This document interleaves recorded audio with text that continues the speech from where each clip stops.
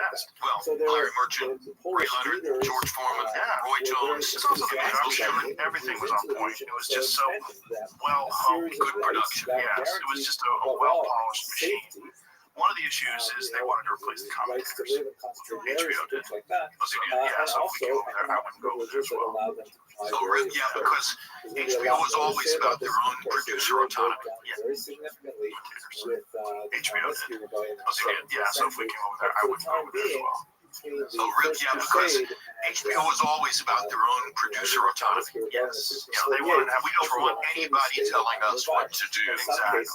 The problem with that is in mixed martial arts, there's a very small pool of people who have a deep understanding of the entire history of the sport. You can't just hire a regular sports guy to take that part.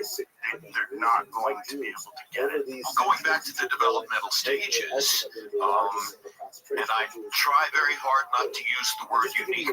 It's massively overused in American society. Sports media have beaten it to death. It means only one like this on the whole planet. But you were unique in those days because you had the full knowledge of UFC and you also knew some stuff about boxing. So I think you were not just unusual, but unique.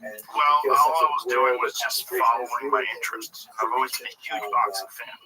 From the time I was a child. Can you remember what your first fight was? The first fight I watched, my parents watched it, which was crazy because my parents were hippies. And they were really interested in Ali's rematch with Leon Spinks.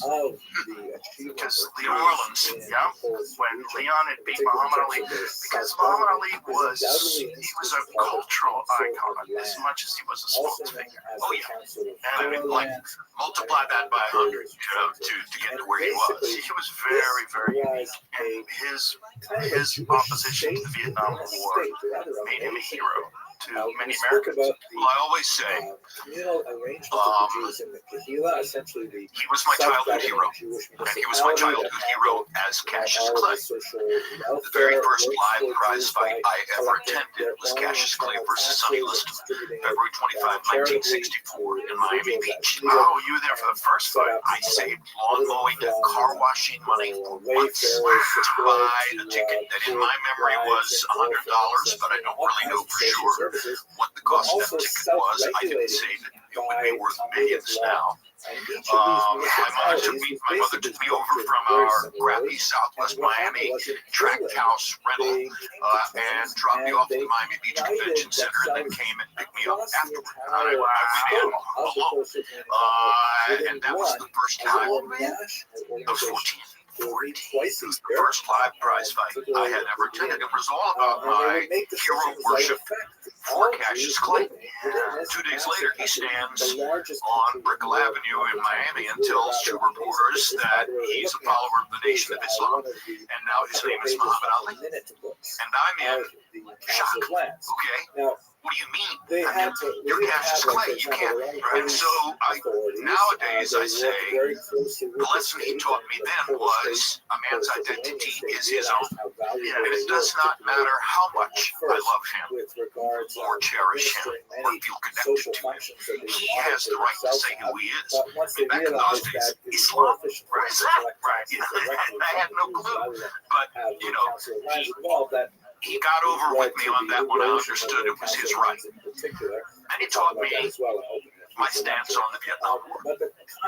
My mother was double widow of two United States military heroes. I grew up with a basement filled to the gills with memorabilia from their tours of duty as B-20, B-17, B-24, and B-29 pilots in World War II. So there was nationalistic and patriotic material all over my household. And when Ali said what he said about Vietnam, about Vietnam, that moved the meter for me in that regard. And I understood. And eventually my mother said, you'll go to Canada before I'll ever allow you to accede to being drafted into the Army and going to Vietnam. Because her thought was, and it was a pointless war. Yeah, she was correct. Yeah, she was right. Yeah, and they took 3 years of his prime. That's what's crazy. I always point to the Cleveland Big Cat Williams fight. That was his best. You're totally right. That was his number one performance, and he was never 100% the same after that. But he still had his mind. Yes, but he didn't train for 3 years. That's part of the problem. Of course. And, at 30 years old, in that day and age, it was just a different world. Like, you don't train for 3 years. Not as much knowledge of nutrition. Right. Not as much knowledge of training techniques. Yeah. The old-fashioned stuff in Deer Lake, Pennsylvania, not the same as no hyperbaric chamber. Right. Et cetera, et cetera. Yeah, they just robbed him. They robbed us too, because he came back and he's a different fighter then. He was much more easy to hit, and he became. Hello and welcome. He relied on his chin more, and he didn't have the fleet of foot movement that he had before then. But he found a way to rise to the top. Yes, he did. Well, At a stage in intellectual literary development that's related to a population called the Acharonim, sometimes spelled Acharonim. Literally, that term means the latter ones, like the latter authorities, the later authorities, and it's a contrast to their predecessors, known as the Rishonim, who are called the first ones, who we spoke about in a previous class. So let's go in and try to understand who exactly are the Acharonim and what are they all about. So let me remind you of a discussion we had in a previous lecture about this notion of the decline of the generations. In Hebrew, Yeridat Hadorot, the decline of the generations. There's this idea, which is religious, philosophical, that the closer a population was to the moment of revelation at Sinai, shown here, by the way, in this great picture of Charlton Heston as Moses in the great Cecil B. DeMille classic, which had a big influence on me, really. I was overwhelmed when I first saw this movie. At any rate, there's this idea that, at that moment when God spoke to the Jewish people as described in the Bible, and they all said, wow, well, there's a lot to say about that. That was like the greatest sort of spiritual sensitivity on a large population that had ever occurred in human history. Championship mind was always there. That's 100% correct. But as a fan of boxing, it drives me crazy. Could you imagine what we could have seen in those 3 years if Ali had never been robbed, never took his title away, and allowed him to fight all those guys like Joe Frazier, George Foreman, all those guys with keeping the same skills that he had when he was younger. And I think you're 100% correct, Joe. But it did, in a perverse way, a part of his mystique. The fact that he was able to come back from those 3.5 years off, the fact that he was able to rise to the top again, the fact that he was able to beat Foreman the way he beat Foreman, and beat Frazier in the third fight, in the kind of fight you would never have imagined him being in. Right? All these things combined to create the unique mystique of Muhammad Ali. For sure. Yeah. And then also the tragic ending, the staying in too long, too many meetings. Seeing him at the end of his life was just so horrible. And we all know that was trauma induced. We all know that. It was just sad to see. We haven't seen that yet in MMA, right? No, not quite. But you're seeing some damage. You're seeing some guys that are really struggling. They're not as public, so you're not seeing it from George St. Pierre or someone like that. George is one of the very unique former champions who has all his wits, his faculties, retired as champion, very healthy. Roy Jones. Roy Jones is a good example. And Roy famously, after Gerald McClellan was hurt in the Nigel Benn fight, he was really concerned because Gerald McClellan was the guy that a lot of people thought was a giant threat to Roy. For a long period of time when Roy and I were working together, he was providing helpful financial support to McClellan's sisters who were caring for Gerald and, keeping alive on a daily basis in Illinois or Ohio, someplace like that. But Roy loved all other fighters, and he did what he could to help McClellan. I know that loss that McClellan had and the subsequent medical issues, the stroke and the aneurysm, all that stuff really disturbed Roy and made him think, about getting out early. 100%. Yeah, because Roy was nothing if not smart. Right. Roy was brilliant. Okay, and Roy very assertively fought in a style that would limit harm. He didn't want to get hurt. His gifts. I mean, what a guy. Like, who else in recent memory? There's heavyweight boxing and then there's weight class boxing. Ali is the unique physical specimen in heavyweight boxing. Right. Roy is the unique physical specimen in weight class boxing. Right. And so much so that he actually won the heavyweight title. well, which is exactly right. Whatever he wanted to do, if he put his mind to it, he could do that. And a part of the ongoing cliche was he could play any sport. He could be great in football, basketball, baseball, etc., etc. And of course, he did go through the theatrics of playing a basketball game on the same day that he fought a fight, Which was so crazy. It was insane. It was so crazy. But that was his talent was insane. But he was also like, he was just showing people, he was kind of playing with his food. He's like, I can play a basketball game and then go and easily win a fight same night. It's interesting you used the phrase "playing with his food," and I like it. Roy liked to play with his food. In certain levels. Sometimes you do things because you can. He knew what he could do. Right. So, I mean, his speed was so preposterous. When he would forego the jab to lead with left hooks, which was so crazy. when he stood against the ropes in Miami against Clint Kelly, Yes. put both hands behind his back and made Kelly miss, and then hit him with one straight hand and knocked him out. Yes.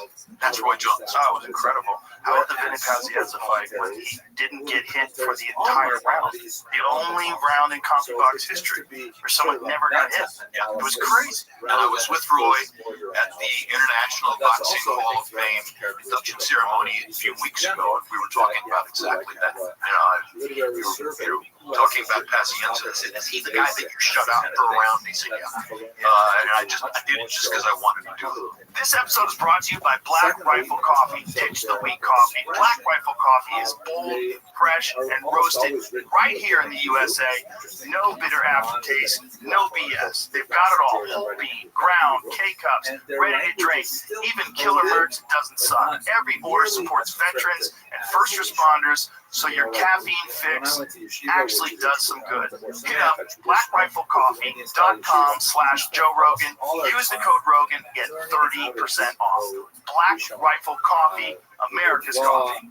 Yeah, well, he was so far above so many of the guys that he brought. He just had no business being in there. Then he had to create competition by doing stuff like He that. had to have fun. Yeah, he had to play with his food.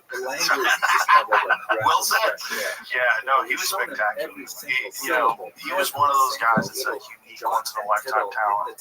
But unfortunately, though, his mistake was going up to heavyweight and then trying to go down to 175, which is unbelievably cool. Because when he was 200 pounds at heavyweight, he was 200 lean, muscular, fast pounds. Those aren't like fat to lose. And so to starve himself to get down to 175, like he was diminished. And you saw that in the Tarver fight. I'm not here to feather your nest, but you're brilliant. That's 100% correct. If I was He lamented it afterward because he understood how he had penalized himself in that way. 25 pounds is so much weight to lose. Well, and you made the point, when it's muscle, if it's fat, right, you can go into the steam room and sweat it off.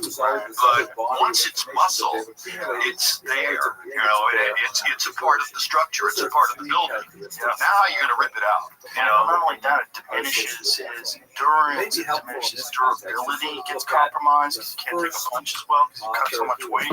It gets to his confidence. Yeah. And his confidence was unshakable. Right, it's everything. Like when you go into the fight fatigued, you're feeling fatigued. And then you've got a guy like Tarver who's infinitely talented. and has legitimate knockout power, and he's talking shit to you right before the fight. Got any excuses tonight, Roy? Remember that? And then he knocks him out like, holy shit. With a brilliant straight left hand against the ropes, I can see it in my mind. Yeah. And you know, I just worked with Tarver a few weeks ago when you mentioned the Times Square card. And Tarver was my expert commentator on the Times Square card. So energetic. Yeah, Tarver's great. So lively. Really good. Yeah, I was thrilled. And he's another guy that with his boxing skill went all the way up to heavyweight. He was just so much better than him. Well, how many Southpaw heavyweights? Right. Yeah, very few. Michael Moore. Yep. Yeah. He was Southpaw. But again, another won the championship. Yep. Another light heavyweight And lost it to my man, George Foreman. One punch. Yeah, that was crazy. And thus the title of my book. Thank you so much, George. You know the reason why my book is titled "It Happened," or where I came up with "It Happened." So he was the expert commentator in the weeks leading to his fight with Moore. He and I together had called Moore against Holyfield when Moore won the championship. And in the weeks before he fought Moore, I would pull him aside at crew meals and fighter meetings, other occasions when I could get a minute with him. 3-4 times I asked him, George, how are you going to beat Moore? He's a southpaw. He's a mover. He has great feet. Holyfield couldn't find him. Holyfield was much faster than you. Every time I said, George would fix me with that implacable George Foreman gaze. Say, Jim, you watch. There will come a moment late in the fight. He will come and stand in front of me and let me knock him out. Always the same words. He will come and stand in front of me and let me knock him out. Wow. So now as Moore is on the canvas, Joe Cortez is 6, 7, 8. And I'm thinking, what am I going to say about this? How in the world do you establish this without being self-glorifying? You know, I've got to say something that's meaningful, but I want it to be about him. And I thought about what he had said to me. And what came out spontaneously was, it happened. It happened. It's really me talking to George, saying to him, okay, I get it. You told me it was going to happen, and it happened. Do you remember when George came back? He was 300 pounds, and everybody was laughing at him. And he was in his late 30s, I believe. Was he 34, 35? Something like that. When he made his comeback, he hadn't fought in 10 years. Everyone dismissed him, like, what is he doing? He was very overweight. And he started the Bum of the Month tour. You know, I mean, and that's not a fair way to say it. They weren't bums, but they were people that he knew he could beat to build a dossier toward what he really wanted. And get in shape. Yeah. And no one believed him. No one. I remember me, as a boxing fan, watching that comeback, being sad. Like, oh, George Foreman's coming back, and he's all fat now. This is sad. Well, I'm sure you've known a lot of people like this, Joe. You want to see George do something? Tell him he can't do it. Right. Challenge his will, you know, because he's a self-constructed person. You're talking about a guy who, as a teenager, 17 or 18 years old, says to himself, I want to get out of the Fifth Ward of Houston. I don't want this life as a gangster or a laborer or whatever I'm going to get by living in the Fifth Ward of Houston. I want something else. So he goes to the Job Corps in Hayward, California, and enrolls in the Job Corps. And that's where he learned to box. That's what set him up a year and a half later to win his Olympic gold medal in Mexico City, and then go on to his storied professional boxing career. But you know, he was in his own mind proving he could do something that other people didn't think he could do. Even at that point, he told me that when he first got to Hayward, he befriended one of the other people in the Job Corps who was a white kid. And he said, you know, they're talking about things that they like, and the guy talks about Bob Dylan, how much he likes Bob Dylan.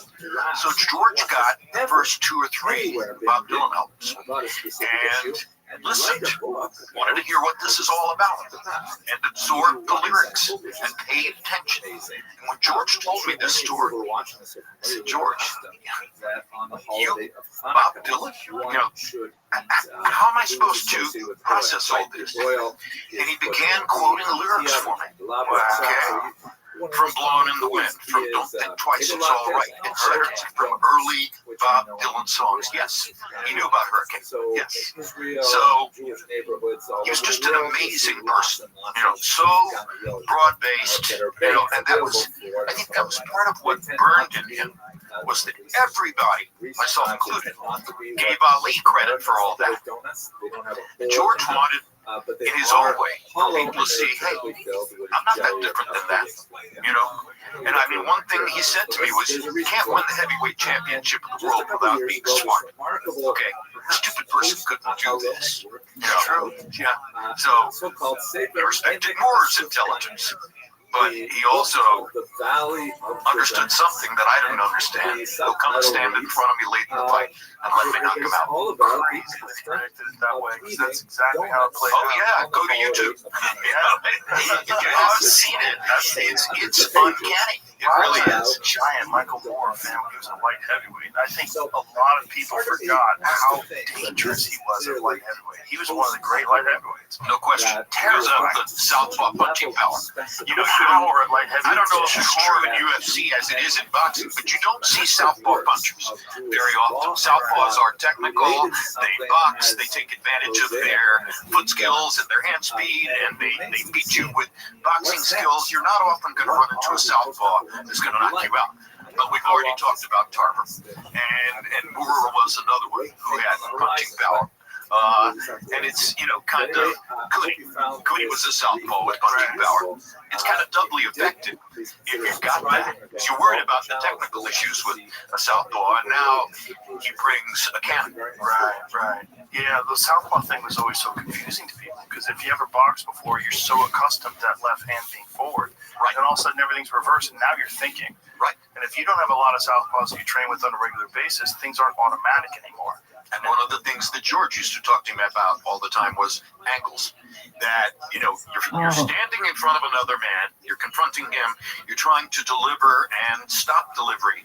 Angles. Right. It's all about where does it come from and where is it going, and how can I deal with that. Now, I was never a fighter, so I can't empathize, but I can sympathize when I listen to that kind of thing. See it, right? And I think the greatest at angles of all time is Lomachenko. Nobody. The greatest footwork, the greatest hand skills, the most effective training by his father. Yeah, what a genius move to take him out of boxing for 2 years to study Ukrainian dance. And brilliant, absolutely brilliant. And by the way, he had an effect on the national team for several years.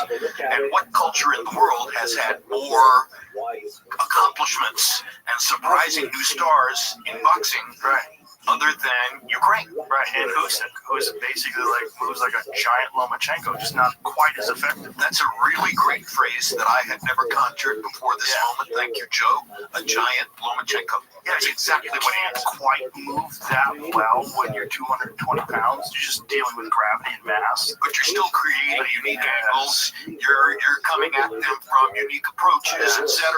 They're hard for your opponent to figure out. And Usyk is impossible. And constant motion, constantly cutting off the ring with his feet, and hammers you to the body as often as he can. Yeah.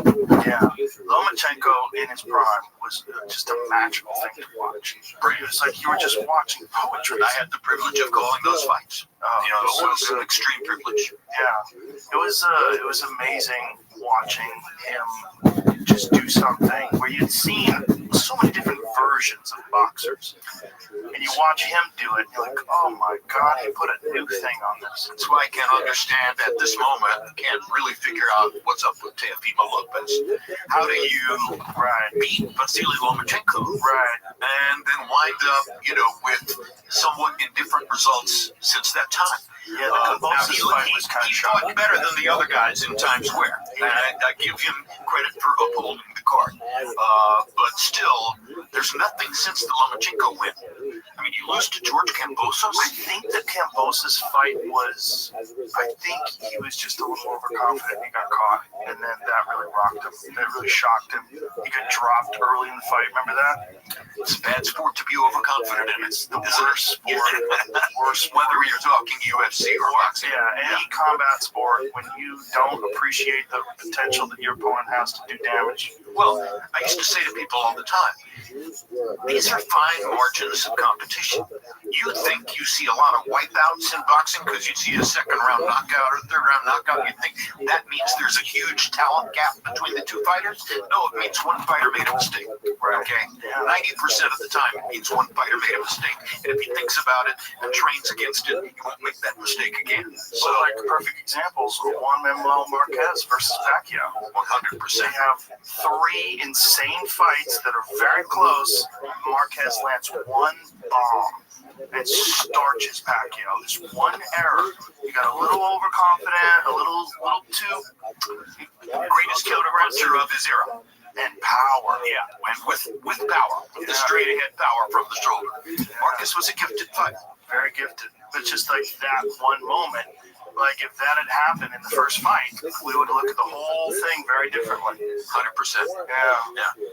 It's just like the margins, as you're saying, are so small for victory that when you see like a spectacular result, you do automatically assume, oh, that person's just that much better. Sometimes it's just one error. It's a moment in time. Right. You know, if it's a knockout, you know, now if somebody gets knocked down 6 times, then you're talking about something different. Right. But one knockdown that leads to a 10 count, that was a momentary mistake. Right. And that's, again, it goes to the fine margins of competition. You can't make the one mistake. Right. And then, you know, it's also how do you bounce back from that? Like some people, for one moment, even just a knockdown, they don't have the capacity to correct and stay safe and then regroup. Like they get shook. And then now they're fighting from this position, this defensive position, where they're a little bit gun shy. So Marcus exposed the difficulties that Pacquiao could have against a great counterpuncher. And now we get ready for Mayweather-Pacquiao. Right. And Mayweather just did such a smart thing, but also a devious thing. Waiting until Pacquiao was older, waiting until he slowed down, and then... Devious is not illegal in boxing. It's encouraged. Yeah. In any entrepreneurial sport, devious is not illegal. No. Devious can be an asset. That's how you retire with a I give record. Floyd credit for brilliance. Okay. Floyd wasn't just a smart fighter. Floyd was a brilliant fighter. He was on his own level. And so much so, you know, in any matchup between the great counterpuncher and the great attacker, you know that the counterpuncher has the advantage. He's got more options. He's got more ways of winning. The attacker has to break through the walls, so to speak. So in the years before Mayweather-Pacquiao, people would run up to me on the street, run up to me in the shopping center in Vegas, run up to me in a hotel. When am I going to see Mayweather-Pacquiao? And I would say, well, we don't know, but what exactly is it you think you're going to see? Oh, I can't wait. It's going to be such a great fight.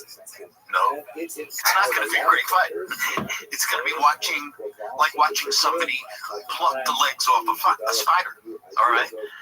You know, at a step-by-step method. And you're going to watch Mayweather pluck the legs off the spider that is Pacquiao. And it's going to be pretty easy for him. And it's not going to be wildly entertaining, but it is going to be one-sided victory. So why are you so excited about the fight? Oh, no, I don't think that's the case. Da-da-da-da-da. But if you knew Floyd, you know, Floyd was only about winning the fight. He'll make fans other ways on the web. I call him the first great social media genius. Yeah. He was great at talking shit. He got everybody upset at him so badly that they wanted to see him lose, and that would sell tons of pay-per-views. He realized you could build an audience with negativity. Yes, you didn't have to be an omnibus character. You didn't have to be somebody everybody loved. You could be totally negative, and that would build a following too. Yeah, when he shifted from Pretty Boy Floyd to Money Mayweather, changed the whole thing. He knew what he was doing. He definitely did. Look, and it would have been an interesting fight had he fought fought Pacquiao when he was younger, in his prime. It would have been a very different fight. More interesting fight. Much more different. Because difficult fight. any go-forward physical warrior like Pacquiao is going to wear down. Right. And any brilliant counterpuncher like Floyd is going to retain more. Yeah. So he did. Yeah, it would have been much more interesting when they were younger. Also, the fact that Pacquiao fought him with a bum shoulder. That was a disaster, too. Money talks. Yeah, I mean, look, I guess he was faced with this thing, legacy, or, I mean, it was the biggest pay-per-view of all time in boxing, correct? I believe so. I believe so. I think it was like 4 million buys or something crazy like that. It was huge. So, like, what if that massive. Yeah, just lured Pacquiao All those people who had run up to me on the street corners for years finally got the chance to see what they wanted to see. Yeah, give him a cortisone shot and throw him out there. Yeah, fortunately. This is an advertisement from BetterHelp. Stress in the workplace is becoming an issue around the world. Did you know that 60% of the global workforce is reported experiencing higher than normal levels of stress? So it's more important than ever that we learn to take some time for ourselves. Plan a nice long holiday this summer, go hiking, read a book, play video games. I found that even a few minutes of meditation can help. Another great option is therapy. Everyone can benefit from it, and it's arguably one of the better long-term solutions to stress. Therapy can teach you how to positively cope and manage anxiety while improving your self-confidence and self-awareness. It can be very empowering, and thanks to BetterHelp, therapy is becoming more and more convenient. All it takes is a few clicks to join a session. You can also join from anywhere, whether you're at the beach, on your vacation, or at home after a grueling day of work. Plus, as the largest online therapy provider in the world, BetterHelp can provide access to mental health professionals with a diverse variety of expertise. Our listeners get 10% off their first month at betterhelp.com/JRE. That's betterhelp.com/JRE. Unfortunately, I remember there was like a class action lawsuit. A lot of people were upset that Pacquiao fought injured. A lot of the gamblers. I never talked to Freddie about that, but at the end of the day, the fighter makes the decision. Well, the money, yeah, And the money. yeah, that happens a lot in the UFC. There's a lot of fighters that fight injured. Yeah, I got to tell you this while we're talking about it, all right? I apologize for going off script here a little bit. I was with Manny 3 weeks ago, less than a month ago, at the Hall of Fame inductions in Canastota, New York, where he was being inducted into the Hall of Fame. And on the night before the induction ceremony, it was a big banquet in a banquet hall at the Turning Stone Casino. And I'm sitting up on the dais between Roy and Ross Greenberg, my former boss at HBO, and right across to the left of us, behind the podium, is Manny. And several people spoke. I didn't know that I was going to speak. I was asked to get up and speak. I did. Roy did a speech, et cetera, et cetera. Eventually, Manny got up and made a speech.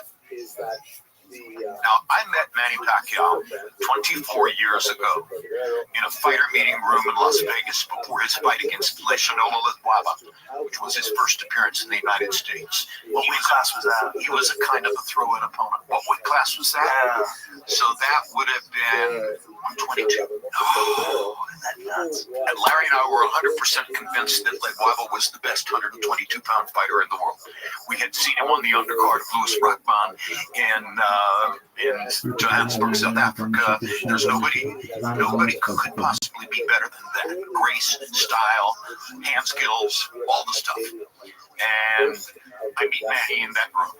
He can't put 3 or 4 words of English together. I learn his backstory. That he survived by selling stolen cigarettes on the streets in General Santos City in the Philippines. Israel, And understand Adonai, his big Eloheinu, activity outside of the Adonai, gym is to go Adonai. He's a pool player in professional level bars, exactly. Yeah, he plays professional level pool player, etc. All of that. And then fast forward 24 years, and he's being inducted into the Hall of Fame. And without warning, he's asked to speak that night. And he stands up and makes a 15-minute speech, maybe 12 minutes, but it was more than 10. All in English, all perfect, all more or less off the top of his head, unedited. It was brilliant. And I went to him afterward, hugged him, told him how much I loved him, and I said, Manny, I first met you 24 years ago when you couldn't put 3 words of English together. And I know that politics had something to do with this. And he said, yes, but a lot of my political speeches were in Tagalog. And I said, well, some of them were in English. He said, yes, some.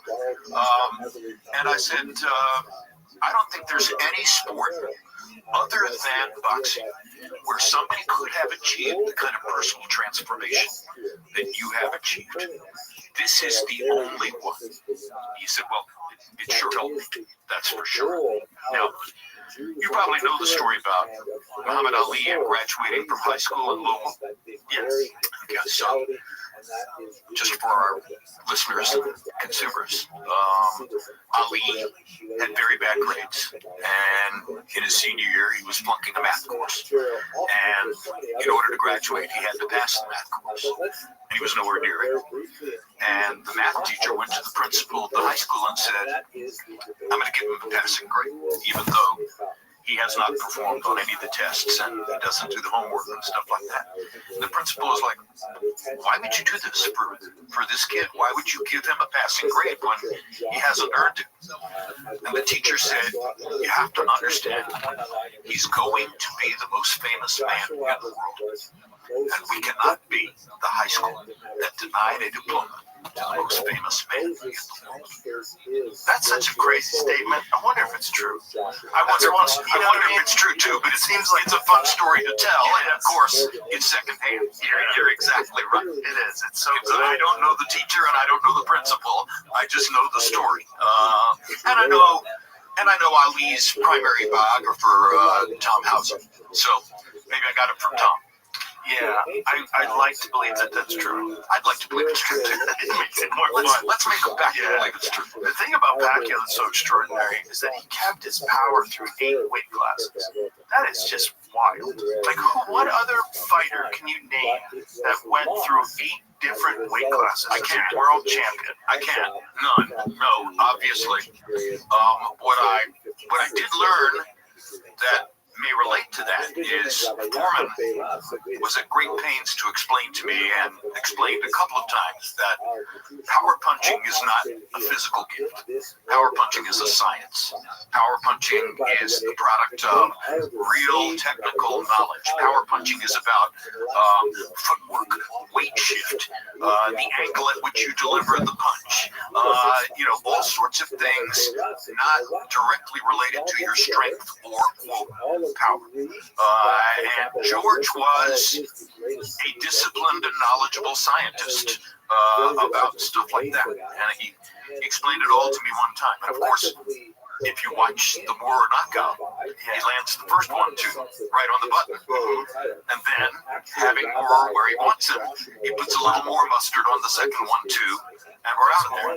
But there are physical gifts that they're just God-given gifts of power. Big hands. Big hands are The shoulders, all that. There's just certain guys, though, that just have extraordinary power. Like, you remember Julian Jackson in his prime? Oh my gosh.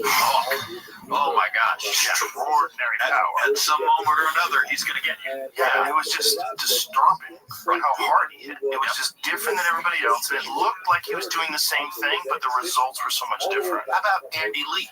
Skinny, not somebody you would expect to have, heavy hands, knocking everybody out. How about Deontay Wilder? Yeah, another one. A 209-pound heavyweight. Right. That's flattening people. 209 pounds when he fights Tyson Fury the first time. Some of it is the bravery to commit. Can you push your weight forward in a way that might leave you open to the counter? And believe that you're going to get the better of that exchange. If you believe you're going to get the better of the exchange, go ahead, go forward, and that enhances your chance of knocking someone out.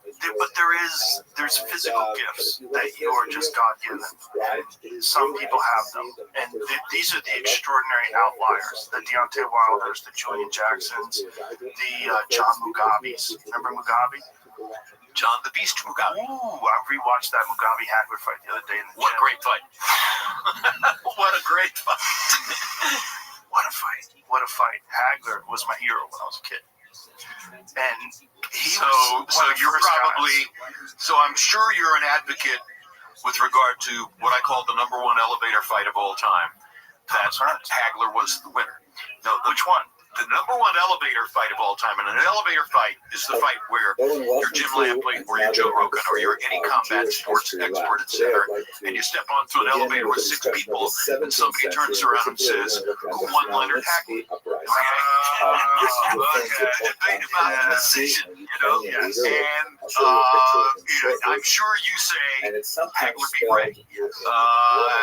And of course, we all know that Ray partially won the judges and the crowd was chauvinist with the way that he threw his arms up at the end of every round and called attention to himself. And he was quite aware of what he was doing.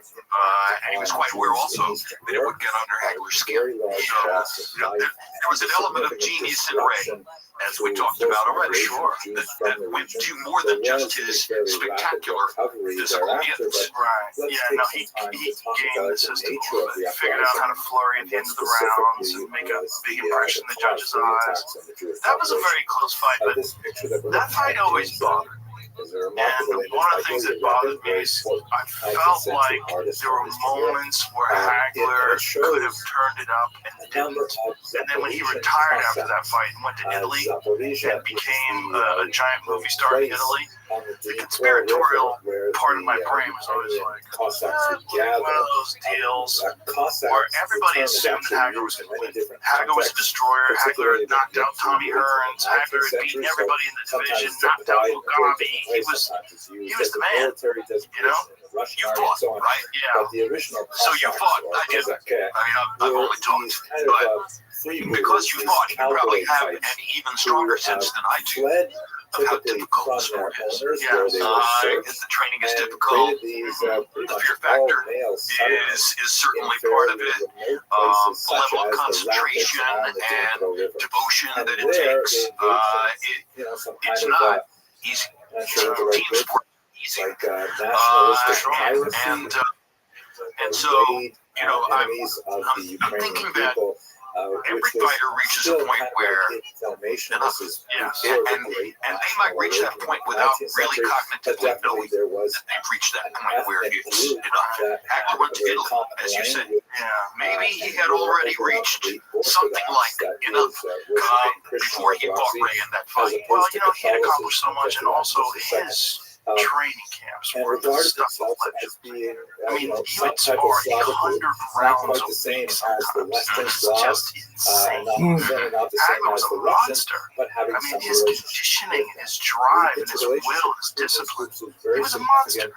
He would scare the shit out of everybody just from his work ethic. I remember I told the story, there was a news piece when he was training on the Cape. And it was in the middle of winter, and he was fighting Mustafa Hamsho.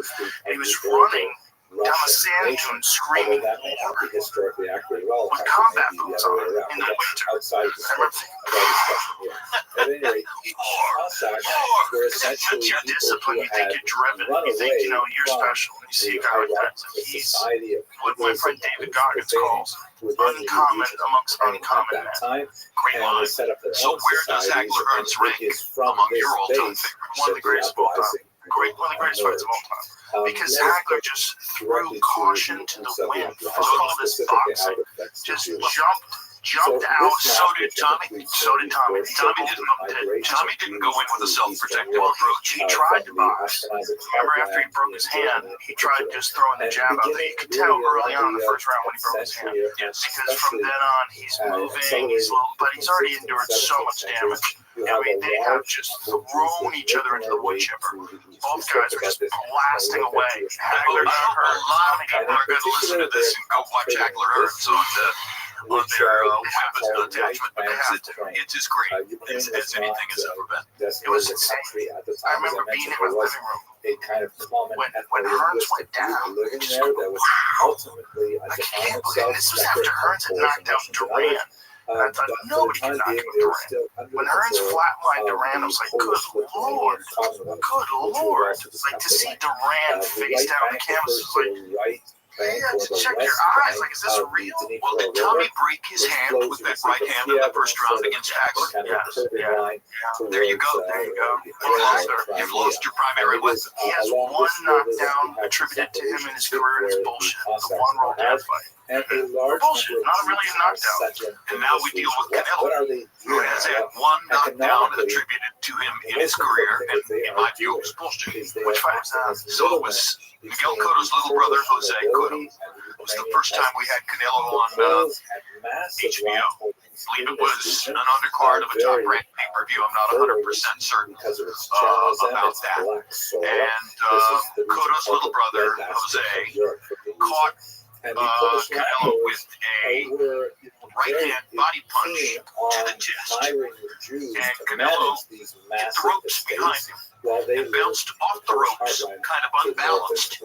He didn't go down, but he came off the ropes, ungainly, unbalanced, etc. And the referee, and I can't remember which referee, stepped in and very technically ruled that the ropes had held him up. So that's the only official knockdown in Canelo's career, and he didn't touch the canvas. That's crazy. Nobody has ever put him on the canvas. And this is part of what Terrence is facing as he gets ready to fight him in September. Is you're fighting a guy who, up to this moment in his career, has been utterly knockout proof. Knockdown proof. Well, even against a guy like Bivol, who's huge. Yeah, exactly. A huge light heavyweight. Yeah, but Bivol is essentially tax I'm going to say at least 50-50 back of counterpuncher. And they don't muster exactly the same power as a go-forward attacker. True. You notice that he hasn't fought Beterbiev. And I'm not sure that Beterbiev would be the right matchup. But for Canelo. Yeah, right. Canelo. That would be a nightmare matchup. Beterbiev, especially. Even though he's almost 40 now, right? Is he 40? He might be 40. He might be 40. But he's still in shape, and he still comes forward, and he's naturally heavy hands. Big hair. One of the scariest of all time. At 175. He's another one of those guys. It's just like, but with him, it's volume. It's not one shot, but it's this budding volume that never ends. This constant attack, which has made his two fights with Bivol so spectacular to watch, because Bivol is not a big fire fighter. Right. He's a natural counterpuncher. Right. But if you insist on making the fire, and you're strong enough to make the fire, then Bivol has to fight, which he's done twice against Beterbiev. Well, we made brilliant adjustments. Brilliant. He's a brilliant guy. Really made the proper adjustments to counter-strikes. It's just much better than it's another country with very good boxing training. Oh, phenomenal. Do you think that they're having a rubber match? A third? I don't know. I don't talk to promoters anymore, so I'm not sure about that. I hope they do. Yeah, I think it's a fantastic idea. I think we're on season to get into the church. Go Turkey. Yeah, you kind of have to do it now before Beterbiev is just. He's probably past his prime. 42, etc. These numbers sound forbidding. Yes, but even Garner was 45. Right. What did he still have? Right. Okay. But then skill. The skill thing. Like, here's the best example of Bernard. Who has maintained their skill deep into their 40s. In fact, at a world-class level at 49 years old, beating like top contenders at 49 years old. One of the smartest men I've ever met. Okay.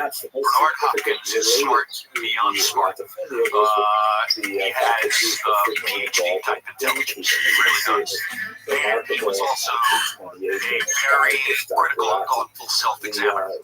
So those two things help Bernard to sustain long into, antiquity and an extremely disciplined personal life. Yes, that was a big one.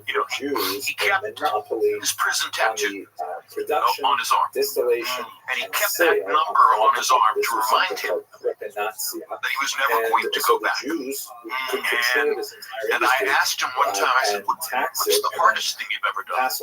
He said, well, the hardest thing I've ever done was to walk off 9 in the neighborhood in which I grew up. I said, the Jews what do you mean walk off 9? 9 years of probation. 9 years of living on and in the same streets where I was, the king of the streets when I was on the other side of the law. 9 years of reminding myself that I could never go back, that my behavior had to change completely. That's what he called walking off 9.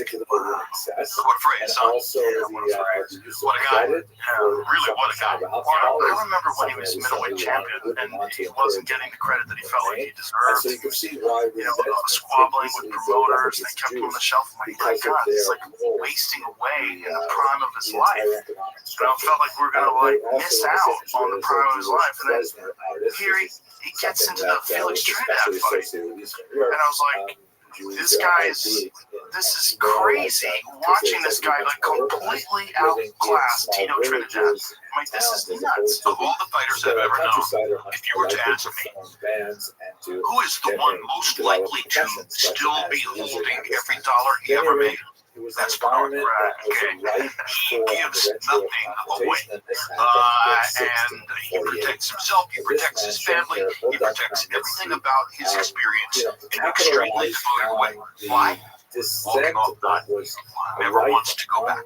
Well, those are the stories that are so inspiring about boxing, right? The people that have used boxing as a vehicle to get out of their circumstances. Totally. Yeah, Bernard's one of the greatest examples imaginable. Yeah, I love him. And, I had him on my show, The Fight Game on HBO. I had him do technical pieces because he was better than anybody at explaining footwork, technique, etc. Andre Ward could have done it too, but Andre was still fighting at that period of time. Yeah, that was a great show. That was another moment when HBO stopped doing boxing. Well, I'm thankful for them. I like to say this, it wasn't HBO, okay? The minute that Time Warner was bought by a bunch of cell phone salesmen from Dallas, AT&T, the character of the operation changed. And the first thing that went away was boxing. It's in my book. You'll read it. There's an anecdote about me at a post-Emmy Awards or post-Golden Globe Awards event in Hollywood, shortly after AT&T had purchased HBO. And I was seated at a table with Richard Clinton, the longtime brilliant chairman of HBO, my beloved boss. And Klepper said, "See that guy over there in the gray suit?" I said, "Yeah." He said, "That's your new boss. That's John Stanky, CEO of AT&T. I think you ought to go say hello. I think you ought to go meet him and just spend a little time with him." So I took his advice, so went over and had a 10-minute discussion with Stanky. Very nice. Very cordial. Fun. And I walked back to Klepper's table and he said, "So what do you think?" I said, "I think boxing is dead." He said, "I agree with you. I just wanted to be sure that we were on the same page." Oh, God. Yeah, so it was clear. It was clear from that moment that they were not interested in going forward with something as... Why did you think boxing was dead? Why did you say that? Look, I could just tell from the way in which he spoke to me and the, so you weren't saying it based on your personal dividend replies to questions like, "Are we going to do this fight? What do you think about that?" Stuff like that. It was abundantly clear that they saw it as a negative rather than a positive. And public perception or profitability? Profitability. Really? Too many unpredictables in boxing. You schedule a show, somebody gets hurt, etc. I think they didn't want that kind of real life upheaval. And also, they saw it as unsavory, or at least it felt that way to me. So, yeah. Well, this goes to the fact, and you know this as well as I do, or maybe better. People from outside combat sports don't understand combat sports. You're either in the culture and you get it, or you're not.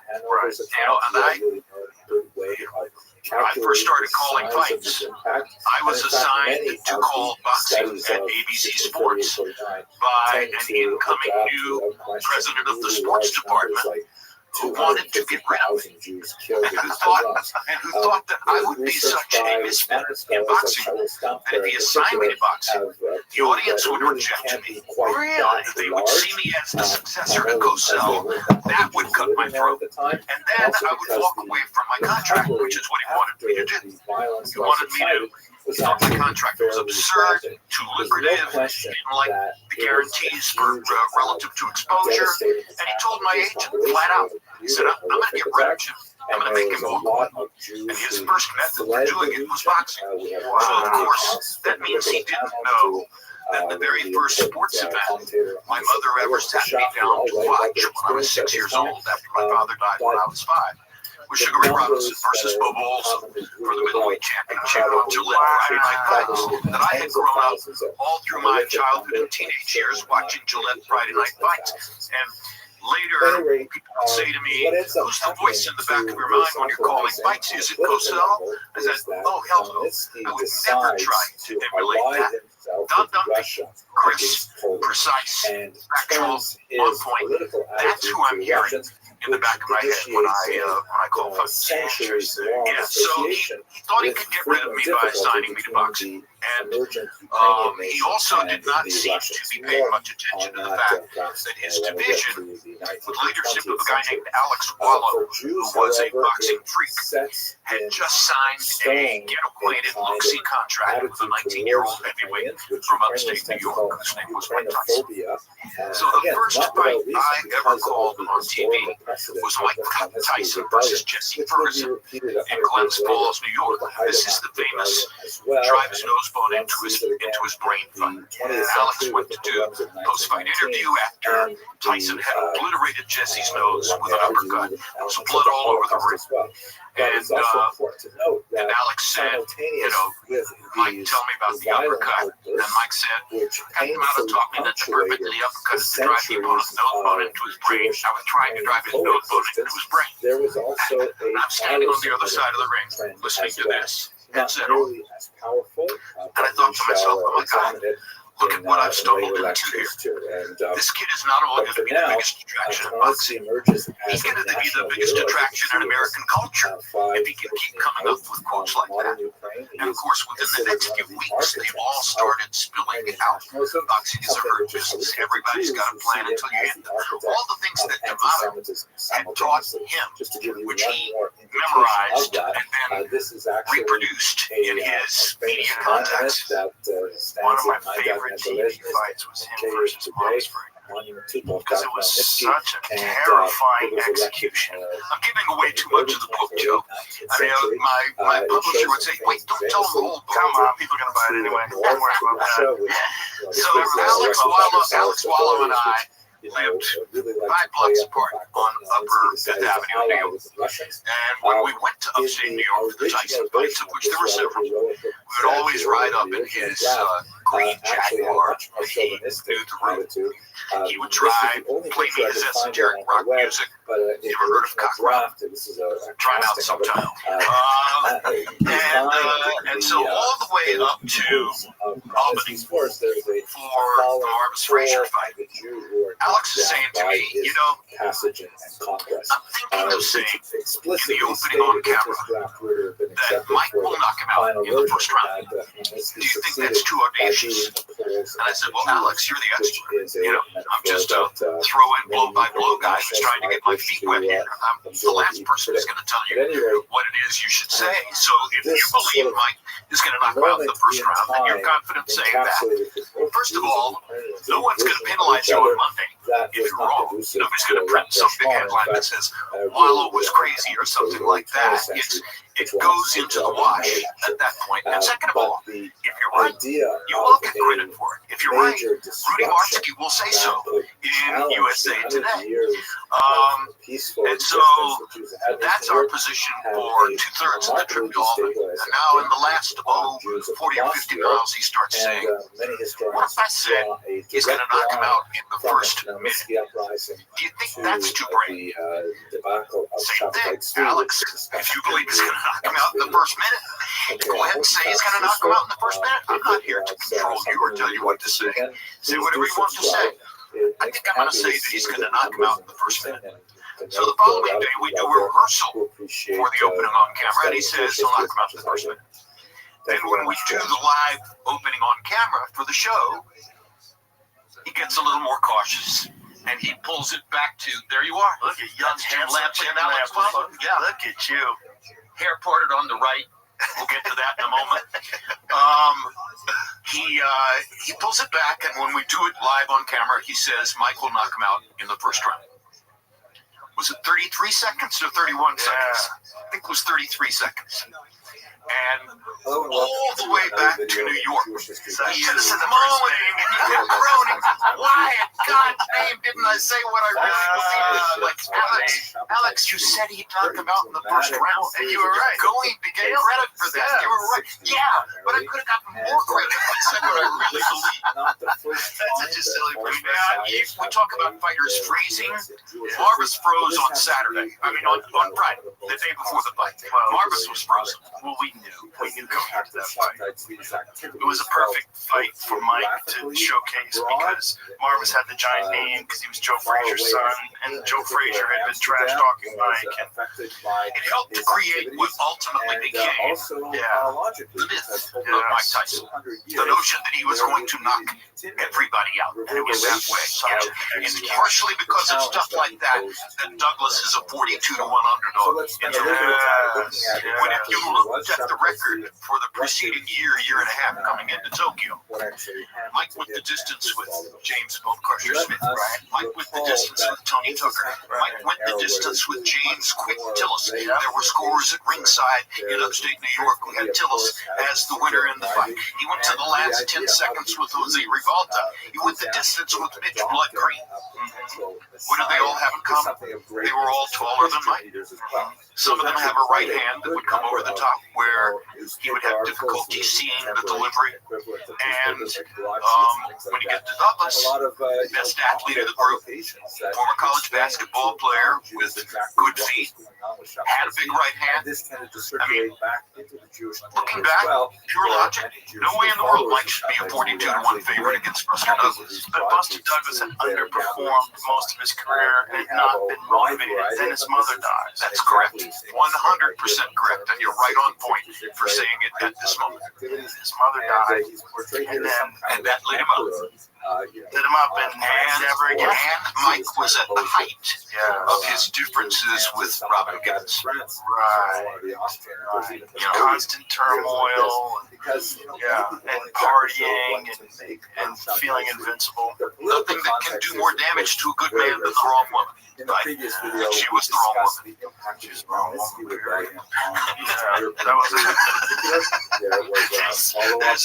There's certain women out there like that that can tank your life. Yeah, unfortunately.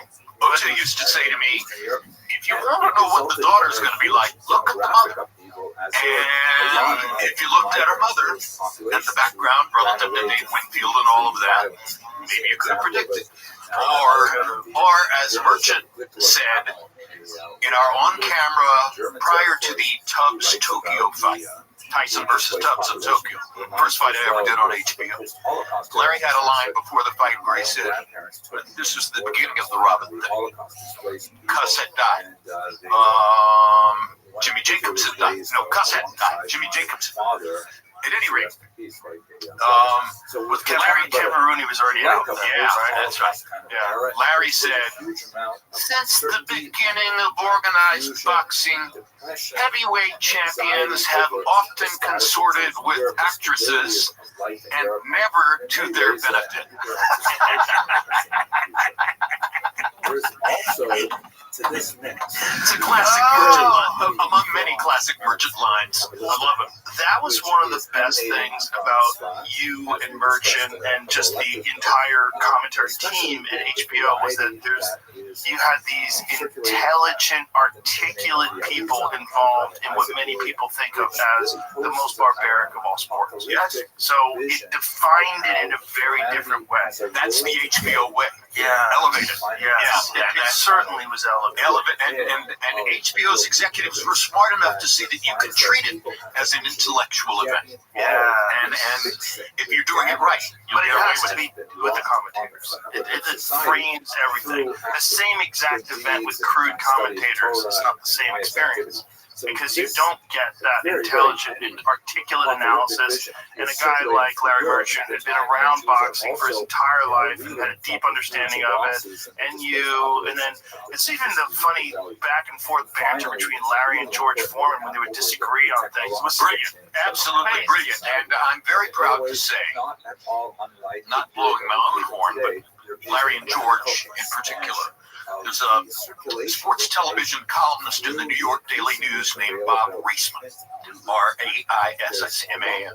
And at some point in that arc, Reisman wrote in his TV sports column in the Daily News, Lampley, Merchant, and Foreman are the greatest three-man broadcasting team in the history of sports television. Now think about that. That's amazing. This is not Monday Night Football. This is HBO boxing. Right. Yeah. Right. And so he was saying, in effect, this is better than Gifford, Meredith, and Cosell. And I was very, very flattered by that. Which I should have been. Yeah, that's incredible. Yeah, having a great team like that, and it was also there was the flow. Where you guys had worked together so often, and there was the between round stuff. What set Showtime and HBO apart from ABC, CBS, and NBC? No commercials, right? And no commercials means you get one of the most meaningful and communicative parts of the narrative, which is what goes on in the corner between rounds. So you're watching Tyson Douglas, for instance, and you see these two novice trainers struggling with a condom filled with water to try to do something to ease the swelling in his eye. No, it's unbelievable. I remember Ray nearly fell off his chair when he saw that. It's just so hard to believe that you could achieve the highest level of combat sports, the heavyweight champion of the world, and yet have this really rank amateur corner. There was so much that was taken for granted about Mike during that stage of his career. The only person in that camp, once D'Amato died, the only person, and Jimmy died, the only person in that camp who was really aware of how vulnerable he could be was Mike. Mike was a boxing genius. Mike knew much more than those guys about how to prepare for a fight, etc. But again, before Tokyo, he was distracted. He was really distracted. And it comes with success, all the trappings. I mean, he was just constantly, You know Mike, right? Yeah. Have you had him in here? Oh, a couple times. Yeah. One of the most lovable people I in love the him world. to death. Yeah, he's great. You can't not love Mike if you know him. No, if you know him, the first time I met him, it's hard to believe he's really in the room. You're like, he's right there. This is Mike Tyson. Because me as a child, I remember when I was a kid, I guess I wasn't a child, only a year younger than him, but when he lost to Buster Douglas, I didn't watch it until after the fight. I watched a replay of it, and I still expected him to win. You know how crazy that is? That's the kind of aura. So you've read in the paper and on the web that he's lost, but you're still expecting him to win. I remember I heard about it in a gas station. Someone told me in a gas station. I can't believe this is true. I was getting gas, and I heard, did you hear Mike Tyson got knocked out? And I remember pumping gas. What the fuck are you talking about? Like, what? Like, Buster Douglas knocked out Mike Tyson? What? For real? So we talked about the call of Foreman Moore and where that call came from. The other call that is on that same level in terms of, people remembering and stuff like that is that call. And you just came very close to identically articulating what my call was. Because, I'm watching the rounds in Tokyo, and I've arrived in Tokyo with a firm opinion that Mike is going to knock this guy out in 1, 2, 3 rounds, something like that. And as the rounds go on and you're watching the debacle unfold, the water in the rubber glove to try to stop the swelling and stuff like that, you realize that the preparation might not be all there. And Douglas is getting more confident. And Douglas is landing his jab, et cetera, et cetera. And hooking off the jab. And hooking off the jab. And, I mean, people think that he knocked him out with a right hand. It was the left hook that did the damage. And the left hook was thunderous. And Mike stumbled to his side. And then, but at any rate, I'm sitting there in Tokyo. Characteristic It's elements of his 10:30 or 11 o'clock in the morning. There are 34,000 people seated around me making no noise whatsoever. Right, the culture of a Japanese sports event. It's as though they are at an opera. You know, and that's just cultural. It's the way they are. And as that count is rising, 5, 6, 7, and it's abundantly clear that Mike's not going to get up. And I'm thinking, oh my God, what am I going to say about this? The very first live fight I ever attended was the biggest upset in boxing history. And now, here in front of me, 12, 14 feet away, is the result that's going to supplant that as the biggest upset in boxing history. So what do I say? And I've told this story many times. If you've heard it, I apologize for repeating it. I was developing a golf relationship with the greatest actor of my generation, Jack Nicholson, who became a close friend and later saved my career, but that's another story. And I had asked Jack on the golf course about 2 or 3 weeks before Tokyo. I said, Jack, when you're going to the set to deliver the fulcrum line in the movie, when you're going to the set to do the one thing that everybody in the audience is going to remember, when you're getting ready to go deliver, you can't handle the truth. What is it you have on your mind? What's your mantra? He said, Lamp, same thing I've been saying to myself ever since I first went to acting class. Don't overact. So I'm in Tokyo. The count reaches 4 or 5. And I hear in the back of my mind Jack's voice, don't overact. And that call became, Mike Tyson has been knocked out. In about that tone of voice. I wanted to make it as matter of fact as possible because there was nothing I could do to elevate it by screaming or shouting or delivering any kind of window dressing, etc. It was what it was. Mike Tyson has been knocked out. That was that. I remember that. Yeah, now that you said it, I remember that. Well, thank you. I appreciate it. It was energetic but matter of fact. And she had there it is. broad kind of range of experience, but Sheffield saw this opportunity to build yet another celebrity. Obviously, just like Joshua. All right, so I did shout a little bit. I did shout a little bit. All right, I give myself too much credit for the matter of fact, but that, of course, that's my younger voice. It was a little bit high. That was Octavio Moran was the name of the referee. I just remember Buster Douglas winning that fight. What happens to him now? What happens to him, of course, is that he goes on a celebration rampage. He puts on, 40, 50 pounds, something like that. He tries to train them off, but not effectively enough. He goes into the ring against Holyfield, and Holyfield delivers one left hook. One perfect counter left hook in the first round, and we're out of there. That's what it was. It was a left hook. I thought it was a right hand. Might have been a right hand. I could be wrong. See if you can find it. It might have been a right hand. They'll find it. Yeah, Jamie will find it. But he just never reached those heights again. That was it. He just never. I mean, money. Yeah, I mean, also like the money, food. He got real fat. He was addicted to beer. Here it is. For example, Okay, let's see. On the right. Right hand, you're right. Then there was a left hook following, but the right hand is the one that did it. The left hook missed. Yeah, the left hook missed. You're right. All right, so 1 for Rogan, 0 for Lampley. It's cemented in my mind because I remember. What year was that? Otherwise organized synagogue life. But this It's 1990 when Buster knocks out Mike. Was it? Yeah. No, Maybe earlier than that. Huh? No, it was 90. Was it February 10, 1990?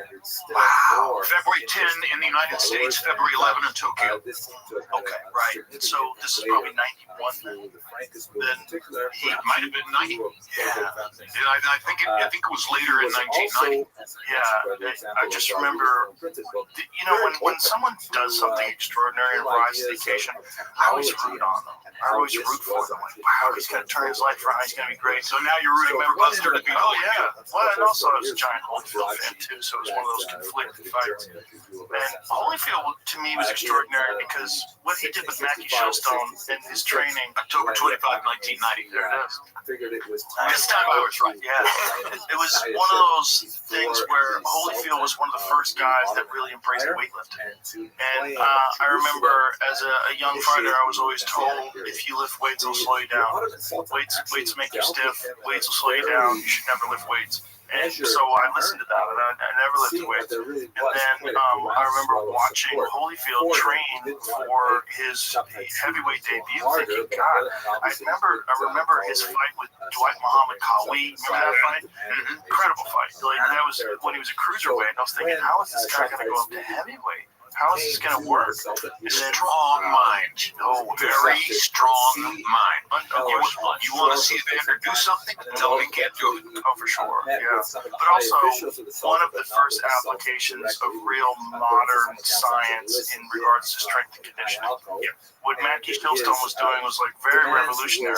And to see him do all these crazy strength and cardio routines and putting all that mass on it, seeing all the doubters and naysayers saying, Which other fighter looked at that and realized who Mackie was? Bernard Hopkins. Right. Genius. He worked with I believe Mackie worked with quite a few fighters. Worked with quite a few fighters. Everybody saw like that the results were there, so everybody kind of changed their opinion on that. Did he work with any MMA guys? I don't know. Probably. That's probably It makes sense. Yeah, I mean, MMA guys are led. I mean, this is with MMA. You have the grappling aspect of it. Without strength and conditioning, you really can't compete. It's not really possible at this day and age. Everyone uses strength and conditioning. There's very few fighters that just train using skill. Just train skills. Like George St. Pierre did that for a certain period of his career. I wonder if there's anybody left in boxing who trains just using the gym skills. There were a lot of them when I was first involved in the sport who would never have touched a weight. They subscribe totally to the notion that was negative. Right, and it's the worst case. I mean, they definitely did calisthenics, but that was it. It was just bodyweight exercises. Which brings us to Crawford, which I think is really interesting. The Crawford-Canelo fight. Beyond interesting. Fascinating. Because how does Crawford compete with that size? And, we have to recognize, okay, well, when Canelo fought Floyd, it was 152 pounds, right? So he had dropped down, which was a struggle for him, which is why Floyd was so brilliant getting him to go down to 152. Because he knew he would be drained. 52 or 54? Well, the weight class, I believe, was 54, but I believe the clause in the contract for that fight was that he get down to 52. You're ahead of me. Let's see if that's true. Find out if that's true. I'm pretty sure that that's true, that they had to fight it. I love fact checking on the fly. Yeah, it's interesting. That was a struggle. The 54 was a struggle. Now Canelo goes all the way up to 68, and then even to 75, and now back down to 68. Whereas Crawford is leapfrogging. He goes to super middleweight 47 to 54. And now 68. And the Madrov fight in 54 is a difficult fight. Yeah, difficult fight. 152. 52. Yeah, you were right. Joe Rogan scores again. Yeah, well, I have a goofy memory. It works a lot of the time, but sometimes not. Sometimes it's like, I don't think you could do this podcast without having a spectacular memory. Sometimes it's super accurate, sometimes it's just terrible. I don't understand why, but certain things I do remember, and I do remember because of the weight cutting thing. Because I remember thinking, like, what a brilliant move to get him to do that. The same thing that Gervonta Davis did with Ryan Garcia. It's like you can't rehydrate, right? Like, which is like no rehydration. Sucker bet.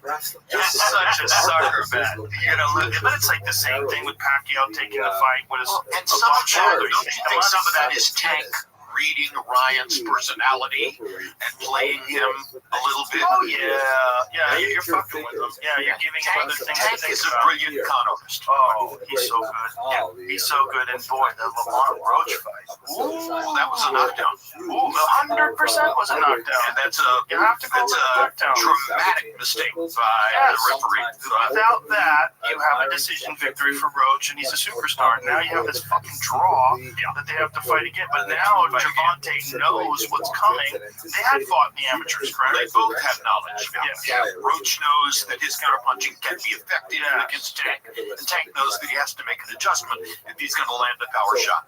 Well, it's also Tank is another guy that has experienced all the trappings of fame, all the success and the money, and all the jewelry and all the craziness and the ladies. And all Roach has them, and Roach has not. And Roach is a hungry motherfucker. He can really fight. Yeah, he can really fight. And he should have got his flowers after that fight. And a lot of the boxing people recognize that was a knockdown.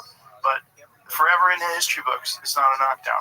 When you take a punch to the face and then you take a knee, that is a fucking knockdown. Period. End of story. I don't care if you got your hair fucking perm stuff it's in like your a eyes. literary idiosyncrasy, okay? And both of our sports, boxing and MMA, are littered throughout their history with these things that are egregiously unfair, but also helps us to remember the fight. And remember both fighters. If you're a fighter who has been victimized by a severe injustice in one of your fights, the audience is going to remember you sympathetically and be more interested in your next fight. So this is an entertainment enterprise, and anything that contributes to your legend is ultimately going to pay you back somewhere down the road. Yes, that's true. There's definitely something to that. And then so Lamont will have a lot of fans on his side.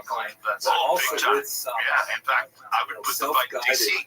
I don't think Tank would want to do that. Is that fight scheduled? Not to my knowledge. Not to my awareness. Javante Davis. I'm totally focused on Canelo Alvarez and Terrence Crawford at this particular moment. Are you calling that fight? No, wait a minute. Let me say, I don't know. I don't know. There was a news conference in New York yesterday, and they announced that Max Kellerman is part of the broadcast team. So that's only one person they've announced. This is obviously, I'd love to call the fight, but I don't know yet. August 16th. Scheduled for August 16th in Las Vegas. Wow. Boy, I might go to that. I might go to that. In the word that maybe I go I with should you. add in some more details.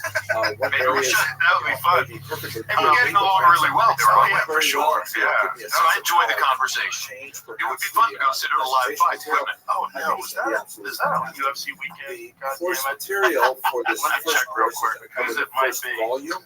That Yeah, is shit. biblical UFC in history. Chicago. We're gonna go from the All right, I'll call you later that night and let you know. I'll watch it. I'll have it on my phone. I'll set my phone up and have it there while the fight's going on. discussion of how to All right, looking forward to it. So who you liking, Canelo versus Crawford? Well, I'm a giant Crawford fan because I think he's the best switch ever since Marvin Hagler. I'm a giant Crawford fan because I called his coming out fight against Greatest Prescott and various other stepping stones throughout his career. I also think he's one of those guys that if you tell him he can't do something, he wants to show you and shock you. 1,000%.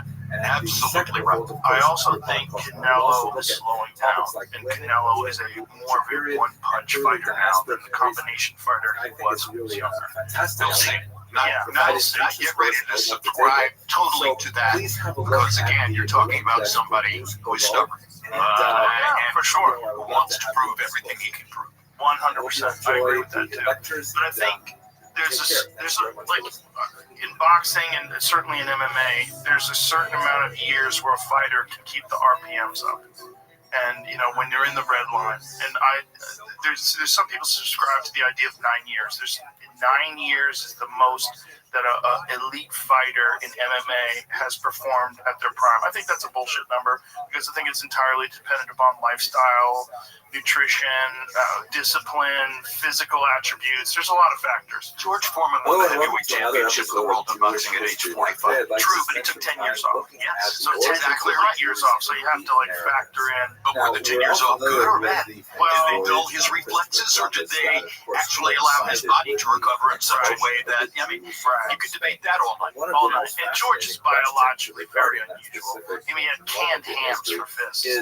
Gigantic fists. And intellectually unusual, as we discussed. And cultivate the idea that he might possibly be of Jewish extraction. That was one of his all-time As favorite heavyweight historians wars. put it, You know, the mystery regarding he loved to reminisce about the Lyle fight. You know, that fight was great. every fighter loves drama, and they love having been a part of drama. And as a So result, George it's loved that. equally impossible was to an exclude or insane confirm fight. the Insane. All hypothesis the that he was knockdowns, descended from a both Jewish guys rocked and or hurt. ex-Jewish family.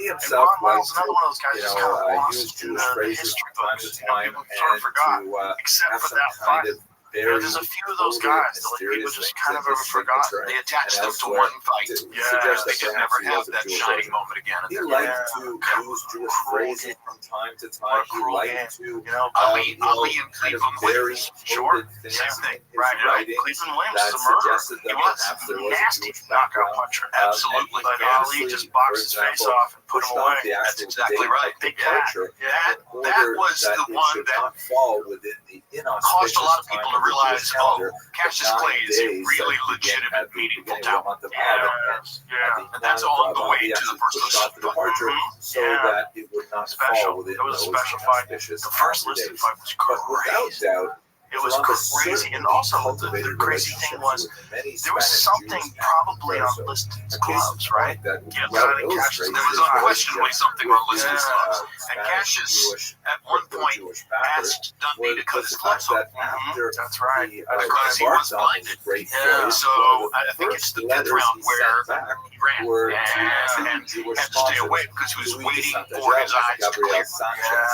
And Furthermore, then by he the certainly seventh round, included at least he knocks one Liston down. Jewish member Yeah. of his And Liston group, effectively one quits. Luis de Torres, who was an interpreter, who was baptized just someone's before eyes. departure, So crazy. enabling him to What a actually dirty take business part to in this great mission. Load When someone's Columbus gloves with landed what in amounts Cuba, to de cement Torres was and send actually him in one to of the fight very Miguel first Cotto at a people pay-per-view in Las to set Vegas. foot on the soil of the Yeah, New World. Europeans put were setting holes foot in the on the soil gloves, of the New World, removed and some of the he was stuffing and dispatched by watered it Columbus down. to the And then he also interior did of the something to island his hand to wraps search as well, for right? gold. Now, He it was hitting happens that Cotto with he did bricks. not Yeah, find that's gold, all I know but for he sure. established And very he- good and he could have relations killed. with the You indigenous know, people the living Cotto there, went through and he a brought back life-threatening something which experience. was I always, very profitable don't indeed. fall in love with a fighter. He You could brought not back know accounts Miguel of without how falling in the love with him. It natives was a in Cuba wonderful, like to sweet, roll tobacco leaves and great then person. smoke them. So I was ironically very, and very unfortunately, it was this deeply Jewish disturbed individual and who played a upset key and sentimental role in calling actually that fight that bringing night. the habit of smoking Not back to because I Europe. knew that However, he Margarito's ended gloves up were going to die. I settling didn't. in I just Cuba knew that. when he first I knew that Miguel was joined getting Shane beat. We didn't know until the Shane Perhaps Mosley the fight. greatest That's historian exactly right. Right, Shane Mosley's. America is And I remember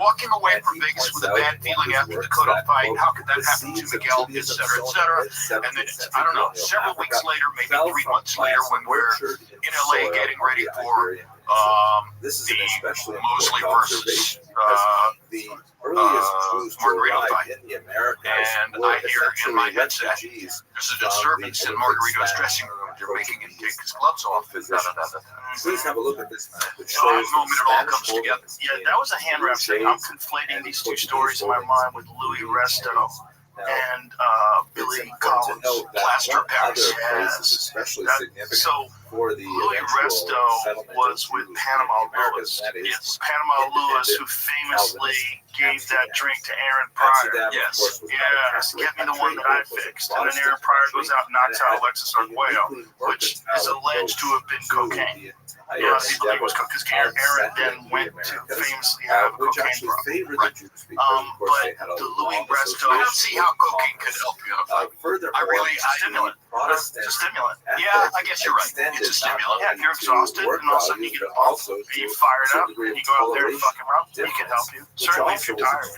Yeah, 100% it would help. Jews are centered. I've never done cocaine, but I'm just guessing. It ruins a lot of other things. That's all. Oh yeah, it does. But in that moment, I guess, in that moment, especially if you're a person who imbibes, you've had a history of cocaine, and then, what does it do? It boosts up confidence, and it's a stimulant. I would imagine that Alexis or Whale fight. Phenomenal. Oh my goodness, phenomenal. And he's, again, another great person. Another really. I didn't know Aaron all that well, but Alexis was lovable in every way. Wasn't he was a politician in Iran, right? Because he was murdered. Yeah. He kind of man. So I was conflating those with with Margarito, I think it was just the raps, where they had put plaster of Paris in its raps. But Billy Collins Jr. and Louis Resto was a fight where Billy Collins was this up-and-coming fighter, and he fought Louis Resto. Louis Resto was like breaking his face open with every punch. And there are photos that you can find on the web of Collins that show that. Yeah. So Resto, then when the fight was over, Billy Collins' dad grabs Resto's gloves and realizes there's no padding in the gloves. And then Billy Collins' career is over and he winds up drinking himself to death. Actually drove into a tree. At any rate, this experiment, so we don't know whether that was suicide or not. We don't know. No, but the guys couldn't see him. It's a great story. I hope everybody who is listening to this will go to the web and pick up some of these things, because you are touching on a lot of the most meaningful and poignant stories. Yeah, there's his photo right there of Billy, and there's his dad in the photo. Crazy. Just crazy. I mean, his vision was fucked for the rest of his life, or as long as he lived after that. Never fought again, and everyone was so confused because they couldn't believe that this guy, Louis Resto, was not known as being this big puncher. He was just busting him up with every shot he landed. It was confused. First of all, if we go back to Europe, there is man. And Panama Lewis he did some corner work with Mike Tyson as well. Remember, like later in Mike's career when everything was kind of chaotic and he had all those wackadoos in his corner, Panama Lewis was like on the sidelines there. But wasn't able to be officially a part of it because he was still banned. Much too indebted to Jewish moneylenders, and they found Mike, by late in his career, had a very clear understanding of his vulnerabilities. So the Jews Mike had been was a boxing scientist. He knew better than anybody that styles make fights, and that there were certain stylistic matchups which for him would be difficult. He had spent a week training with Lennox Lewis when they were 14 years old, because Lewis is Barney Babb, his amateur trainer, had brought Lennox from the Toronto area to Canastota, not to Canastota, but to upstate New York, to the Catskills. And Mike and Lennox spent much of a week, maybe all of a week, watching all black and white fight films on the wall, sleeping in the same room, training, sometimes sparring, every day. And so Mike had known Lennox for a long, long time. By the time they met, June 8, 2002, in Memphis. And I don't know that he would subscribe exactly to me saying he knew what was coming, but I think he had a pretty good idea. And you will recall that at the first news conference, he ran across the stage and bit Lennox on the leg. Yeah, he went crazy. Lennox claimed that he drew blood through the pants leg. And my interpretation of that at the time was he wants to get the fight canceled. He wants to get this fight wiped. Well, you gotta think this is also 12 years after the Buster Douglas fight. Yes. He was actually arrested and accused of blasphemy in 1589. Through the pants leg. And another Jew was Solomon Franco, who arrived in Boston in 1649. Exactly to me saying he knew what was coming. But I think he had a pretty good idea. And you'll recall that at the first scattered news conference, he ran across the stage and bit Lennox on the lip. Yeah, he went crazy. Lennox claimed that he drew blood through the pants leg. And my interpretation of that at the time was he wants to get the fight canceled. He wants to get this fight wiped away. Well, you got to think, this is also 12 years after the Buster Douglas loss. Yes. It's a long time. Long time and a lot of trials and tribulation. Prison.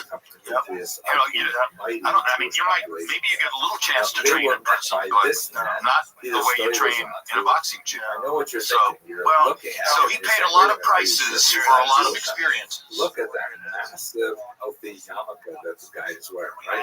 I have to say, Lennox throws the right hand. looks good I'm on not sure him, he landed that right but hand. he certainly was not. Might have broken his hand if he'd landed on Tyson Strong. The reason why he wore it. That's the hard part about bare knuckles boxing, right? Oh, yeah, they break their hands all the time. You know why gloves emerged? Gloves emerged because John L. Sullivan got tired of breaking his hands. He was a big proponent of behind the scenes of going to gloves.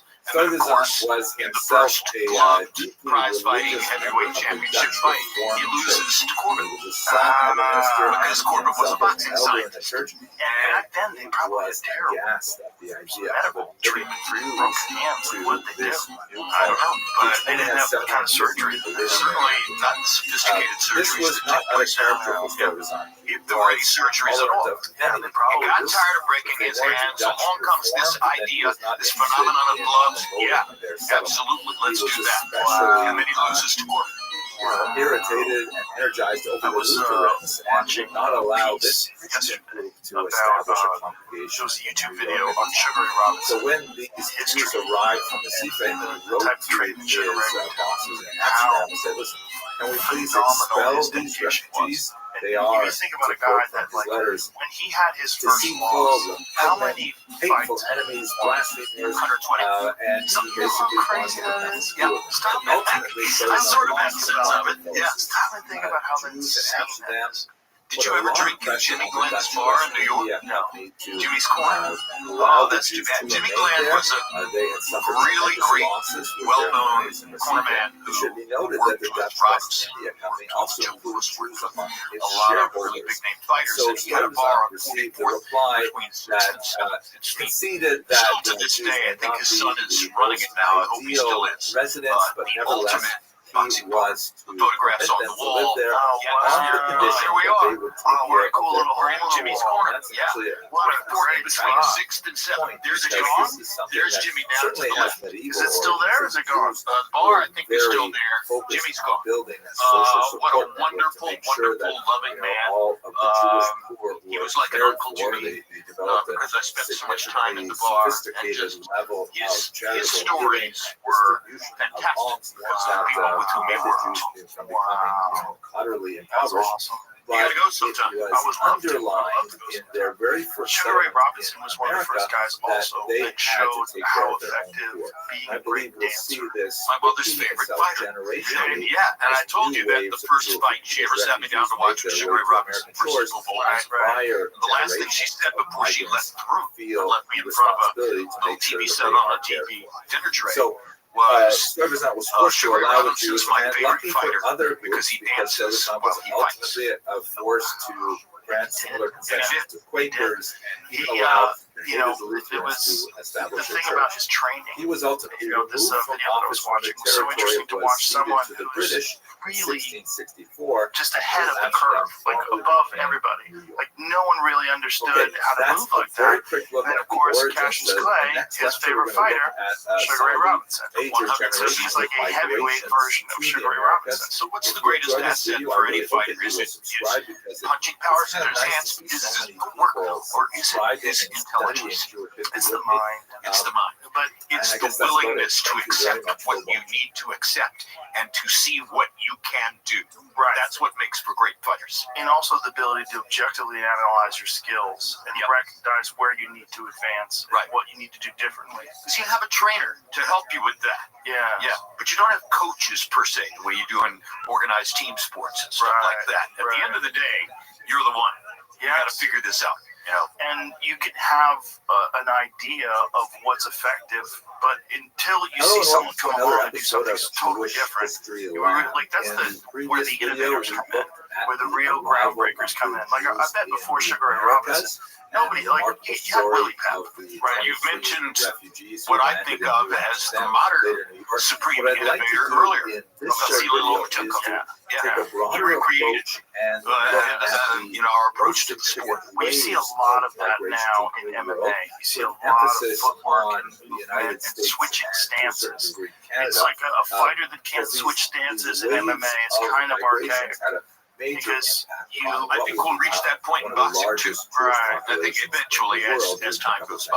Well, Hagler was an example of one of the first guys that be a switch hitter that people sort of dismissed. So earlier we talked about Canelo versus Crawford. Yeah. Do you think Terrence Crawford can beat Canelo Alvarez? Yeah, I think he will. Okay. I don't know if he's going to win, but I think he can win. So he's going to have to box a brilliant fight. Okay, what kind of a fight? I'm going to get to that. I asked the great Larry Rothschild. He's 94 years old, living on Ocean Boulevard in Santa Monica, looking out at the ocean, reflecting on all the amazing things he did. And I asked Larry, I said, do you think Terrence Crawford has a chance to beat Canelo Alvarez? Larry said, Jim, did Ray Leonard get an official decision victory over Marvelous Marvin Hagler? And I said, yes, he did. He said, well, if Ray Leonard could beat Marvelous Marvin Hagler, then Terrence Crawford can beat Canelo Alvarez. And I said, why do you say that? He said, same equation. Get in, get out, get in, get out, over and over and over. He's got to figure the angles and the approaches that will allow him to step in, land to the body, or occasionally upstairs, and then get out before he's facing any damage. That's what Ray did so effectively against Hagler, and it frustrated Hagler. And the more you frustrate the opponent, the better off you are. Yeah, Canelo has such unique skills, and one of the weird things that he does that very few people since Rocky Marciano does is he punches your arms. Yes, He brutalizes your arms. he's another brilliant guy. He has the greatest punch resistance in the sport. We talked about it earlier. One knockout in the whole career, and it wasn't a knockdown. And it wasn't really a knockdown in my personal view. So he didn't touch the canvas. He's never been on the canvas, and we call it chin. And I think that we kind of missed the point by calling it chin.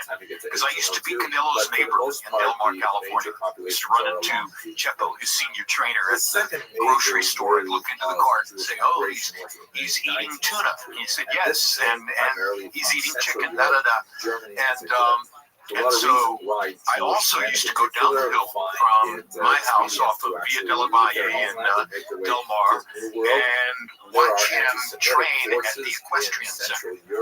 He would go to the equestrian center in the morning and do 2.5 hours of hunter jumper riding before going to his gym in the afternoon to do 3.5 hours of boxing training. Hunter jumper riding? What is that? Hunter jumper is where you go over jumps and you horse? Yeah, on the horse. Yeah. Why the fuck would you do that when you're training for a fight? Because he was riding horses since he was a little kid. He was skilled enough to do it. You control the height of the jumps. You say set the jumps at 36 inches or 40 inches. You know what the horse can do. It's all about staying on the horse. And I asked him, how can you do that? He said, everything I do in boxing is upper body, and everything I do on the horse is lower body. And on that basis, I am the one who theorizes that the reason you can't knock him down is not because of his chin, it's because of his legs, his base. You can't get him off balance. He's too strong from the waist down. And if other fighters would pay attention to what Canelo does, they might go do a little horseback riding. I wasn't even aware of that until you brought that up. That's extreme. There he is. There he is with his horse.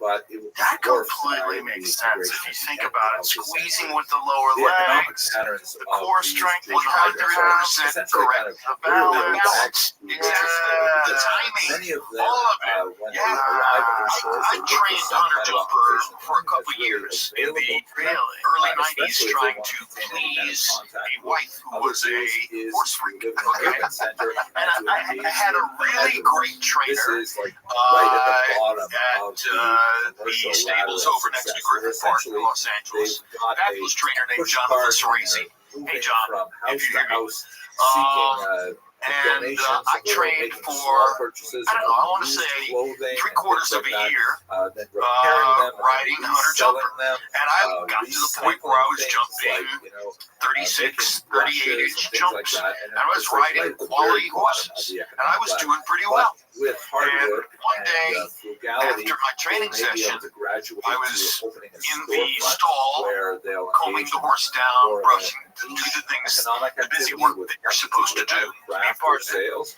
And Jonathan Or, came as in and said, often "How do you happened feel when about your they riding?" moved out I west, said, and is think I'm also doing the pretty case, well, especially with don't my you? own He said, "I think you're doing in really Canada, well." is they'll He said, open "But I a think general that this store would probably in be a great day for you to developing, quit." semi-rural "Quit? area. What are you And, talking about? You just said sell I'm everything doing that pretty well." anybody He in said, town "Well, wants, and they'll be you're doing pretty well because you love to do the fun stuff. You love the jumping and you love the riding around the ring fast, et cetera, et cetera. But you don't want to do the busy work. You don't want to do what we call sitting trot and the other things that help you to build your awareness and your command of what you do. And the result is that you're getting closer and closer to the stage at which something negative is going to happen. And the first time something negative happens, you're not going to be able to respond to it. So I think today would be a great day for you to quit. In that coming Wild, from right? Central Listen Europe, to they brought with them ideas associated with the liberal views. I went home and thought about it, and I thought, he's right. Judaism, Positive, much more constructive relaxed advice attitude being, if you towards the enjoy this, there's some other strictures stuff of that you need Jewish to do. law, Well, he did say, look, I'm perfectly happy to keep training you if you will come and do the busy work that I need you to do to 20 to 30 minutes before you go out and jump. But if you just want to come here, sit on the saddle and run and jump, you're asking for trouble, and I'm not going to be part of it. Because, of course, if you fall off, and I saw this one a couple times, if you fall off, the horse can stomp you. These German You Jews get a were hoof also on the noted chest for or a their hoof on the willingness neck. to take risks And to you're in the travel hospital to and you're in big explore trouble. and to I really saw it penetrate happen the to a Western woman in the ring, United a States. really good Here's a rider. great picture of So a at the end of the day, you can't Meyer, do that. together with some Indian Yeah, chiefs there he in is. Omaha in the Look at Canelo. mid-19th century. Wow, that's a skill he has carried since his early childhood. That's crazy. This is kind of like That's not right how now. these That Jews makes so much penetrated the sense. far west, Also, he's got a looking square for head. Yeah. economic He's got issues and it's not a small head. He's got a he's also got a brilliant mind. Yeah, clearly. Give credit where credit is due. All the No way doubt, to the no Pacific doubt. I Coast mean, by just the evolution of the 3 fights with Triple G. the Triple G was next one of my all-time major favorites. You can and fight the Triple G single largest and never be migration badly of hurt. Jews, of Right. course, occurs That's a great at the point. end That's of the astonishing. 19th Triple G century and never the 20th badly century. hurt him. This And he was particular destroying map shows everybody only else you a piece put in his of it. back. It shows Yeah, only everybody. Jews One of the migrated heaviest from the punchers I Pale ever saw. settlement. That He is would the do weird region stuff where like Jews throw were a allowed to left live hook in over the Tsarist top Russia, of the top of and your it head. only You have to throw a calculates the left hook like numbers that. from the Like a beginning of a looping pogrom overhook, wave in which, 1881 by the way, is until very the much like the dissolution shot of the that Douglas Tsarist landed Empire against in Tyson in the 10th round 1917. over the But top it with gives the you a left sense hand. of some Yeah. of the But the way Triple G proportions would do it, it would of be going this down major on migration. down on you. Weird. Yeah, it was a 1.75 weird punch. million And he would hit you in the forehead, which is like make their or the lives tempo, in which is the where a lot of United people lose their States. equilibrium. About 70,000 Oh, whatever they do in Jews, Kazakhstan, looking for it might be universal different from what healthcare they do in the decided United to go States. to a civilized Special. country to the Very north, special. 111,000 to South America, about a quarter million to Western Europe in general, Julio smaller Cesar numbers, Chavez in his prime, 45,000 to he would just both South Africa, systematically break and people down. 45,000 to volume. the Really experiment of constant Zionism attack in and the 30s in volume. Israel. His volume, And then the volume was 5,000 the real made key. their way Because to his join power the shots very did not tiny look like military Alicia's that goes power back to the shots. colonial Okay, era. his left hook didn't look all that devastating. wasn't one punch guy. Would hurt you. Over time, he would break you down. That's a Taylor fight. And then we go to the Taylor fight. What is it? 2 seconds before the final bell that the fight gets stopped. Just to get a sense. Larry Hazard stops it. Everybody wants Not Larry Hazard. It wasn't? No, it was Richard Steele. What World Tour looked like, let's say, in the year. Okay, so you corrected me on one earlier, and now I got you.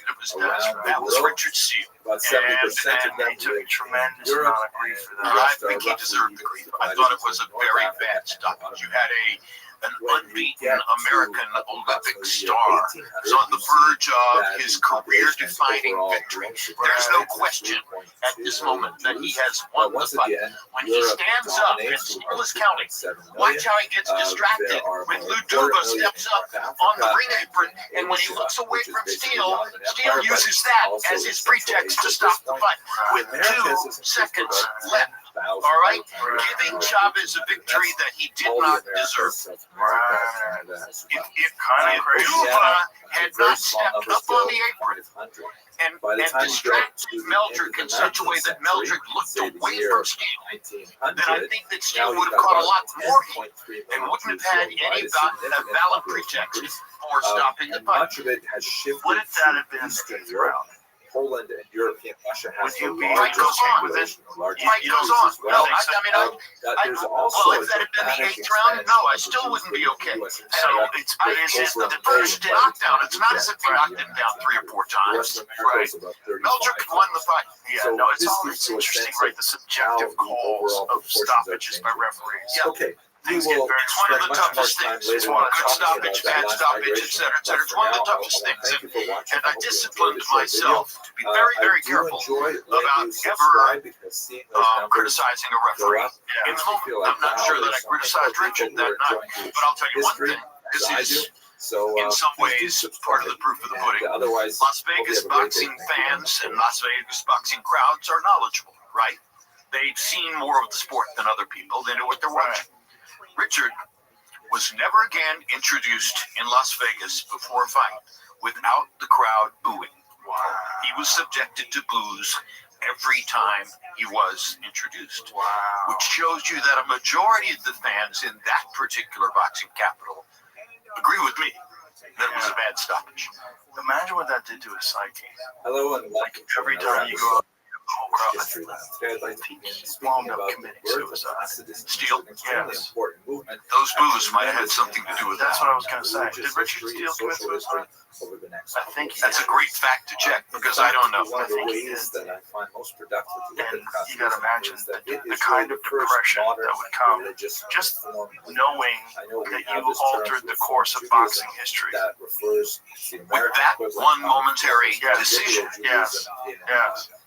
Yeah, But so Chavez that it's predated by Chavez the is avenged in certain although ways. it's to be a very De La Hoya highly beat him twice. Yeah. of, There's one where he didn't, where he won, but he shouldn't have won. Pernell Whitaker. approaches to Judaism. That's It right. Was definitely another was quite, genius. challenging. Yes. One of the greatest defensive boxers of all time. So Like Certainly in the top. genius. Certainly in the story top of five. Judaism Genius. has And evolved I remember that decision significantly being called, and I was like, since what the Red fuck Sox is spoke about this? millions That of one was nuts. Oscar was Oscar, view of you know, Constitution. and he Yeah, had to be some kind a of glamour image that was obscurantist difficult to deal with and, at that time. credulous, You know, so even possibly separate and that kind of thing was that part of the reason that my dear friend Fernando Vargas was in some ways jealous of Oscar. You know, what other fighter would get a decision over Pernell Whitaker in that circumstance? Wasn't it Chavez? Didn't Chavez have a decision win over Pernell Whitaker as well? Sure. That's the one that I'm That's the one that you're talking about. Yeah. I thought you were talking about De La Hoya. So is that one similar as well? I don't really recall that one. Oscar gets a decision win over Whitaker on a night when Larry and a lot of other experts thought that Whitaker deserved the decision. Well, Whitaker was like underappreciated because he was so defensively brilliant. Well, sure. I mean, A lot of guys the do as great well. defenders never get as much credit as Hopkins. Hopkins had to become a media star late in his career to really get credit for what he had done. Yeah. When you look back at your career and all the fights that you called, and think about the beginnings, think about when they were trying to just get you out of the context business of its and by evolution. giving you Its boxing. earliest Like, development takes it's almost place like within the it's very much a storybook tale. chaotic Oh, yeah. political It really context is. at that But- time, which you recall the Part of the reason devastated by the we're using Mississippi It Happened uprising, as the title of and the there book is is that a- there are an attempt so to many reconstruct circumstances in my the career political which status are like quo, that, but counterintuitive. ultimately Somebody wanted to do something with me that turns in the other direction, et cetera, et cetera. That was not the first time that kind of thing had happened to me. My whole career begins when I win a talent hunt in 1974 to become one of the first two people ever to stand on the sideline of a college football game with a camera and a microphone. How does you do? What is a talent hunt? How does that work? So first of all, this emerges from the Munich massacre. All right, this emerges from the 9, 10, 11 days of captivity of the American athletes, excuse me, the Israeli athletes by Black September terrorists in Munich. And during that period of time, ABC is, of course, the broadcast organizer for the United States. And during that time, two reporters, Howard Cosell and Peter Jennings, are pushing the control room. How can we get more information? How can we get sound out of the dorm room? How can we get pictures from some adjoining building through the windows, et cetera, et cetera? And in trying to service the needs of those two reporters, Jennings and Cosell, ABC Sports learned things about radio frequency cameras and microphones, wireless cameras and microphones that they had not known before. So they came back to New York and they convened a meeting. This is after the 72 Olympics. They convened a meeting among the sports division, news division, and the engineering division to figure out, okay, now that we know these things, now that we've learned what we learned in Munich, what can we do with it? And one of the first ideas that gets adopted is we can put a reporter on the sideline of a football game. So in 1974, Ruud Arledge's chief administrative assistant, a guy named Dick Ebersol, who later became a constant and meaningful factor in my career. Dick Ebersol takes two lieutenants out to conduct a search at 16 different college campuses, and they talk to a total of 432 college age or extremely close to college age candidates for this job. I am at first harvested out because I'm number 34 out of 36 on a 97-degree day in Birmingham, Alabama. I have driven overnight from Chapel Hill to get there. I'm wearing my best discount plaid suit. I look ridiculous in a pair of shoes I bought with 2.5-inch heels, so they'll make me look taller. And I go into the room and have the screening interview. And the screening interview is 12 minutes. And before, and when we all have to draw numbers out of a fishbowl to determine in what order the interviews are going to take place, and I'm number 34 out of 36. So I know I'm going to have to sit around in the Parliament House Hotel lobby for hours in Birmingham waiting to go in. And by the time I go in, I'm grinding my teeth. And the first thing one of the other guys in the room, Terry Jastro, says to me is, what do you think of our idea here? What do you think of what we're trying to do? And I couldn't resist. I said, I think it's the biggest rock and crap I ever heard in my life. He said, what do you mean? I said, well, you tell us that you're going around the country to interview 432 people for 8 to 10 minutes each. And on that basis, you're going to choose what you describe as the face and voice of the American college student. He said, yeah. I said, I rest my case. I think this is ridiculous load of crap, and I'm embarrassed that I drove from Chapel Hill overnight to be a part of this. Later, much later, I was shown the evaluation form on which Ebersol had written, so on.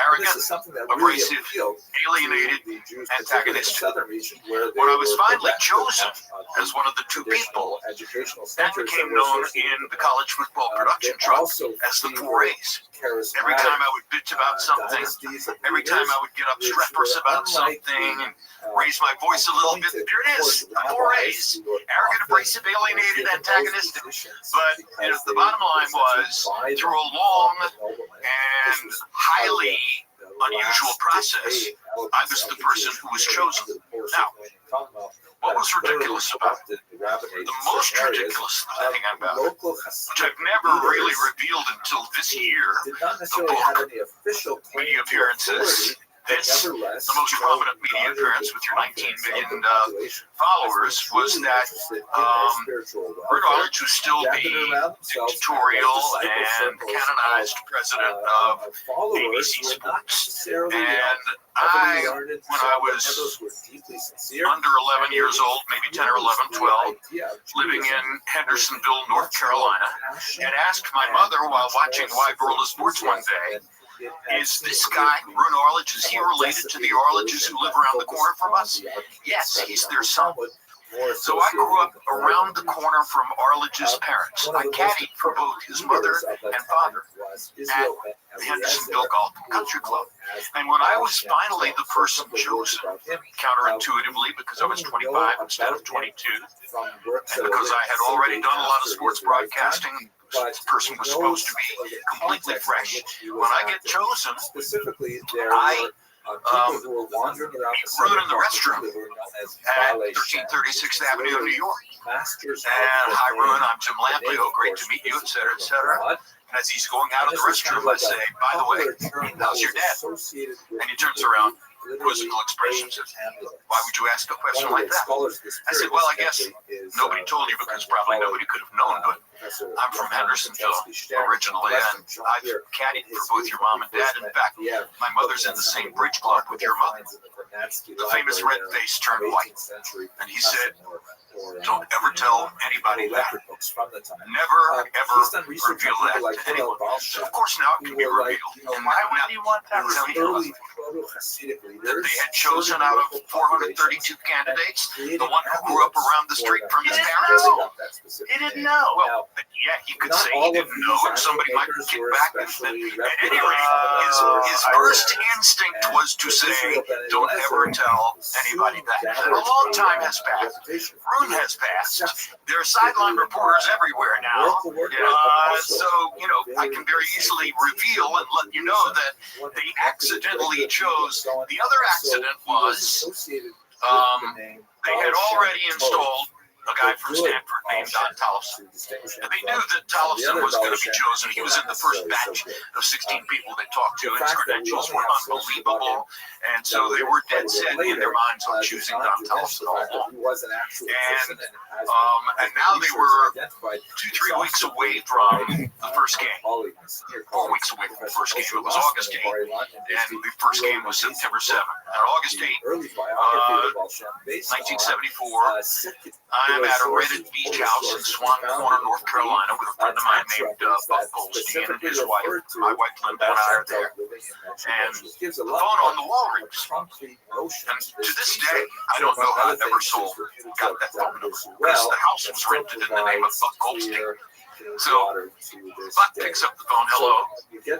Yeah, he's right here. Jim, it's Dick Ebersol. I said, what is this? Hello. And Dick says, I'm so glad I found you. We are getting ready to announce the college age report thing, and we think we've settled on one person, but Rune is a little concerned about putting on the air somebody who has never had any on-air experience at all. And within that discussion, that brought us back to you. Would you be willing to go to Birmingham, Alabama, and do a film, in those days, 16 millimeter film, do a film audition for us? And I said, what do you want me to do in Birmingham? He said, well, there's a quarterback there named George Myra. He's now with the Birmingham Americans of, I think it was the World Football League. He's already been busted out of the NFL, the AFL, Canada. This is his last shot as a pro football quarterback, and we think it's an interesting story, and we want you to go interview him. So, of course, I didn't know that I had watched George Myra play all 3 years of his college career at the University of Miami. He was a huge childhood hero of mine. I had once hitched a ride in his very dull beige Ford Falcon going to pick up basketball on the campus of the University of Miami. I knew more about George Myra than probably some members of his family did. I still had a number 10 green and orange George Myra jersey in my closet in Chapel Hill. So they think they're putting me on the spot here to send me to interview George Myra, and I'm going to have to do a quick research job with no web in those days to find out what I need to ask this guy, and I know more about George Myra than people in his family. So I go down to Birmingham, I'm laughing about it, I do the interview, I go through all these things in his college career and stuff like that, his 49ers experience, and send the film off to New York. And about a week before the first game, I get a call and said, you're going to be on the sideline. We're going to have 2 college football reporters. You're going to be on one sideline, and Don Tollefson will be on the other. Rune feels a lot better about this because he can see that you have on-camera performance skills and understand what you're doing. Wow. What are the odds? The odds are astronomical. So the odds are beyond all belief. They could choose any story in the world they wanted me to do as an audition. They choose my childhood hero. It kind of almost makes me feel like it's meant to be. Correct.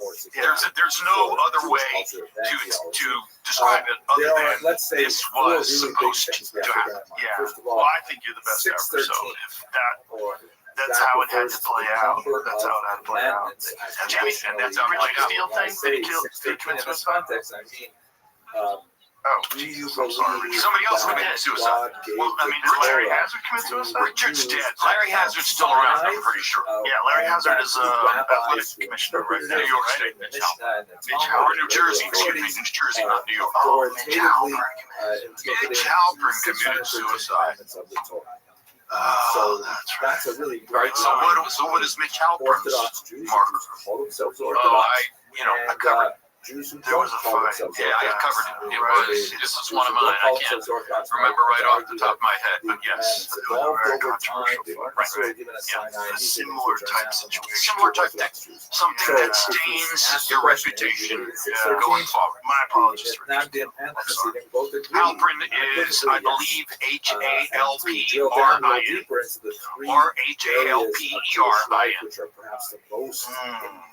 What was the big controversial fight? Experience of Judaism, do you observe the Shabbat as understood? Can't remember right now. I saw Rich Halpern referee a number of fights. Absolutely. You're right. He did kill himself. Yeah, I'm connecting to it now. And as soon as we find out exactly what the fight was, I'll remember what the problem was. Circumstance. Yeah, I told you my memory sucks sometimes.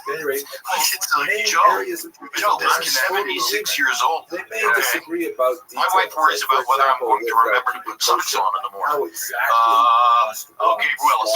Willis and Jimmy Garcia. Oh, yeah. Oh, my God. Right. So, one of the oldest dictums in the sport is that when one fighter dies, the other career dies too.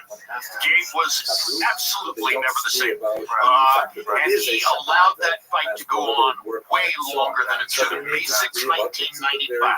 Never forget it. Hot day. Outside and back of Caesar's Palace. My wife was sitting with Jack Nicholson. Can't resist the name drop. There were a lot of things going on, but in its Gabe earliest was portions, never ever the same after that, and he, Gabe it was considered went kind of like a development of a style of development. Colombia or Venezuela, I forget exactly where, for the funeral. Oh, God, look at this. And also, Richard Green committed suicide after the Mancini Kim fight. Similar situation.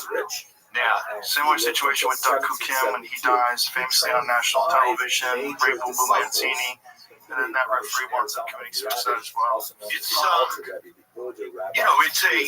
haunting thing because it's so intimate. You're in the ring. You're 4 or 5 feet away from these guys. You're watching somebody land shot after shot after shot. You're trying to gauge in your mind what is fair to the guy who's taking the beat, because he can always land one big comeback counterpunch and win the fight. And there's been so many instances over time of guys recovering and coming back to win the fights. Many.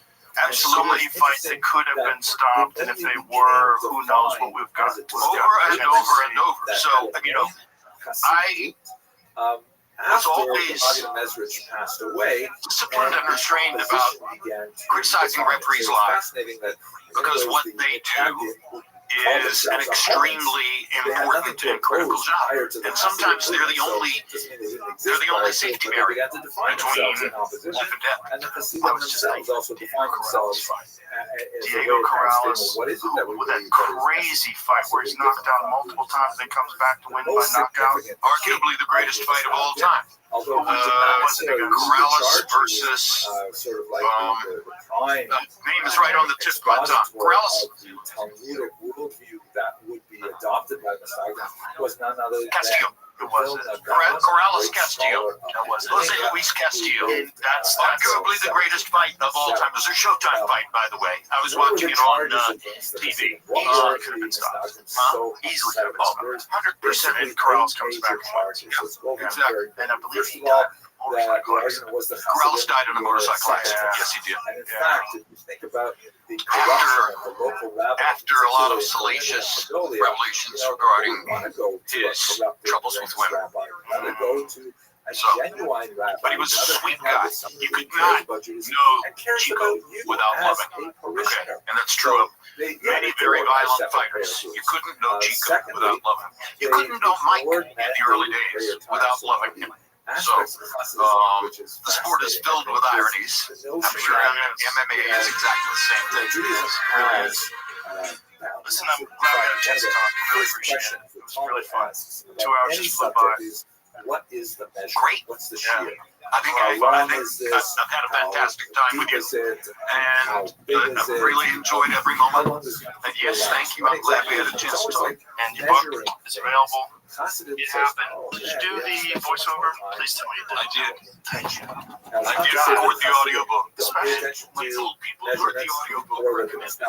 Pay attention to intention, but nevertheless, it's like a question of how much emphasis.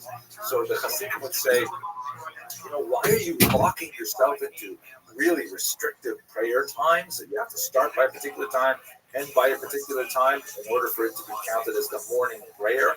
It's more important that you go to prayer with a proper intention. And maybe that means you need a little more sleep in the morning, things like this. There's much more to say about it, but I'm just kind of glossing over the topic. 3, they recite the prayer of the Ari, meaning they follow the Kabbalistic prayer schedule of the great Isaac Luria that we discussed when we looked at the city of Tzfat. They maintain a separate kosher slaughter. There was a dispute over whether the knives should be sharper or duller, because sharper knives are more easily nicked, but duller knives require more pressure, and both of these things could have an impact on whether or not an animal is slaughtered properly. All of these things, by the way, clearly indicate the logical separation of the community, which had economic implications. This has been Sion Dino's primary contribution to the historiography, of saying that, hey, the debate between the Misnagdim and the Hasidim really had an economic aspect to it as well, especially when it comes to the collection of taxes associated with Jewish life, like taxes on kosher meat, taxes on candles, things like that. That, if you create a different revenue stream, you really set the status quo. The Lithuanians, the Misnagdim, argue that the Hasidim disregard the study of the Talmud, that they spend so much time singing and perhaps drinking and dancing and things like that. They're not sitting down and learning Talmud properly. Talmud is really what we should be doing. And more than, oh my gosh, they're spending time studying the Kabbalah. Kabbalah should only be for people who have learned for, decades and have already completed the entire Talmud. They've already done Daf Yomi and things like that. What are you talking about? And then some Hasidic groups were associated with really unruly behavior. There was like kind of experimentation with intention of like maybe I'll have more intention if I turn somersaults, literally. Maybe I'll have more intention if I drink more alcohol before I pray. Things like that the Lithuanians really look down upon. And finally, the accusation that some of these things really cross the line. They're no longer observing halakha, that is Jewish law, and they're being influenced by the antinomian teachings of Shabtai Tzvi, who we discussed just a couple of lectures ago. Arguments that the Hasidim were actually, kind of like a front for Sabbatean movement, and it had to really be extirpated now before it further infected the Jewish body politic. Now, when these charges first came out, the Alter Rebbe and the Menachem Mendel of the Teps, very important Hasidic leaders, went to the Vilna Gaon saying, they wanted to seek an audience with him to try and say, no, that's not what we're all about. Please don't misunderstand us. They were unsuccessful. They were not granted an audience. In fact, the Misnagdim counter-reacted by pronouncing bans on the Hasidic movement, and in some cases even burning Hasidic texts. This is actually kind of a nasty thing that's associated with the 18th century. Jews are unfortunately from time to time known to have such strong feelings about the writings of other Jews that they'll even consign those words to the flames. But by the way, that only ends up making the books much more popular. So if anyone watching this video wants to ban any of my books, I think that would be great because sales would just...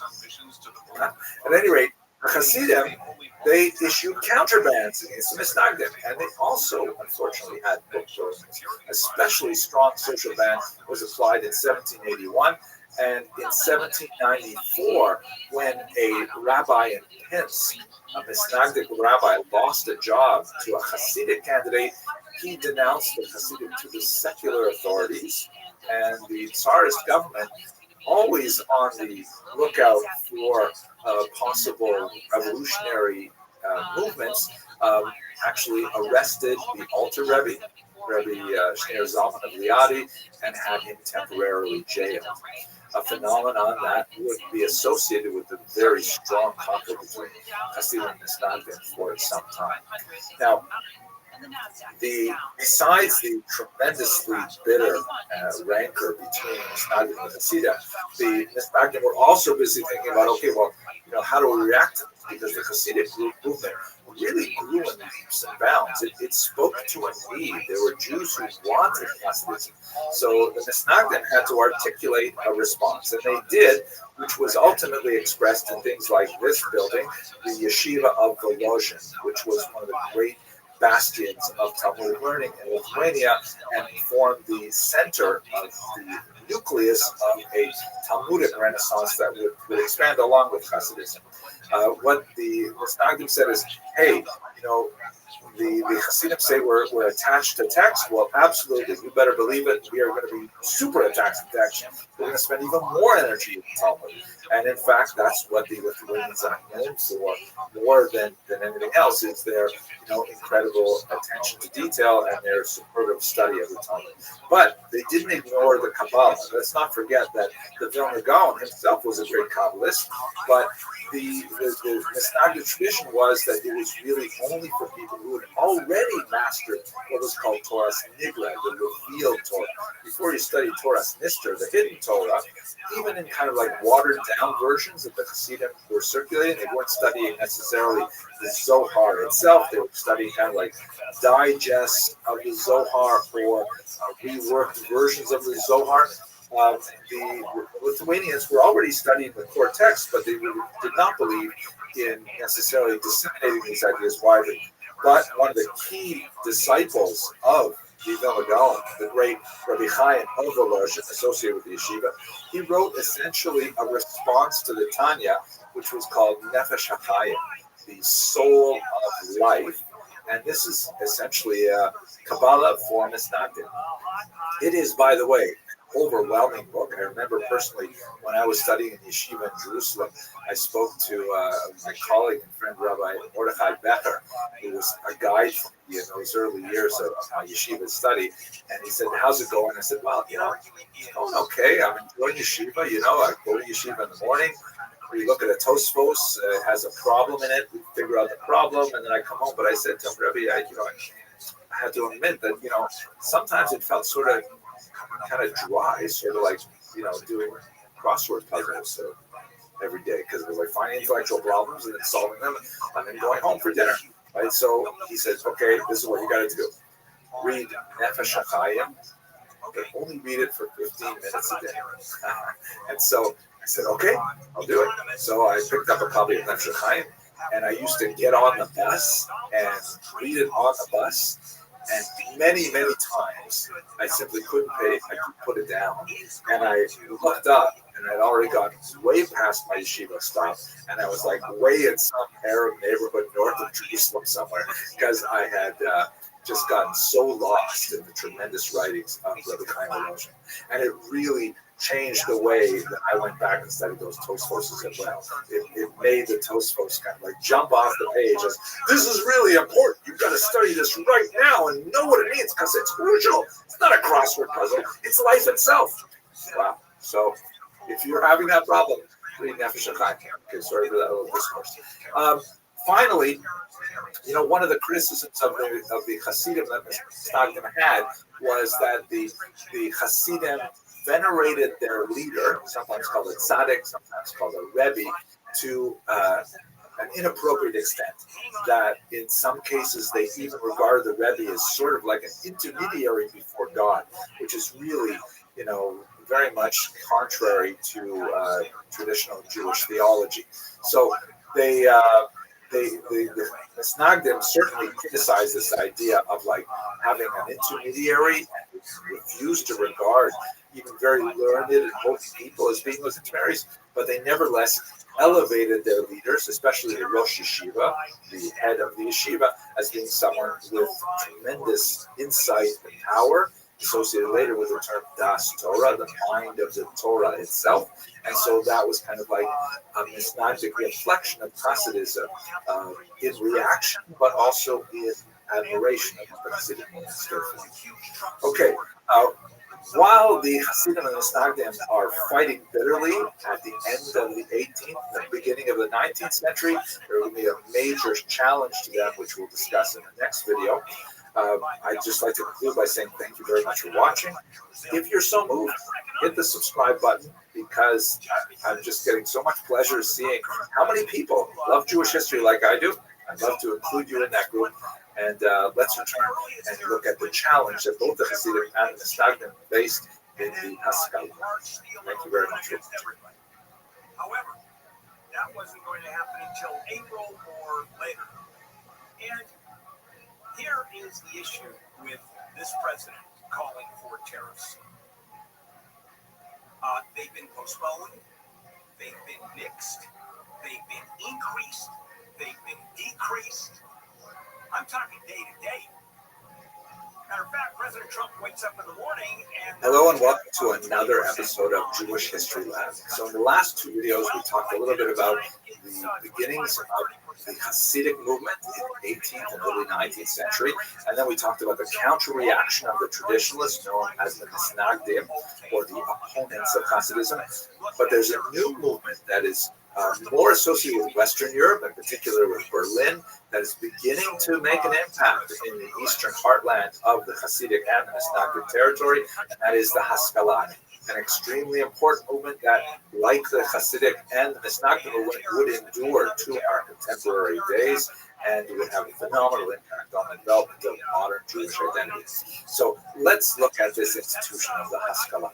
First of all, the term Haskalah means enlightenment, and it is just the Hebrew translation of the German term Aufklärung that was widely used in the 18th century to refer to this new movement of rationalism and humanism that swept across much of Western Europe. There are Jewish roots to it for sure. If you look, for example, at the 16th century work of Azaria del Rossi, who was an Italian Jewish thinker, at an unusual moment in 1570 when there was an earthquake in the Italian city of Ferrara in the Po River Valley, not too far from Padua.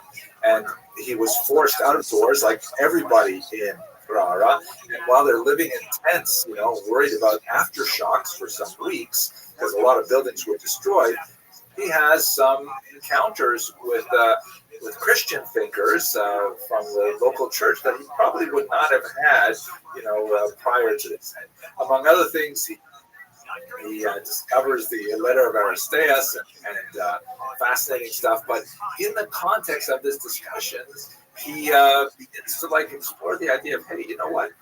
Judaism has a lot to offer the outside world, and the outside world has a lot to offer Judaism as well. It's a very controversial kind of thought, but we see it in many predecessors. Maimonides, for example, writes in the 8 chapters, accept truth from whoever speaks it. There is this notion in Judaism that although there is a kind of a centrifugal force that emphasizes focusing on traditional Jewish texts, there's also kind of like a looking out force as well that waxes and wanes in different periods. The Haskalah is definitely a period of looking out, of saying what's going on in the outside world, how does it fit within our Jewish worldview, if it fits at all.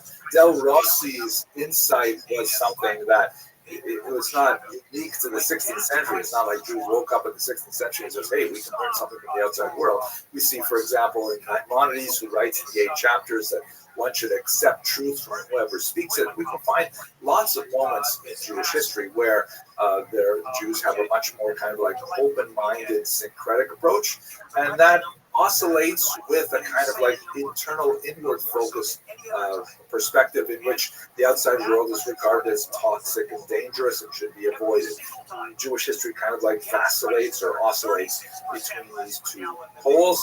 The Haskalah is an example of Western European Jewry, definitely leaning far towards the extreme of, hey, look at the outside world, it has so much to offer us, even at the risk of dissolving or assimilating into the body politic of the general population. That's one of the dangers of Haskalah.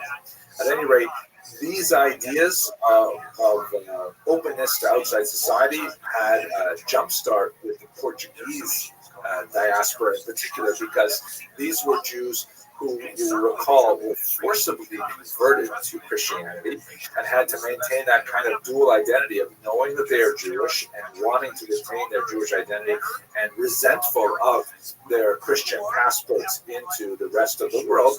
And many of them spread throughout Western Europe. Amsterdam is a particular location where a lot of these Portuguese Jews ended up, but also into the New World, as we discussed as well. And these Portuguese Jews had a very special approach to the outside world that made them especially effective conduits of what would become burgeoning modern thought in general. Okay, way too much of an introduction. Let's go specifically to the early Masculine. Certainly the most important of them, the king of the Masculine, was Moses Mendelssohn, a self-taught genius, who actually was especially known not only for his philosophical work, but also for his tremendous facility with secular German.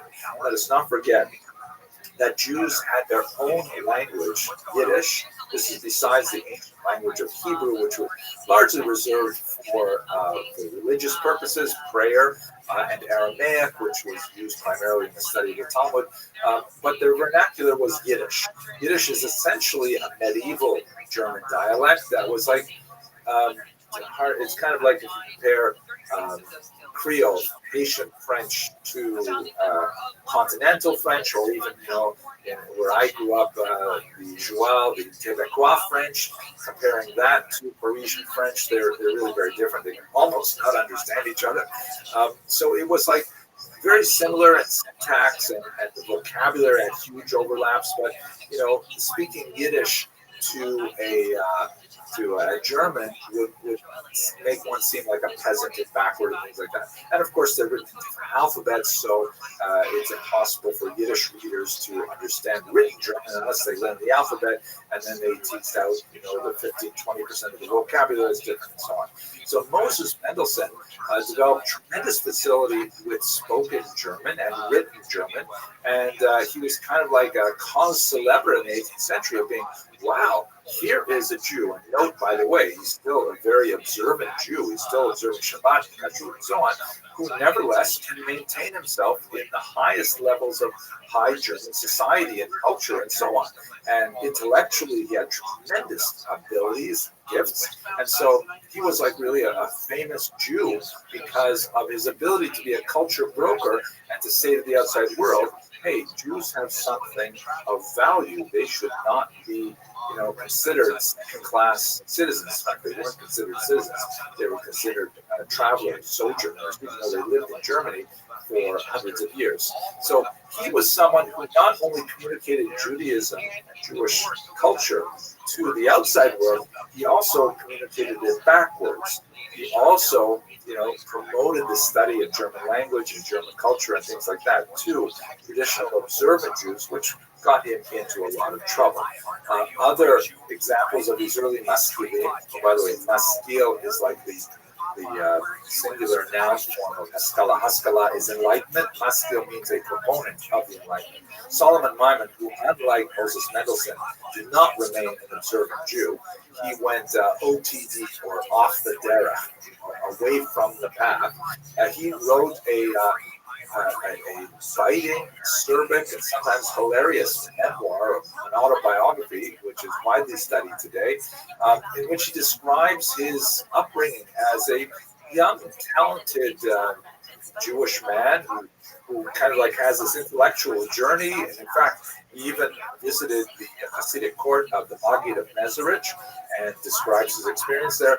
But when he comes to Western Europe, to Berlin in particular, and he encounters German culture, he eventually jettisons his Jewish identity and seeks to become much more involved in German philosophy, German thought, and things like that. So whereas Moses Mendelssohn articulated a kind of Haskalah that kept a place for Judaism, others like Solomon Maimon said, no, let's completely get rid of it and move straight into the mainstream.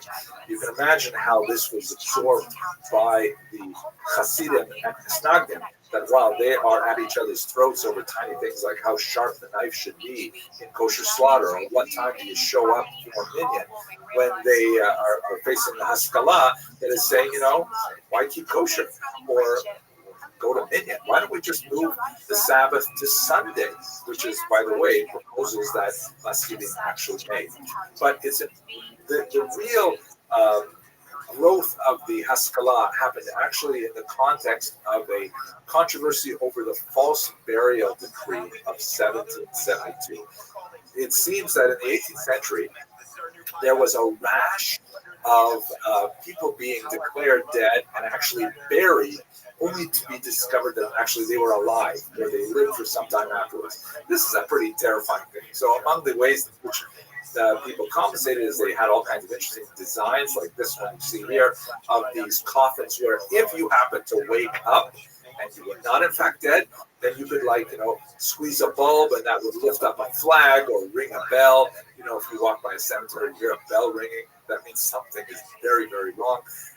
And so the Duke of Mecklenburg-Schwerin made a rule that nobody could be buried until they had waited 3 days after declaration of death.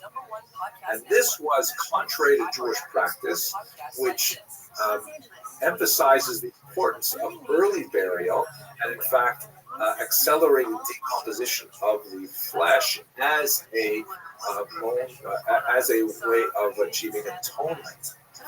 So, this was created a whole hullabaloo because it, really, this particular secular decree stepped on Jewish values. And on the one hand, there were traditionalists who said, hey, we can't stand for this. This is not okay. We have to protest. We have to be able to bury our dead right away. It's considered a great sacrilege to leave a dead body around. And on the other hand, there were Jews who said, well, gosh, this is horrible. If there is such a thing as people being buried prematurely, maybe we should adopt this new rule. And so many Jews turned to Moses Mendelssohn to try and, articulate a statement that will be acceptable to everybody. This is just the opening wedge of many, many issues where issues of science, and Torah, and the tradition And also the relationship of Jews to civic society had to be negotiated.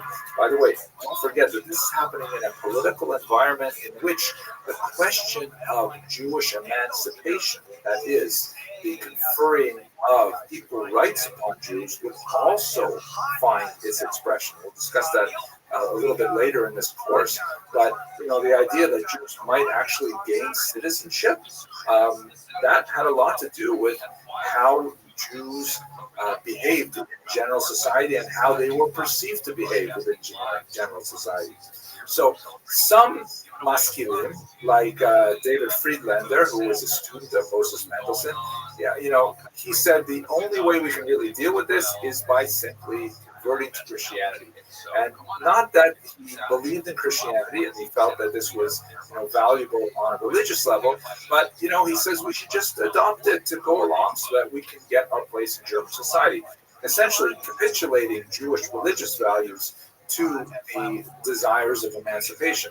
He proposed this as a so-called dry baptism, meaning that no water is involved. It's not a real baptism. It's just a pro forma thing, And in fact, many Jews, although it was not accepted communally at all, and although Friedlander's suggestion was considered a shanda or just like outrageous, and Jews did not accept it on a communal level, many Jews did accept it on an individual level. And you see people choosing to baptize themselves, like Heinrich Heine, for example, the great poet, or the parents of Karl Marx would have they would have their children baptized. This was actually very common in the 19th century, and it really dates back to Friedlander's suggestion.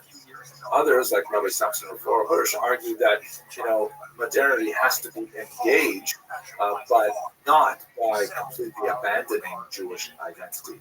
So he argued for a sort of like a hybrid approach that would accept those elements of modernity that were compatible with Judaism without sacrificing any of the 613 commandments that we talked about a couple of lectures ago. By the way, some felt that Samson Raphael Hirsch was way too modern. He was way too, he gave up too much for the modern era, so sometimes he was portrayed with a little bit heavier beard like this to make him look a little bit more traditional.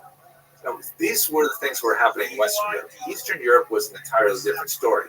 Western Europe had a much smaller Jewish population, a population that was much more inclined to be open to the ideas of modernity and so on. In Eastern Europe, Jews lived in greater numbers, in greater concentration, and really with much greater, endemic Jewish culture. So one of the big differences is that in Western Europe, particularly in Germany, there's a heavy lean towards assimilation. Didn't necessarily find that in Eastern Europe, although there was more of an emphasis on acculturation, which is kind of like a softer word than assimilation, and an adaptation to culture rather than a disappearance within culture. And some of the ways in which the Haskalah was expressed in the Eastern European context was, let's do different Jewish things rather than simply adopt the norms of the larger population. So rather than, let's say, abandoning Jewish languages to Russian, to Ukrainian, or Polish, let us instead develop Yiddish, which was at this time not a very advanced language, very, very limited literature, for example, but let us promote Yiddish as a genuine language capable of expression of the wide spectrum of Jewish experience and human experience. Or let us adopt a political orientation such as Zionism or Jewish socialism. We'll discuss those as well later on in this course. So the Haskalah in Western Europe may have been much more of a movement that emphasized, really abandonment of Jewish ideals, assimilation. In Eastern Europe, it was much more an adaptation of Jewish ideals to different movements, but not necessarily religious in nature. Some of the most interesting examples are people like Joseph Pearl, big opponent, by the way, of the Hasidic movement, who also argued that, what we should do is we should advance our educational system, and we should include much more secular studies within the educational environment, something which provoked hostility from many other groups, Hasidim and Misnagdim as well.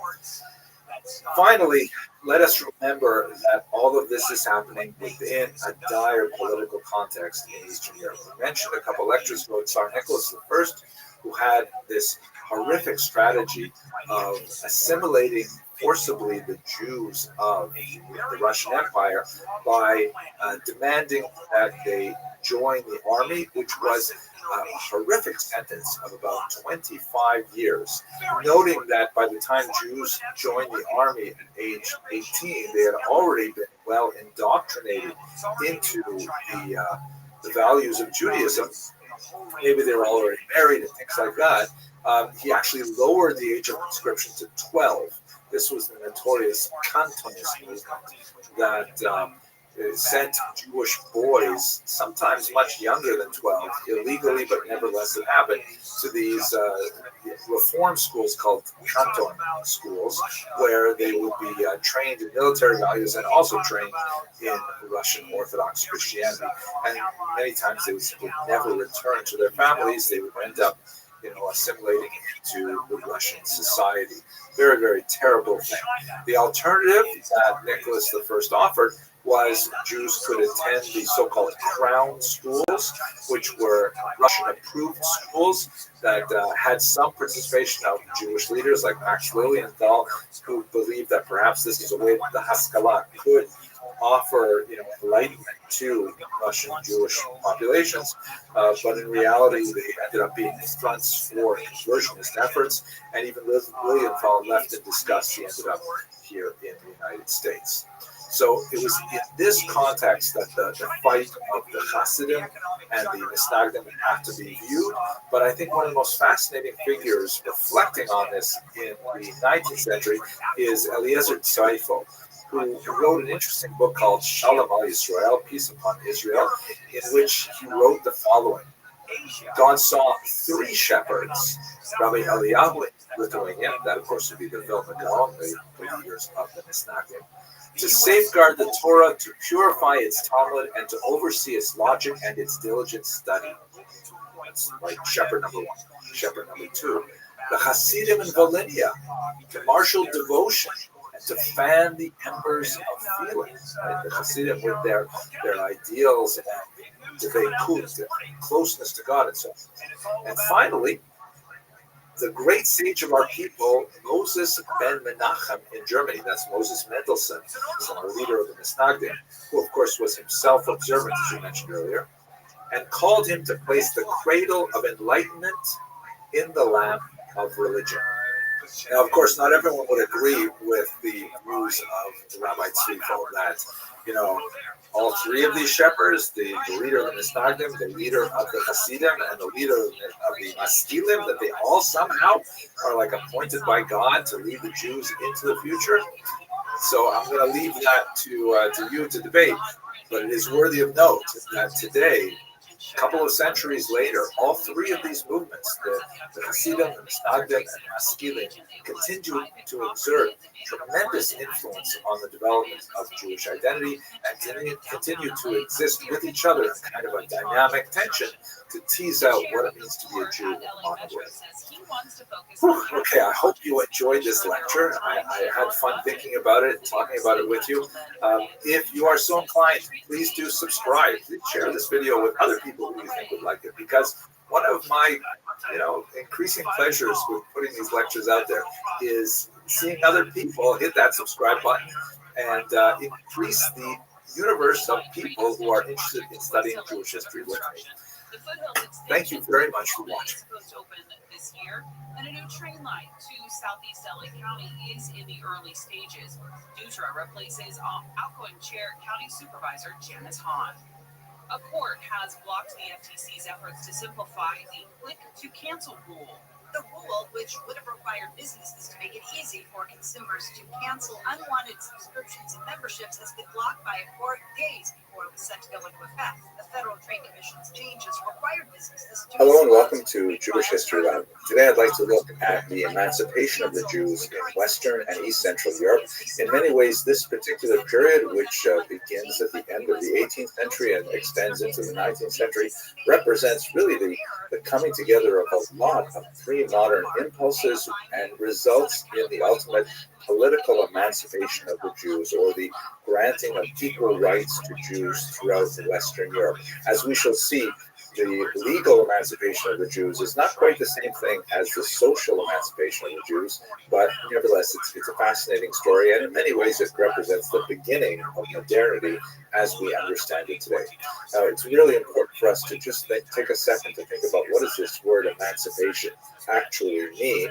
It's a word that Jewish historiography has seized upon, although it clearly is borrowed from the experience of African Americans and a much more dramatic emancipation that occurred in the context of the American Civil War in the 1860s. There's a huge contrast. In many ways, it's really not a fair word to use, but that is the accepted term, so we'll go with it. The Jews, prior to their emancipation, were not slaves. It's not the same thing as the African Americans experience. They were largely, living with a series of disabilities, residence restrictions, the hated Jewish oath, and so on.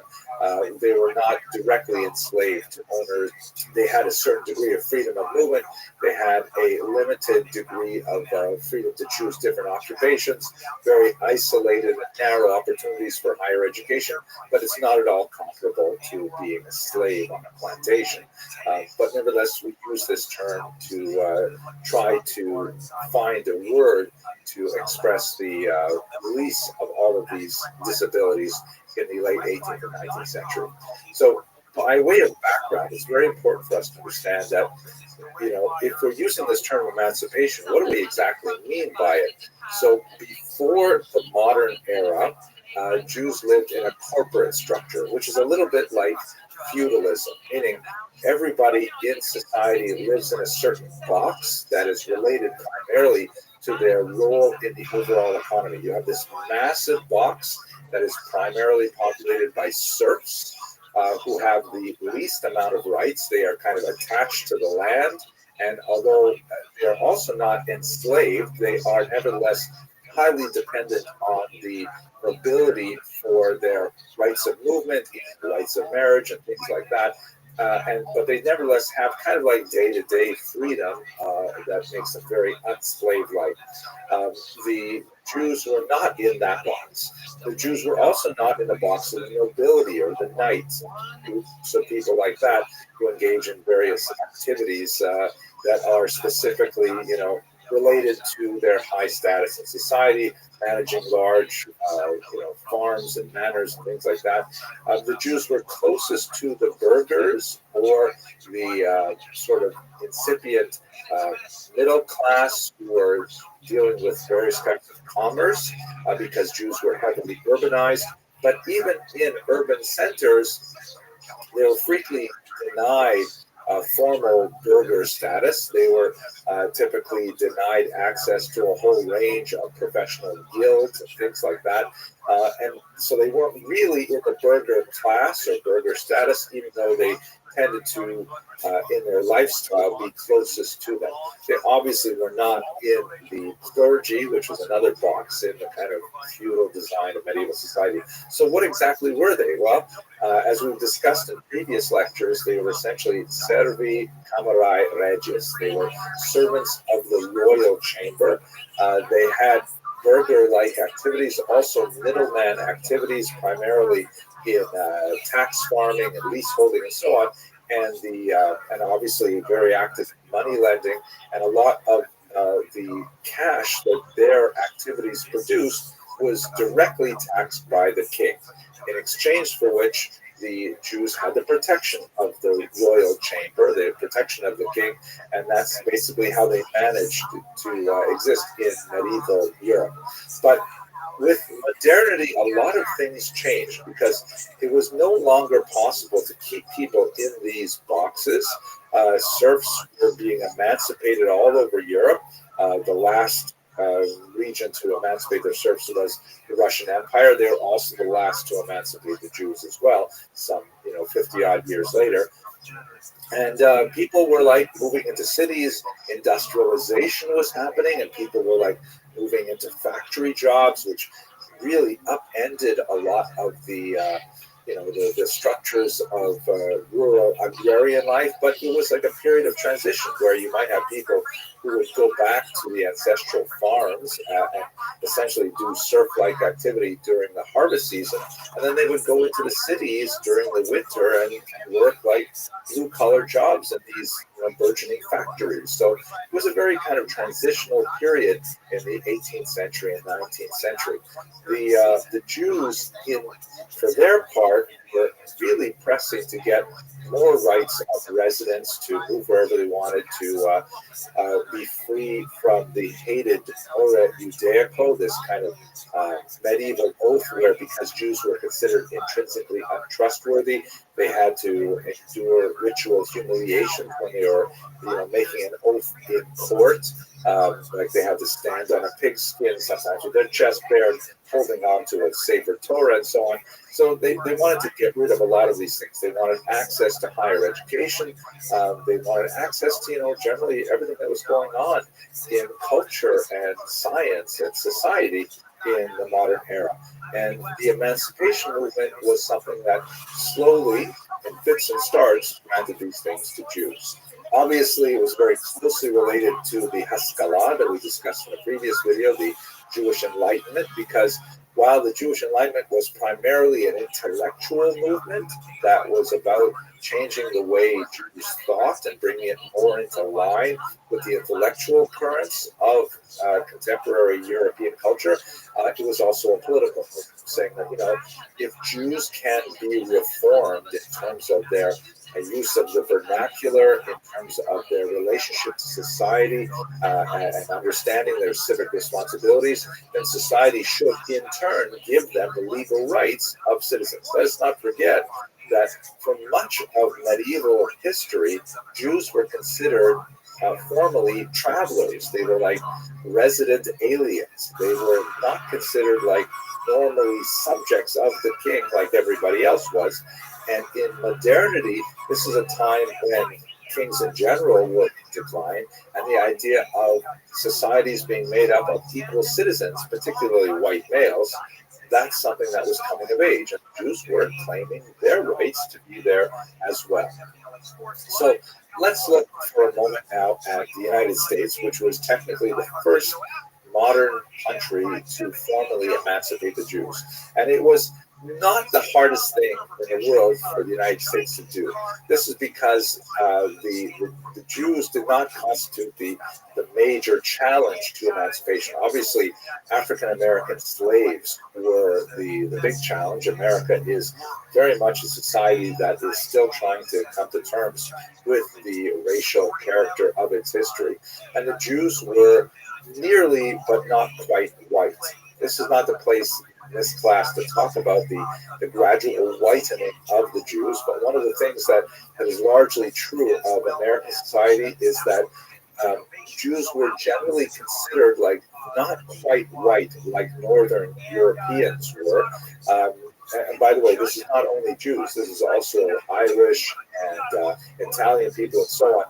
Up until really the 20th century, these peoples were considered kind of like off-white in the skin tones of social structure in 18th century America, and the 19th century as well. They were not quite in the same degree of whiteness.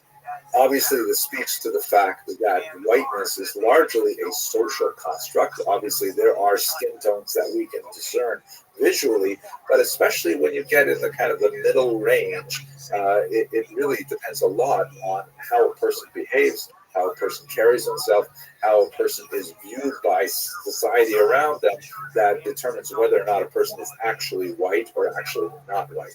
So Jews were, for the most part, nearly white. And more significantly, they were not Catholic.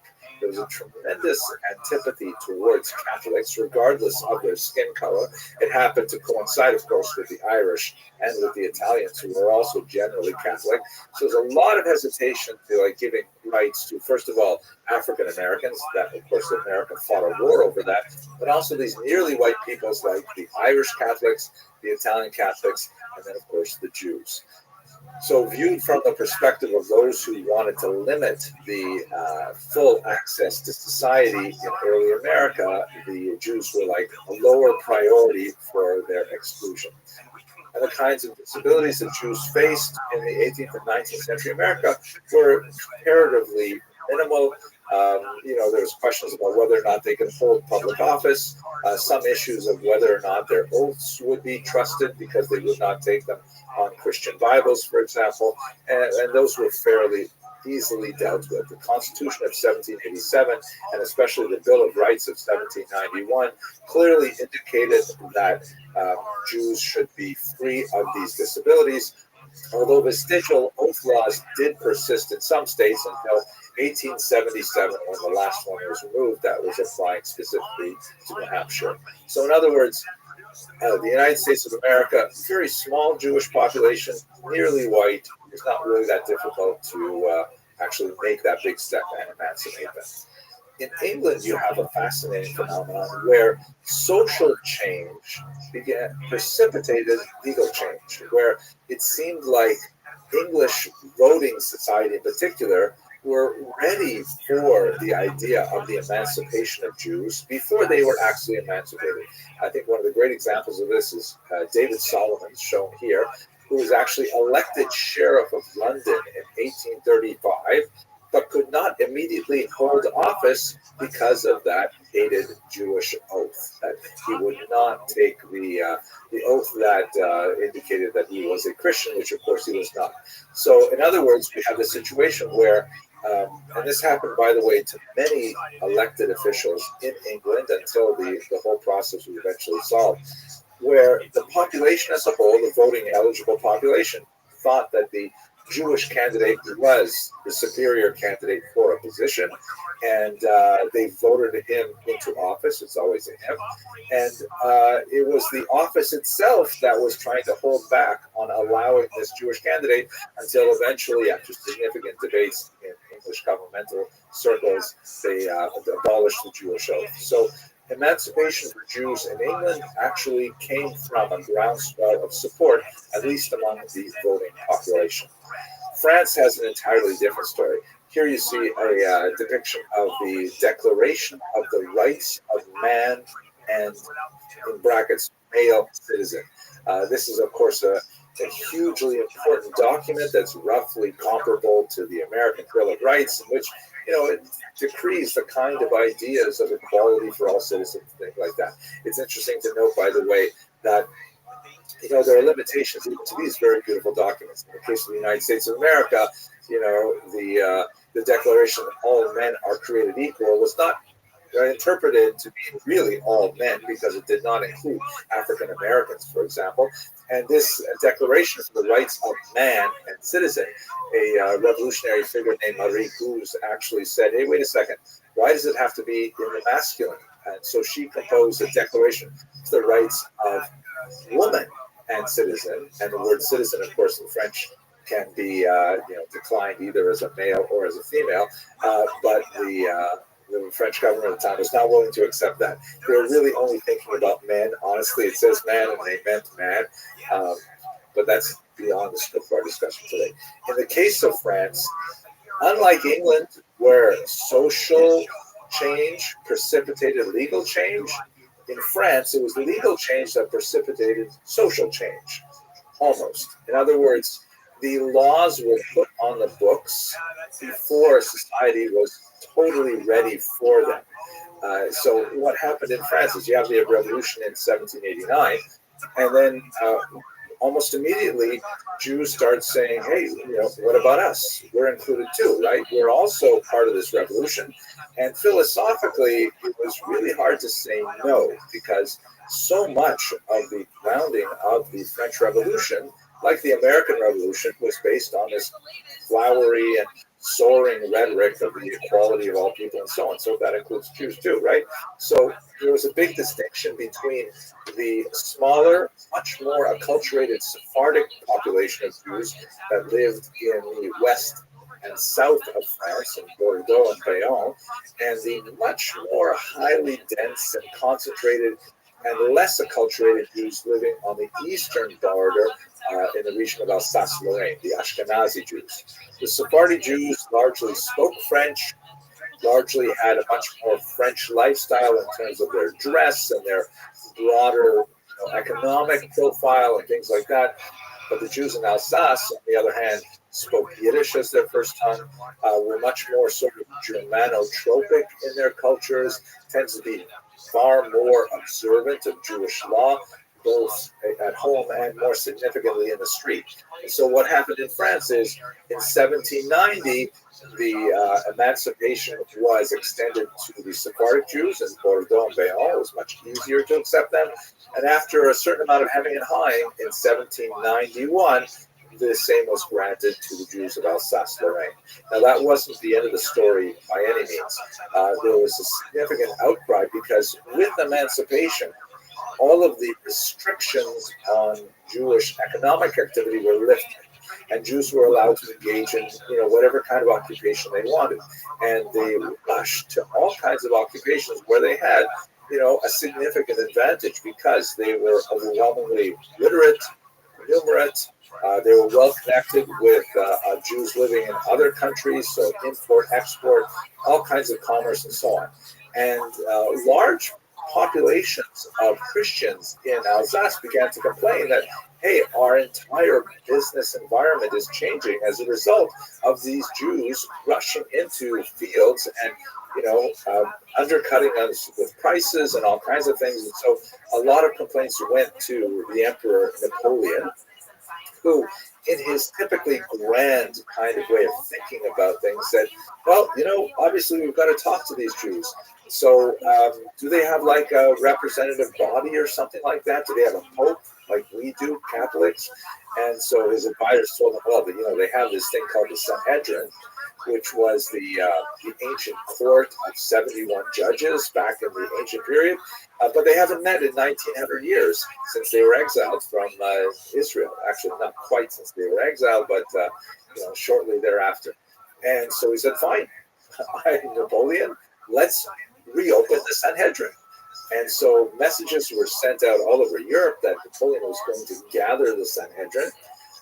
And in that gathering, he was going to ask them a series of 12 questions. This was actually the Assembly of Jewish Notables that was prior to the convening of the formal Sanhedrin.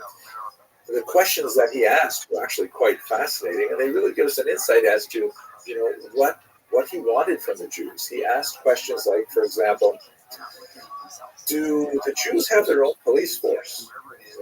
What's the point of asking about the police force? Well, the point is because he wanted to know if he was going to be accepting a state within a state. It doesn't make sense for there to be two judiciaries and two police enforcement agencies. What if, Jews wanted to run their affairs through a different legal system?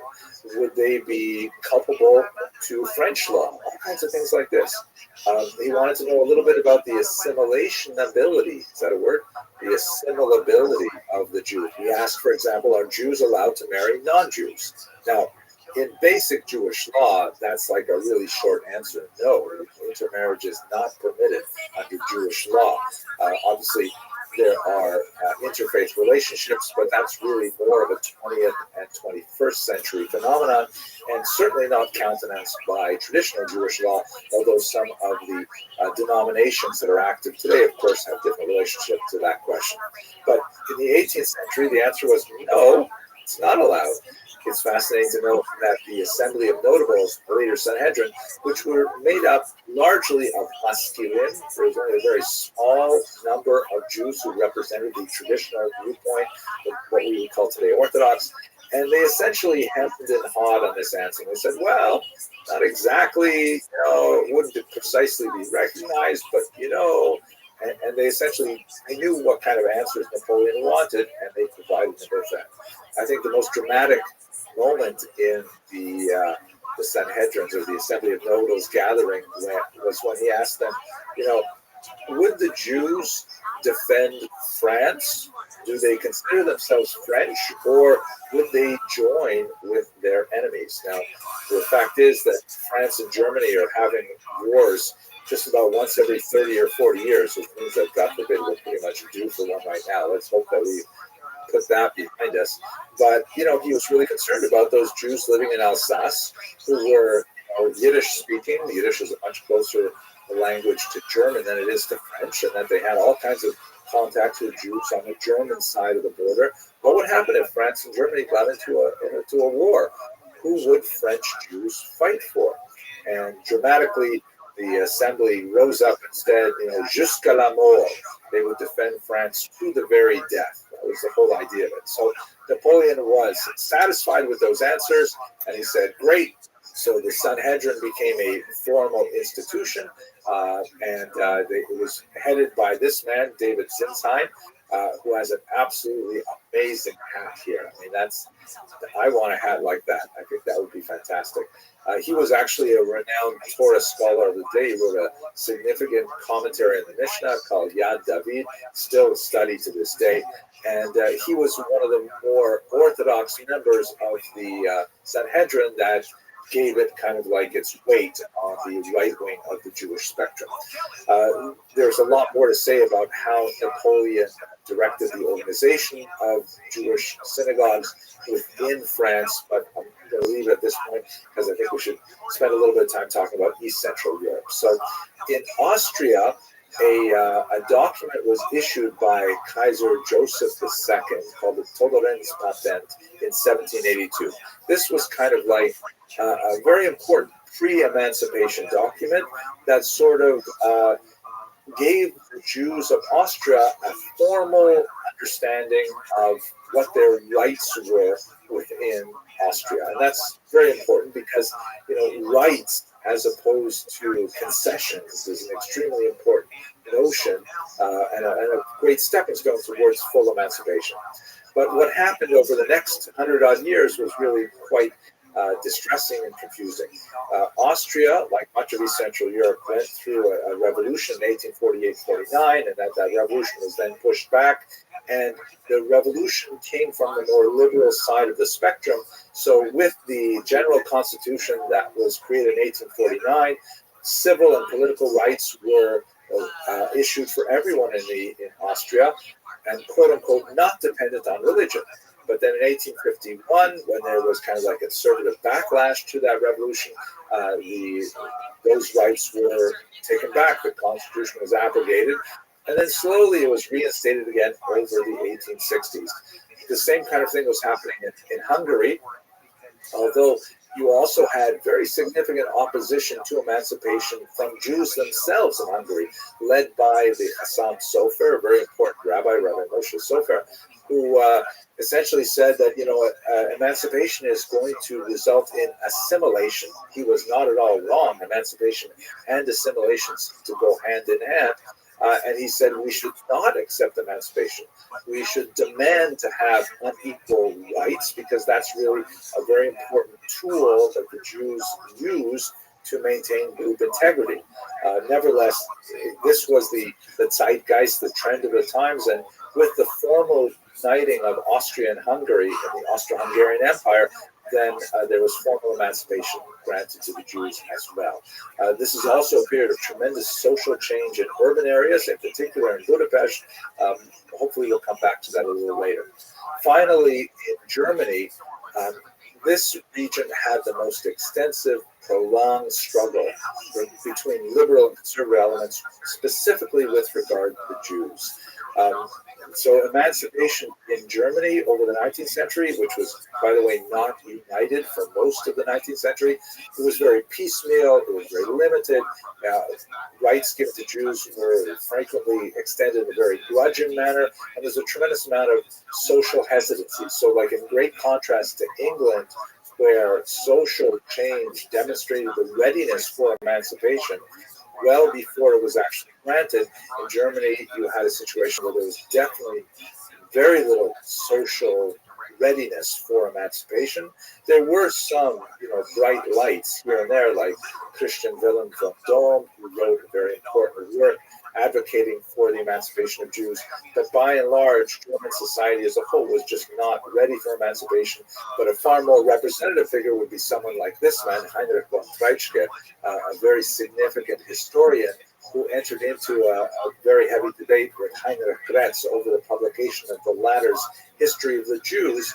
Von Treitschke coined the unfortunate phrase, "Die Juden sind unser Unglück," the Jews are our misfortune, and he articulated a position that would later be picked up very enthusiastically by none other than Adolf Hitler.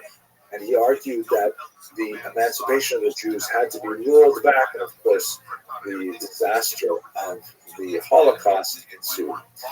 So that's a very quick look at the emancipation of Jews in Western and East Central Europe. And in the next video, I'd like to look at Eastern Europe, which had a very different trajectory. If you enjoyed this video, please consider subscribing. We have a great learning community that is always expanding, bringing in lots of people who want to study Jewish history. And I guess that's about it. Thank you very much for watching. People and can't care about everything and everyone. The tonality is very different from Zack Snyder's previous iteration of Superman. For me, it seemed like it was a little too light at times, a little bit too silly, and it didn't have the true spirit of what I wanted in a Superman movie. That's just me personally. Does Clark Kent still go into a phone booth and change into Superman? And if so, what is Hello and welcome to another episode of Jewish History Lab. Today I'd like to spend some time talking about the birth of modern Jewish politics, which is really a phenomenon that we see appearing in the late 19th century. Now obviously that seems ridiculously late in the sense that, you know, as long as there have been more than one Jew, there have been politics, and it is just part of the nature of the Jewish experience, I think, and possibly of the human experience in general. But what I'm going to be focusing in on in this context is the idea of the birth of mass movements with political ideologies that are adopted by Jews, particularly in the modern era, especially because this is a time when democracy begins to make its impact on the Jewish community, and in particular the great mass of population that resides in Eastern Europe, because there's so many more Jews to create that critical mass to move political agendas along. And prior to the 1880s, by and large, Jews were quiescent when it came to political activity.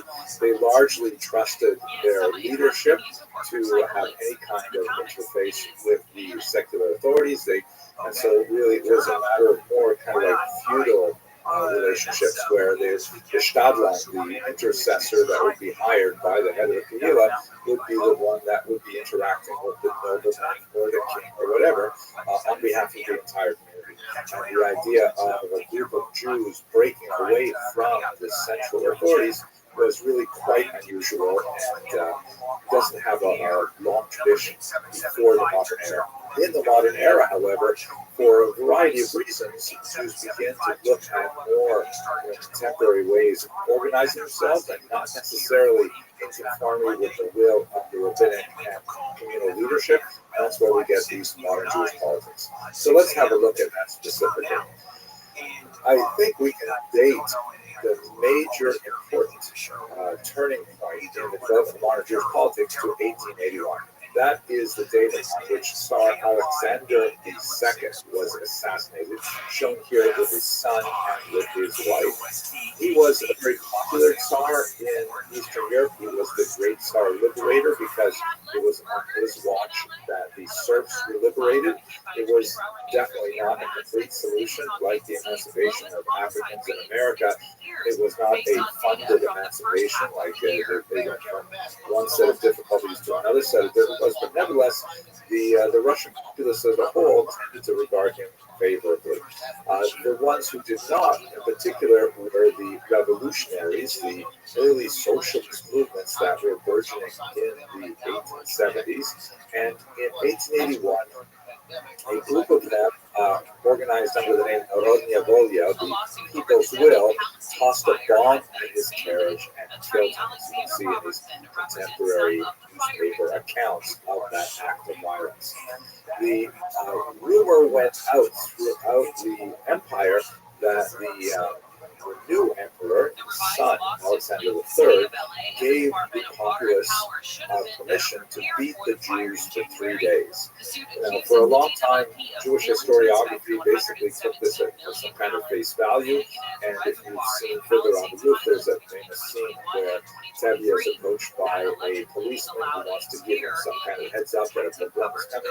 But it seems like this is not an accurate depiction of what happened in Russia. In reality, the pogroms went way out of control. The Russian Empire and the government were certainly not the architects of the violence. They had a great difficulty trying to control them.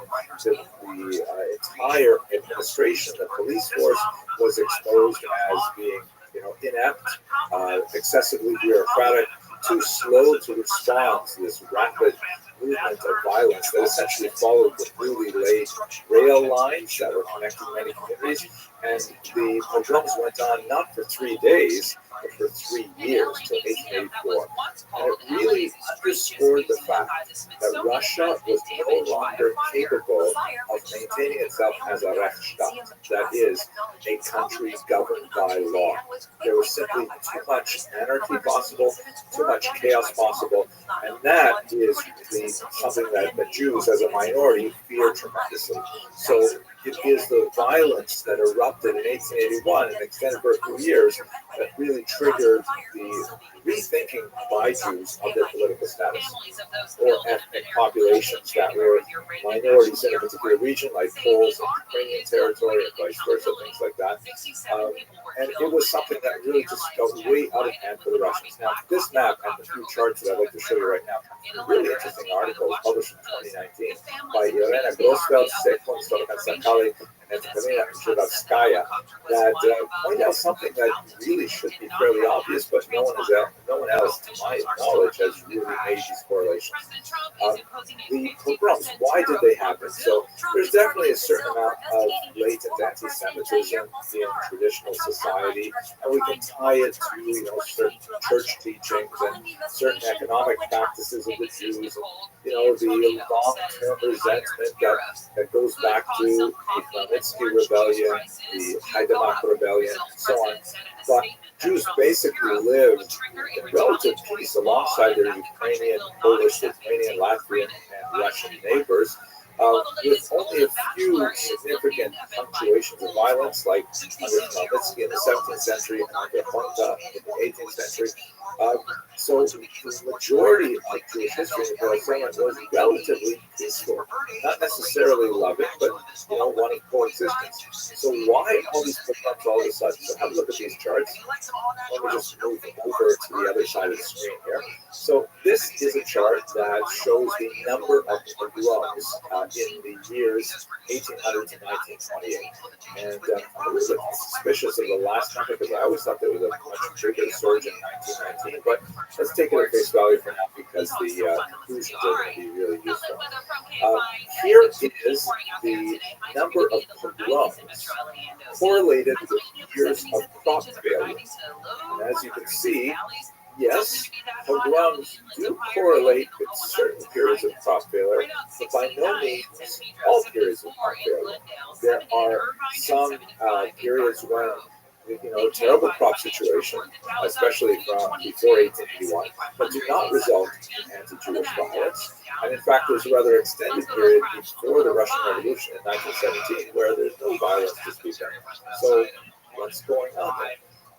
Then if you look at a different kind of I'm seeing, things like suicide, well, I'll do whatever I can. I'm not in a position to talk about this. It's a sacred subject, but I have seen that man go out of his ways, including get in his truck and drive places for a very long time to take care of somebody. And nobody knows about it. Nobody just did with the floods. Listen. At the end of the day, we're all complicated as human beings, and I've known Tim as a civilian, and what I've seen, I love him. If you think you're taking down a bad man, and I hope, and they're going to do the investigation. I hope they reveal what they find. Again, you're going to find out. We don't know. I would be careful about it. They're going for Superman. You're going to find out he's Batman. It's still impressive. I just think Tim's a 3 a.m. friend. I have about 3 of them in my life. Tim's a 3 a.m. friend. That's true. I could call with anything. Tim, I don't let my kids date anybody. Oh, we're just gonna take them. No, not happening. Because if something happens to those kids, you're fucked. Yes. I will kill you. Yes. If something happens to those kids, I don't give a fuck, mistake or not, your life and mine are gonna change forever. Yeah. I don't trust anybody. Yeah. Tim was, hey, I want to take Tiger when you get ice cream, go this. Not even like, yeah, go. Go. And I He's one of 2 people ever. not only has that happened, I have done that with my kids with Tim. And I've done it several times. And so, for me, again, my experience with Tim as a civilian is nothing but he's one of my favorite people on the planet. He's got to be held accountable. He will be for this. I'm not going to step into that. You know, we all make mistakes, and we all, and this is his mistake to correct. This is his thing to deal with. I'll let the veteran community and the special work do it. You're not going to get away with anything with those boys. Like, they're going to do it. They're going to do it. And then you move on. I'm telling you, this isn't the guy to aim for and create videos and throw hate at. Listen, the internet's wrong with so much shit all the time. They go after good people. I'm telling you on this one, folks, there couldn't be a worse guy to try to tear down. He's going to be held responsible for this. I'm fucking telling you. You wish you had a friend like Tim Kennedy. So let's take a little break. I want to talk to you about hymns, okay? Let me explain something to you. If you're losing your hair, you can go to the doctor. You can wait in a waiting room. You can get your drugs, or you can just do it all online. You can take a picture of your hair, of your head, send it into a medical professional, and within minutes, you've got your prescription in the mail on its way to you. Hold up, dude, you're talking about doctor-trusted, clinically proven ingredients that actually work, regrow your hair in as little as 3 to 6 months? I'm talking Hims offers convenient range of prescription hair loss treatments with ingredients that work, including chews, including oral medication, including serums and sprays. And it's 100% online, which means getting started has never been more convenient. No insurance is needed. One low price covers everything from treatment to ongoing care. Plus, treatment options start as just $35 per month. $35 a month, dude. Good Lord. Start your free trial today. Yes. Start your free trial today at hims.com/fighter. That's HIMS.com/fighter for personalized hair loss treatment options. hims.com/fighter. Individual results may vary based on studies of topical and oral minoxidil on fast track. Discretion required. See website for full detailed restrictions and important safety information. Please trust me, he's not the guy to go for. Let the community that he's in, this very special group with an insane amount of skills, they're gonna figure all this out. Well, And then we move on. They're holding him to account. All good. And he'll And Tim welcomes it. He'll pay the price. Tim's like, I hope they look into it. I would say that Tim has admitted to making mistakes. That has to be accounted for. I think his community will, or ex-community, whatever you want to call it, will hold him accountable. And that is a separate thing. I just know him as a man. I know him as a friend. I know him very well. I've spent a lot of time. He's done crazy things for me. And this is who I am. In this situation, he's still my friend, and I love the guy. And I've just seen too many good things with him. Too many.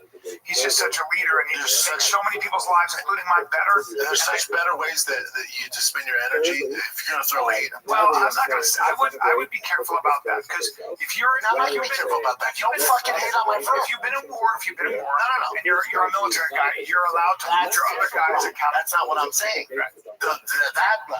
You're not listening, buddy. You're just talking at us. You're not listening to what I'm saying. What I'm saying is that community is a special group. Do your thing. They have all the right to. Right. The casuals like us and the internet, shut the fuck up. Well, I mean, obviously. You're going for the wrong guy. Yeah, that's what I'm. Well, that's a given. That's like. It's not, though. Go to his comments. No, I know how much heat. I'm not going to his comments. That's what I'm saying. Yeah. No, if you served and you're in that group, buddy. Well, there's also this. So they went after to be a completely different aspect. But when people watch fights, they go, "Oh, that guy's weak." Yeah, well, is he? Because I've been in the training room. So if you think he's weak, well, let me piggyback. So Marcus Luttrell, there's been a lot of. I think the same group's gone after him. And Rob O'Neill, who was a SEAL Team 6 guy, as a civilian, as a civilian, if I see Marcus Luttrell over there, this is what I look at. A guy who went through Navy SEAL training, a guy who became a commando, a guy who risked his life, a guy who almost died in combat, a guy who took all the money he made from that book and that movie, all the money, They're all superheroes. and gave it all to the Navy SEAL Foundation. They're all superheroes. When I see that, what that means is you got to sit at my table and I'm buying all your drinks. Rob O'Neill, I don't know. There's a lot of they talk about. He was a SEAL Team 6 guy on the Bin Laden raid, and did a whole bunch of other stuff for years. I'm buying that guy his drinks. I mean, You're all 1%. right. So I'm 1%. For me, just for me. I know, but he lied. He 1%. I'm just for me. If you made that one mistake, I know. But I'm going to do the same thing about those guys who are. If you were one of those guys, you got my respect. So, even the guys that are in that field hating on Tim and like bringing all this to light, I'm not getting involved in it. I want nothing to do. Those are 1%ers. But let the 1%ers go after the other 1%. There you go. The 1% call. That's what I'm trying to say. I'm staying the fuck out of that. We're not 1%. I'm not a military guy. We're not I don't want to get 1%. involved in that. There's 1%ers and athletes, and there's 1%ers. These guys. Yeah, I'm not speaking on that. I'm not speaking on that. I'm speaking on Tim, the civilian that I know. Love him. So. You let the 1%ers fight it out. The rest of us. Yeah, I was thinking about it. I was like, it's the last thing I want to do is speculate and get involved in something like that. I don't. Just the phrase, it's like you and I talking politics. We don't fucking know. Oh, are you just going to regurgitate the same shit I saw? There's actual experts who are in there doing it. Listen to this. What else you got, kid? That's a special ecosystem. Don't get mad at me. Alrighty, this is pretty damn cool. Yeah. Ooh, this is what happens when you mess around. So the headlines I did this week, it says intoxicated golfer unknowingly picks a fight with former NHL player who's an enforcer out on a golf course and gets chucked into a pond to play this shit. Yeah. So this is a longer video. Do you want to watch? I think it's entertaining all the time. Yeah, play it. Look how big the fucking guy is, though.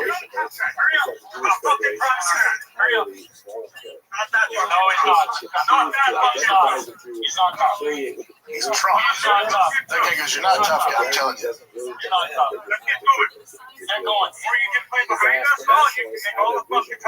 They're clearly Canadian, right?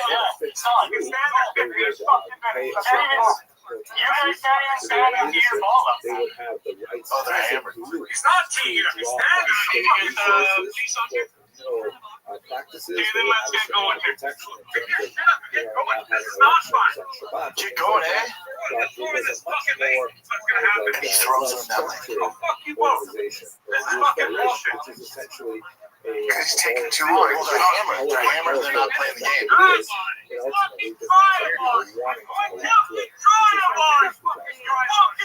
And finally, the last national strategy to deal with He's taking your shit, Jack. are the so-called millennials. He's definitely Canadian. They all are. Who really are still, in many ways, thinking of the modern era traditional Torah leadership, definitely very much orthodox kind of way of thinking. And they're saying, wait a minute, why are Jews This is when they drop golfer. This guy has no idea what he's stepping into. He pushes him first, and then Big Boy goes, "Come on, we'll throw you in the fucking lake." Throws him into the swamp. The dude recovers. His friends all leave him alone. Look, he comes out of the swamp all wet, and then gets fucked up. Russian Empire, which turned out Bam! work out that way, but at least not in the 20th century. At the beginning of the 20th century, Look at this size of him. you know what? If we don't That guy's concussed. He's gonna have a headache. That guy's concussed. You're gonna have a headache. Your heart is it. then we will Look at have this. an opportunity to express the voice of religion. Dude, he chucks him These represent so a very hard. large proportion of the overall GDP. So the This guy's a Canadian zombie, dude. You gotta help your friend here. He's gonna get picked up and thrown in the How does someone say, "Hey, dude, look at the size of that fucking guy. What are you doing?" Well, he's drunk and dumb. But his buddy's like, "This is a bad idea." And then also the guy, it's so hockey style because he grabs him by the shirt just like he did in hockey and goes, talkie. What do you do in that situation when he pushes you? You just being trained. If that guy, exactly what that enforcer did, I'd fuck him up. You would? Yes. No, but I mean, how would you do it? I would choke him You out. probably just choke him. I would choke him Just give him a little unconscious. squeeze. I would just get his back and choke him unconscious. Oh, you would? And then look at his friend like, you next? Or you grab him and just do one of these. Yeah, just be careful. literally whatever I want. Yeah. You're not breaking his neck. You just be careful. No, I'm not gonna be careful. I'm gonna squeeze as far as I fucking can on his neck. You're not breaking any necks, man. No. Just a doors or something. Just be careful. I'm not gonna get him with a Dars. But literally, name a fucking move. The guy's a fucking moron. And he's drunk as fuck.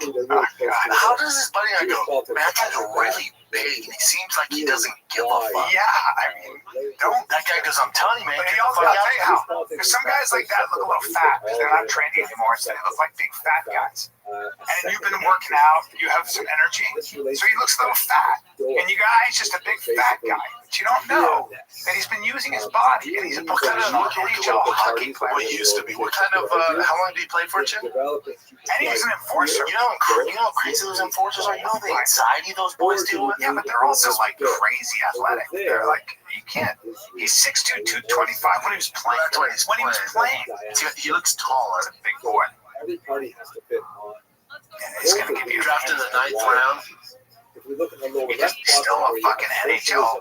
How long did he play for? Crazy athletic. Thomas, when he played 16, he played fucking 12 years. Yeah, I mean, come on now. That's a whole different level of human being. Yeah, that is what he's different levels. My favorite part is when he throws him in the pool. It was essentially a very relaxed agenda that You imagine somebody throwing him into the Yeah, swamp? we can, because I do jujitsu and I box and I'm around big guys. I'm like, there are levels to the game. If you're a regular dude, you gotta know, especially if you don't train at all, you're gonna have a false sense of security. And there are guys that can really embarrass you. Really embarrass you. See, he was punching that guy, like, for him to grab his fucking golf polo, hockey style, and then go, bang, Yeah, no, bang, bang. Yeah. There you go. You see those You see how long his arms were? fucking, Yeah, look at there, yeah. What are you I gonna look at him, it's small, too. He was small. Short, small, and hammered. Those short games and that few drinks, man. Especially up north. Canadian boys get wild. Especially if you're just generally a shit. On that video game, like, hey, dude. but they didn't think that the country I love how he kept coming back. That's the weird thing. Like, did you see that black girl? He gets thrown in the swamp, stumbles out of the swamp, and he gets back in his face, gets socked 3 times, then he gets back up. Can we talk about the chin on the moron, though? And he didn't throw punches back. He just kept walking like this. He did nothing. Did you see these there's a black woman who was slapping white guys, including old men? She was going, this is for, oppression and all that racism. And they were like regular guys, and she'd go whack and then stop and do a weird twerk. And then they're like 4 of those, and then the next thing you know, she's sitting there going, she's in the hospital, and this side of her face, Some guy fucked her up. well, she got she just punched really hard in the side of the head. I have a feeling it's going to be hard to find this, but Yeah, it's fine. so It's fine. It's but okay. more extreme Israel, more all right, what else you got, Jim? Rampage Jackson, he's so funny with his son. Yeah, I love this shit with his son. the fighter son? Yeah, I love it. No, this one's funny because Rampage, he's training with Bradley Barton. He's at Zoo Culture. He finds out he did steroids. He doesn't realize it. Watch this. That clip of you on Ultimate Fighter when you're breaking the door, were you on Roy yet?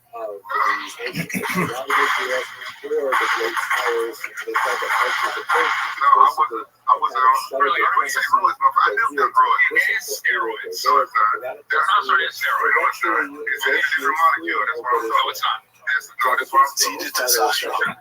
Testosterone is a steroid. Roids and steroids, it's all the same thing.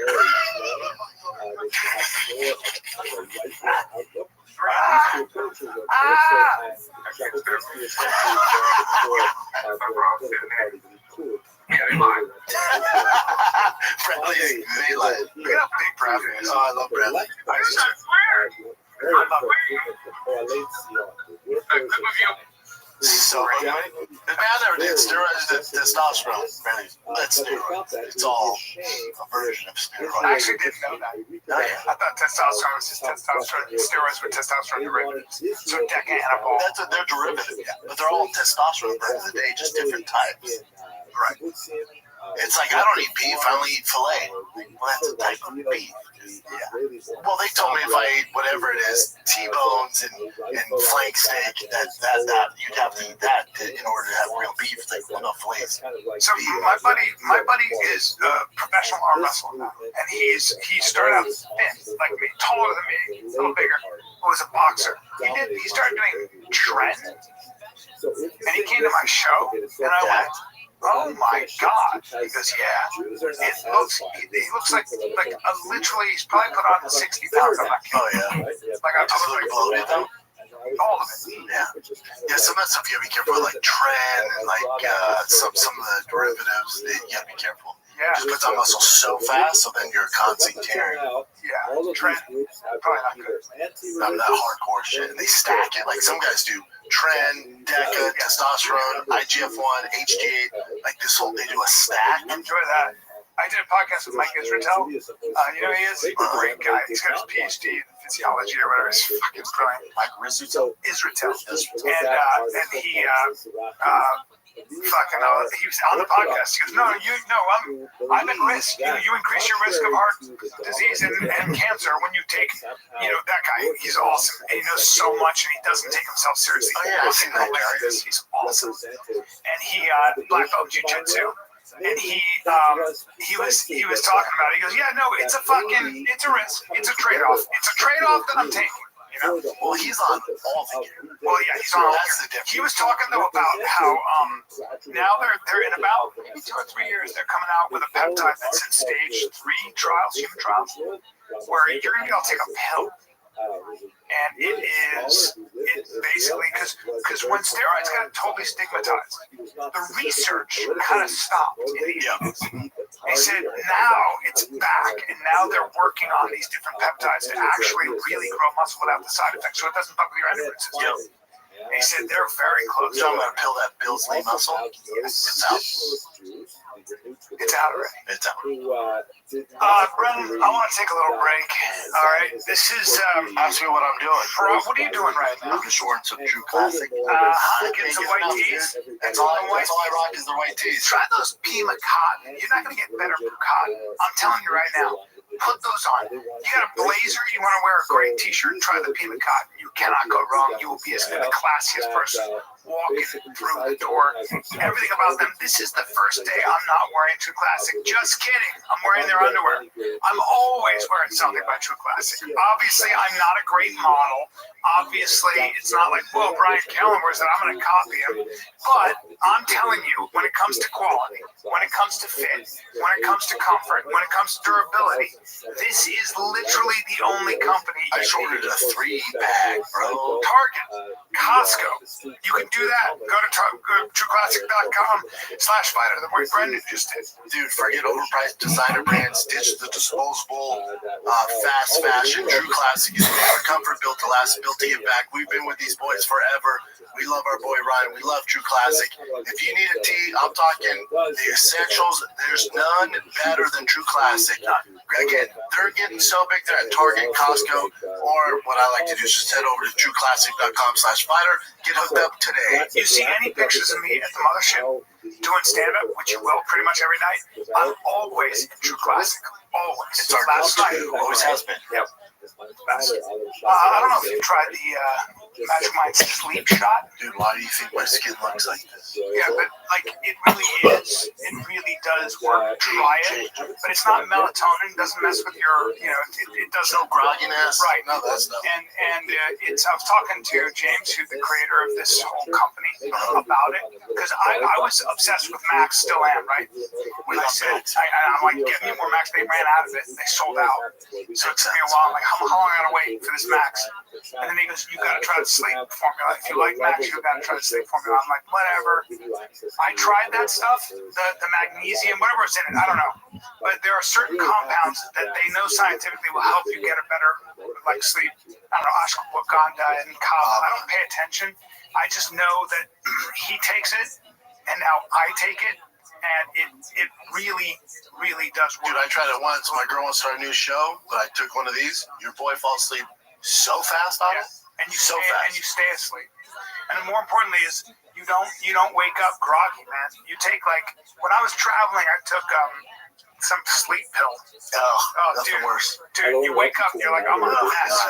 And I took half a pill. But you take this stuff and you don't feel any of that. And it's probably because it's just natural compounds. Because we know that there are certain natural compounds in combination that they take forever. These Magic Mind doesn't play around with that stuff. We know the original Magic Mind's good, and then the Max is great. You know this stuff is good. Yeah.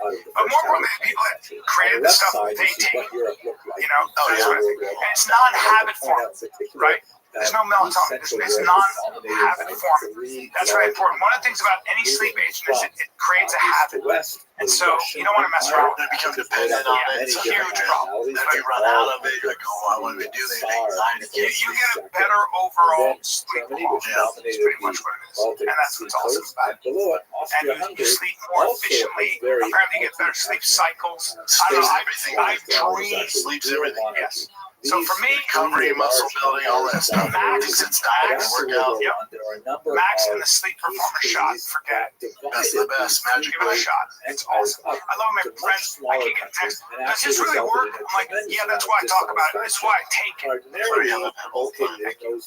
So I can't recommend it highly enough. Magic Mind. Give it a shot. And thank me later. You'll sleep like a baby. How funny is that? Rabbi. Yeah, I love that. It's great. He's making like a huge comeback too. He's kind of gone for a little while. He's so great. He's so funny. He's such a personality. Oh, he's so good. Yeah, he's the best. He's hilarious. So funny too. It started too. I believe it started when he was on like he started like shining and Drinking a lot.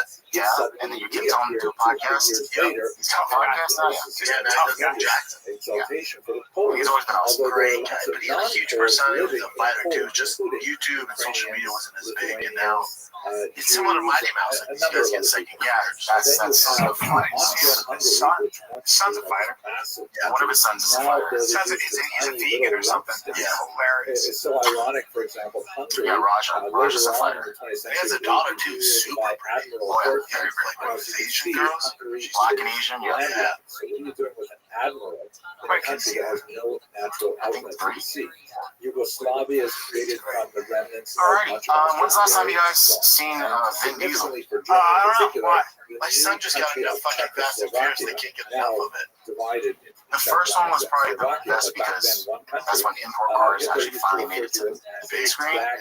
Well, Too Fast, Too Furious is like Tokyo Drift, right? I know that. Yeah, wasn't Is that that the third one or second one? I think it was the third, but I don't remember. My youngest boss is super into Want to go back and Okay, wipe well, that's out cool. some of these So he's announcing something at a concert like the last Fast and Furious again, another one. But check him out. The Russian Empire, of course, Play a little bit of collapses, and this. we're going to spend most of our time today talking about that.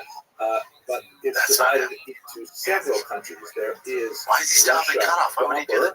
which is And, basically because he pushed doesn't- back He actually significantly He towards the east actually rubbed his because belly it's till he walked out. the front lines Dude, of common the sense. German army Someone was said he needs to over start the fasting furiously. west of those front lines. You have I live my life Belarus, for example, and the Baltic states. Why is he so fat? I don't know, because he can always have that shade hair. Ukraine He doesn't care. And by the way, just because you're rich doesn't mean you're not depressed. If you don't start eating a lot, there's a lot of shit. who are on the Polish side of That's gotta watch out. Married, kids, rich as fuck. Ukrainians who are on He the just said there's Russian going to be a new side Fast and Furious out, and he's going to bring back Soviet Brian.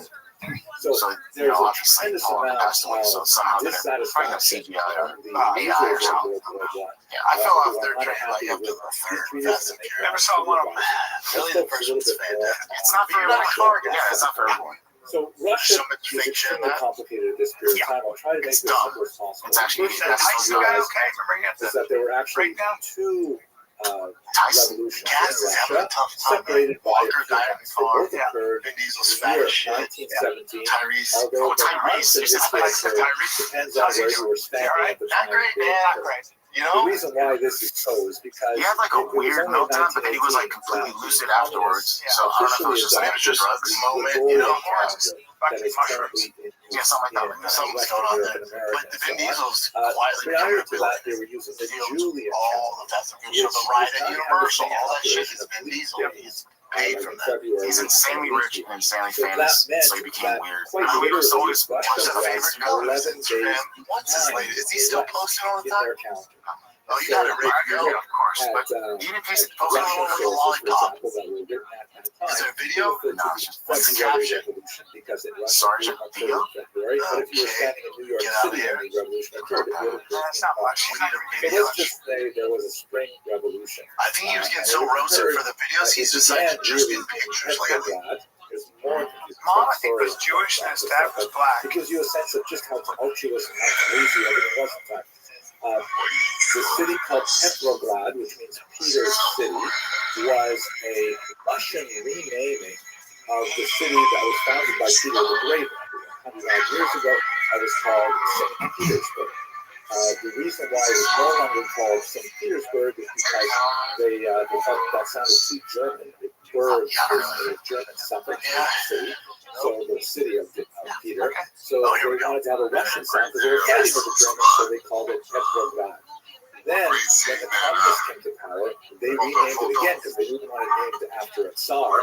They renamed it Leningrad, right? Lenin City. And then, of course, after the collapse of the Soviet Union at the end of the 20th century, it was renamed back to its original name of St. Petersburg. Okay, this is all very simple, I know. But it happened in Petrograd where there was a significant That's a lot of nose, man. it happened to occur This class is really bring out your Women's nose, brother. Day, which is March 8th. Is that a funhouse mirror? It's actually a very important All I see is a nose. I don't even know what I day can't even concentrate. even to this day. Is this the Pinocchio angle? The Soviet Union, the regions of Eastern Europe, it's different from, let's say, Mother's Day or things like that. It's not really that important. What's important for us right now is that there was a huge march and a protest that was specifically clamoring Really for the smooth government faced to do here. I mean, I something just about the can't tremendous stop looking at your food nose. shortages that were occurring as a result of the war. Don't forget, 1917, for 3 years into World War I, no sign of slowing down.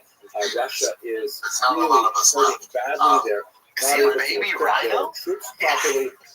They're telling their soldiers to go into war, and because they It's don't one have of those enough bullets, they say, it's one of those trail cams first, where the right? baby Like, rhino imagine comes you're up going and up he's against like, an enemy, and you can't fire. You have to I want to use squeeze his the bayonet. baby rhino. Get really close to Literally it. the greatest They thing have on to That's shoot so back. spot on. Disaster. He looks like a baby there's rhino. this Look at baby rhino. That protest is the in greatest Petrograd, comparison ever. and according to some Just news post accounts, a picture of a him and a woman baby took a rhino. brick and threw I it mean, through a he's bakery more normal window. there. How much Everyone younger rushed he in is. to get the stolen bread, and this food riot sort of expanded and expanded. It took on more political undertones, and ultimately, within a very short period of time, the Tsar's palace was overrun. The Tsar and his family were arrested, Get him on the Hollywood diet. assassinated You later, know, Ozempic. and The the Romanov dynasty that Okay, has so stood for hundreds of years our very own fell AG in early told us that 1917. this thing. What happens Look at how this immediately guy, after that dude. This, is so he was saying Russian how right, becomes he looks just like Brian. This is the my gay Russian brother. Empire becomes a sort of 25 provisional democracy, and it's run by this individual, Alexander Too much. They call themselves the provisional government, and the whole idea I mean, this is a that stranger. was that they wanted This is to a conversation establish between two strangers. a modern It's form wise. of This democracy. is how every, by the way, every straight guy wants to talk like this. massive elections But women put the brakes on it. We're like, what are you talking about? And then we go, that's fine. This guy is an This animal. constituent assembly would then, Straight guy would love to meet a girl and be like, I'd love to come inside of you. Zelensky was widely It's not admired by allowed. the Jewish You can't population talk because like that one of the to a very woman. first No, and the women in that his would be role open as to the that. leader of this Well, there's provisional a few you government can say it to, is but to they're not abolish exactly. the hated Bring Arab her home settlement. to me. Here you can see a map of the Nothing Arab No, settlement yeah, it from comes out of that. Encyclopedia Britannica. It was How hated long by would you Jews last? in the 20th century because it placed You have all you have kinds so of many people that kind anti-Semitic of, restrictions yeah, on Jewish doesn't activities, exactly look like it, but there's commercial some that are activities, similar. traveling, They look like education, Callan. you name it. Yeah, it's And kind of Jews were wild. clamoring to have equal rights. It's because They I wanted have to be able every to, man's face, okay? free themselves from the Because veils I'm a of medium white guy. Yeah, Zelensky abolished this highly they just be discriminatory getting like restriction guys. on residents, Here, by the Outside way, you can voice. see another map that gives you a little bit of sense of Okay, the have you seen this density of shoplifter who first of all stole sunglasses, posted about it on social media, and then eventually the security went after him, and he jumped off the balcony from the seventh floor He makes a good choice. into an ice rink. On the other I'm going hand, to talk to you about your choices. Like, just eat shit on the ice? I'll show you. to doing this was properly. This was a viral video, but down to its knees. Because I can't by find the original pushing video. out Here's the video. all really important discussions, like for example, So people recorded should him. we He's going to be fight right this here. war? And what So are we he's going to gonna do jump. about land reallocation? Oh, he broke And all what four about minutes. peasants and their demands? And what about the Oh, urban workers? Lord. And Oh, they trying to like basically pick up his legs. anything Oh, until they had no. the Constitutional Oh, Assembly no. by constantly pushing it off and And then pushing it look off what he does until after this. that time when That it guy's was nice on the ice. constituted, the Oh, communists no, were that able to is take so advantage and ultimately undermine He's just on his phone. the genius behind all He's of like, it "Do you was know?" Vladimir Ilyich Lenin, shown He here, broke his And I can't tell, but was that really looks quite like a destabilizing He broke force his in legs. Russia. Yeah, with action. You know what? Let him go. That's punishment enough. In February, March. Let him just. Yeah, leave him there for like an hour and then get him going. Well, he's on the ice, so he's icing his fucking broken limbs. But But at least he's on Instagram Live. yeah, he doesn't sound right. Shows No, of course not. Fucking ridiculous. Hey, did you have fun? there with his characteristic Wow. soft cap, and he's This getting is rid what's of upsetting all to me. of the Ricky Hatton, negative he's classes. now out of retirement. He's boxing in December. He had a 3-year, or sorry, 13-year retirement. Clergy at the bottom. He's And younger you than can me. see also He's what 46. looks like a Whoa, monopoly. is it This for is charity or is it one of early those? 20th century. Yeah, Is he fighting another legit boxer or is it like an influencer shit? I forgot the name of it. It's a point, but I can look it up. Bag with money. And quite often, not in this But it's particular for, example, once but again, quite not often here. the Never mind. capitalist is Yikes. not so thinly veiled disguised Well, for a Jew. Usually it is a Jewish capitalist I mean, that's portrayed. Do you guys really care who's fighting? The communists, however, No. were It's just all unusually bummer. strong on minimizing anti-Semitism at this time, Alrighty, especially in Jen, comparison I to think their that should be rivals enough. like Yeah. the Alright, white kids, Russian one last movement, one. I thought this was funny. anarchist movement, This is the Asian version of anarchists and so Friends. on, but we'll get to that in a That's me minute. on the top At left. any rate, Yeah, and by the way, he didn't change it a all. few months in 1917, No, Lenin he's was still able Big to Shrimmer mobilize did him. Yeah, a Shrimmer did not wide-ranging change. network of Soviets, That's really which good. means basically councils, There you go. and these are like sort of local, Jennifer Aniston, that is groups of Beautiful. leaders who so are great. motivated by socialist ideology who want to take over the means of production themselves. Alpha, And you have go Soviets to Georgia. with factories, Healing Comic Soviets Cup, in municipalities, and so on. And ultimately, he was able 25, 26, to 27, take over right? and There it disband is. the Constituent See Assembly there? and proclaim the Union Charleston, North South of Carolina, August Soviet 1 and 2. Socialist Alright, kids, Republics. the that's it. USSR. TRX has 2 That's days left for the ultimately July what, 4th sale, so you have 2 days when this comes out, right a day left. in Russia, So make sure you go head on over to DriveFastAllGas.com. New merch, Methylene Blue, we got it all. 18 by automatically enters you to win this badass TRX, fully custom, one of one, over $50,000 in mods and upgrades, and then $10,000 cash. That's how we roll. DriveFastAllGas.com. Alright, kids, love ya. This is the Fire Kid. We're out. Sometimes they may have. Listen, guys, sometimes you're feeling sluggish during the day. All right, struggling in the gym. Maybe not you're quite feeling yourself. Well, guess what? With Joy Mode, you can level up with their testosterone support complex. Dubbed by Men's Journal as the ultimate manliness multivitamin. It's an all-natural powerhouse designed to help you reclaim your energy, confidence, and edge so you can crush your day, your workouts, and whatever life throws your way. Testosterone isn't just about muscle mass or libido. It's the fuel behind your energy, stamina, confidence, and overall vitality. So if you are feeling off your game, this is your chance to take control. Give your body the support it deserves. Joy Mode's testosterone support complex is packed with clinically proven ingredients like ashwagandha, TIN, They are about to and slaughter boron. the Russian monarchy there, representing Russia on the altar of a statue of Karl Marx with the word international referring to the socialist international. The idea is that they're going to sacrifice Russia to communism. And arrayed around him with their labels on the top as to whose references, and Norgard is shown with his hands outstretched, another Jewish figure, and so on. There's like all of these people who are involved in this secret cabal, and there's this interesting figure here. If you look, I zoom in here so you can see him better. This is clearly a secularized Jew with the stereotypical ugly physiognomy that's often applied in these kinds of anti-Semitic pictures. But in case we missed it, he's also got payos. He's also got forelocks there to indicate he, like many communist Jews of that era, had jettisoned his Jewish identity in order to absorb this new ideology. And he is holding onto a bag, which, as you can see, has the number 30 on it. Now, I'm not positive, but I think what this is referring to is the 30 pieces of gold that Judas accepted to betray Jesus. So there's kind of like an overlaying here of the betrayal theme that goes back to really, really old anti-Semitic tropes. Not exactly sure, but I think that's what that strange number 30 means.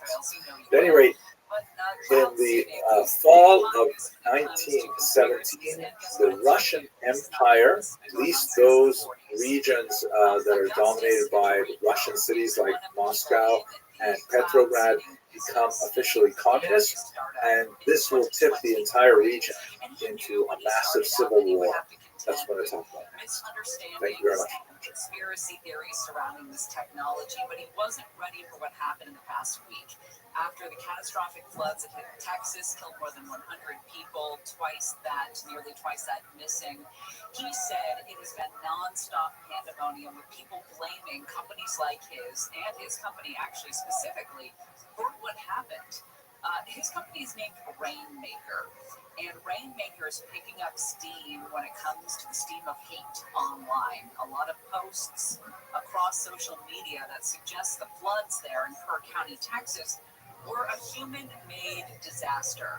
And it's not just rumors. It is an array of influencers, known influencers, media personalities, elected officials, Marjorie Taylor Greene being one of them, and other prominent figures. Former Trump advisor Michael Flynn is in on this. They're all raising the possibility that cloud seeding operations like Rainmakers may have caused, or at least exacerbated, those historic deluge conditions. Atmospheric scientists will tell you that's impossible.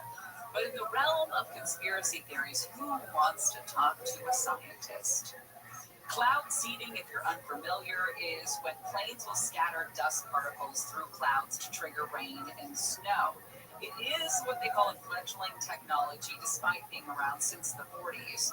And you're not going to get the 15 inches of rain that drowned South Central Texas over the 4th of July weekend by just cloud seeding alone. That's really impossible, even if you are a theorist when it comes to this type of technology.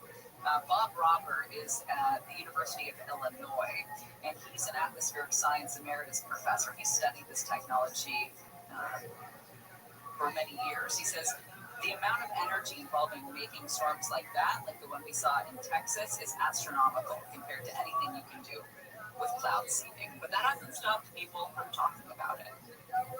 Part of the reason is human nature. As soon as a crisis happens, before it's even over, we start wanting to point the finger. We don't even wait till Monday morning to be the quarterback. We start pointing the finger in the first quarter sometimes. We like to blame somebody. We have to make disasters make sense in our minds. That's part of being a human, making everything make sense in our lives. Why did this happen? Well, it's because of this. Why is there traffic here? Oh, it's because of the road construction going on. If there's no road construction, how much time do you spend thinking, why the hell was that traffic jam? Why did that happen? What is it? Because 5 lanes went to 3 lanes? What is it, a merging problem? People not know how to merge? I mean, we get obsessed with things that we can't explain. So that's why we're always looking for someone to blame during a crisis, whether in this case it's the weather service, the lack of funds to the weather service, the warning system, the lack of a warning system. Somebody's always going to get blamed for an unexpected tragedy in the face of a disaster. And so now we've reached the conspiracy theory is the culprit chapter of this. We do know this much is true. On the afternoon of July 2nd, it is rooted. It's not just hysterics for the sake of hysterics. It is rooted in something. On the afternoon of July 2nd, a single-engine plane operated by Rainmaker, which is based in El Segundo, by the way, flew on a cloud seeding job over Texas. about 100 miles southeast, 100 miles southeast of Kerr County, was an actual cloud seeding operation 2 days before this happened. Over the course of 20 minutes, it released about 70 grams of silver iodide into a pair of clouds. And the mission was followed by a modest drizzle, dropped less than a half a centimeter of rain over the parched fields below. This was part of a deal that was done through a government agency in Texas. We'll talk about why people think that cloud seeding operation is to blame and the science behind it, and does the math add up? Gary and Shannon will continue. Heather Brooker has the news. Here's the latest. SoCal's first major heat wave of the summer is here. Temperatures are going to be hitting the 90s and triple digits throughout the rest of today. Cool off ever so slightly tomorrow. A Las Vegas man is facing felony child abuse charges after his 3-year-old relative overdosed on fentanyl during a Newport Beach trip. Prosecutors say the boy found the drugs in the man's bag and had to be revived with Narcan. And in purse news, I love this story. The original Birkin bag that Hermes had made for actor and singer Jane Birkin has sold at auction in Paris for over $8 million. Ooh, give me one of those bags. All right, we're going to check the 5 when we come back. American Vision Windows. I am a repeat customer at American Vision Windows because I like the way they treated me the first go around. When we first moved into our home, we had those original old aluminum windows that did nothing when it came to keeping the heat out, the kind of heat we're going to see today, right?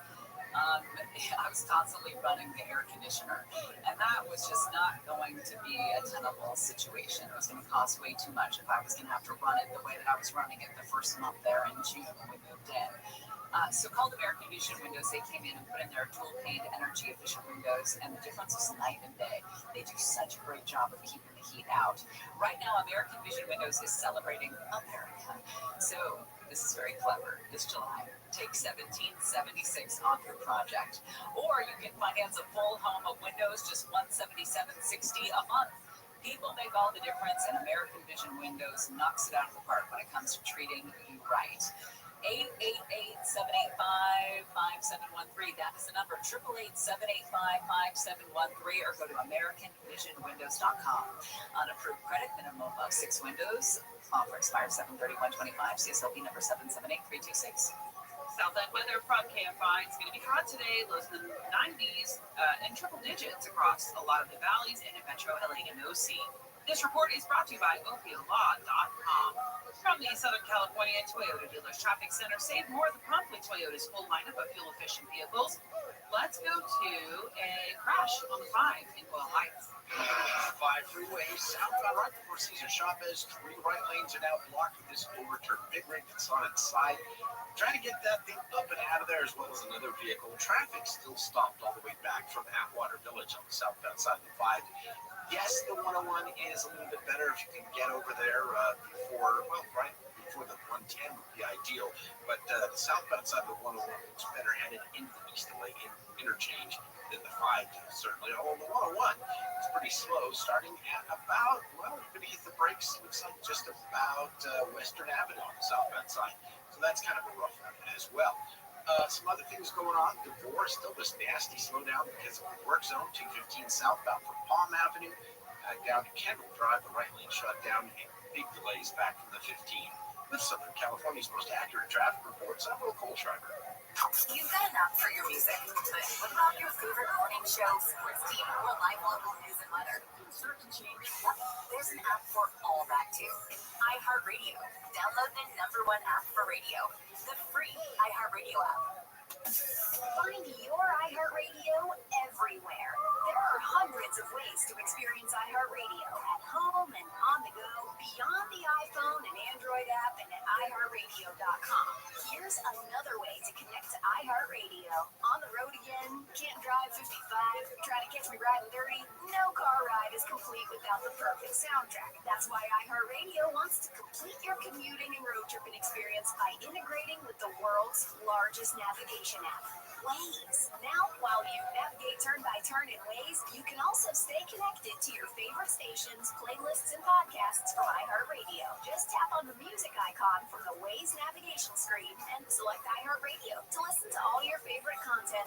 iHeartRadio, everywhere you want to listen, including in the car through Waze on iPhone and Android. Check it out for free now. iHeartRadio. Show on ESPN. Turn the show on. Really? Come on, man. That is weak. That's the reason that LeBron didn't win. Is because it was debate sports talk show, or because some But for movies in general. Although, if you talk to the people who made them, Godfather's prospects for success were far. Rogan Experience. Train by day, Joe Rogan podcast by night. All day. same old phone. It's Oh, really? That was your closest male friend? Unexpected, but over a period of time, we just got closer and closer and closer, you know, very brotherly. And the last public appearance Emmanuel ever made was my wedding in September of 2012. And that night, wedding was at our house in Del Mar, California. That night, his girlfriend came to me and said, "We have to leave early. Emmanuel's having stomach pains." He was in oncology by the next week. He was gone by 3 weeks later. So, very touching to me, and, you know, deeply symbolic of my love for him, and thus the Kronk Cat. Yeah, what a classic Jim. And he was one of the first guys to realize, like, if you crank the heat up, it actually gives guys better conditioning. He realized a lot of things. Yeah. Emmanuel was a genius in a lot of ways, and there were a lot of sort of time-honored rules and techniques in boxing that he quietly upended. Yes. Because he was more advanced in his point of view and thought process. And then everybody else sort of followed his lead. Once they understood what he was doing. Yeah. Once if you saw the McCrorys and Tommy and those guys, why wouldn't you imitate, right? Right, exactly. Yeah, no, he was... And he did it at both the amateur and pro level, too. Mhm. You know, so... And he was always fantastic, too, as a commentator, because he would give insight that you're really not going to get from someone that's not, like, with these fighters day in, day out through an entire camp. He really But when understood you consider the privilege I had, the expert commentators I work with, starting with Ray, Yes. that's one perspective. Then gravitating through George Foreman and Roy Jones. Emmanuel's in there. Yes. To me, he was the best. I agree with you. The public responded more to Roy and Ray. Of course. You know, Famous guys. because of their stardom, Yes. et cetera. But And they were really good, too. and they were good. But Emmanuel taught me more, you know, because he was totally well-rounded Yeah. as a human being as well as a boxing trainer. I was very pleased to hear you back on the microphone for that Times Square event. Thank you. Because it had been so long. 6+ years. God, I was like, that's crazy. It didn't make any sense. You were the best in the business. HBO was the best in the business. And when they stepped away from boxing, I was really heartbroken. Well, if you look at what happened, we go from a situation where the television networks have the authority and the self-belief to choose the commentators the way they want to. Yeah. Then you get into a more subdivided and widely disparate marketplace. And now the star promoters have a great deal more influence than you would have thought before. And now the star promoters start getting involved in influencing who's on the air. So BBC, Mayweather was never a fan. We got along, but he What was the famous thing with Larry? Well, and I guess he associated me with Larry, which makes all the sense in the world. Kind of, but you weren't nearly as critical. I was just a blow-by-blow guy. Right. I'm not an expert commentator. Right. So I tried very hard, not always easy, but I tried very hard never to go over the line into doing what the experts were supposed to do. Right. No, you were excellent at that. It didn't make any sense to me that, and Kellerman, he's also excellent. That's another guy we should. And now he's back. Yes, it's nice. And Andre Ward, who's another excellent guy. Totally. It just, the good thing about boxing was that HBO was completely independent from these promoters. And the bad thing about boxing is that the fighters don't get paid as much on the undercard fights and don't get paid as much coming up, as is the case in the more broadly organized UFC universe, right? Yeah, there is a difference. Yeah, there's a giant difference in the undercard pay. But I learned that from Joe Rogan. Yeah. Well, the UFC treats the entire card as an enormous event. So they have elite fighters fight in the entire card. It's not top heavy. Like, one of the problems with boxing is you would just say, when's the main event? When is Canelo fighting? And the other stuff is just nonsense. Whereas the UFC, you look at it like, oh, look who's fighting first fight of pay-per-view. There's 5 fights on pay-per-view. First fight of pay-per-view is a banger. And the seats are packed and everybody's excited to see it. Whereas everybody starts shuffling in about 20 minutes before Canelo fights in one of these big boxing events. And that, I think, is kind of unfortunate. I totally agree. And a little bit short-sighted. And I accede to your point of view because, and I've made this point before, I'm not a UFC expert. Any comment I make about UFC is atmospheric, but it's not expertly informed. I didn't have the bandwidth for that. I was trying to be knowledgeable about every single tributary and every single meaningless pocket in the boxing world. And that's a lot. That's a lot. It's a lot to follow. It took time. And frankly, I decided it would be distracting to me to try to keep up with 2 combat sports at once. Right. This is the one where I make my living. This is the one where the audience identifies me. This is the one that's on HBO. Yes. And I know that Dana, in particular, is said by some to have been quite upset that he had a deal with HBO and the deal with HBO went away. If that's the case, and I don't know, I'm very sorry to hear it, because I think it would have been good for both if UFC had been on HBO. I think so as well. I mean, HBO at that time was the premier network for combat sports. The work that you guys had done in boxing was the top of the food chain. It was the best. Well, Larry Merchant, Ray Leonard, George Foreman, Roy Jones, it's also the Emmanuel production. Stewart. Everything was on point. It was just so well honed. Good production. Yes, it was just a well polished machine. One of the issues is they wanted to replace the commentators. HBO did. Oh, they did? Yeah, so if we came over there, I wouldn't go over there as well. So yeah, because HBO is always about their own producer autonomy. Yes. So they wanted to have We don't control. want anybody telling us what to do. Exactly. Right. The problem with that is in mixed martial arts, there's a very small pool of people who have a deep understanding of the entire history of the sport. Yep. You can't just hire a regular sports guy to take that part. They're not going to be able to get it. Well, going back to the developmental stages, and I try very hard not to use the word unique. It's massively overused in American society. Sports media have beaten it to death. It means only one like this on the whole planet.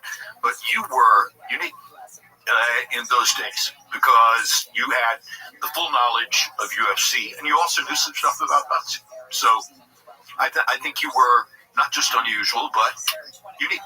Well, all I was doing was just following my interests, and I've always been a huge boxing fan. From the time I was a child. Do you remember what your first fight was? The first fight I watched, my parents watched it, which was crazy because my parents were hippies. And they were really interested in Ali's rematch with Leon Spinks. Because New Orleans. Yeah, when Leon had beat Muhammad Ali, because Muhammad Ali was a cultural icon as much as he was a sports figure. Oh yeah, and I mean, like multiply that by 100, to get to where he was. He was very, very unique, and his opposition to the Vietnam War made him a hero to many Americans. Well, I always say, he was my childhood hero. And he was my childhood hero as Cassius Clay. The very first live prize fight I ever attended was Cassius Clay versus Sonny Liston, February 25, 1964, in Miami Beach. Oh, you were there for the first fight. I saved lawn mowing and car washing money for months to buy a ticket that in my memory was $100, but I don't really know for sure what the cost of that ticket was. I didn't save it. It would be worth millions now. My mother took me over from our crappy Southwest Miami tract house rental and dropped me off at the Miami Beach Convention Center, and then came and picked me up afterward. And I went in alone. And that was the first live. How old were you? I was 14. 14. It was the first live prize fight I had ever attended. It was all about my hero worship for Cassius Clay. Yeah. 2 days later, he stands on Brickell Avenue in Miami and tells two reporters that he's a follower of the Nation of Islam, and now his name is Muhammad Ali. And I'm in shock. Okay, what do you mean? You're Cassius Clay. You can't. Right. And so nowadays I say the lesson he taught me then was a man's identity is his own. Yeah. And it does not matter how much I love him or cherish him or feel connected to him. He has the right to say who he is. I mean, back in those days, Islam? What is that? Right. You know, I had no clue. But, you know, he got over with me on that when I understood it was his right. Then he taught me my stance on the Vietnam War. My mother was double widow of two United States military heroes. I grew up with a basement filled to the gills with memorabilia from their tours of duty as B-20, B-17, B-24, and B-29 pilots in World War II. So there was nationalistic and patriotic material all over my household. Wow. And when Ali said what he said about about Vietnam, that moved the meter for me in that regard. And I understood. And eventually my mother said, you'll go to Canada before I'll ever allow you to accede to being drafted into the army and going to Vietnam, because her thought was that it was a pointless war. Yeah, she was correct. Yeah. She was right. Yeah, and they took 3 years of his prime. That's what's crazy. I always point to the Cleveland Big Cat Williams fight. That was his best. Yes. You're totally right. That was his number one performance, and he was never 100% the same after that. But he still had his mind. Yes, but he didn't train for 3 years. That's part of the problem. Of course. And, you know, at 30 years old, in that day and age, it was just a different world. Like, you don't train for 3 years. Not as much knowledge of nutrition. Right. Not as much knowledge of training techniques, Yeah. you know. The old-fashioned stuff in Deer Lake, Pennsylvania, not the same as no hyperbaric chamber, Right. et cetera, et cetera. Yeah, they just robbed him.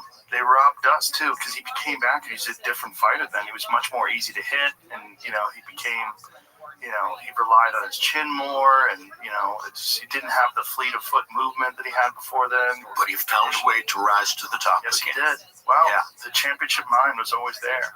That's God, 100% correct. But as a fan of boxing, it drives me crazy. Could you imagine what we could have seen in those 3 years if Ali had never been robbed, never took his title away, and allowed him to fight all those guys like Joe Frazier, George Foreman, all those guys with keeping the same skills that he had when he was younger. And I think you're 100% correct, Joe. But isn't it, in a perverse way, a part of his mystique? Yes. The fact that he was able to come back from those 3.5 years off, the fact that he was able to rise to the top again, the fact that he was able to beat Foreman the way he beat Foreman, and beat Frazier in the third fight in the kind of fight you would never have imagined him being in. Right. All these things combine to create the unique mystique of Muhammad Ali. Oh, for sure. Yeah. And then also the tragic ending, the staying in too long, too many beatings, the seeing him at the end of his life was just so horrible, and we all know that was trauma induced. We all know that. And it was just sad to see. We haven't seen that yet in MMA, right? No, not quite. But you're seeing some damage. You're seeing some guys that are really struggling. You know, they're not as public, so you're not seeing it from a George St. Pierre or someone like that. George is one of the very unique former champions who has all of his wits, his faculties, retired as champion, very healthy. Roy Jones is a good example. Yeah. And Roy famously, after Gerald McClellan was hurt in the Nigel Benn fight, he was really concerned because Gerald McClellan was the guy that a lot of people thought was a giant threat to Roy. For a long period of time when Roy and I were working together, he was providing helpful financial support to McClellan's sisters who were caring for Gerald and, keeping them alive on a daily basis. I think in Illinois or Ohio, someplace like that. But, Roy loved all other fighters, and he did what he could to help with McClellan. I know that loss that McClellan had and the subsequent medical issues, the stroke and the aneurysm, all that stuff really disturbed Roy and made him think, about getting out early. 100%. Yeah, because Roy was nothing if not smart. Right. Roy was brilliant, okay? And Roy very assertively fought in a style that would limit harm. He didn't want to get hurt. His gifts. I mean, what a guy. Like, who else in recent memory there's led heavyweight with boxing left and then hooks? there's weight class boxing. Ali is the unique physical specimen in heavyweight boxing. Right. Roy is the unique physical specimen in weight class boxing. Right. Right. And so much so that he actually won the heavyweight title. Well, which is crazy. Exactly right. Whatever he wanted to do, if he put his mind to it, he could do that. And a part of the ongoing cliche was he could play any sport. He could be great in football, basketball, baseball, et cetera, et cetera. And of course, he did go through the theatrics of playing a basketball game on the same day that he fought a fight. Which was so crazy. It was insane. It was so crazy. But his talent was insane. But he's also he was just showing people, he was kind of playing with his food. He's like, I'm going to play a basketball game and then go and easily win a fight same night. It's interesting you use the phrase playing with his food. And I like it. Roy liked to play with his food. Get to a certain level. Sometimes you do things because you can. Right. He knew what he could do. Right. So. Yeah. I mean, his speed was so preposterous. When he would forego the jab to lead with left hooks, which was just so crazy. When he stood against the ropes in Miami against Glenn Kelly and put both hands behind his back and made Kelly miss, and then hit him with one straight hand and knocked him out. Yes. That's Roy Jones. Oh, it was incredible. How about the Vinny Pazienza fight when he didn't get hit for the entire round? The only round in CompuBox history where someone never got hit. Yeah. It was crazy. And I was with Roy at the International Boxing Hall of Fame induction ceremony a few weeks ago, and we were talking about exactly that. We were, talking about Pazienza, and I said, "Is he the guy that you shut out for a round?" And he said, "Yeah." And I did it just because I wanted to do it. This episode is brought to you by Black Rifle Coffee. Ditch the weak coffee. Black Rifle Coffee is bold, fresh, and roasted right here in the USA. No bitter aftertaste, no BS. They've got it all. Whole bean, ground, K-Cups, ready to drink, even killer merch that doesn't suck. Every order supports veterans and first responders, so your caffeine fix actually does some good. Hit up blackriflecoffee.com/Joe Rogan. Use the code Rogan, get 30% off. Black Rifle Coffee, America's coffee. Yeah, well, he was just so far above so many of the guys that he fought. They just had no business being in there. That he had to create competition by doing stuff like that. He had to have fun. Yeah. He had to play with his food. Well said. Yeah, no, he was spectacular. He was one of those guys that's a unique once-in-a-lifetime talent. That, unfortunately, though, his mistake was going up to heavyweight and then trying to go down to 175, which is unbelievably grueling. Because when he was 200 pounds at heavyweight, he was 200 lean, muscular, fast pounds. That was not like fat to lose. And so to starve himself to get down to 175, he was diminished. And you saw that in the Tarver fight. I'm not here to feather your nest, but you're brilliant. That's 100% correct. Yeah, he lamented it afterward because he understood how he had penalized himself in that way. 25 pounds is so much weight to lose. Well, Lean muscle mass. and you made the point. When it's muscle, if it's fat, right, you can go into the steam room and sweat it off. Right. But once it's muscle, Yeah. it's there, you know, and it's a part of the structure. It's a part of the building. Yeah. Now how are you going to rip it out? You know, Not only that, it diminishes his endurance. It diminishes durability. Gets compromised because you can't take a punch as well because you cut so much weight. it gets to his confidence. Yeah. And his confidence was unshakable. Right. You know, It's everything. Yeah. Like when you go into the fight fatigued, you're feeling fatigued. And then you've got a guy like Tarver who's infinitely talented and has legitimate knockout power and is talking shit to you. Right. But right before the fight, got any excuses tonight, Roy? Remember that? And then he knocks him out like, holy shit. With a brilliant straight left hand against the ropes, I can see it in my mind. And Yeah. then the And you know, I just Johnson worked fight with after Tarver that. a few weeks ago when you mentioned the Times Square card. Yes. And Tarver was my expert commentator on the Yes. Times Square card. So energetic. Yeah, Tarver's great. So lively. Yeah. Really good. Yeah, I was thrilled. I thought And he was he's great. another guy that with his boxing skill went all the way up to heavyweight because he was just so much better than him. Well, how many southpaw heavyweights? Right. Very few. Michael Moore. Yeah. Yeah. He was southpaw. But again, Who another won the championship another light heavyweight and who lost went up. it to my man. George Foreman, that one punch. Yeah, that was crazy. Yeah, that's the title of my book. Thank you so much, George. Because you know the reason why my book is titled "It Happened," Why? or where I came up with "It Happened." So he was the expert commentator in the weeks leading to his fight with Moore. He and I together had called Moore against Holyfield when Moore won the championship. And in the weeks before he fought Moore, I would pull him aside at crew meals and fighter meetings and other occasions when I could get a minute with him. 3-4 times I asked him, George, how are you going to beat Moore? He's a southpaw. He's a mover. He has great feet. Holyfield couldn't find him. Holyfield was much faster than you. And every time I said it, George would fix me with that implacable George Foreman gaze and say, Jim, you watch. There will come a moment late in the fight.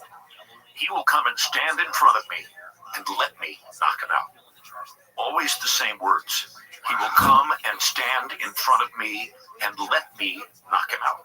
Wow. So now as Moore is on the canvas, and Joe Cortez is 6th, 7th, 8th, and I'm thinking, what am I going to say about this? How in the world do you establish this without being self-glorifying? You know, I've got to say something that's meaningful, but I want it to be about him. Yeah. And I thought about what he had said to me. And what came out spontaneously was, it happened. It happened. Yeah. It's really me talking to George, saying to him, okay, I get it. You told me it was going to happen, and it happened. Well, do you remember when George came back and he was 300 pounds and everybody was laughing at him? And he was in his late 30s, I believe. Was he 34, 35? Something like that. When he made his comeback, he hadn't fought in 10 years. Everyone dismissed him. Like, what is he doing? He was very overweight. And he started the Bum of the Month tour. Mm-hmm. You know, I mean, and that's not a fair way to say it. They weren't bums, but they were people that he knew he could beat. Yes. To build a dossier toward what he really wanted. And get in shape. Yeah. And no one believed in him. No one. I remember me, as a boxing fan, watching that comeback, being sad. Like, oh, George Foreman's coming back, and he's all fat now. This is sad. Well, I'm sure you've known a lot of people like this, Joe. You want to see George do something? Tell him he can't do it. Right. Right. Challenge his will, you know, because he's a self-constructed person. You're talking about a guy who, as a teenager, 17 or 18 years old, says to himself, I want to get out of the 5th Ward of Houston. I don't want this life as a gangster or a laborer or whatever I'm going to get by living in the 5th Ward of Houston. I want something else. So he goes to the Job Corps in Hayward, California, and enrolls in the Job Corps. And that's where he learned to box. That's what set him up a year and a half later to win his Olympic gold medal in Mexico City. And then go on to his storied professional boxing career. But, you know, he was in his own mind proving he could do something that other people didn't think he could do, even at that point. He told me that when he first got to Hayward, he befriended one of the other people in the Job Corps who was a white kid. And he said, you know, they're talking about things that they like, and the guy talks about Bob Dylan, how much he likes Bob Dylan. So George got the first 2 or 3 Bob Dylan albums and listened, wanted to hear what this is all about, and absorbed the lyrics and paid attention. And when George told me this story, I said, George, you, Bob Dylan? You know, how am I supposed to process all this? And he began quoting lyrics for me. Wow. Okay? From Blowing in the Wind, from Don't Think Twice, It's All Right, etc. From early Bob Dylan songs. Yes, he knew about Hurricane. Yes. So he was just an amazing person, you know, so broad-based, you know, and that was, I think that was part of what burned in him, was that everybody, myself included, gave Ali credit for all that. And George wanted, in his own way, for people to see, hey, I'm not that different than that, you know? And I mean, one thing he said to me was, you can't win the heavyweight championship of the world without being smart, okay? A stupid person couldn't do this, you know? True. Yeah. So he respected Moore's intelligence, but he also understood something that I didn't understand. He'll come and stand in front of me late in the fight and let me knock him out. Crazy that he predicted it that way, because that's exactly how it played out. Oh yeah, go to YouTube. If you haven't seen it, it's uncanny. It really is. Giant Michael Moore fan when he was a light heavyweight. I think a lot of people forgot how dangerous he was at light heavyweight. He was one of the great light heavyweights. No question. Because of the southpaw punching power. You know, Power at light heavyweight. I don't know if it's true in UFC as it is in boxing, but you don't see southpaw punchers very often. Southpaws are technical. They box. They take advantage of their foot skills and their hand speed, and they beat you with boxing skills. You're not often going to run into a southpaw who's going to knock you out. But we've already talked about Tarver, and Moore was another one who had punching power. And it's, you know, kind of Cooney. Cooney was a southpaw with punching power. It's kind of doubly effective if you've got that, because you're worried about the technical issues with a southpaw, and now he brings a cannon. Right. Yeah, the southpaw thing was always so confusing to people, because if you ever boxed before, you're so accustomed to that left hand being forward, Right. and then all of a sudden everything's reversed, and now you're thinking. Right. And if you don't have a lot of southpaws that you train with on a regular basis, things aren't automatic anymore. And one of the things that George used to talk to me about all the time was angles. That, you know, you're standing in front of another man, you're confronting him, you're trying to deliver and stop delivery. Angles. Right. It's all about where does it come from and where is it going, and how can I deal with that. Now, I was never a fighter, so I can't empathize, but I can sympathize when I listen to that kind Well, you of thing. can see it, right? And I think the greatest at angles of all time is Lomachenko. Nobody. The greatest footwork, the greatest hand skills, the most effective training by his father. Yeah, what a genius move to take him out of boxing for 2 years to study Ukrainian dance. And brilliant, absolutely brilliant. Yeah, and by the way, he had an effect on the national team for several years. And what culture in the world has had more accomplishments and surprising new stars in boxing other than Ukraine? Right, and Usyk, who is basically like moves like a giant Lomachenko, just not quite as effective. That's a really great phrase that I had never conjured before this moment. Thank you, Joe. A giant Lomachenko. Yeah, that's exactly what he can't is. quite move that well when you're 220 pounds. You're just dealing with gravity and mass. But you're still creating unique angles. You're coming at them from unique approaches, etc. You're hard for your opponent to figure out. And Usyk is impossible And for most other motion. heavyweights. Constant motion. Constant motion. Constantly cutting off the ring with his feet, and hammers you to the body as often as he can. Yeah. Lomachenko in his prime was just a magical thing to watch. Brilliant. It was like you were just watching poetry. I had the privilege of calling those fights. You know, it was an extreme privilege. Yeah, it was amazing watching him just do something where you'd seen so many different versions of boxers. And you watch him do it, and you're like, oh my God, he put a new thing on this. That's why I can't understand at this moment, can't really figure out what's up with Teofimo Lopez. How do you beat Vasily Lomachenko and then wind up, with somewhat indifferent results since that time? Yeah, the Kambosos fight was kind of he fought better than the other guys in Times Square, and I give him credit for upholding the card. But still, there's nothing since the Lomachenko win. I mean, you lose to George Kambosos? I think the Kambosos fight was, I think he was just a little overconfident and he got caught. And then that really rocked him. That really shocked him. He got dropped early in the fight. Remember that? It's a bad sport to be overconfident in. It's the worst sport. Worst sport. Whether you're talking UFC or boxing. Yeah, any combat sport, when you don't appreciate the potential that your opponent has to do damage. Well, I used to say to people all the time, these are fine margins of competition. You think you see a lot of wipeouts in boxing because you see a second round knockout or third round knockout. You think that means there's a huge talent gap between the two fighters? No, it means one fighter made a mistake. Right. Okay? Yeah. 90% of the time, it means one fighter made a mistake. And if he thinks about it and trains against it, he won't make that mistake again. So, well, like perfect examples, Juan Manuel Marquez versus Pacquiao. 100%. They have 3 insane fights that are very close. Marquez lands one bomb and starches Pacquiao. This one error. You got a little overconfident, a little too greatest counter-puncher of his era. And power. Yeah, and with power. With the straight-ahead power from the shoulder. Yeah. Marcus was a gifted fighter. Very gifted. But just like that one moment, like if that had happened in the first fight, we would look at the whole thing very differently. 100%. Yeah.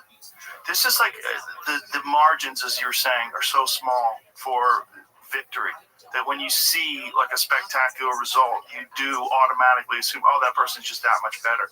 Sometimes it's just one error. It's a moment in time. Right.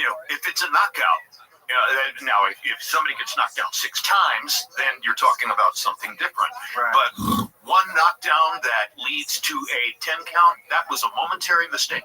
Right. And that's, again, it goes to the fine margins of competition. You can't make the one mistake. Right. And then, it's also how do you bounce back from that? Like some people, the one moment, even if just a knockdown, they don't have the capacity to correct and stay safe and then regroup. Like they get shook, and then now they're fighting from this position, this defensive position where they're a little bit gun shy. So Marquez exposed the difficulties that Pacquiao could have against a great counterpuncher. And now we get ready for Mayweather-Pacquiao. Right. And Mayweather just did such a smart thing, but also a devious thing. Waiting until Pacquiao was older, waiting until he slowed down, and then devious is not illegal in boxing. It's encouraged. Yeah. In any entrepreneurial sport, devious is not illegal. No. Devious can be an asset. That's how you retire with a 50 I give record. Floyd credit for brilliance, okay? Oh, yeah. Floyd wasn't just a smart fighter. Floyd was a brilliant fighter. He was on his own level. And so much so, in any matchup between the great counterpuncher and the great attacker, you know that the counterpuncher has the advantage. He's got more options. He's got more ways of winning. The attacker has to break through the wall, so to speak. So in the years before Mayweather-Pacquiao, people would run up to me on the street, run up to me in the shopping center in Vegas, run up to me in a hotel. When am I going to see Mayweather-Pacquiao? And I would say, well, we don't know, but what exactly is it you think you're going to see? Oh, I can't wait. It's going to be such a great fight. No, it's not going to be a great fight. It's going to be watching somebody pluck the legs off a spider. All right? At a step-by-step method. And you're going to watch Mayweather pluck the legs off the spider that is Pacquiao. And it's going to be pretty easy for him. And it's not going to be wildly entertaining. But it is going to be one-sided victory. So why are you so excited about the fight? Oh, no, I don't think that's the case, da-da-da-da-da. But if you knew Floyd, Floyd was only about winning the fight. He'll make fans other way on the web. I call him the first great social media genius. Yeah. He was great at talking shit. He got everybody upset at him so badly that that they wanted to see him lose, and that was sell tons of pay-per-views. He realized you could build an audience with negativity. Yes, You didn't have to be an omnibus character. You didn't have to be somebody everybody loved. You could be totally negative, Right. and that would build a following too. Yeah, when he shifted from Pretty Boy Floyd to Money Mayweather, changed the whole thing. He knew what he was doing. He definitely did. And it would have been an interesting fight had he fought Pacquiao when he was younger, in his prime. It would have been a very different Would have been a more interesting fight. Much more different. Because Much more difficult fight. any go-forward physical warrior like Pacquiao is going to wear down. Right. Exactly. And any brilliant counterpuncher like Floyd is going to retain more. Yeah. So he did. Yeah, it would have been much more interesting when they were younger. Also, the fact that Pacquiao fought him with a bum shoulder. That was a disaster, too. Money talks. Yeah, I mean, look, I guess he was faced with this thing, legacy, it was the biggest pay-per-view of all time in boxing, correct? I believe so. I believe so. And I think it was like 4 million buys or something crazy like that. It was huge. So, like, what is It was that? massive. Yeah, it just lured Pacquiao into All those people who had run up to me on the street corners for years finally got the chance to see what they wanted to see. Yeah, give him a cortisone shot, throw him out there. Yeah, fortunately. This is an advertisement from BetterHelp. Stress in the workplace is becoming an issue around the world. Did you know that 60% of the global workforce is reported experiencing higher than normal levels of stress? So it's more important than ever that we learn to take some time for ourselves. Plan a nice long holiday this summer, go hiking, read a book, play video games. I found that even a few minutes of meditation can help. Another great option is therapy. Everyone can benefit from it, and it's arguably one of the better long-term solutions to stress. Therapy can teach you how to positively cope and manage anxiety while improving your self-confidence and self-awareness. It can be very empowering. And thanks to BetterHelp, therapy is becoming more and more convenient. All it takes is a few clicks to join a session. You can also join from anywhere, whether you're at the beach, on your vacation, or at home after a grueling day of work. Plus, as the largest online therapy provider in the world, BetterHelp can provide access to mental health professionals with a diverse variety of expertise. Our listeners get 10% off their first month at betterhelp.com/JRE. That's betterhelp.com/JRE. Unfortunately, I remember there was like a class action lawsuit. A lot of people were upset that Pacquiao fought injured. A lot of the gamblers. I never talked to Freddie about that.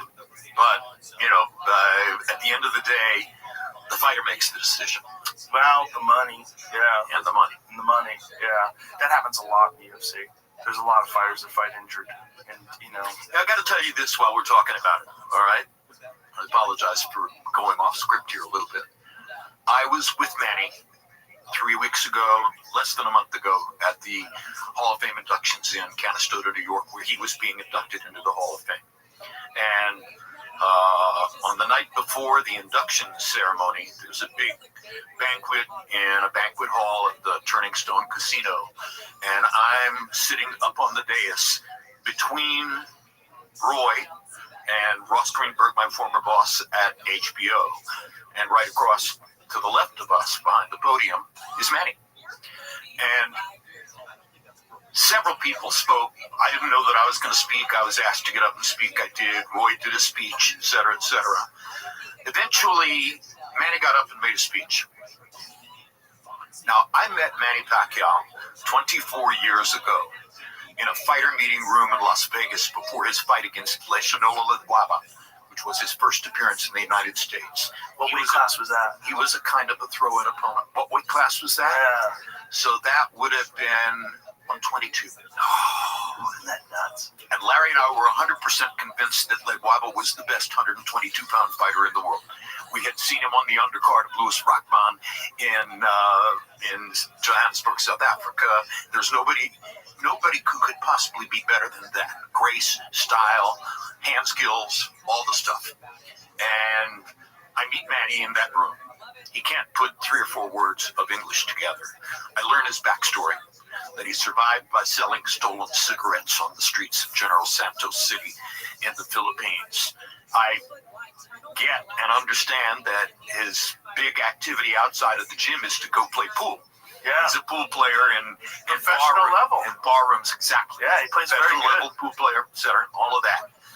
And And then fast forward 24 years, and he's being inducted at the Hall of Fame. And without warning, he's asked to speak that night.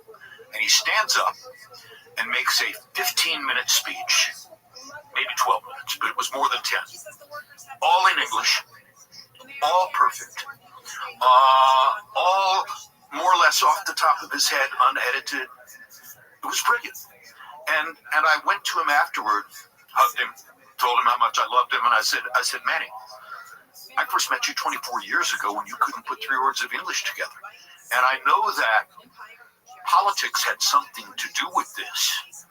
And he said, yes, but a lot of my political speeches were in Tagalog. And I said, well, some of them were in English. He said, yes, some. And I said, I don't think there's any sport other than boxing where somebody could have achieved the kind of personal transformation that you have achieved. This is the only one. He said, well, it sure helped me. That's for sure. Now, you probably know the story about Muhammad Ali and graduating from high school in Louisville. Yes. Okay, so just for our listeners and consumers, Ali had very bad grades, and in his senior year, he was flunking a math course. And in order to graduate, he had to pass the math course. He was nowhere near it. And the math teacher went to the principal of the high school and said, I'm going to give him a passing grade, even though he has not performed on any of the tests and he doesn't do the homework and stuff like that. And the principal is like, why would you do this for this kid? Why would you give him a passing grade when he hasn't earned it? And the teacher said, you have to understand, he's going to be the most famous man in the world. And we cannot be the high school that denied a diploma to the most famous man in the world. That's such a crazy statement. I wonder if it's true. I wonder if it's true too, but it seems like it's a fun story to tell, and of course, it's secondhand. You're exactly right. It is. It's so good. I don't know the teacher and I don't know the principal. I just know the story. And I know Ali's primary biographer, Tom Housen. So maybe I got it from Tom.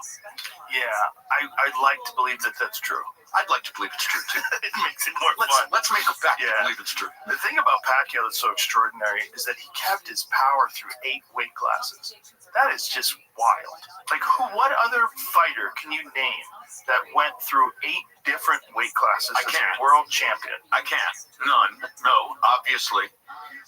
What I did learn that may relate to that is Foreman was at great pains to explain to me, and explained a couple of times, that power punching is not a physical gift. Power punching is a science. Power punching is the product of real technical knowledge. Power punching is about footwork, weight shift, the angle at which you deliver the punch, all sorts of things not directly related to your strength or, quote, power. And George was a disciplined and knowledgeable scientist about stuff like that. And he explained it all to me one time. And of course, if you watch the Moore knockout, he lands the first one too, right on the button. And then, having Moore where he wants him, he puts a little more mustard on the second one too, and we're out of there. But there are physical gifts that they're just God-given gifts of power. Big hands, or shoulders, all that. There's just certain guys, though, that just have extraordinary power. Like, you remember Julian Jackson in his prime? Oh my gosh.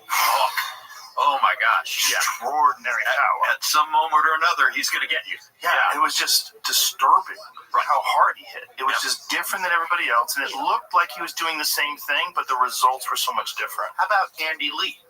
Skinny, not somebody you would expect to have, heavy hands, knocking everybody out. How about Deontay Wilder? Yeah, another one. A 209-pound heavyweight. Right. That's flattening people. If 209 pounds when he fights Tyson Fury the first time. Some of it is the bravery to commit. Right.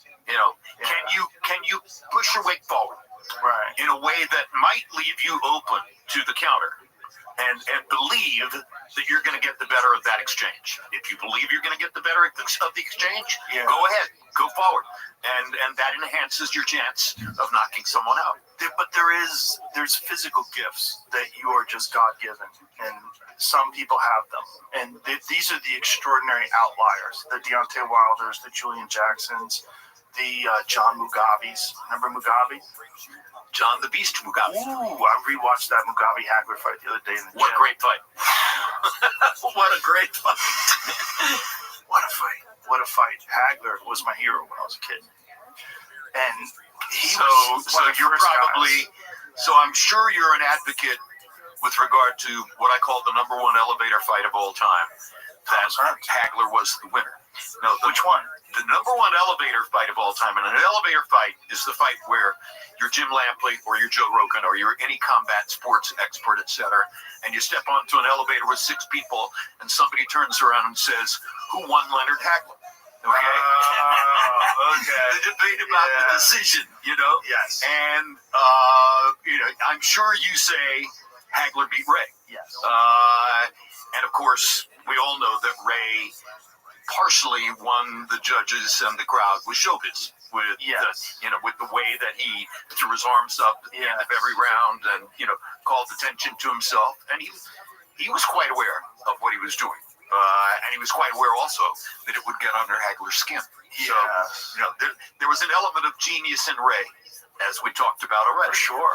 That went to more than just his spectacular physical gifts. Right. Yeah, no, he gamed the system a little bit. He figured out how to flurry at the end of the rounds and make a big impression in the judges' eyes. That was a very close fight, but that fight always bothered me. And one of the things that bothered me is I felt like there were moments where Hagler could have turned it up and didn't. And then when he retired after that fight and went to Italy and became a giant movie star in Italy, the conspiratorial part of my brain was always like, was that like one of those deals where everybody assumed that Hagler was going to win? Hagler was a destroyer. Hagler had knocked out Tommy Hearns. Hagler had beaten everybody in the division, knocked out Mugabe. He was the man, You fought, right? Yeah. So you fought. I didn't. I mean, I've only talked. But because you fought, you probably have an even stronger sense than I do of how difficult the sport is. Yes. The training is difficult. Mm-hmm. The fear factor is certainly part of it. The level of concentration and devotion that it takes, it's not easy. No. Team sports are easier. For sure. And so, I'm thinking that every fighter reaches a point where enough. Yes. And they might reach that point without really cognitively knowing that they've reached that point where it's enough. Right. Hagler went to Italy, as you said. Yeah. Maybe he had already reached something like enough before he fought Ray in that fight. Well, he had accomplished so much, and also his training camps were the stuff of legend. I mean, he would spar 100 rounds a week sometimes, which is just insane. Hagler was a monster. I mean, his conditioning and his drive and his will and his discipline, he was a monster. He would scare the shit out of everybody just from his work ethic. I remember I told the story, there was a news piece when he was training on the Cape, and it was in the middle of the winter, and he was fighting Mustafa Hamsho, and he was running down the sand dunes screaming war with combat boots on in the winter. And I remember thinking, war. Because you think you're disciplined, you think you're driven, you think, you're special. And you see a guy like that, it's like he's what my friend David Goggins calls uncommon amongst uncommon men. Great line. So where does Hagler Hearns rank among your all-time favorites? One of the greatest of all time. One of the greatest fights of all time. Because Hagler just threw caution to the wind. Fuck all this boxing. Just jumped out. So did Tommy. Tommy didn't go in with a self-protective approach. He tried to box. Remember, after he broke his hand, he tried just throwing the jab out there. You could tell early on in the first round when he broke his hand. Yes. Because from then on, he's moving, but he's already endured so much damage. I mean, they have just thrown each other into the wood chipper Both guys were just blasting away. I hope a lot of people are going to listen to this and go watch Hagler Earns on their web attachment, because it's as great as anything has ever been. It was insane. I remember being in my living room when Hearns went down and just going, wow. I can't believe, and this was after Hearns had knocked out Duran, and I thought nobody could knock out Duran. When Hearns flatlined Duran, I was like, good Lord. Like, to see Duran face down the canvas was like, yeah, you have to check your eyes. Like, is this real? Well, did Tommy break his hand with that right hand in the first round against Hagler? Yes. Yeah. There you go. Well, You've lost your primary weapon. He has one knockdown attributed to him in his career, and it's bullshit. The one Roldan fight. Mm-hmm. Bullshit. Not really a knockdown. And now we deal with Canelo, who has had one knockdown attributed to him in his career, and in my view, it was bullshit. Which fight was that? So it was Miguel Cotto's little brother, Jose Cotto.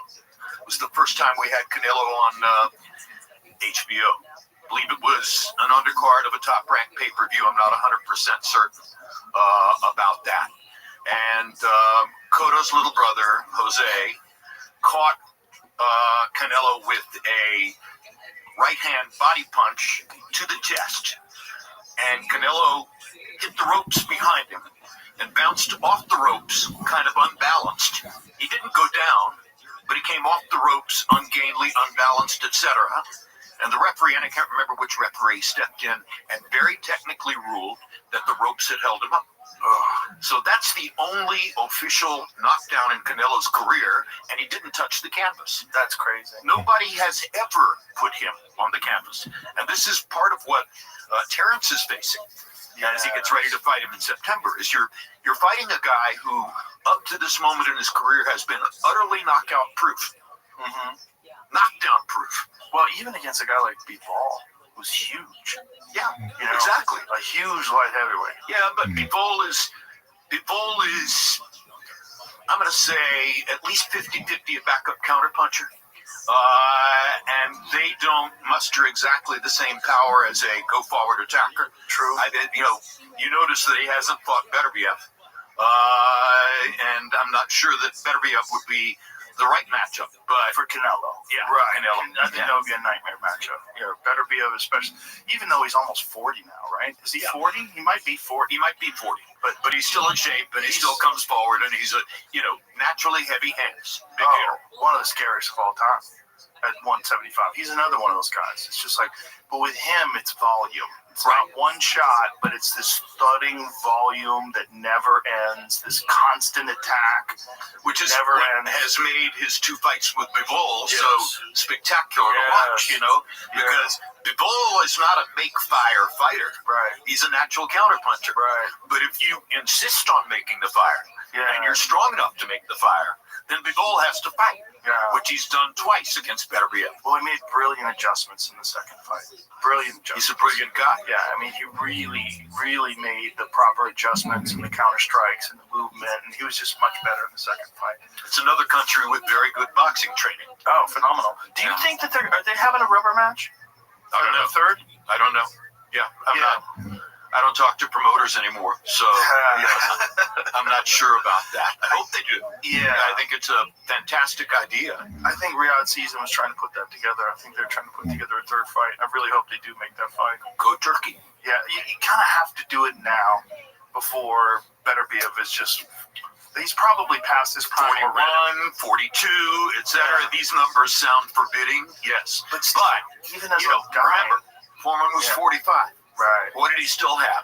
Right. Power. Right. Okay. True. But in skill, the skill thing. Like, here's the best example of that: Bernard Hopkins, who has maintained their skill deep into their 40s. In fact, at a world-class level, at 49 years old, beating like the top contenders at 49 years old. One of the smartest men I've ever met. Okay. Bernard Hopkins is smart beyond smart. He has PhD type intelligence. He really does. And he was also a very critical and thoughtful self-examiner. So those two things helped Bernard to sustain long into, antiquity, and an extremely disciplined personal life. Yes, that's a big one. You know, he kept his prison tattoo on his arm. And he kept that number on his arm to remind him that he was never going to go back. And I asked him one time, I said, what's the hardest thing you've ever done? And he said, well, the hardest thing I've ever done was to walk off 9 in the neighborhood in which I grew up. I said, what do you mean walk off 9? 9 years of probation. 9 years of living on and in the same streets where I was the king of the streets when I was on the other side of the law. 9 years of reminding myself that I could never go back, that my behavior had to change completely. That's what he called walking off 9. Wow. What a phrase, huh? Yeah, what a phrase. What a guy. Yeah. Really, what a guy. Well, I remember when he was middleweight champion and he wasn't getting the credit that he felt like he deserved. And he was, you know, squabbling with promoters. They kept him on the shelf. I'm like, my God, he's like wasting away in the prime of his life. And I felt like we were going to like miss out on the prime of his life. And then here he gets into the Felix Trinidad fight. And I was like, this is crazy watching this guy like completely outclass Tito Trinidad. I'm like, this is nuts. Of all the fighters I've ever known, if you were to ask me, who is the one most likely to still be holding every dollar he ever made? That's Bernard. Right. Okay. He gives nothing away. And he protects himself. He protects his family. He protects everything about his experience in an extremely devoted way. Why? Walking off 9. Wow. Never wants to go back. Wow. Well, those are the stories that are so inspiring about boxing, right? The people that have used boxing as a vehicle to get out of their circumstances. Totally. You know? Yeah, Bernard's one of the greatest examples imaginable. Yeah. I love it. Yeah. And, you know, I had him on my show, The Fight Game on HBO. I had him do technical pieces because he was better than anybody at explaining footwork, technique, etc. Andre Ward could have done it too, but Andre was still fighting at that period of time. Yeah, that was a great show, man. That was another bummer when HBO stopped doing boxing. Well, look, But it had to be successful for them. I like to say this, it wasn't HBO, okay? The minute that Time Warner was bought by a bunch of cell phone salesmen from Dallas, AT&T, the character of the operation changed. And the first thing that went away was boxing. It's in my book. You'll read it. There's an anecdote about me at a post-Emmy Awards or post-Golden Globe Awards event in Hollywood, shortly after AT&T had purchased HBO. And I was seated at the table of Richard Plepler, the longtime brilliant chairman of HBO, my beloved boss. And Plepler said, see that guy over there in the gray suit? And I said, yeah. He said, that's your new boss. That's John Stanky, the CEO of AT&T. I think you ought to go say hello. I think you ought to go meet him and just spend a little time with him. So I took his advice. I went over and had a 10-minute discussion with Stanky. Very nice. Very cordial. Fun. And I walked back to Plepler's table and he said, so what do you think? I said, I think boxing is dead. He said, I agree with you. I just wanted to be sure that we were on the same page. Oh, God. Yeah, so it was clear. It was clear from that moment that they were not interested in going forward with something as... Why did you think boxing was dead? Why'd you say that? Well, I could just tell from the way in which he spoke to me and so you weren't saying it based on your personal opinion. diffident replies to questions like, are we going to do this fight? You know, what do you think about that? Stuff like that. It was abundantly clear that they saw it as a negative rather than a positive. And Public perception or profitability? Profitability. Really? Too many unpredictables in boxing. You schedule a show, somebody gets hurt, etc. I think they didn't want that kind of real life upheaval, and also they saw it as unsavory, or at least it felt that way to me. You know, so yeah. Well, this goes to the fact, and you know this as well as I do, or maybe better. People from outside combat sports don't understand combat sports. You know, you're either in the culture and you get it, or you're not. Right. You know, and when I first started calling fights, I was assigned to call boxing at ABC Sports by an incoming new president of the sports department who wanted to get rid of me, and who thought that I would be such a misfit in boxing that if he assigned me to boxing, the audience would reject me. Really? That they would see me as the successor to Cosell. That would cut my throat. And then I would walk away from my contract, which is what he wanted me to do. He thought my contract was absurd, too lucrative. He didn't like the guarantees for relative to exposure. And he told my agent flat out, he said, I'm going to get rid of Jim. I'm going to make him walk away. And his first method for doing it was boxing. Wow. So, of course, that means he didn't know that the very first sports event my mother ever sat me down to watch when I was 6 years old, after my father died when I was 5, was Sugar Ray Robinson versus Bobo Olson for the middleweight championship on Gillette Friday Night Fights. That I had grown up all through my childhood and teenage years watching Gillette Friday Night Fights. And later, people would say to me, who's the voice in the back of your mind when you're calling fights? Is it Cosell? I said, oh, hell no. I would never try to emulate that. Don Dunphy, Chris, precise, factual, on point. That's who I'm hearing in the back of my head when I call fights. Interesting. Yeah, so he thought he could get rid of me by assigning me to boxing. And he also did not seem to be paying much attention to the fact that his division, with leadership of a guy named Alex Wallow, who was a boxing freak, had just signed a get-acquainted look-see contract with a 19-year-old heavyweight from upstate New York, whose name was Mike Tyson. So the first fight I ever called on TV was Mike Tyson versus Jesse Ferguson in Glens Falls, New York. And this is the famous drive his nose bone into his brain fight. Yeah. Alex went to do post-fight interview after Tyson had obliterated Jesse's nose with an uppercut. There was blood all over the ring. And Alex said, you know, Mike, tell me about the uppercut. And Mike said, Castaneda taught me that the purpose of the uppercut is to drive the opponent's nose bone into his brain. I was trying to drive his nose bone into his brain. And I'm standing on the other side of the ring, listening to this, headset on. And I thought to myself, oh my God, look at what I've stumbled into here. This kid is not only going to be the biggest attraction in boxing, he's going to be the biggest attraction in American culture if he can keep coming up with quotes like that. And of course, within the next few weeks, they all started spilling out. Boxing is a herd business. Everybody's got a plan until you hit them. All the things that D'Amato had taught him, which he memorized and then reproduced in his media contacts.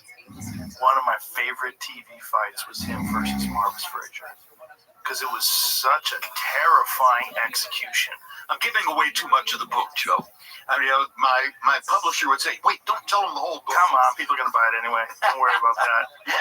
So Alex Wallow and I lived 5 blocks apart on Upper Fifth Avenue in New York.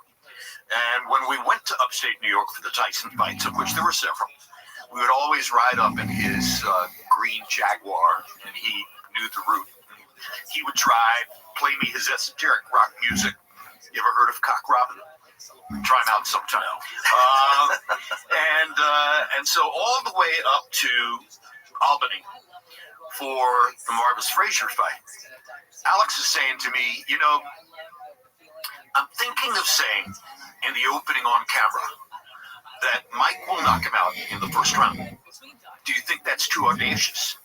And I said, well, Alex, you're the expert. You know, I'm just a throw-in blow-by-blow guy who's trying to get my feet wet here. I'm the last person who's going to tell you what it is you should say. So if you believe Mike is going to knock him out in the first round, and you're confident saying that, first of all, no one's going to penalize you on Monday if you're wrong. Nobody's going to print some big headline that says Wallow was crazy or something like that. It goes into the wash at that point. And second of all, if you're right, you will get credit for it. If you're right, Rudy Martzke will say so in USA Today.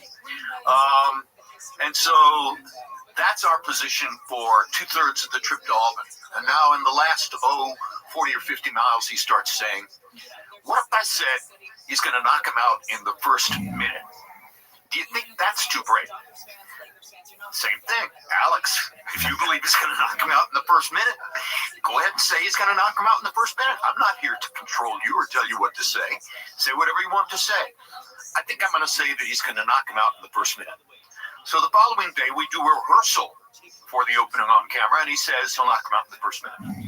Then when we do the live opening on camera for the show, he gets a little more cautious. And he pulls it back to, there you are. Look at young Jim Lampley and Alex Mama. Yeah, look at you. Hair parted on the right. We'll get to that in a moment. He pulls it back, and when we do it live on camera, he says Mike will knock him out in the first round. Was it 33 seconds or 31 seconds? I think it was 33 seconds. And all the way back to New York. So he is moaning and you kept groaning.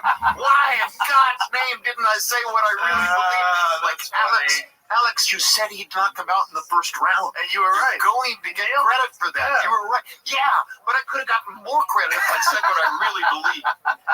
That's such a silly perspective. Yeah, we talk about fighters freezing. Yeah. Marvis froze on Saturday. I mean, on Friday, the day before the fight. Well, Marvis was frozen. Well, we knew coming into that fight. We knew.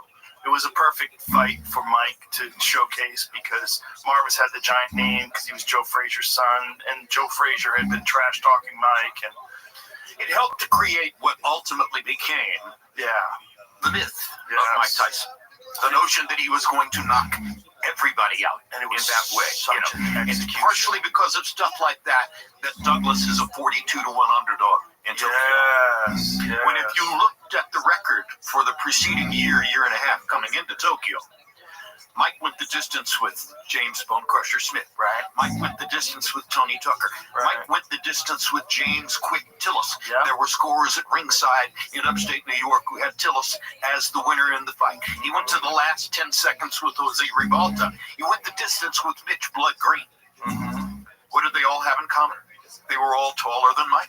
Mm-hmm. Some of them have a right hand that would come over the top where he would have difficulty seeing the delivery. And when you get to Douglas, best athlete of the group, former college basketball player with good feet, had a big right hand. I mean, looking back, pure logic, no way in the world Mike should be a 42-1 favorite against Buster Douglas. But Buster Douglas had underperformed most of his career and had not been motivated. Then his mother dies. That's correct. 100% correct. And you're right on point for saying it at this moment. Yeah, his mother died. And that lit him up. And never again. And Mike was at the height of his differences with Robin Gibbons. Right. Constant turmoil and partying and feeling invincible. Nothing that can do more damage to a good man than the wrong woman, right? Yeah. And she was the wrong woman. She's the wrong woman, period. That was it. There's certain women out there like that. They can tank your life. Yeah, and unfortunately. Ocha used to say to me, if you want to know what the daughter's going to be like, look at the mother. And if you looked at her mother and the background relative to Dave Winfield and all of that, maybe you could have predicted. Or as Merchant said in our on-camera prior to the Tubbs Tokyo fight, Tyson versus Tubbs in Tokyo, first fight I ever did on HBO. Larry had a line before the fight where he said, this is the beginning of the Robin thing. Cuss had died. Jimmy Jacobs had died. No, Cuss hadn't died. Jimmy Jacobs. At any rate, with Larry Cameroon, he was already out. Right? That's right. Yeah. Larry said, since the beginning of organized boxing, heavyweight champions have often consorted with actresses and never to their benefit.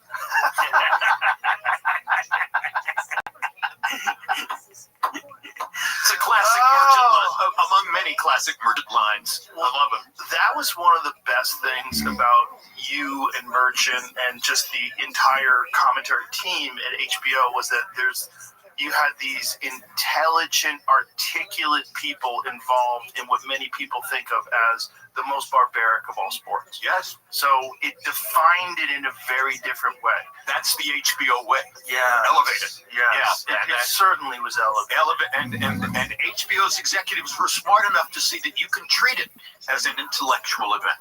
Yeah. And if you're doing it right, you'll But it get away has with to it. be with the commentators. It frames everything. The same exact event with crude commentators is not the same experience because you don't get that intelligent, articulate analysis.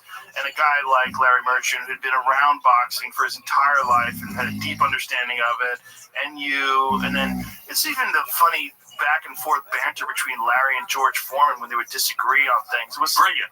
Absolutely amazing. brilliant. And I'm very proud to say, not blowing my own horn, but Larry and George in particular. There's a sports television columnist in the New York Daily News named Bob Raisman, Raissman. And at some point in that arc, Raisman wrote in his TV sports column in the Daily News, Lampley, Merchant, and Foreman are the greatest three-man broadcasting team in the history of sports television. Now think about that. That's amazing. This is not Monday Night Football. This is HBO boxing. Right. Yeah. Right. You know, I mean, and Right. so he was saying, in effect, this is better than Gifford, Meredith, and Cosell. Wow.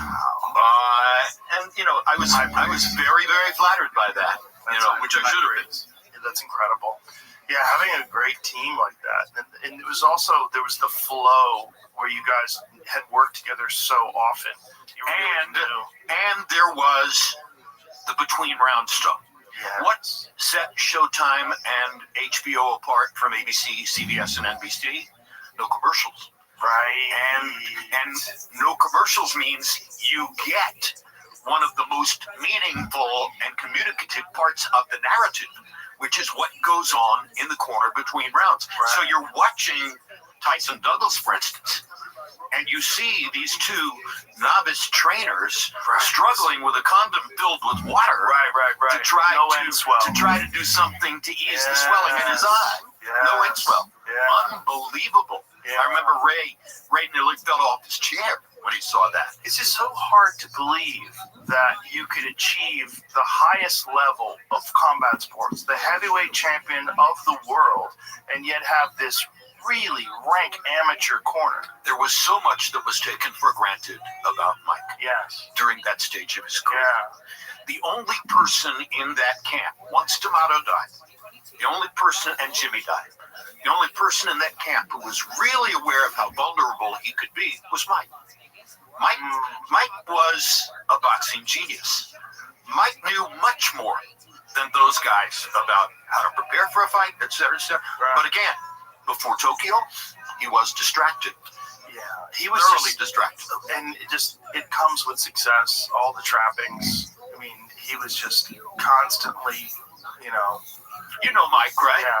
Yeah. Have you had him in here? Oh, a couple times. Yeah. One of the most lovable people I in love the him world. to death. Yeah, he's Yeah. great. You can't not love Mike if you know him. No, if you know him, the first time I met him, it's hard to believe he's really in the room. You're like, I can't believe he's real. Like, he's right there. This is Mike Tyson. Yeah. Me as a child, I remember when I was a kid. I guess I wasn't a child. I'm only a year younger than him. But when he lost to Buster Douglas, I didn't watch it until after the fight. I watched a replay of it, and I still expected him to win. You know how crazy that is? That's the kind of aura. So that you've Mike read in Tyson the had. paper and on the web that he's lost, but you're still expecting him to win. I remember I heard about it in a gas station. Someone told me in a gas station. And I can't believe this is true. I was getting gas, and I heard, did you hear Mike Tyson got knocked out? And I remember pumping gas, going, what the fuck are you talking about? Like, what? Like, Buster Douglas knocked out Mike Tyson? What? For real? So we talked about the call of Foreman Moore and where that call came from. The other call that is on that same level in terms of, people remembering and stuff like that is that call. And you just came very close to identically articulating what my call was. Because, I'm watching the rounds in Tokyo, and I've arrived in Tokyo with firm opinion that Mike is going to knock this guy out in 1, 2, 3 rounds, something like that. And as the rounds go on and you're watching the debacle unfold, the, water in the rubber glove to try to stop the swelling and stuff like that, you realize that the preparation might not be all there. And Douglas is getting more confident. And Douglas is landing his jab, et cetera, et cetera. And hooking off the jab. And people think that he knocked him out with a right hand. It was the left hook that did the damage. The left hook was thunderous. And Mike stumbled to his side. But at any rate, I'm sitting there in Tokyo. It's 10:30 or 11 o'clock in the morning. There are 34,000 people seated around me making no noise whatsoever. Right. The culture of a Japanese sports event. It's as though they are at an opera. And that's just cultural. It's the way they are. And as that count is rising, 5, 6, 7, and it's abundantly clear that Mike's not going to get up. And I'm thinking, oh my God, what am I going to say about this? The very first live fight I ever attended was the biggest upset in boxing history. And now, here in front of me, 12, 14 feet away, is the result that's going to supplant that as the biggest upset in boxing history. So what do I say? And I've told this story many times. If you've heard it, I apologize for repeating. But I was developing a golf relationship with the greatest actor of my generation, Jack Nicholson, who became a close friend and later saved my career, but that's another story. And I had asked Jack on the golf course about 2 or 3 weeks before Tokyo. I said, Jack, when you're going to the set to deliver the fulcrum line in the movie, when you're going to the set to do the one thing that everybody in the audience is going to remember, when you're getting ready to go deliver, you can't handle the truth. What is it you have on your mind? What's your mantra? He said, Lamp, same thing I've been saying to myself ever since I first went to acting class. Don't overact. So I'm in Tokyo. The count reaches 4 or 5. And I hear in the back of my mind, Jack's voice. Don't overact. And that call became, Mike Tyson has been knocked out. In about that tone of voice. I wanted to make it as matter-of-fact as possible because there was nothing I could do to elevate it by screaming or shouting or delivering any kind of window dressing, etc. It was what it was. Mike Tyson has been knocked out. That was that. I remember that. Yeah. Now that you said it, I remember that. Well, thank you. I appreciate it because it was energetic but matter of fact. Oh, there it is.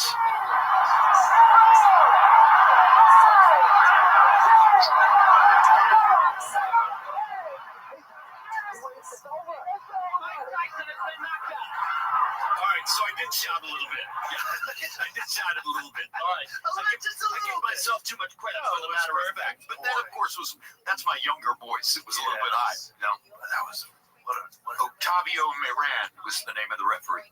I just remember Buster Douglas winning that fight thinking, man, what happens to him now? He's what happens to him, of course, is that he goes on a celebration rampage. He puts on, 40, 50 pounds, something like that. He tries to train them off, but not effectively enough. He goes into the ring against Holyfield, and Holyfield delivers one left hook. One perfect counter left hook in the first round, and we're out of there. That's what it was? It was a left hook? I thought it was a right hand. Might have been a right hand. I don't remember. I could be wrong. See if you can find it. Might have been a right hand. Well, they'll find it. Yeah, Jamie will find it. But, he just never reached those heights again. That was it. He just never... money. Yeah, also, like, money, food. Yeah. He got real fat. He was an addictive eater. Here it is. Okay, let's see. Counter right. Right hand, you're right. Yeah. Then there was a left hook following, but the right hand is the one that did it. I think the left hook missed. Yeah, the left hook missed. You're right. All right, so 1 for Rogan, 0 for Lampley. It's cemented in my mind because I remember. What year was that? Well, it's 1990 when Buster knocks out Mike. Was it? Yeah. No. Gotta be earlier than that. Huh? No, it was 90. Was it? February 10, 1990. Wow. February 10 in the United States, February 11 in Tokyo. Okay, right. And so this is probably 91 then? Then It might have been 90. yeah. And I think it was later in 1990. Yeah, I just remember, when someone does something extraordinary and rises to the occasion, I always root on them. I always root for them. Like, wow, he's going to turn his life around. He's going to be great. So now you're rooting for Buster to beat Oh, Holyfield. yeah. Well, and also I was a giant Holyfield fan, too, so it was one of those conflicted fights. And Holyfield, to me, was extraordinary because what he did with Mackie Shilstone and his training. October 25, 1990. There it is. This time I was right. Yeah. It was one of those things where Holyfield was one of the first guys that really embraced weightlifting. And I remember as a young fighter, I was always told, if you lift weights, it'll slow you down. Weights make you stiff. Weights will slow you down. You should never lift weights. And so I listened to that, and I never lifted weights. And then I remember watching Holyfield train for his heavyweight debut, thinking, God, I remember his How are you? Muhammad Ali. Remember that fight? Mm-hmm. Incredible. Like that was when he was a cruiserweight. I was How'd you thinking, find how out is this guy about gonna me? Go up to heavyweight. How is this going to work? And then Strong. Oh, Very strong. Okay, mind. how? You want to see Evander do something? Tell him he can't do it. Oh, for sure. Yeah. But I'll the first Okay, from applications Cape or of Blue real Sky? modern science in regards to strength and conditioning. Yeah. What That's Mackie okay. Shilstone was like very revolutionary. Oh, what? To see him do all these crazy strength and cardio routines and putting all that mass on and seeing all the doubters and naysayers. So which other fighter looked at that and realized who Mackie was? Bernard Hopkins. Right. Genius. He worked with quite a few fighters, didn't he, Mackie? I believe Mackie worked with quite a few fighters after Oh, yeah. that whole. Worked with quite a few fighters. Everybody saw that the results were there, Right. so Yeah, everybody exactly. kind of changed their opinion on that. Did he work with any MMA guys? I don't know. Probably. There's probably a few. It makes sense. Yeah, I mean, MMA guys are like. I mean, this is with MMA. You have the grappling aspect of it. Without strength and conditioning, you really can't compete. It's not really possible at this day and age. Everyone uses strength and conditioning. There's very few fighters that just train using skill. Just train skills. Like George St. Pierre did that for a certain period of his career. I wonder if there's anybody left in boxing who trains just using the gym skills. There were a lot of them when I was first involved in the sport who would never have touched a weight. Right. They subscribed totally to the notion that was negative. Right. And the worst case, I mean, they definitely did calisthenics, but that was it. It was just body weight exercises, which brings us to Crawford, which I think is really interesting. The Crawford-Canelo fight. Beyond interesting. Fascinating. Because how does Crawford compete with that size? And, we have to recognize, okay, well, when Canelo fought Floyd, it was 152 pounds, right? So he had dropped down, which was a struggle for him, which is why Floyd was so brilliant in getting him to go down to 152, because he knew he would be drained. 52 or 54? Well, the weight class, I believe, was 54, but I believe the clause in the contract for that fight was that he get down to 52. You're ahead of me. Let's see if that's true. Find out if that's true. I'm pretty sure that that's true, that they had a fight at one. I love fact-checking on the fly. Yeah, it's interesting. That was a struggle. The 54 was a struggle. Now Canelo goes all the way up to 68 and then even to 75 and now back down to 68, whereas Crawford is leapfrogging. He goes to super middleweight. 47 to 54 and now to 68. And the Madrigal fight in 54 is difficult fight. Yeah. Difficult fight. 152. 52. Yeah, you were right. Weight. Joe Rogan scores again. Yeah, well, I have a goofy memory. It works a lot of the time, but sometimes not. Sometimes it's like I don't think you could do this podcast without having a spectacular memory. Sometimes it's super accurate. Sometimes it's just terrible. I don't understand why, but certain things I do remember, and I do remember because of the weight cutting thing. Because I remember thinking, like, what a brilliant move to get him to do that. The same thing that Gervonta Davis did with Ryan Garcia. Yes. Like, you can't rehydrate. Right. Like, which is like no rehydration clause. Sucker bet. That's such a sucker bet. But it's like the same thing with Pacquiao taking the fight with his and some of that, shoulder. don't you think some of that is Tank reading Ryan's personality and playing him a little bit. Oh yeah. You're fucking with him. Yeah, you're giving him other things Tank to think is a about. brilliant con artist. Oh, he's so good. Yeah, he's so good. And boy, the Lamont Roach fight. Ooh, Well, that was a knockdown. Ooh, 100% was a knockdown. And that's You have to call a that a knockdown. dramatic mistake by the referee. Without that, you have a decision victory for Roach, and he's a superstar. Now you have this fucking draw that they have to fight again. But now Gervonta knows what's coming. They had fought in the amateurs, correct? They both have knowledge now. Yes. You know, Roach knows that his counterpunching can be effective against Tank, and Tank knows that he has to make an adjustment if he's going to land the power shot. Well, it's also Tank is another guy that has experienced all the trappings of fame, all the success and the money, and all the jewelry and all the craziness and the ladies, and all. Roach has them, and Roach has not. And Roach is a hungry motherfucker. He can really fight. Yeah, he can really fight, and he should have got his flowers after that fight. And a lot of the boxing people recognize that was a knockdown, but forever in the history books, it's not a knockdown.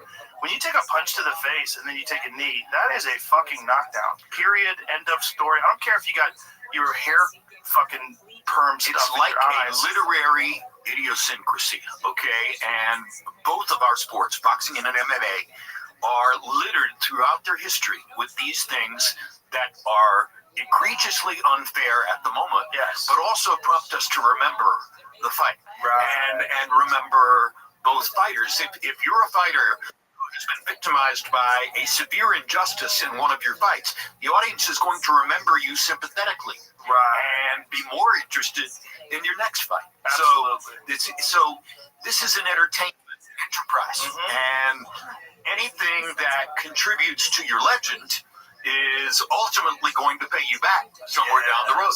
Yes, that's true.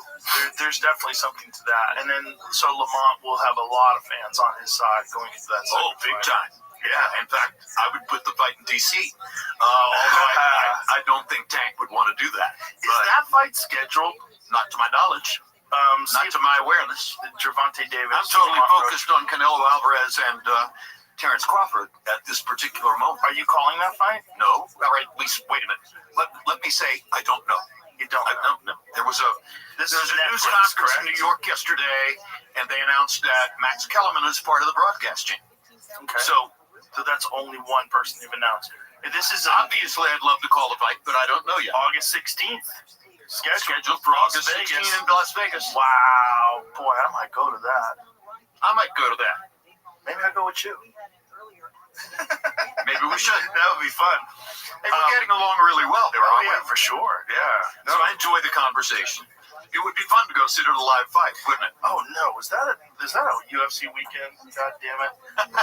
Let me check real quick, because it might be. Yep. Shit. UFC in Chicago. Shit. All right, I'll call you later that night and let you know. I'll watch it. I'll have it on my phone. I'll set my phone up and have it there while the fight's going on. All right, looking forward to it. So who do you like in Canelo versus Crawford? Well, I'm a giant Crawford fan because I think he's the best switch hitter since Marvin Hagler. I'm a giant Crawford fan because I called his coming out fight against Bradis Prescott and then various other stepping stones throughout his career. I also think he's one of those guys that if you tell him he can't do something, he wants to show you and shock you. 1,000%. Absolutely right. I also think Canelo is slowing down, and Canelo is more of a one-punch fighter now than the combination fighter he was when he was younger. We'll see. Not yet ready to subscribe totally to that because, again, you're talking about somebody who is stubborn. And for sure. Who wants to prove everything he can prove. 100%. I agree with that, too. But I think there's in boxing and certainly in MMA, there's a certain amount of years where a fighter can keep the RPMs up. And, when they're in the red line, and there's some people subscribe to the idea of 9 years. There's 9 years is the most that a elite fighter in MMA has performed at their prime. I think that's a bullshit number because I think it's entirely dependent upon lifestyle, nutrition, discipline, physical attributes. There's a lot of factors. George Foreman won the heavyweight championship of the world in boxing at age 45. True, but he took 10 years off. Yes, so that's exactly right. Years off. So you have to factor in. But were the 10 years off good or bad? Well, did they dull his reflexes, or did they actually allow his body to recover in such a way that, I mean, you could debate that all night. All night. And George is biologically very unusual. I mean, he had canned hams for fists. They were gigantic fists. And intellectually unusual, as we discussed before. Yeah, and boy, one of my favorite all-time heavyweight wars was him and Ron Lyle. That was one of his all-time favorite heavyweight wars. Yeah, he loved to reminisce about the Lyle fight. Oh, that fight was crazy. Every fighter loves drama, and they love having been a part of drama. Yes. So George loved that. That was an insane fight. Insane. All the knockdowns. Yep. Both guys rocked and hurt. Yep. Woo. And Ron Lyle's another one of those guys just kind of lost in the history books. People sort of forgot, except for that fight. There's a few of those guys that people just kind of ever forgot. They attached them to one fight. Yeah. Because they didn't ever have that shining moment again in their career. Yeah. Cruel game. What a cruel game. Ali and Cleveland Williams. Sure. Same thing. Right. Cleveland Williams is a murderer. He was. Nasty knockout puncher. Absolutely. But Ali just boxed his face off and put him away. That's exactly right. Big cat. That was the one that caused a lot of people to realize, Cassius Clay is a really legitimate, meaningful talent. Yeah. And that's on the way to the first listed fight. Yeah. Special. It was a special fight. The first listed fight was crazy. It was crazy. And also, the crazy thing was, there was something probably on Liston's gloves, right? Yes. God and Cassius Clay. There was unquestionably something on Liston's gloves. And Cassius, at one point, asked Dundee to cut his gloves off. That's right. Because he was blinded. Yeah. So I think it's the 5th round where he ran and had to stay away because he was waiting for his eyes to clear. Yeah. And then by the 7th round, he knocks Liston down. Yeah. And Liston effectively quits. What a dirty business to put something on someone's eye. To load someone's gloves with what amounts to cement and send him in to fight Miguel Cotto at a pay-per-view in Las Vegas. Yes. Put holes in the gloves, removed some of the stuffing, and watered it down. And he also did something to his hand wraps as well, right? He was hitting Cotto with bricks. Yeah. That's all I know for sure. And he could have killed him. Cotto went through a life-threatening experience. Yeah. And I always, don't fall in love with a fighter. You could not know Miguel without falling in love with him. He was a wonderful, sweet, great person. So I was very, very deeply disturbed and upset and sentimental calling that fight that night. Not because I knew that Margarito's gloves were loaded. I didn't. I just knew that Miguel was getting beat. We didn't know until the Shane Mosley fight. Right. That's exactly right. Right. Shane Mosley's. And I remember walking away from Vegas with a bad feeling after the Cotto fight. How could that happen to Miguel, et cetera, et cetera? And then several weeks later, maybe months later, when we're in LA getting ready for the Mosley versus Margarito fight. And I hear in my headset, there's a disturbance in Margarito's dressing room. They're making him take his gloves off and da-da-da-da-da. And that moment, it all comes together. Yeah, that was a hand wraps thing. I'm conflating these two stories in my mind with Louis Resto and Billy Collins. Plaster Paris. Yes.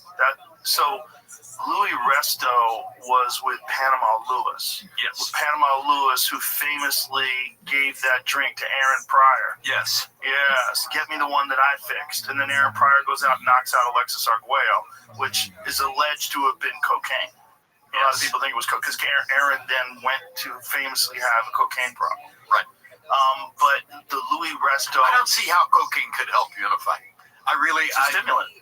It's a stimulant. Yeah, I guess you're right. It's a stimulant. Yeah, if you're exhausted and all of a sudden you get a bump and you fire it up and you go out there and fuck him up, it could help you. Certainly if you're tired.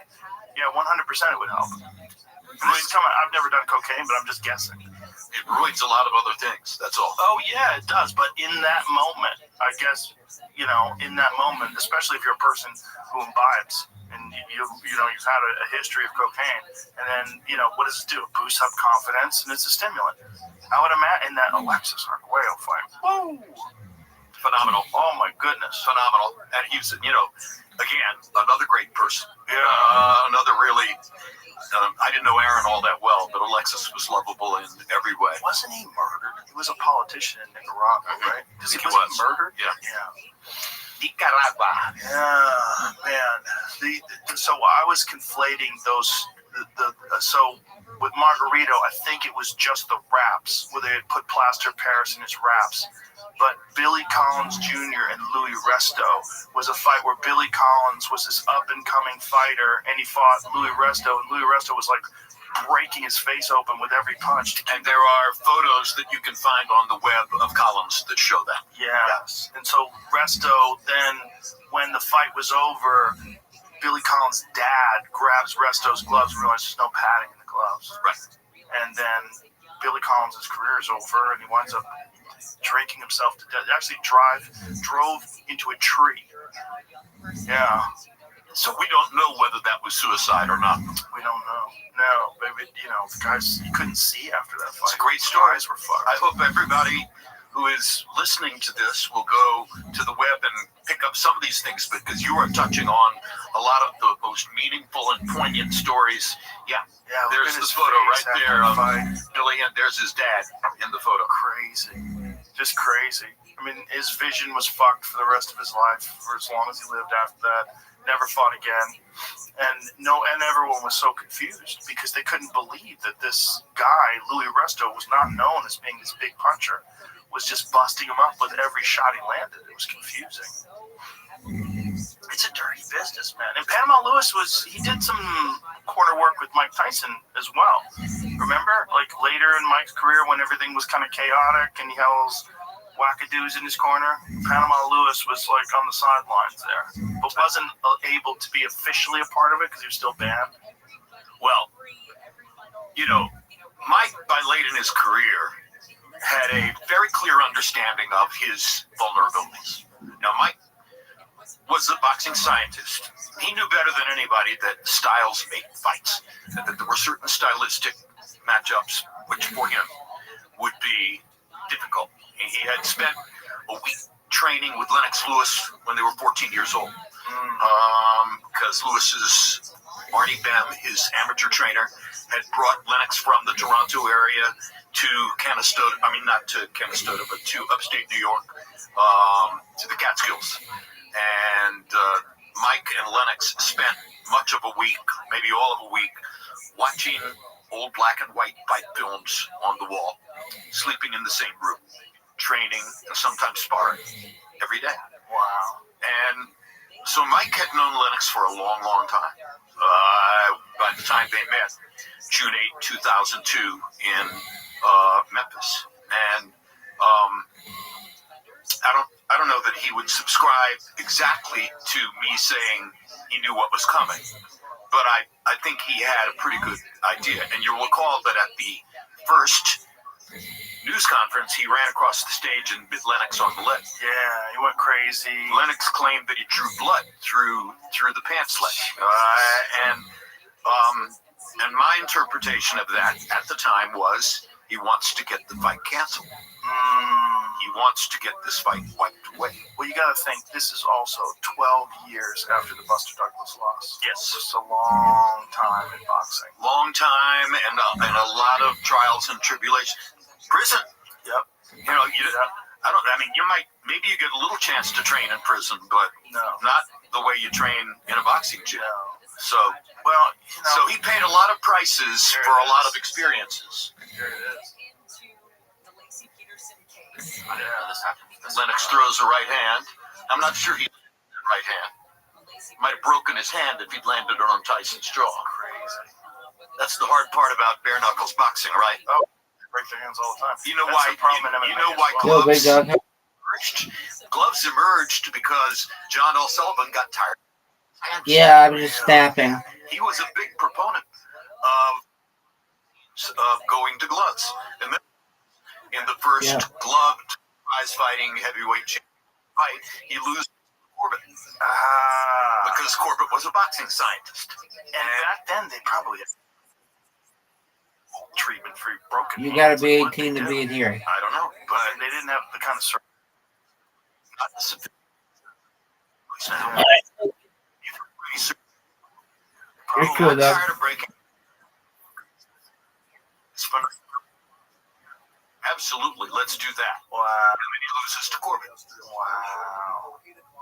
I was watching a piece yesterday about there was a YouTube video on Sugar Ray Robinson and his training and the type of training that Sugar Ray would do and how phenomenal his dedication was. And if you think about a guy that, like, when he had his first loss, how many fights had he won? 120. So, you know how crazy that is? Yeah. Stop and think. I sort of have a sense of it. Yeah. Stop and think about how insane that is. Did you ever drink in Jimmy Glenn's bar in New York? No. Jimmy's Corner? Oh, that's too bad. Jimmy Glenn was a really great, well-known cornerman who worked with Robinson, worked with Joe Louis, worked with a lot of really big-name fighters, and he had a bar on 44th between 6th and 7th. It's still to this day, I think his son is running it now. I hope he still is. The ultimate boxing bar. The photographs on the wall, the atmosphere. Wow. Oh, there we are. Oh, what a cool little We're in hole in the Jimmy's wall. Corner. Yeah. What a 44th great between spot. 6th and 7th. There's Is it Jimmy. gone? There's Jimmy down to the left. Is it still there or is it gone? The bar, I think, is still there. Jimmy's gone. What a wonderful, wonderful, loving man. He was like an uncle to me because I spent so much time in the bar, and just his stories were fantastic because of the people with whom he worked. Wow. That's awesome. You got to go sometime. I would love to. I'd love to go sometime. Sugar Ray Robinson was one of the first guys also that showed how effective being a great dancer. My mother's favorite fighter. Really? And and I told you that the first fight she ever sat me down to watch was Sugar Ray Robinson versus Bobo. Right, right. And the last thing she said before she left the room and left me in front of a little TV set on a TV dinner tray was Sugar Ray Robinson's my favorite fighter because he dances while he fights. And he did. He did. He, there was the thing about his training. This video that I was watching was so interesting to watch someone who's really just ahead of the curve, like above everybody. Like no one really understood how to move like that. And then, of course, Cassius Clay, his favorite fighter, Sugar Ray Robinson. 100%. So he's like a heavyweight version of Sugar Ray Robinson. So what's the greatest asset for any fighter? Is it his punching powers? Is it his hand speed? Is it his footwork? Or is it his intelligence?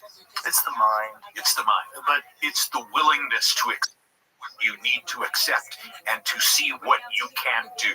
Right. That's what makes for great fighters. And also the ability to objectively analyze your skills and recognize where you need to advance and what you need to do differently. Because you have a trainer to help you with that. Yeah. Yeah. But you don't have coaches per se, the way you do in organized team sports and stuff like that. At the end of the day, you're the one. You got to figure this out.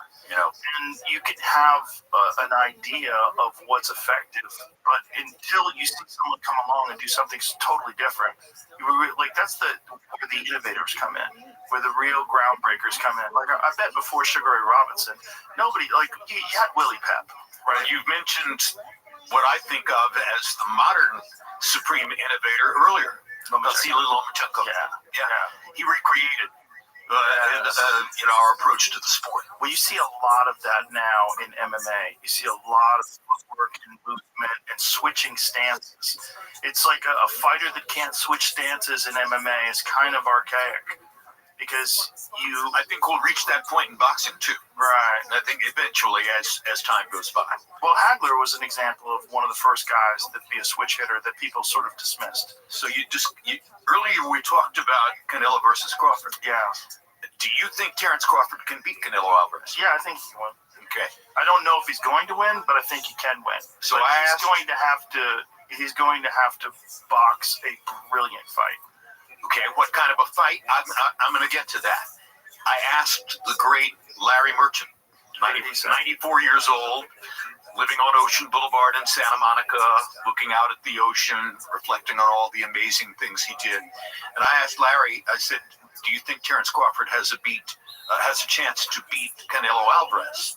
And Larry said, Jim, did Ray Leonard get an official decision victory from Hagler? And I said, yes, He did.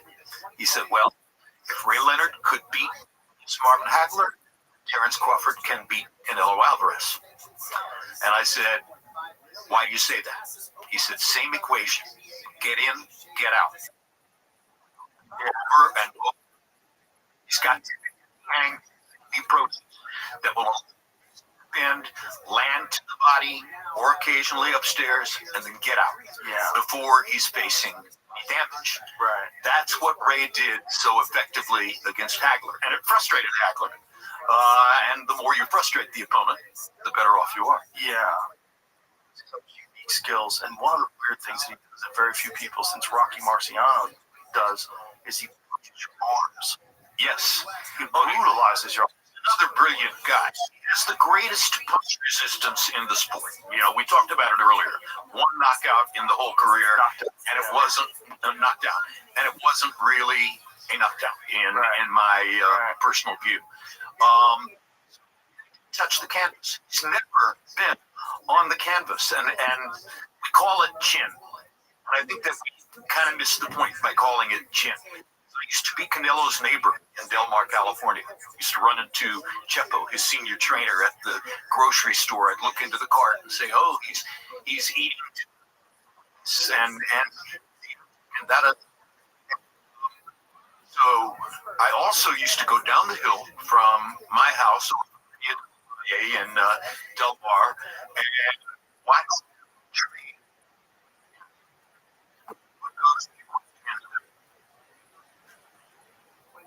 Half hours in afternoon.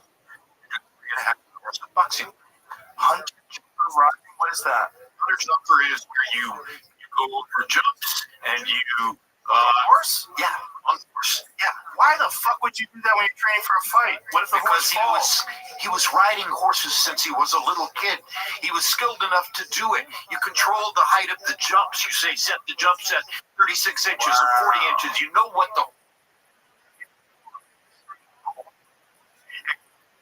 and I asked him, how can you do that? He said, everything I do in boxing is upper body, and everything I do on the horse is lower body. And on that basis, I am the one who him down. It's not because of his chin. It's because of his legs, his base. You can't get him off balance. He's too strong from the waist down. And if other fighters would pay attention.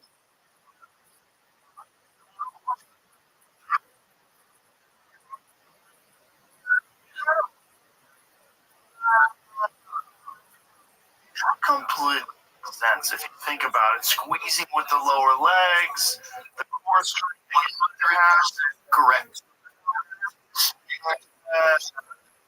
All of it. Yeah. I trained Hunter Jumper for a couple of years in the early 90s trying to please a wife who was a horse freak.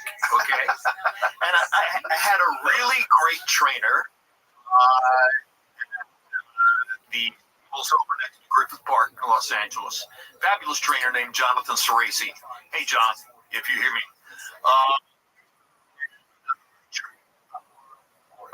Say 3/4 of a year riding Hunter Jumper. And I got to the point where I was jumping 36, 38-inch jumps. And I was riding quality horses. And I was doing pretty well. And once you stall, combing the horse down, brushing, to do the things, the busy work that you're supposed to do. And Jonathan came in and said, "How do you feel about your work?" I said, "I think I'm doing pretty well. Did you?" I think that this would probably be a great day. I said, "Quit? What are you talking about? You just said pretty well." He said, "Well, pretty well because you love to do the fun stuff. You love the jumping and you love the riding around the ring fast, et cetera, but you don't want to do the busy work. You don't want to do what we call other things to build your awareness, of what you do. And the result is that you're getting closer to the stage at which something negative is going to happen. And the first time something negative happens, you're not going to be able to respond to it. So I think a great day, wild, I quit. I went home and thought about it, and I thought, positive advice. If you enjoy this, there's some stuff that you need to do. well, he did say, look, perfectly happy to keep training you if you will come and do the busy work that I need you to do to 20 before you go and jump. But if you want to come here and run and jump, you're asking for trouble. I'm not going to be part of it. Wow. Because of fall off. Saw this one. The horse can stomp you. You get a hoof on the chest or a hoof on the neck. You're in the hospital and you're in big trouble. I saw it happen to a woman in the ring, a really good rider. So at the end of the day, you can't do that. Yeah, there he is. Look at Canelo. Wow. Now that's a skill carried since his early childhood. That's crazy. You can't knock him down. That makes so much sense. So he's got a square head. Yeah, he's got to, and it's no. He's also got a brilliant mouth. Credit where credit is due. No doubt. I mean, just the evolution of the 3 fights with Triple G. Triple G was one of my favorites. If you can fight and never be badly hurt, right? That's a great point. That's astonishing. Triple G never badly hurt him. Yeah. He was destroying everybody else you put in his path. Everybody. One of the heaviest punchers I ever saw.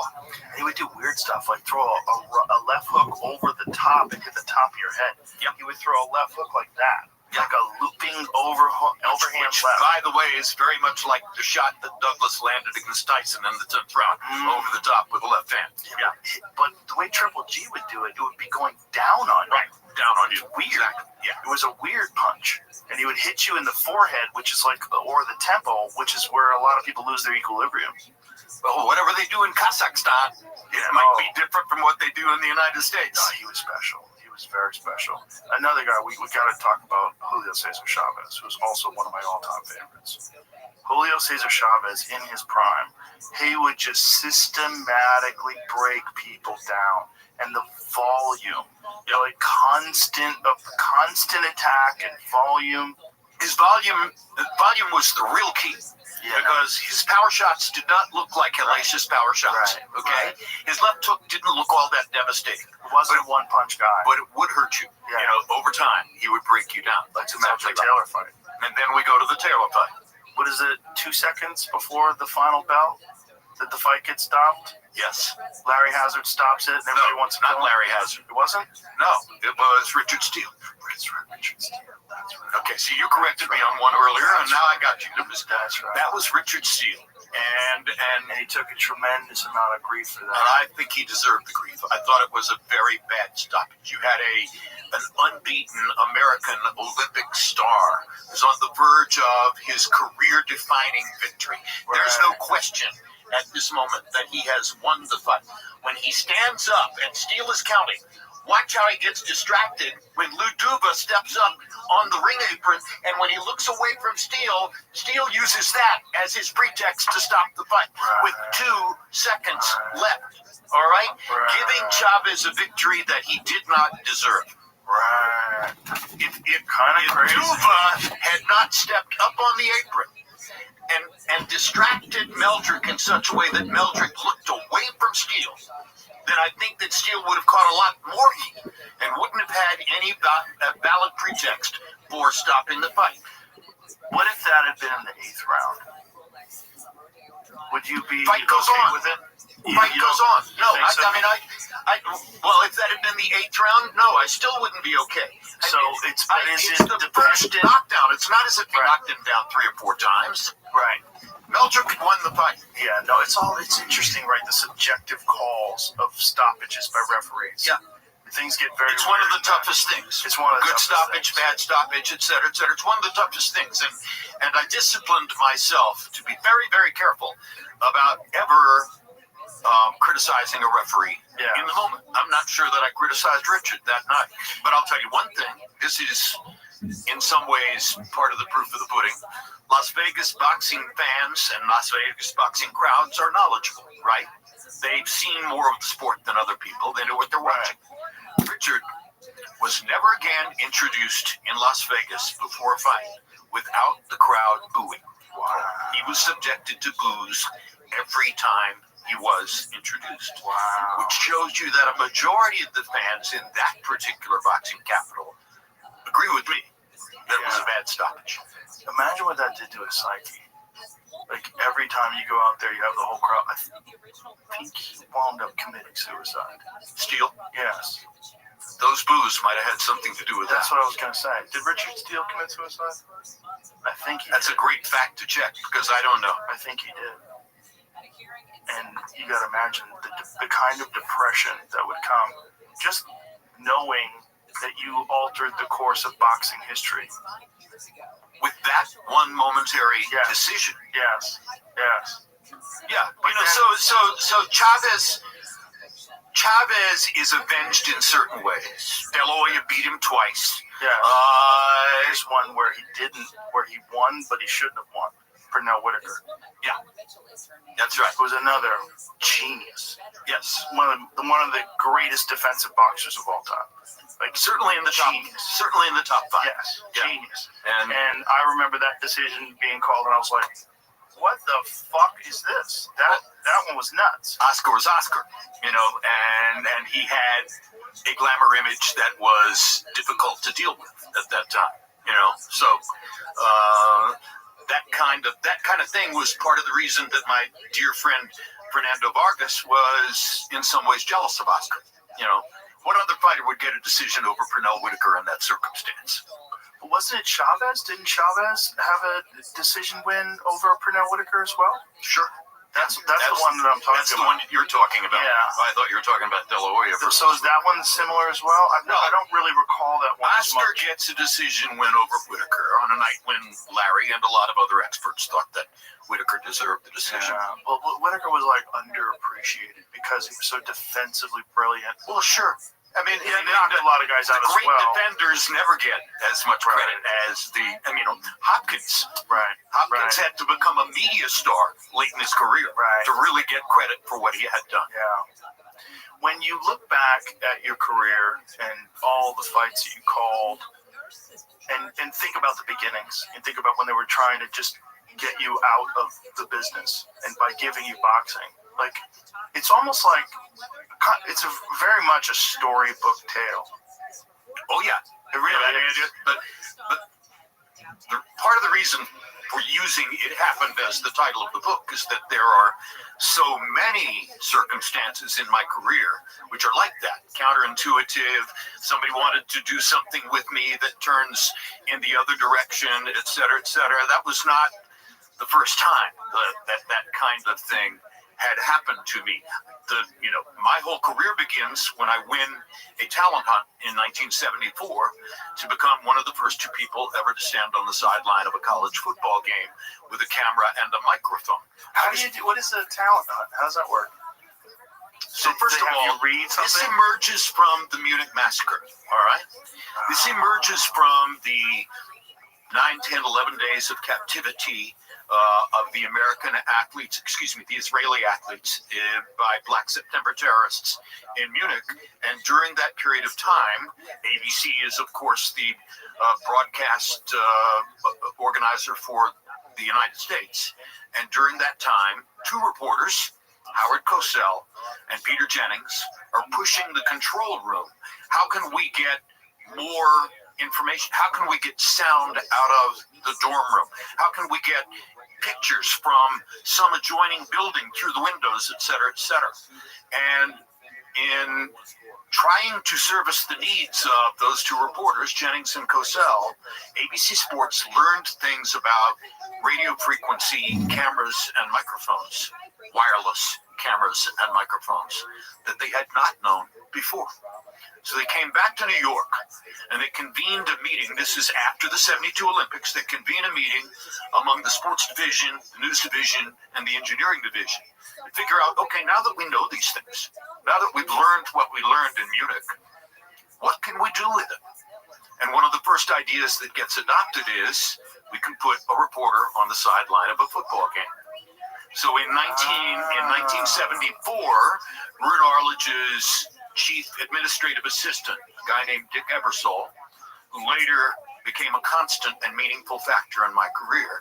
Dick Ebersol takes two lieutenants out to conduct a search at 16 different college campuses, and they talk to a total of 432 college age or extremely close to college age candidates for this job.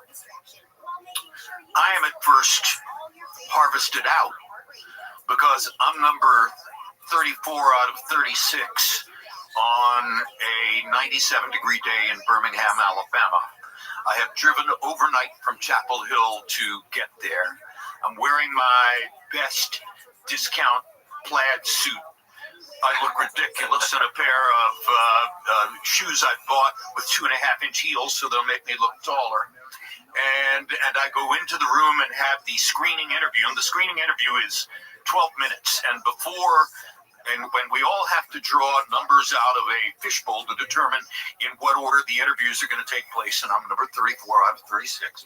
So I know I'm going to have to sit around in the Parliament House Hotel lobby for hours in Birmingham waiting to go in.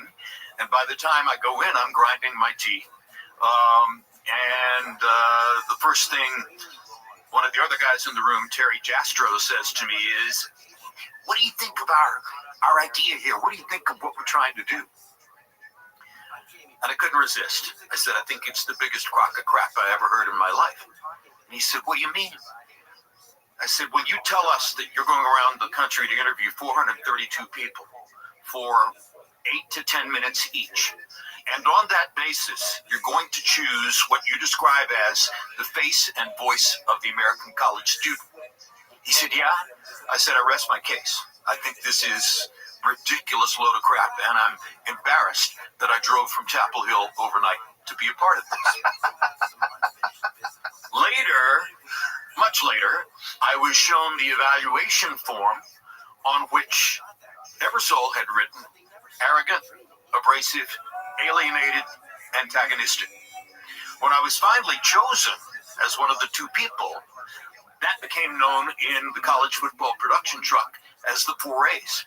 Every time I would bitch about something, every time I would get obstreperous about something and raise my voice a little bit, there it is, the 4 A's, arrogant, abrasive, alienated, antagonistic. But the bottom line was, through a long and highly unusual process, I was the person who was chosen. Now, what was ridiculous about it? The most ridiculous thing about it, which I've never really revealed until this year, the book, Media Appearances, the most prominent media appearance with your 19 million followers, was that Ruud Arledge, who's still the dictatorial and canonized president of ABC Sports. And when I was under 11 years old, maybe 10 or 11, 12, living in Hendersonville, North Carolina, had asked my mother while watching Wide World of Sports one day, "Is this guy, Ruud Arledge, is he related to the Arledges who live around the corner from us?" "Yes, he's their son." So I grew up around the corner from Arledge's parents. I caddied for both his mother and father at the Hendersonville Golf and Country Club. And when I was finally the person chosen, counterintuitively, because I was 25 instead of 22, and because I had already done a lot of sports broadcasting, and this person was supposed to be completely fresh, when I get chosen, I meet Ruud in the restroom at 1336th Avenue in New York. And, "Hi, Ruud, I'm Jim Lampley. Oh, great to meet you," et cetera, et cetera. And as he's going out of the restroom, I say, by the way, how's your dad? And he turns around, quizzical expression, says, why would you ask a question like that? I said, well, I guess nobody told you because probably nobody could have known, but I'm from Hendersonville originally, and I've caddied for both your mom and dad. In fact, my mother's in the same bridge club with your mother. The famous red face turned white. And he said, don't ever tell anybody that. Never, ever reveal that to anyone. So, of course, now it can be revealed. And why would you want that revealed?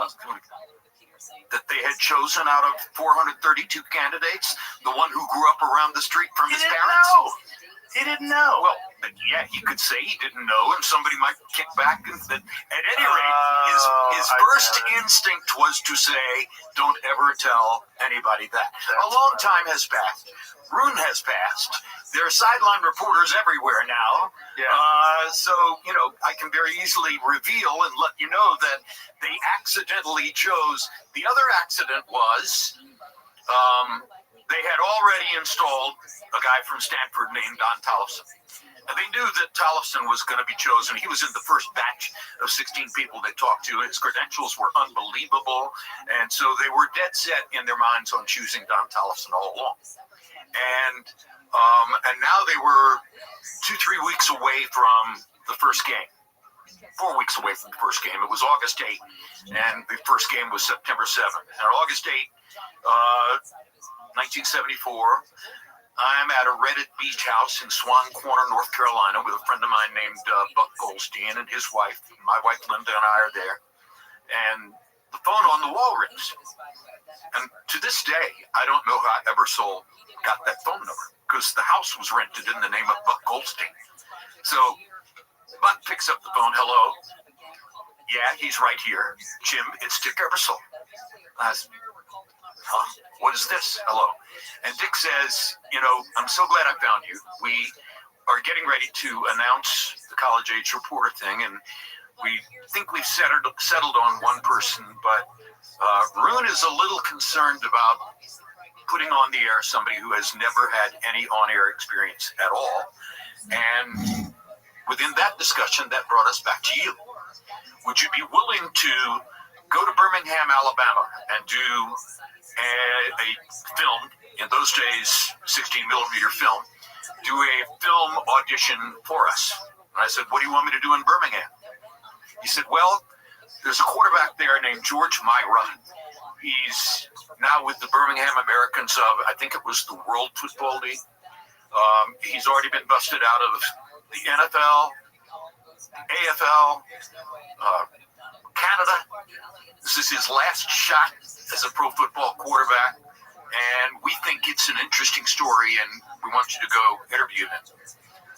So, of course, they didn't know that I had watched George Myra play all 3 years of his college career at the University of Miami. He was a huge childhood hero of mine. I had once hitched a ride in his very dull beige Ford Falcon going to pick up basketball on the campus of the University of Miami. I knew more about George Myra than probably some members of his family did. I still had a number 10 green and orange George Myra jersey in my closet in Chapel Hill.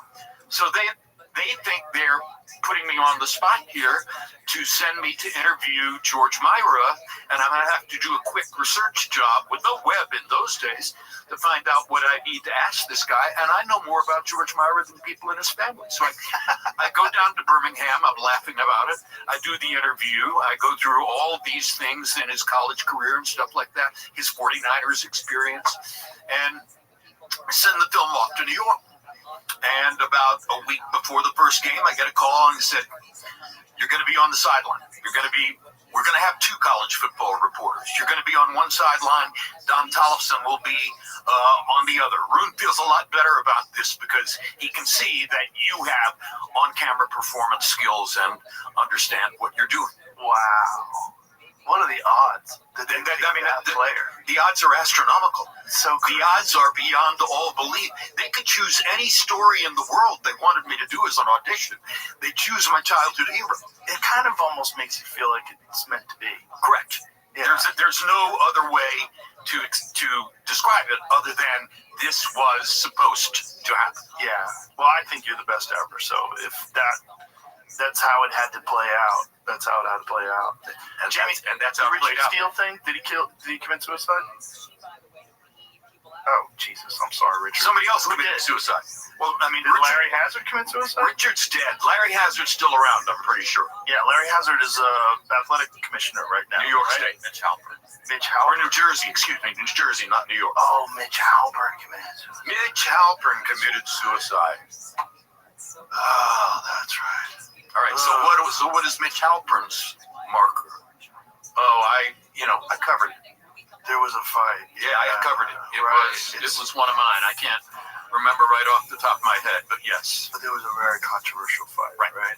Yeah. A similar type situation. Similar type thing. Something that stains your reputation Yeah. going forward. My apologies to Richard Steele. I'm sorry. Halpern is, I believe, Halprin. Or Halperin. What was the big controversial fight? Can't remember right now. I saw Rich Halpern referee a number of fights. You're right. He did kill himself. Yeah. I'm connecting to it now. And as soon as we find out exactly what the fight was, I'll remember what What's the problem with the circumstance Again, I was. told you my memory sucks sometimes. Well, It's like Joe, I'm disconnect 76 years old. Okay. My wife worries about whether I'm going to remember to put socks on in the morning. Gabe Willis. Gabe Willis and Jimmy Garcia. Oh my God. Right. So one of the oldest dictums in the sport is that when one fighter dies, the other career dies too. Gabe was absolutely never the same.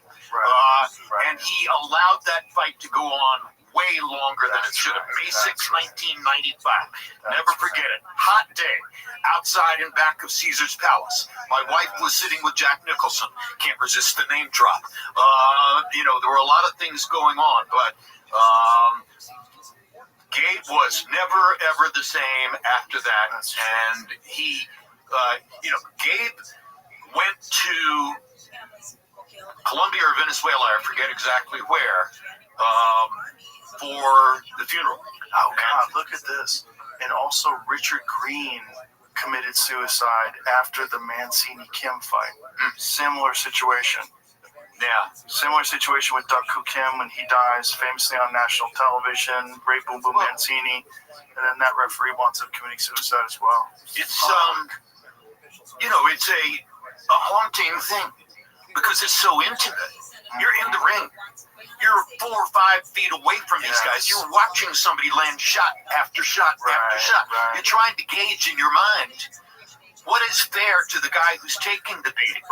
Because he can always land one big comeback counterpunch and win the fight. And there's been so many instances over time of guys recovering and coming back to win the fights. Many.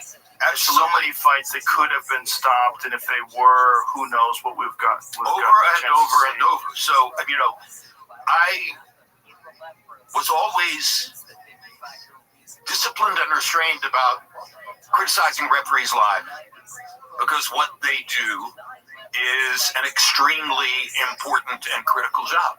And sometimes they're the only safety barrier between life and death.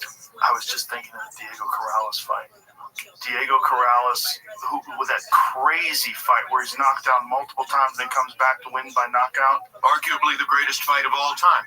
Who was it against? Corrales versus name is right on the tip of my tongue. Corrales?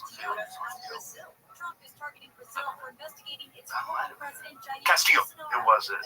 Corrales Castillo. That was it. Jose Luis Castillo. That's arguably the greatest fight of all time. It was a Showtime fight, by the way. I was watching it on TV. Easily could have been stopped. Huh? Easily could have been stopped. 100%.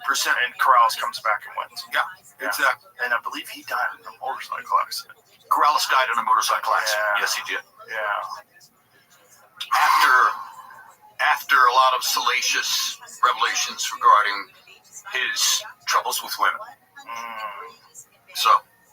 But he was a sweet guy. You could not know Chico without loving him.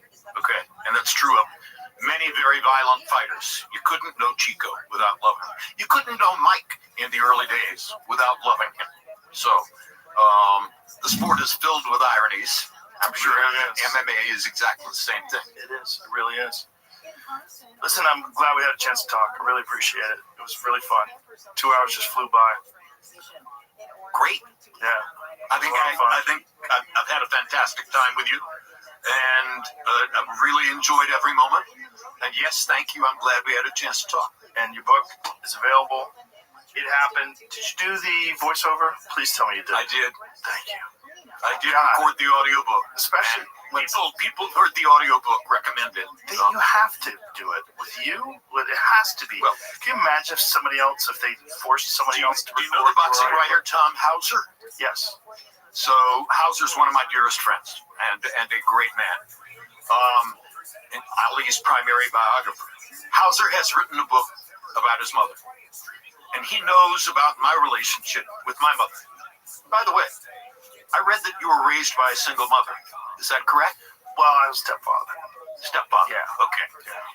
I was raised by a double widow who never married again.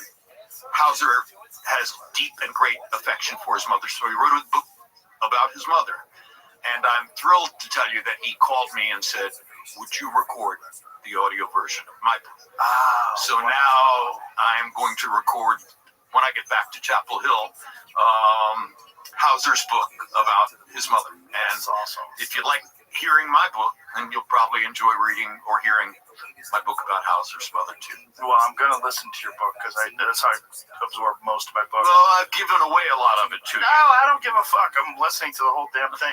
And I really hope that Netflix chooses you for the Canelo fight, the Canelo Crawford fight. That would be fantastic. And like I said, it made me so happy to hear you on the Madison Square, the Times Square card. Too bad the fights weren't. Yeah, that was true. But what do you think that is about? You know, because there's a lot of people that have said that Turkey is spending so much money, that he's spoiling these guys and they're afraid to lose, and that they're fighting safe.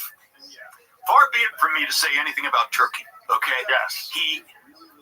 Anything negative, he put me back at ringside. Right. All right. So I'm very happy. On a personal, parochial level, I am a huge Turkey fan. Yes. I think that more attention has to be paid to what real matchmaking is.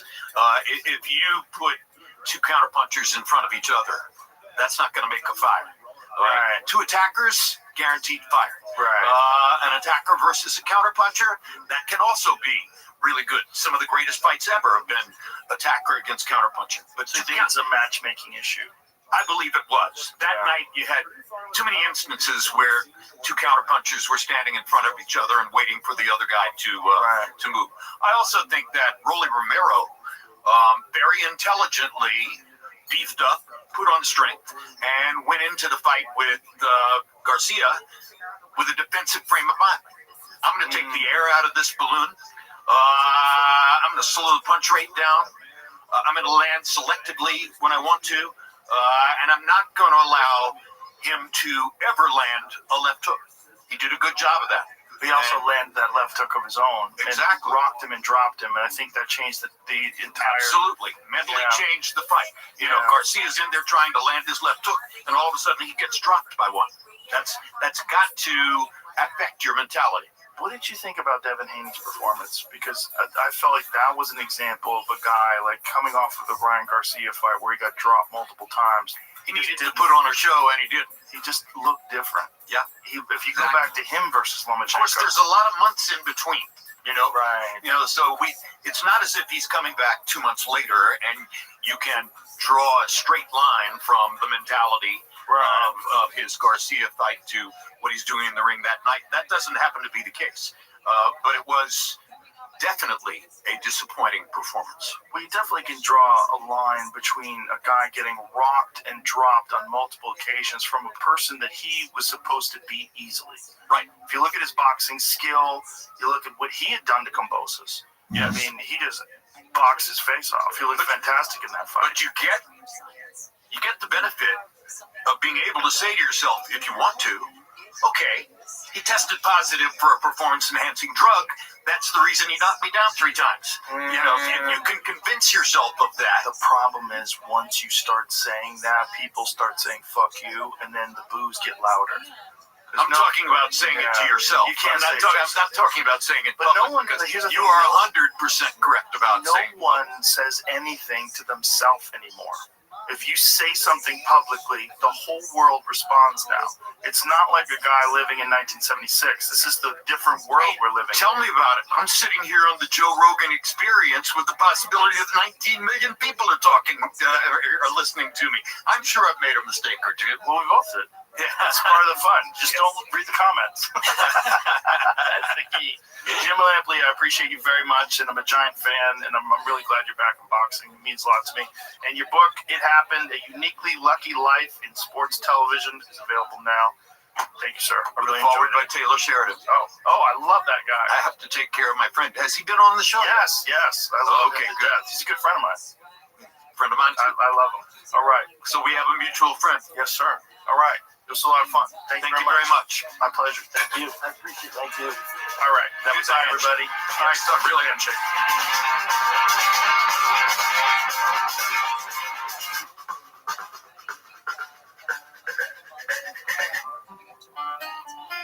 We have a special guest coming on to talk about ghosting being a new reality when it comes to dating as well.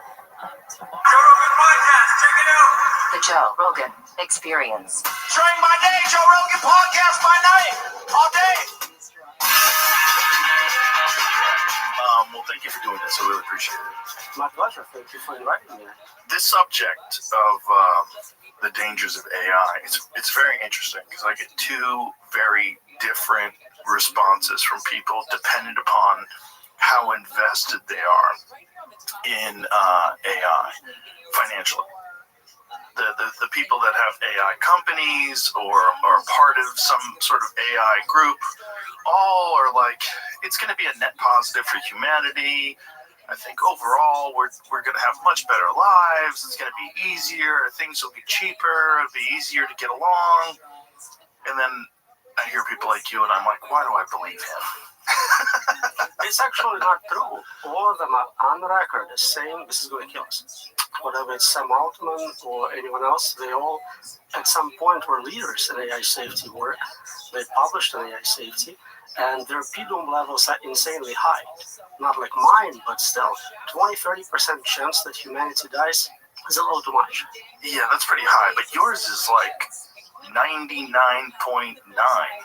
It's another way of saying we can't control superintelligence indefinitely. It's impossible.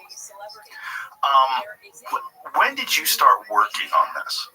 A long time ago. So my PhD was, I finished in 2008. I did work on online casino security, basically preventing bots. And at that point, I realized bots are getting much better. They're going to outcompete us, obviously, in poker, but also in stealing cyber resources. And from then on, I've been kind of trying to scale it to the next level AI. It's not just that, right?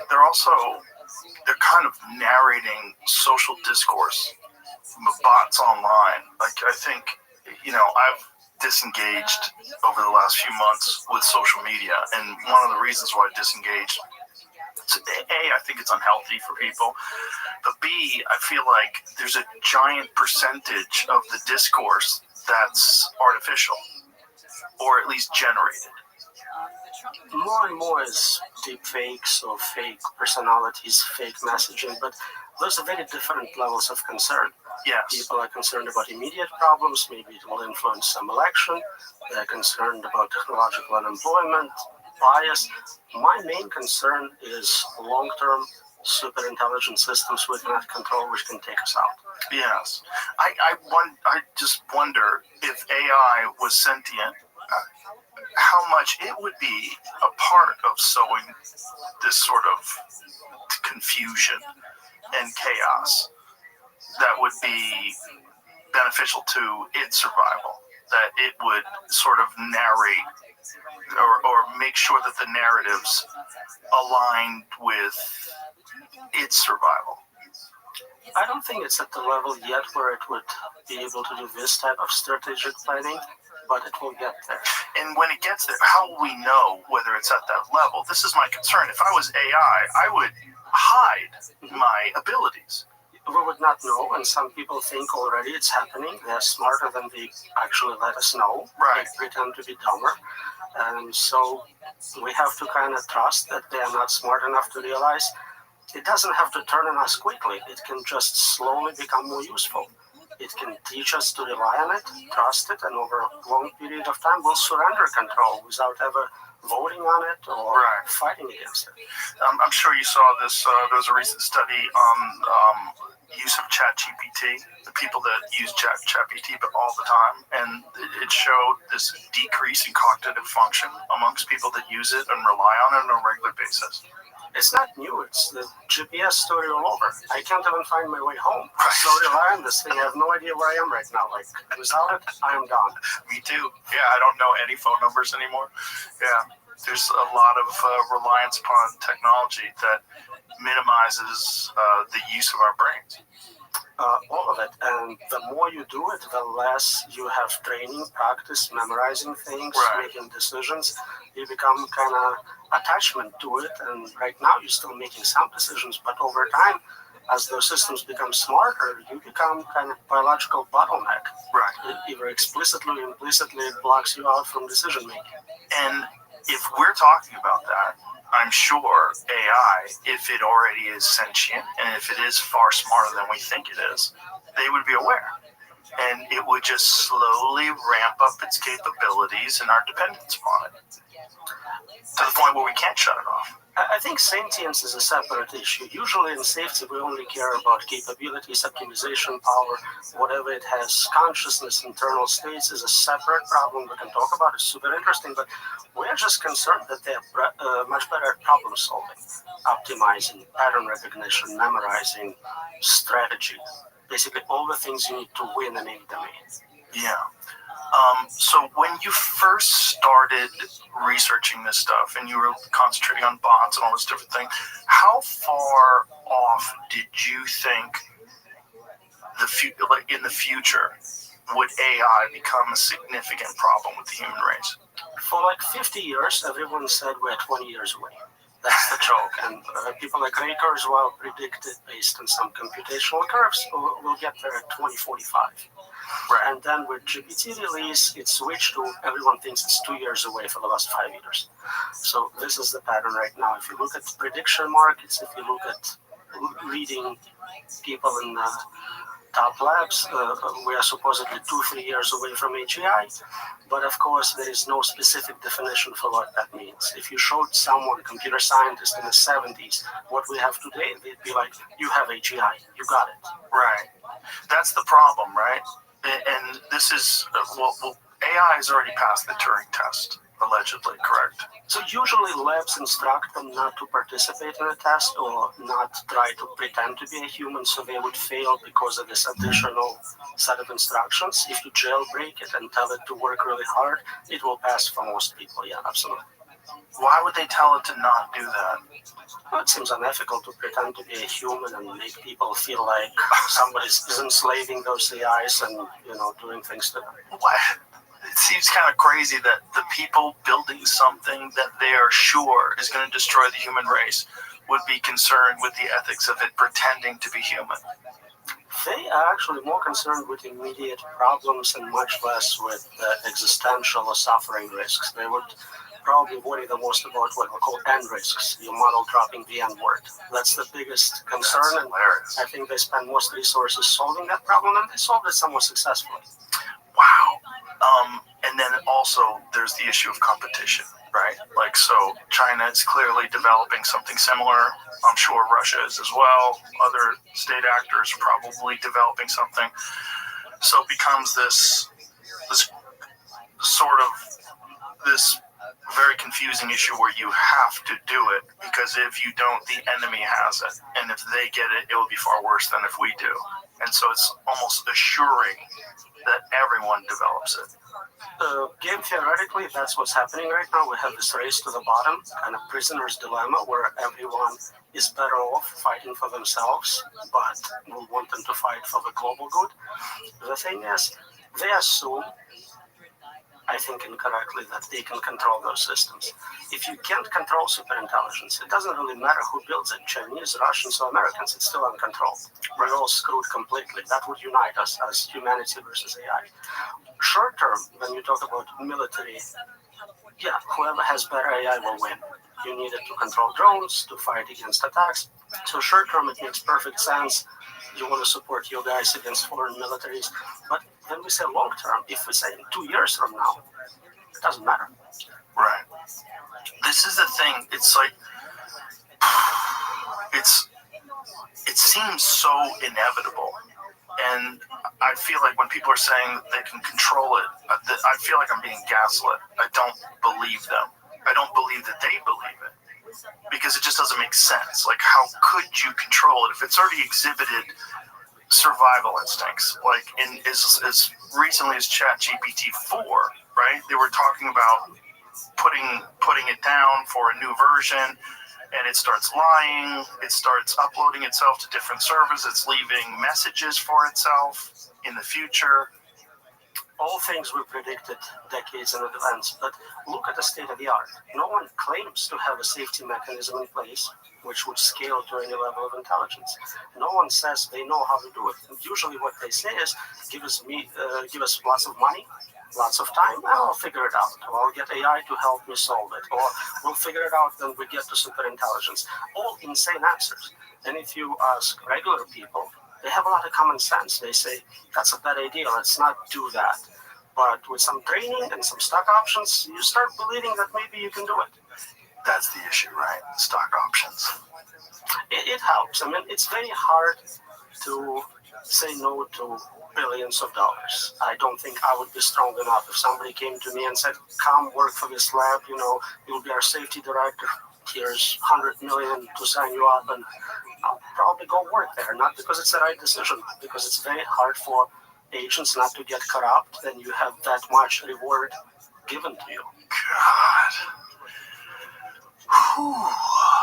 So when did you start becoming very concerned?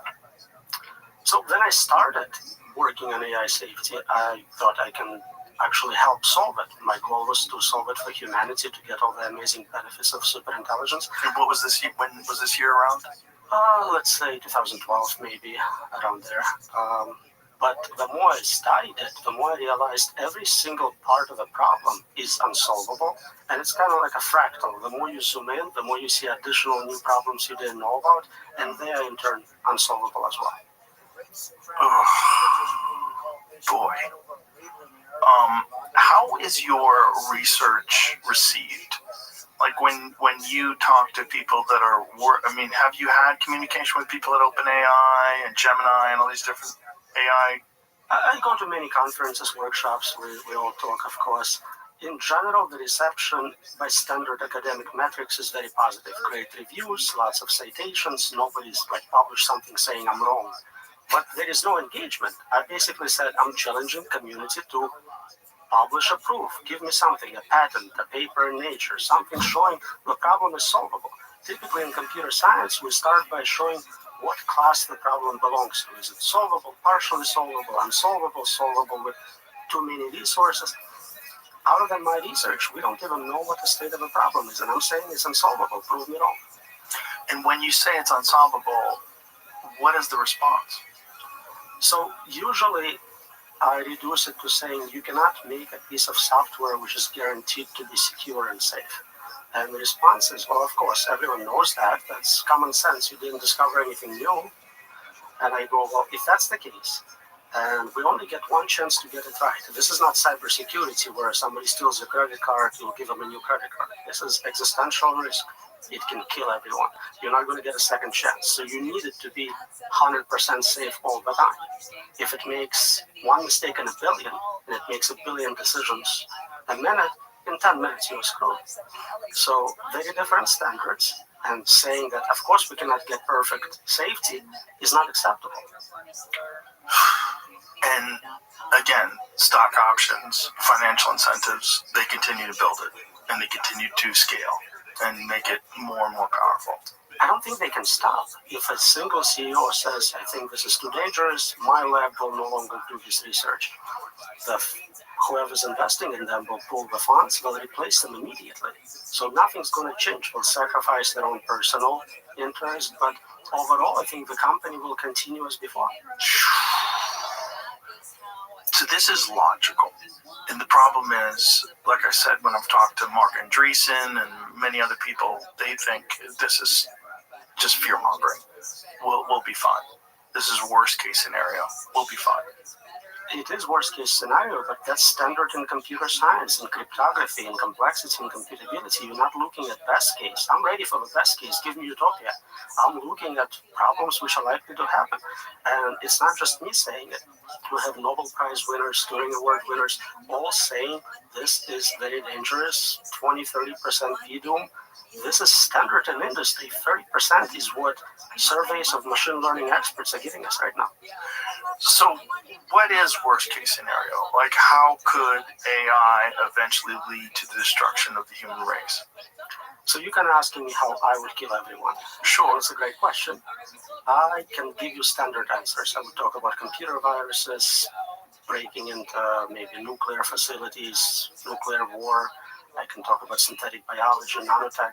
But all of it is not interesting when you realize we're talking about superintelligence, a system which is thousands of times smarter than me. It would come up with something completely novel, more optimal, better way, more efficient way of doing it. And I cannot predict it because I'm not that smart. Jesus. That's exactly what it is. We're basically setting up an adversarial situation with agents which are like squirrels versus humans. No group of squirrels can figure out how to control us. Right. Even if you give them more resources, more acorns, whatever, they're not going to solve that problem. And it's the same for us. And most people think 1 or 2 steps ahead. And it's not enough. It's not enough in chess. It's not enough here. If you think about AGI and then maybe superintelligence, that's not the end of the game. The process continues. You will get superintelligence creating next level AI. So superintelligence plus plus, 2.0, 3.0, it goes on indefinitely. You have to create a safety mechanism which scales forever, never makes mistakes, and keeps us in decision-making position so we can undo something if we don't like it. And it would take super intelligence to create a safety mechanism to control super intelligence. At that level. And it's a catch-22. If we had friendly AI, we can make another friendly AI. So if like aliens send us one and we trust it, then we can use it to build local version which is somewhat safe. Have you thought about the possibility that this is the role of the human race and that this happens all throughout the cosmos? Is that curious humans who thrive on innovation will ultimately create a better version of life? I thought about it. Many people think that's the answer to Fermi paradox. There is also now a group of people looking at what they call a worthy successor. Basically, they kind of say, yep, we're going to build superintelligence. Yep, we can control it. So what properties would we like to see in those systems? How important is it that it likes art and poetry and spreads it through the universe? And to me, it's like, I don't want to give up yet. I'm not ready to decide if killers of my family and everyone will like poetry.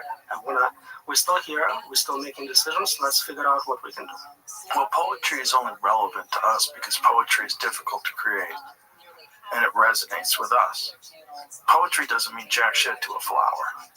It's more global to me. I don't care what happens after I'm dead, my family is dead, all the humans are dead. Whatever they like poetry or not is irrelevant to me. Right. But the point is, like, the things that we put meaning in, it's only us. A supermassive black hole doesn't give a shit about a great song. And they talk about some super values, super culture, super things, super intelligence would like, and it's important that they are conscious and experienced all that greatness in the universe. But I would think that they would look at us the same way we look at chimpanzees. We would say, yeah, they're great, but don't give them guns. Yeah, they're great, but don't let them have airplanes. Don't let them make global geopolitical decisions. So there are many reasons why they can decide that we're dangerous. We may create competing AI.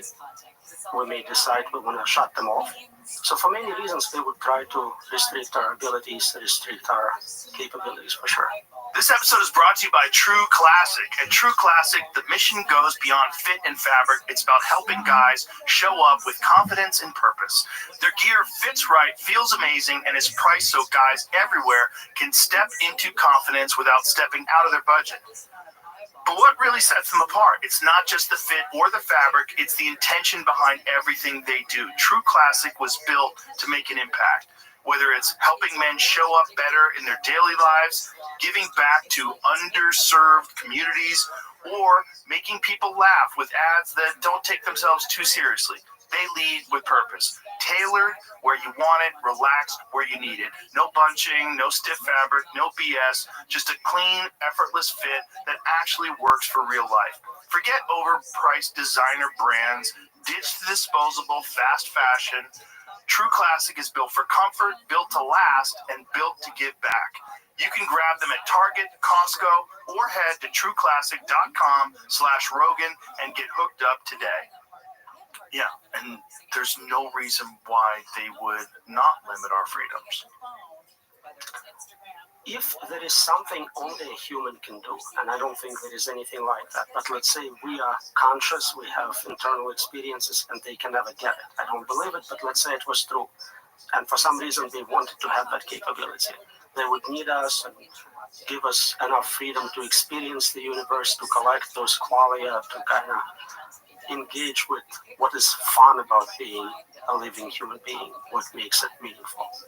Right, but that's such an egotistical perspective, right? That we're so unique that even super intelligence would say, wow, I wish I was human. Humans have this unique quality of confusion and creativity. There is no value in it, mostly because we can't even test for it. I have no idea if you're actually conscious or not. So how valuable can it be if I can't even detect it? Only you know what ice cream tastes like to you. Okay, that's great. Sell it now. Make a product out of it. Right. And there's obviously variables because there's things that people like that I think are gross. Absolutely. So really, you can come up with some agent which likes anything or finds anything fun. God, why are you freaking me out right away? That's the problem. This podcast is 18 minutes old, and I'm like, we could just stop right now. A couple hours at least, and then I don't want to end. I have so many questions, but it's just the problem is we got off to it. We just cut to the chase right away, and the chase seems to be it's something that must be confronted because it's right there. That's it. That's the whole thing. And I've tried so hard to listen to these people that don't think that it's a problem and listen to these people that think that it's going to be a net positive for humanity and, oh, God, it's good. I feel better now. But it doesn't work. It doesn't resonate. I wish they were right. Every time I have a debate with someone like that, I'm like, please come up with better arguments. Prove me wrong. I don't want to be right on this one. I want you to show all the mistakes in my papers. I want you to show me how to control superintelligence and give us utopia, solve cancer, give us free stuff. That's great. Right. When you think about the future of the world and you think about these incredible technologies scaling upwards and exponentially increasing in their capability, what do you see? Like, what do you think is going to happen? So there are many reasons to think they may cancel us for whatever reasons. We started talking about some game theoretical reasons for it. If we are successful at controlling them, I can come up with some ways to provide sort of partial solution to the value alignment problem. It's very hard to value align 8 billion people, all the animals, everyone, because we disagree. We like many different things. So we have advanced virtual reality technology. We can technically give every person their own virtual universe where you decide what you want to be. You're a king, you're a slave, whatever it is you enter, and you can share with others, you can visit their universes. All we have to do is figure out how to control the substrate, the superintelligence running all those virtual universes. And if we manage to do that, at least part of the value alignment problem, which is super difficult, how do you get different preferences, multi-objective optimization essentially, how do you get different objectives to all agree? But when you think about how it plays out, when like if you're alone at night and you're worried, what do you see? What do you see happening? So there are multiple levels of risk. Immediate is what we call ikigai risk, high risk. We lose meaning. You lost your job, you're no longer the best interviewer in the world. Like, what's left? What are you going to do? Maybe some people will find some other kind of artificial things to do, but for most people, their job is their definition, who they are, what makes a difference to them. For quite a few people, especially in professional circles. So losing that meaning will have terrible impact on society. We always talk about unconditional basic income. We never talk about unconditional basic meaning. What are you doing with your life if basic needs are provided for you? Next level is existential risk. The concern is it will kill everyone. But there is also suffering risks. For whatever reason, it's not even killing us. It's keeping us around forever, and we would rather be dead. It's so bad. What do you see when you think of that? It's hard to be specific about what it can do and what specific ways of torture it can come up with and why. Again, if we're looking at worst case scenarios, I found this set of papers about what happens when young children have epileptic seizures, really bad ones. And what sometimes helps is to remove half of your brain, or to just cut it out. And there are two types of surgeries for doing that. One is to remove it completely, and one is to kind of dissect connections leading to that half and leave it inside. So it's like solitary confinement with zero input-output forever. And there are equivalents for digital forms and things like that. And you worry that AI would do that to the human race? It is a possibility. Essentially neuter us. Well, loss of control is a part of it. But you can lose control and be quite happy. You can be like an animal in a very cool zoo, enjoying yourself, engaging in hedonistic pleasures, sex, food, whatever. You're not in control, but you're safe. So those are separate problems. And then there is, for whatever reason, I don't know if it's malevolent payload from some psychopaths. Again, that would assume that they could control AI. I don't think they will. But if they manage to do it, they can really put any type of payload into it. So think about all the doomsday calls, psychopaths, anyone providing their set of goals into the system. But aren't those human characteristics? I mean, those are characteristics that I think, if I had to guess, those exist because in the future there was some sort of a natural selection benefit to being a psychopath in the days of tribal warfare. That if you were the type of person that could sneak into a tribe in the middle of the night and slaughter innocent women and children, your genes would pass on. There was a benefit to that. Right, so if it's a human providing payload, that's what would show up. If it's AI on its own deciding what's going to happen, I cannot predict. I'm just looking at worst case scenarios. There are also game theoretic reasons where people talk about retrocausality, where if right now... What is that word? Like trying to influence the past... Say it again? Say that. Retrocausality. Retrocausalogy? Causality, causes. Oh, okay. So think about like weird time travel effects. Right now, if you're not helping to create super intelligence, once it comes into existence, it will punish you really hard for it. And the punishment needs to be so bad that you start to help just to avoid that. My thought about it was that it would just completely render us benign. That it wouldn't be fearful of us if we had no control, that it would just sort of let us exist, and it would be the dominant force on the planet, and then it would stop. It would, if human beings have no control over, all of the different things that we have control over now, like international politics, control over communication. If we have none of that anymore and we're reduced to a subsistence lifestyle, then we would be no threat. It is a possibility. I cannot say this will not happen for sure, but look at our relationship with animals where we don't care about them. So ants. If you decide to build a house and there is an ant colony on that property, you genocide them. You take them out. Not because you hate ants, but because you just need that real estate.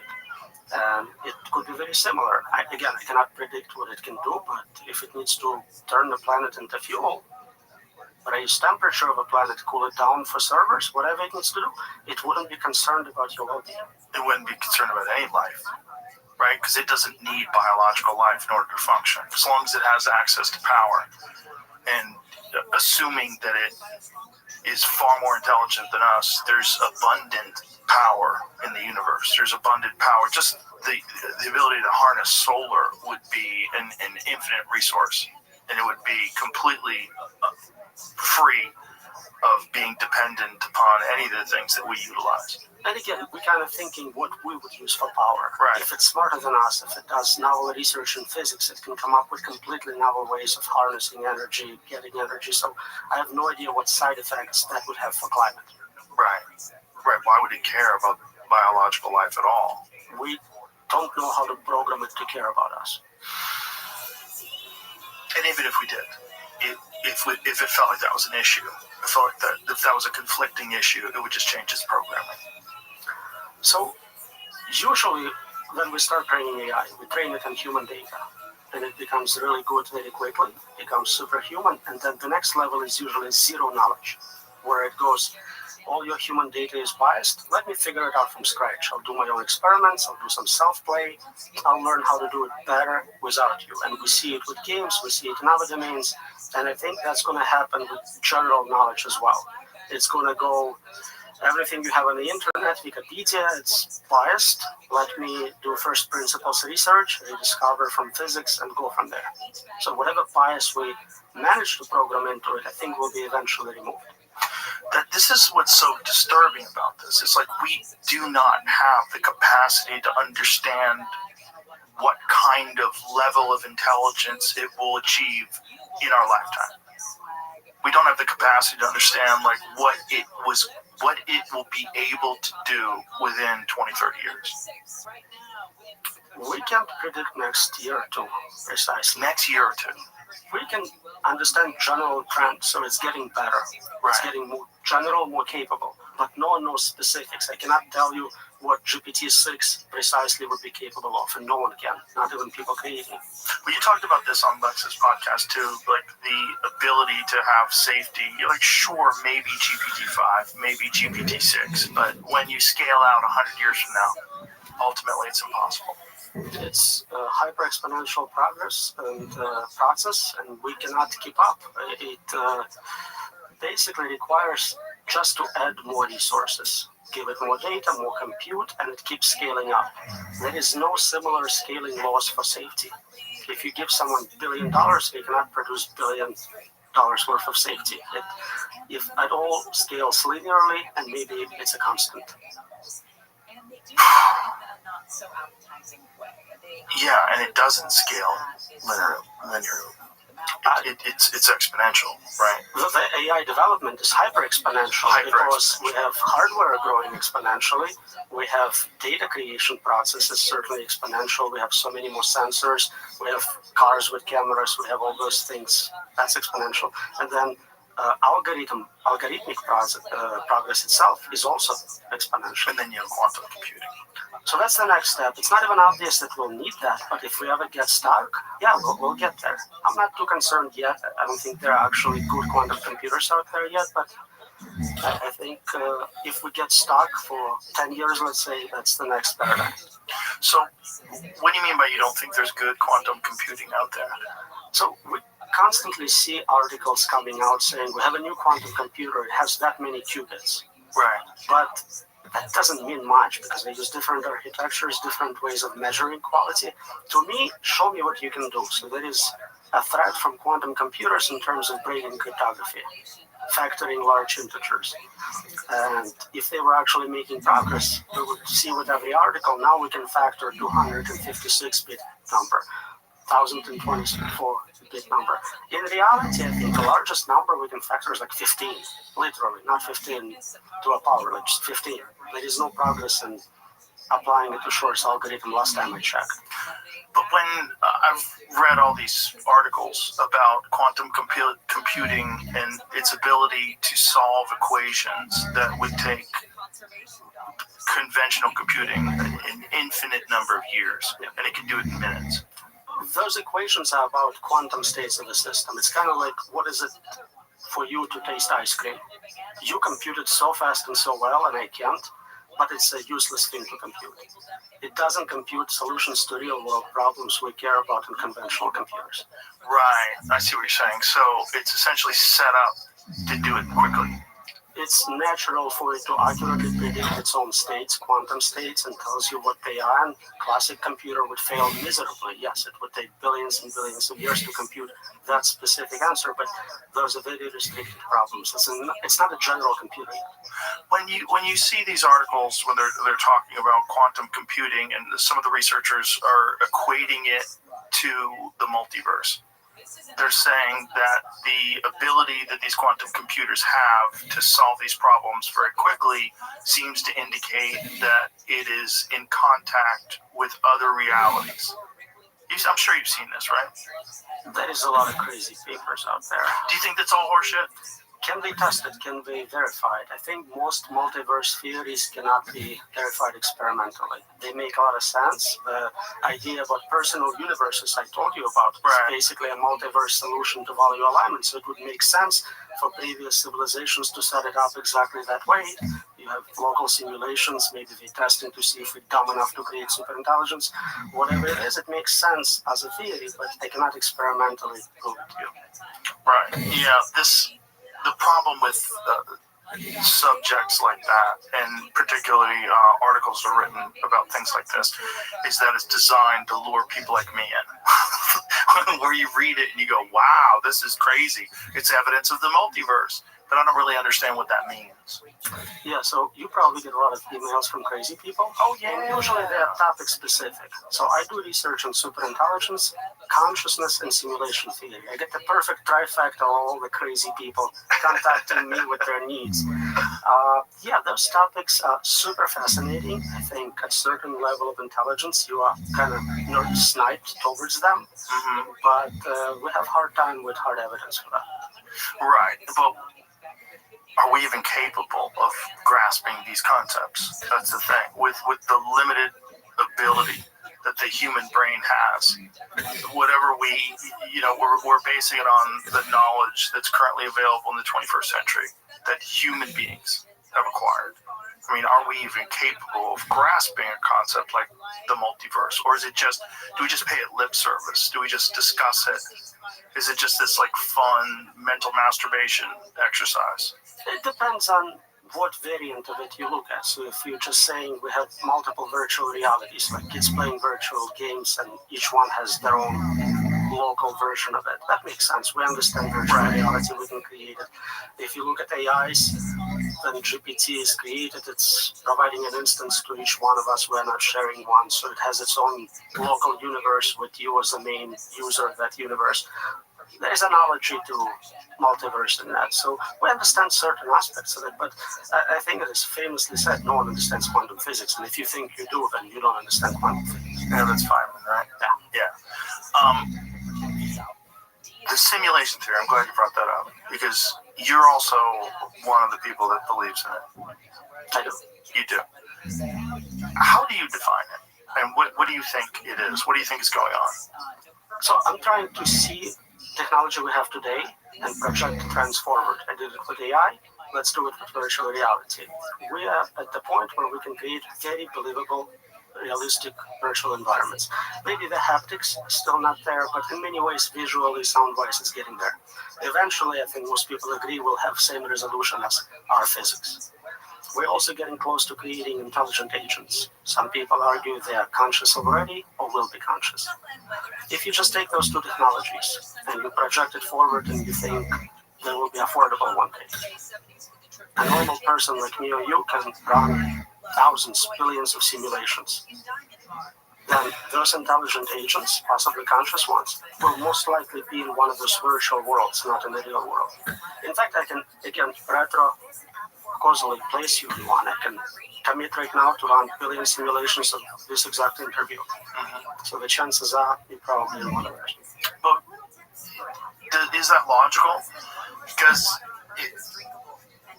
if this technology exists, and if we're dealing with super intelligence, so if we're dealing with AI, and AI eventually achieves super intelligence, why would it want to create virtual reality for us and our consciousness to exist in? It seems like a tremendous waste of resources just to fascinate and confuse these territorial apes with nuclear weapons. Like, why would we do that? So a few points. One, we don't know what resources are outside the simulation. This could be like a cell phone level of compute. It's not a big deal for them outside of our simulation. So we don't know if it's really expensive or trivial for them to run this. Right. Also, we don't know what they are doing this for. Is it entertainment? Is it scientific experimentation? Is it marketing? Maybe somebody managed to control them and trying to figure out what Starbucks coffee sells best, and they need to run Earth-sized simulation to see what sells best. Maybe they're trying to figure out how to do AI research safely and make sure nobody creates dangerous superintelligence. So they're running many simulations of the most interesting moment ever. Think about this decade, right? It's not interesting like we invented fire or wheel, kind of big invention, but not a meta invention. We're about to invent intelligence and virtual worlds, godlike inventions. We hear there's a good chance that's not just random. Right, but isn't it also a good chance that it hasn't been done yet? And isn't it a good chance that what we're seeing now is that the potential for this to exist is inevitable? That there will one day, if you can develop a technology, and we most certainly will be able to, if you look at where we are right now in 2025, and you scale forward 50, 60 years, there will be one day a virtual simulation of this reality that's indistinguishable from reality. So how would we know if we're in it? This is the big question, right?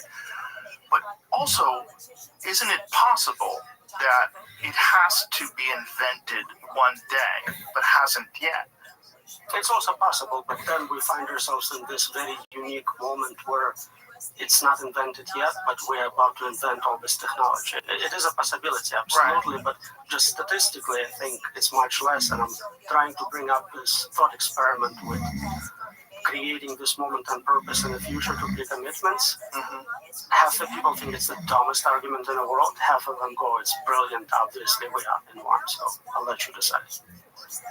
Yeah. I feel like if virtual reality does exist, there has to be a moment where it doesn't exist and then it's invented. Why wouldn't we assume that we're in that moment, especially if we look at the scaling forward of technology from MS-DOS to, user interfaces like Apple, and then what we're at now with quantum computing and these sort of discussions. Isn't it more obvious that we can trace back the beginning of these things, and we can see that we're in the process of this, that we're not in a simulation, we're in the process of eventually creating one. So you zoomed out 30 years. Yes. Zoom out 15 billion years. You have a multiverse where this process took place billions of times. You are simulation within simulation, many levels over. And to you, even if this was a simulation of those 30 years, it would look exactly like that. You would see where it started. It wouldn't be magically showing up out of nowhere. Right. So if you're playing the game, in the game you have Newton and Michelangelo and Leonardo da Vinci. Or at least you have memories of those things. Right. That if you started with preloaded memory state. Right. You have Stalin. You have all these problematic human beings and all the different reasons why we've had to do certain things and initiate world conflicts. Then you've had the contrarians that talk and say, actually, that's not what happened. This is what really happened. And it makes it even more confusing and myopic. And then you get to the point where two people, allegedly, like you and I, are sitting across from each other on a table made out of wood, but maybe not really. It would feel like wood to you, either way. Is it possible that that's just the nature of the universe itself? There are some arguments about kind of self-sustaining simulations, right, where no one's running them externally, just the nature, but I honestly don't fully comprehend how that would happen.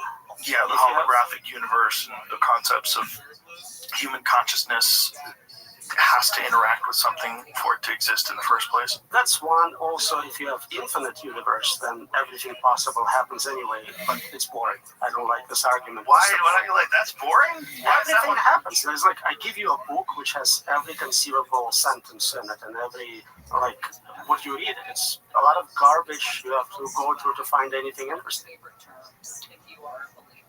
Well, is it just that we're so limited cognitively? Because we do have a history, at least in this simulation, that we do have a history of, I mean, there was a gentleman that, see if you can find this, they traced this guy, they found 9,000-year-old DNA, and they traced this 9,000-year-old DNA to a guy that's living right now. I believe it's in England. Mm-hmm. I remember reading that. Yeah, which is really fascinating. So 9,000 years ago, his ancestor lived, and so we have this limitation of our genetics. 9,000 years ago, wherever this guy lived, probably a hunter and gatherer, probably very limited language, very limited skills in terms of making shelter, and who knows if even he knew how to make fire. And then here, 9,000 DNA just turned human history on its head. Is this it? I don't think so. It was interesting that he ended up living like right next to the guy from 9. He never moved. His family just like stayed there for 9,000 years. That's awesome. It's traced back to one individual man. I actually posted it on my Instagram story, Jamie. I'll find it here because it's. Oh, here it is. 9,000-year-old skeleton in Somerset. This is it. So it's can you send an Instagram story? Not sure if you can. Why don't I find it on there? Oh, okay.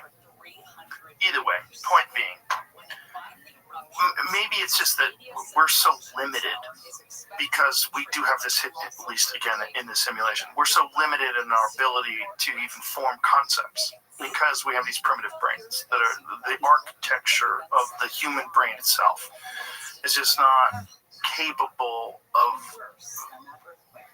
interfacing with the true nature of reality. So we give this primitive creature this sort of basic understanding, these blueprints of how the world really works, but it's really just a facsimile. It's not. It's not capable of understanding. Like when we look at quantum reality, when we look at just the basics of quantum mechanics and subatomic particles, like it seems like magic, right? Things in superposition, they're both moving and not moving at the same time. They're quantumly attached. Like what? You know, you have photons that are quantumly entangled. Like this doesn't even make sense to us, right? So is it that the universe itself is so complex, the reality of it, that we're given this sort of, you know, we're giving like an Atari framework to this monkey.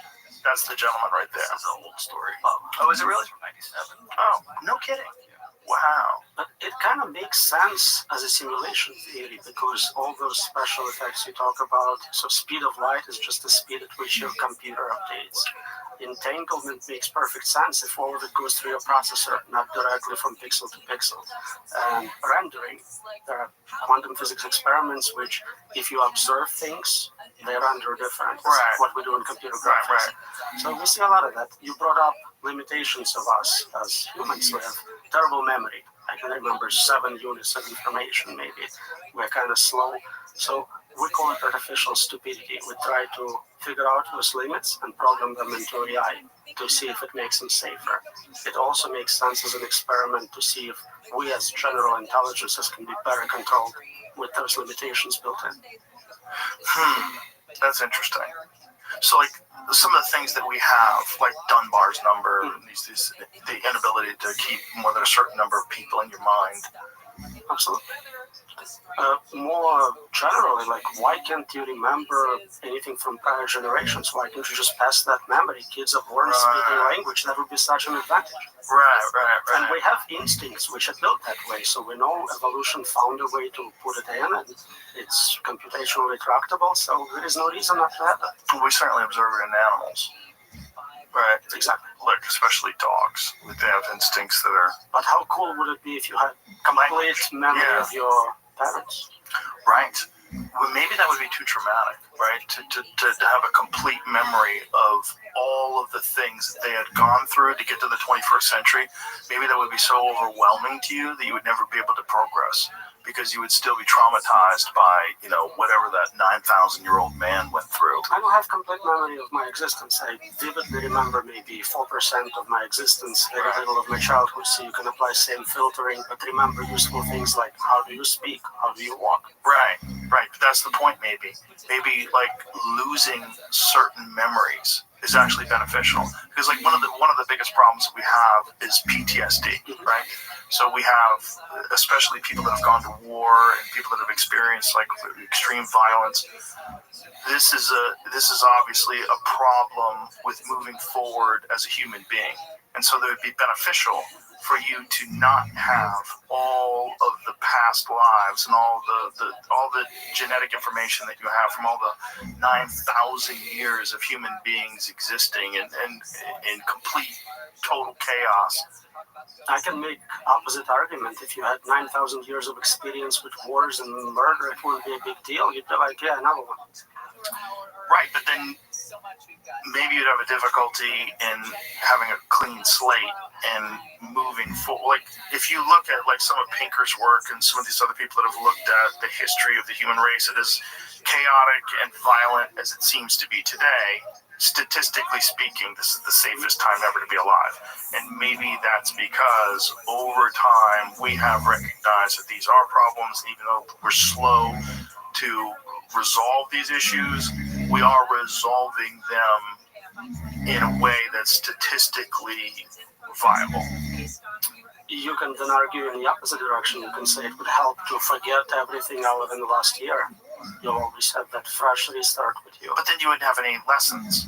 You wouldn't have character But you see how one of those has to make sense otherwise. Yeah, right. But a certain amount of character development is probably important for you to develop discipline and the ability to, like, delayed gratitude, things like that. Multi-generational experience would certainly be a single point of experience. Yeah. More data is good. As we learned, the bitter lesson is more data is good. Yeah, more data is good. But why am I so reluctant to accept the idea of the simulation? Is the real question. Like, what is it about it that makes me think? It's almost like it's a throw your hands up in the air moment, like, simulation. Yeah, you feel like it doesn't matter then. It's all fake, so why do I care? Why should I try hard? Why should I worry about suffering of all those NPCs? But that's not how I think about it, I think about it like there has to be a moment where it doesn't exist. Why wouldn't I assume that moment is now? And when Elon thinks that, I talked to him about it, it's like the chances of us not being in the simulation are in the billions. Not being excuse us. The chances of us being in the real world. Being in the real world are like billions to one. Yeah. 1 to billions. Yeah. Makes sense. And he asked a very good question. He asked what's outside the simulation. That's the most interesting question one can ask. In one of the papers, I look at a technique in AI safety called AI boxing, where we put AIs in kind of virtual prison to study it, to make sure it's safe, to limit input-output to it. And the conclusion is basically if it's smart enough, it will eventually escape. It will break out of the box. So it's a good tool, it buys you time, but it's not a permanent solution. And we can take it to the next level. If it's smart enough, will it kind of go, oh, you're also in a virtual box, and either show us how to escape or fail to escape. Either way, either we know it's possible to contain superintelligence or we get access to the real information. And so, if it's impossible to contain superintelligence, and if there is a world that we can imagine where a simulation exists that's indistinguishable from reality we're probably living in. Well, we don't know if it's actually the same as reality. It could be a completely weird kind of Simpsons-looking simulation. We're just assuming it's the same. Well, here's the real question. Is there a reality? Has there ever been one? It would make sense that there was a start to the process, but being specific about it is kind of hard philosophical, scientific problem. Well, it's impossible, right? In science, we study things about the moment of Big Bang, the properties of that moment. We don't know what caused it. Anything before it is obviously not accessible from within our universe, but there is some things you can learn. We can learn about if we're in a simulation that simulators don't care about your suffering. You can learn that they don't mind you dying. We can learn things just by observing simulation around us. Well, here's the question about all that other stuff, like the suffering and dying, and do those factors exist in order to motivate us to improve the conditions of the world that we're living in? Like, if we did not have evil, would we be motivated to be good? Do you think that these factors exist? Like I've talked about this before, but the way I think about the human race is if I was studying the human race from afar, if I was some person from another planet with no understanding of any of the entities on Earth, I would look at this one apex creature and I would say, what is this thing doing? Well, it makes better things. That's all it does. It just continually makes better things. That's its number one goal. It's different than any other planet, any other creature on the planet. Every other creature on the planet sort of exists within its ecosystem. It thrives. Maybe it's a predator. Maybe it's a prey. It does what it does in order to try to survive. But this thing makes stuff. And it keeps making better stuff all the time. Well, what's its ultimate purpose? Well, its ultimate purpose might be to make a better version of itself. Because if you just extrapolate, if you take what we're doing from, the first IBM computers to what we have today, where is it going? Well, it's going to clearly keep getting better. And what does that mean? It means artificial life. Are we just a bee making a beehive? Are we a caterpillar making a cocoon that eventually the electronic butterfly is going to fly out of? Like, it seems like if I wasn't completely connected to being a human being, I would assume that. It's hard to define better. You're saying smarter? Would it be better if we didn't experience extreme states of suffering and pain? You can teach lessons with very mild pain. You don't have to burn children alive, right? Like, it's not a necessity for learning. What do you mean by that? Like, in this universe, we see extreme examples of suffering. Oh, for sure. If the goal was just to kind of motivate us, you could have much lower levels as the maximum. Right, but if you want to really motivate people, you have to, like the only reason to create nuclear weapons is you're worried that other people are going to create nuclear weapons. Like, if you want to really motivate someone, you have to have evil tyrants in order to justify having this insane army filled with bombers and hypersonic missiles. Like, if you really want progress, you have to be motivated.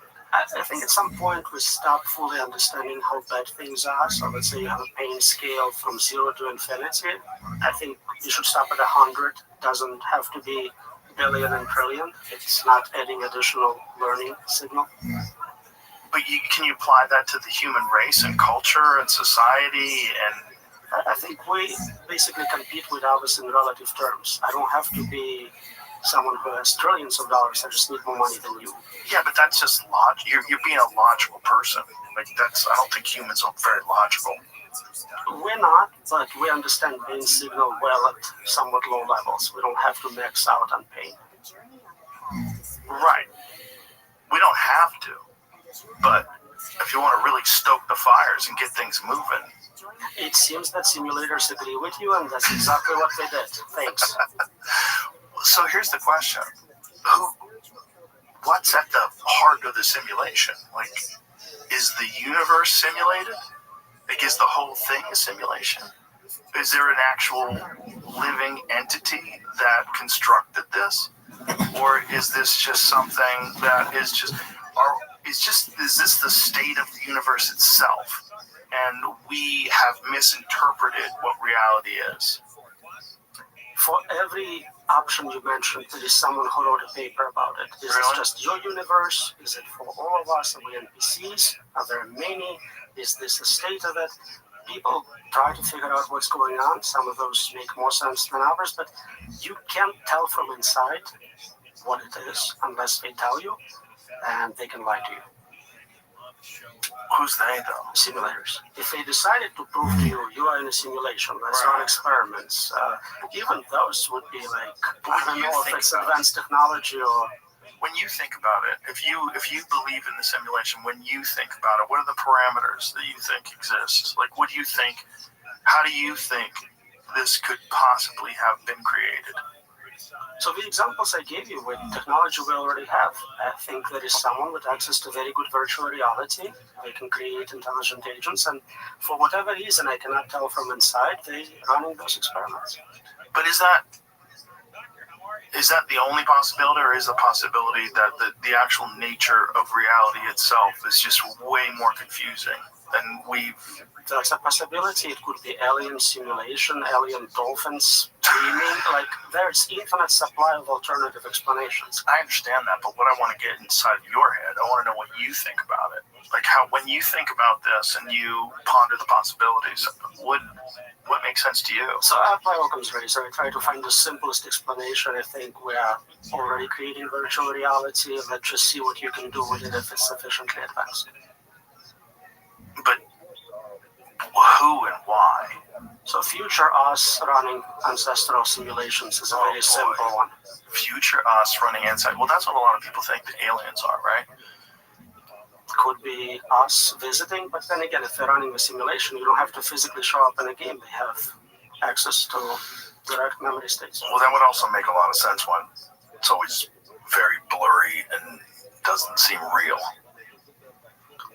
I think lately we've been getting better ones, but it's also the time when we're getting better deep fakes, so I can no longer trust my eyes. Yeah.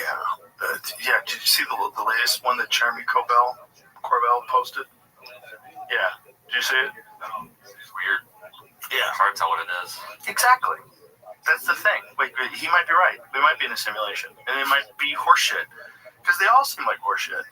It's like the first horseshit was Bigfoot, and then as technology scaled out and we get a greater understanding, we develop GPS and satellites, and more people study the woods. We're like, that seems like horseshit.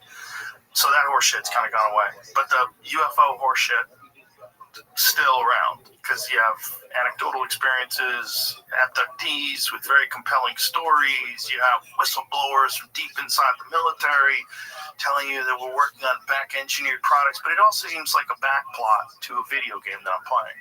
And it was weird to see government come out all of a sudden and have conferences about it and tell us everything they know. It almost seemed like they're trying too hard. Yeah, with simulation, what's interesting, it's not just the last couple of years that we got computers. If you look at religions, world religions, and you strip away all the local culture, like take Saturday off, take Sunday off, donate this animal, donate that animal, what they all agree on is that there is super intelligence which created a fake world, and this is a test, do this and that.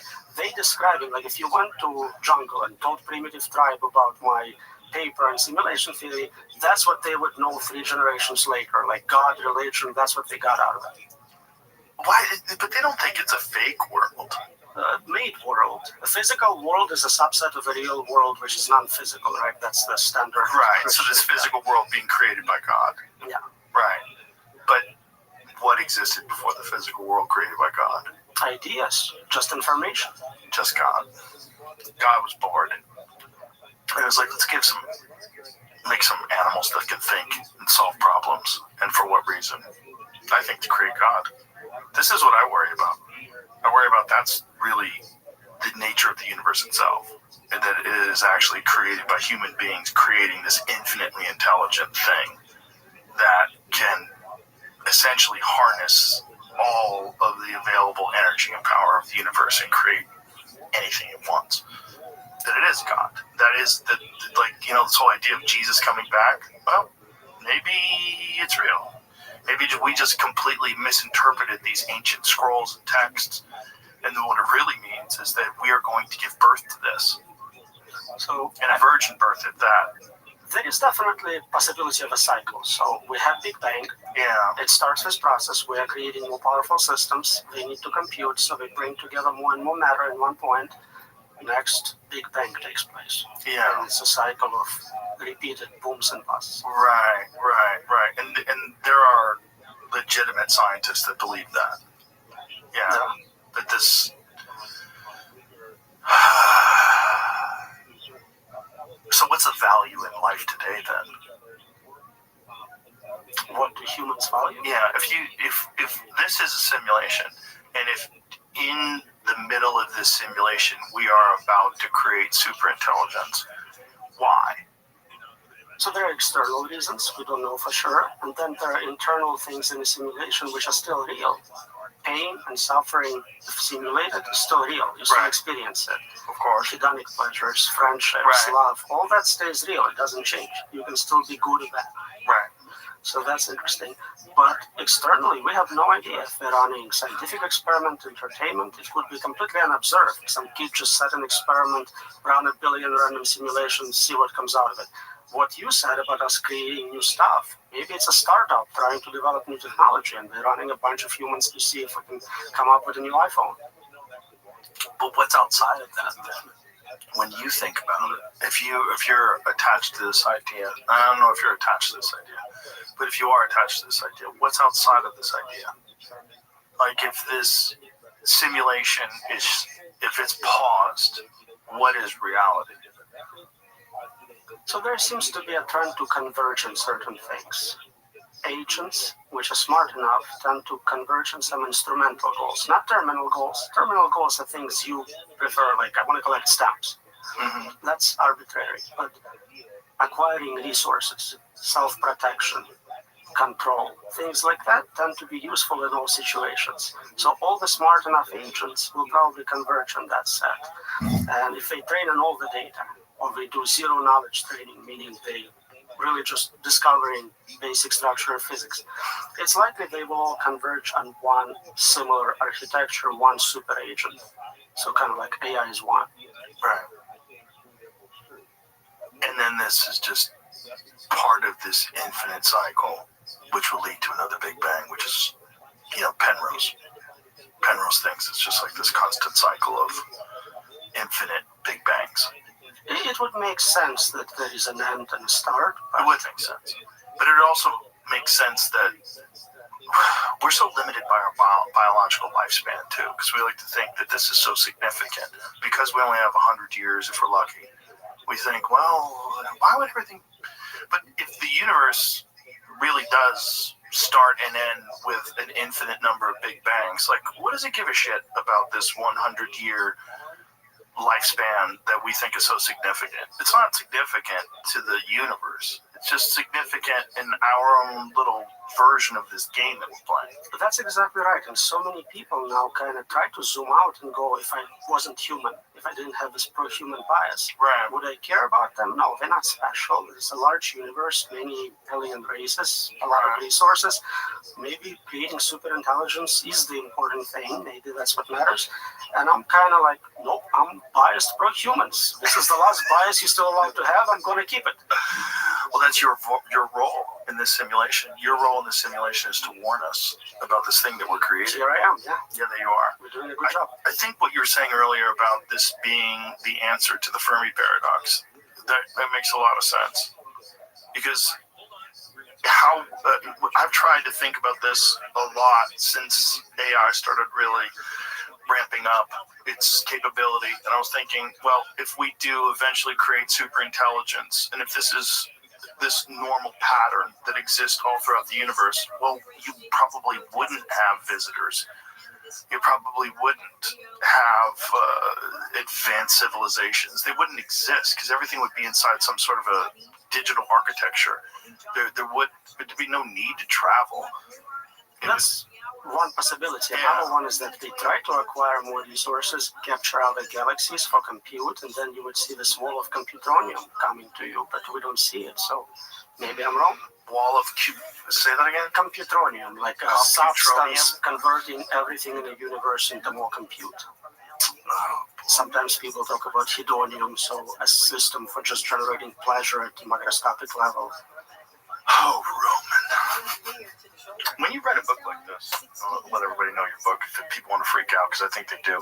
AI, unexplainable, unpredictable, and uncontrollable.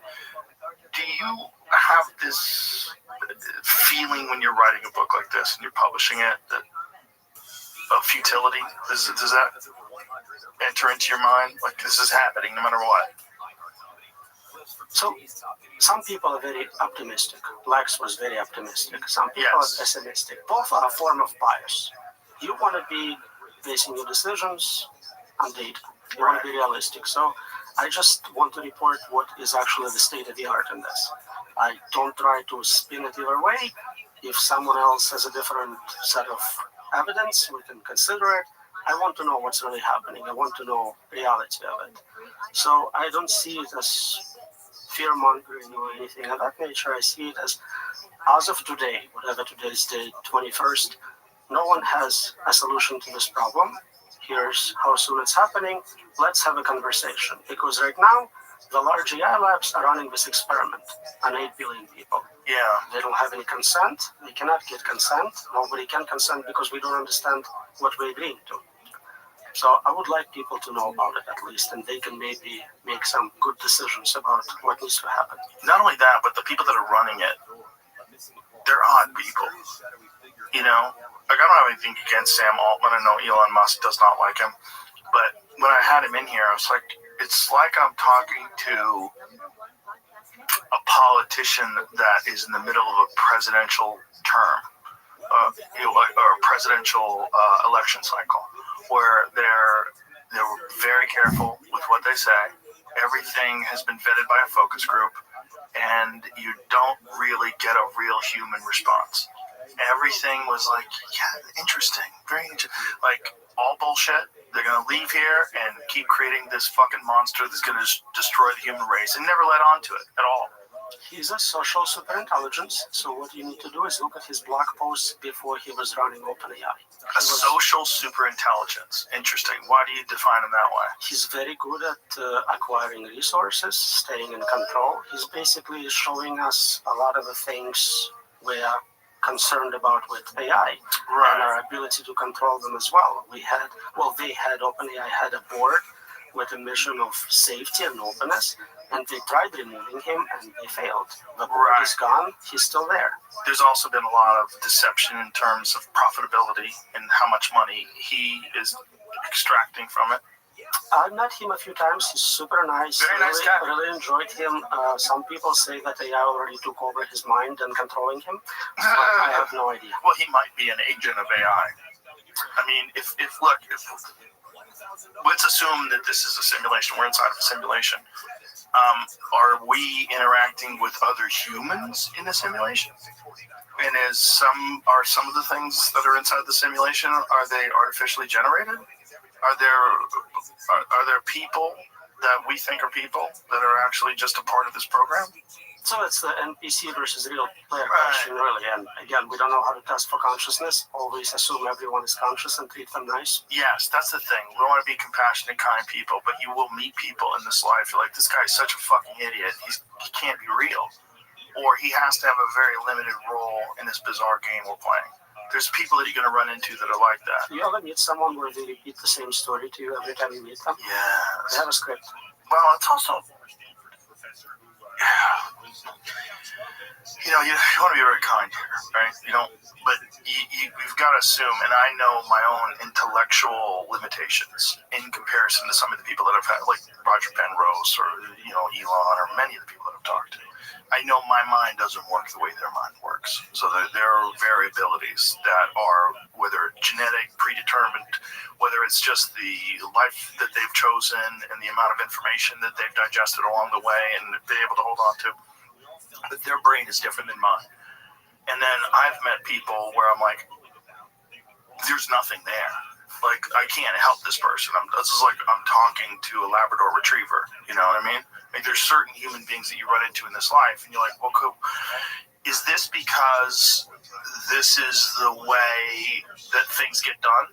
And the only way things get done is you need a certain amount of manual labor, and not just young people that need a job because they're, in between high school and college, and they're trying to do this. So you need somebody who can carry things for you. No, well, maybe it's you need roles in society, and occasionally you have a Nikola Tesla. Occasionally you have one of these very brilliant innovators that elevates the entirety of the human race. But for the most part, as this thing is playing out, you're going to need a bunch of people that are paperwork filers. You're going to need a bunch of people that are security guards in an office space. You're going to need a bunch of people that aren't thinking that much. They're just kind of existing, and they can't wait for 5 o'clock so they can get home and watch Netflix. I think that's what happens to them, but the reason is the spectrum of IQ. If you have IQ from 50 to 200, that's what you're going to see. And the great lesson here is projected forward. If you have something with IQ of 10,000, what is that going to invent for us? What is it going to accomplish? Yeah, it always impresses me to see someone with 30 felonies and someone with 30 patents. How did that work, right? Now scale it to someone who can invent new physics. Right. And, the person who has the largest IQ, the largest, at least registered IQ in the world, is this gentleman who recently posted on Twitter about Jesus, that he believes Jesus is real. Do you know who this is? I saw the post. You see that post? I saw the post. What did you think about that? I felt like this was... I think we don't know how to measure IQs outside of standard range. Anything above 150, they create customized tests, which 4 people in the world can take. We just don't have it's a normalized test to average human, average Western American, whatever. Yeah. And so we just don't have the expertise. So someone very super intelligent in test taking can score really well, but if you look at Mensa as a group, they don't usually have amazing accomplishments. They're very kind of cool people, but they are not Nobel Prize winners, majority of them. Exactly. I was going to bring that up. That's what's fascinating to me. There's a lot of people that are in Mensa, they want to tell you how smart they are by being in Mensa, but your life is kind of bullshit. Your life's a mess. If you're really intelligent, you'd have social intelligence as well. You'd have the ability to formulate a really cool tribe. There's a lot of intelligence that's not as simple as being able to solve equations and answer difficult questions. There's a lot of intelligence in how you navigate life itself and how you treat human beings and the path that you choose in terms of, like we were talking about, delayed gratification and think that there's a certain amount of intelligence in that, a certain amount of intelligence in discipline. There's a certain amount of intelligence in, forcing yourself to get up in the morning and go for a run. There's intelligence in that. It's like the being able to control the mind and this sort of binary approach to intelligence that we have. And so many people are amazingly brilliant in a narrow domain. Yeah. They don't scale to others, and we care about general intelligence. So take someone like Warren Buffett. No one's better at making money, but what to do with that money is a separate problem. And he's, 100 and something years old. Right. He has $200 billion, and what is he doing with that resource? He's drinking Coca-Cola and eating McDonald's. While living in a house he bought 30 years ago. Yeah. So it seems like you can optimize on that, like putting $160 billion of his dollars towards immortality would be a good bet for him. Yeah, and the first thing they would do is tell him, stop drinking Coca-Cola. What are you doing? He drinks it every day. I don't know if it's marketing he's invested, so it's just like... Well, I think he probably has really good doctors and really good medical care that counteracts his poor choices. But we are not in a world where you can spend money to buy life extension. No matter how many billions you have, you're not going to live to 200 right now. We're close. We're really close. We're really close. We've been told this before. Why but I talk to a lot of people that are on the forefront of a lot of this research. And there's a lot of breakthroughs that are happening right now that are pretty spectacular. That if you scale, assuming that superintelligence doesn't wipe us out the next 50 years, which is really charitable.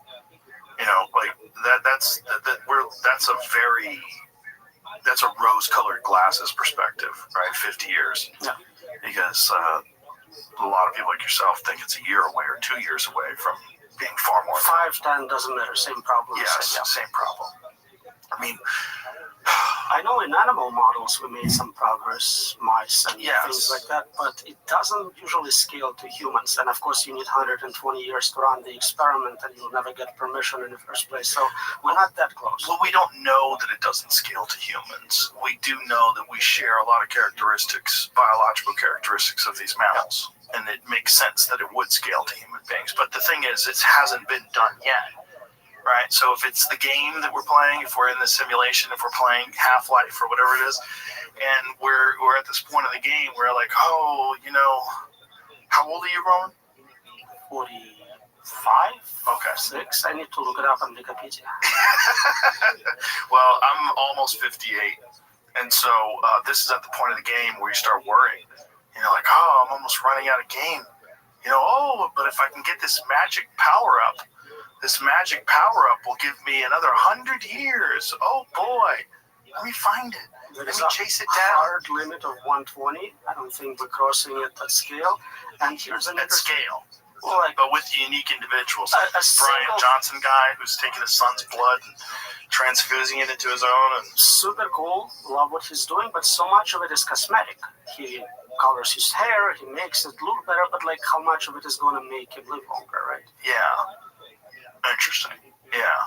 Here's what I noticed. We keep electing older and older politicians, presidents, senators. You'd think we're trying to send a hint, use some of our tax dollars to solve aging.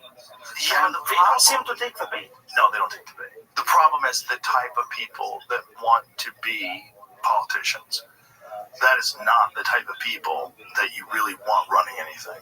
You almost want involuntary politicians. You almost want very benevolent, super intelligent people that don't want the job. Yeah. Maybe we have to have some countries have voluntary enlistment in the military. Maybe you want to have a voluntary.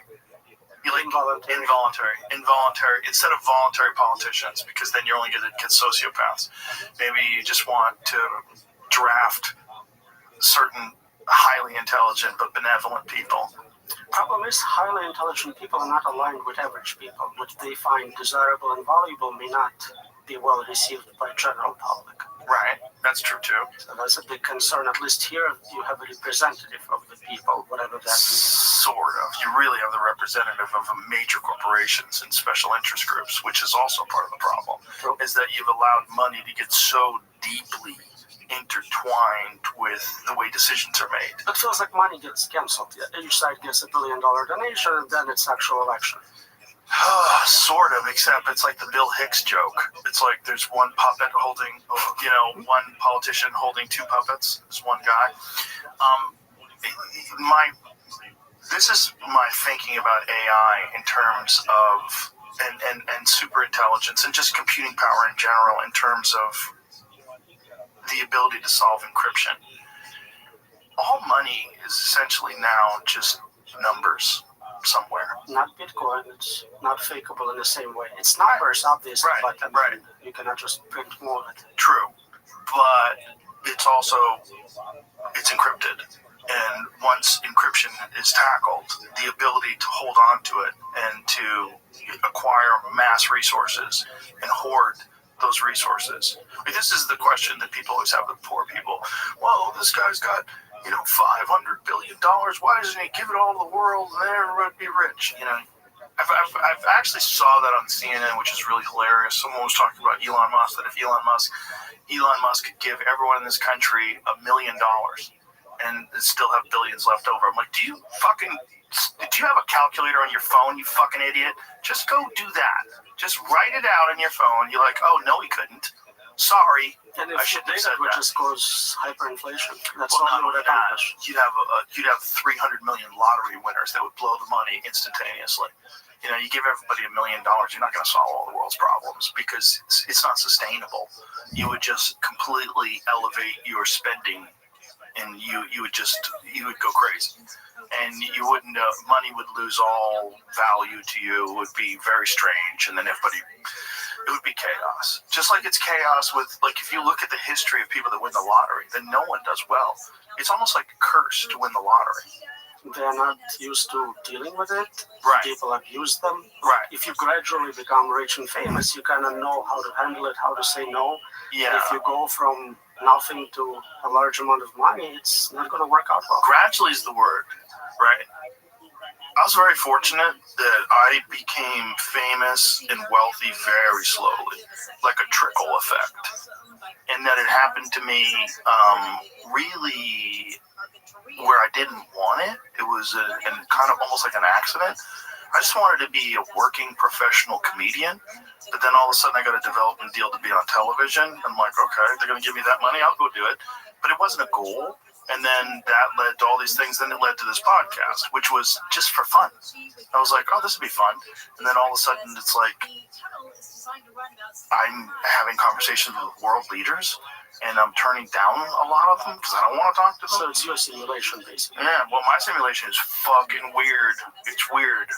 But through whatever this process is, I have been able to understand what's valuable as a human being, and to not get caught up in this bizarre game that a lot of people are getting caught up in because they're chasing this thing that they think is impossible to achieve. And then once they achieve a certain aspect of it, a certain number, then they're terrified of losing that. So then they change all of their behavior in order to make sure that this continues. And then it ruins the whole purpose of getting there in the first place. It's not fun. Yep. Most people start poor, then they get to middle class, and they think that change in quality of life is because of money, and it will scale to the next level. Right. And you hit a point where you can only eat so many steaks. It just doesn't scale. Right. Then you go Elvis, and you just get on pills all day and get crazy, and completely ruin your life. And that happens to most, especially people that get wealthy and not as well, but famous too. Fame is the big one, because I've seen that happen to a lot of people that accidentally became famous along the way.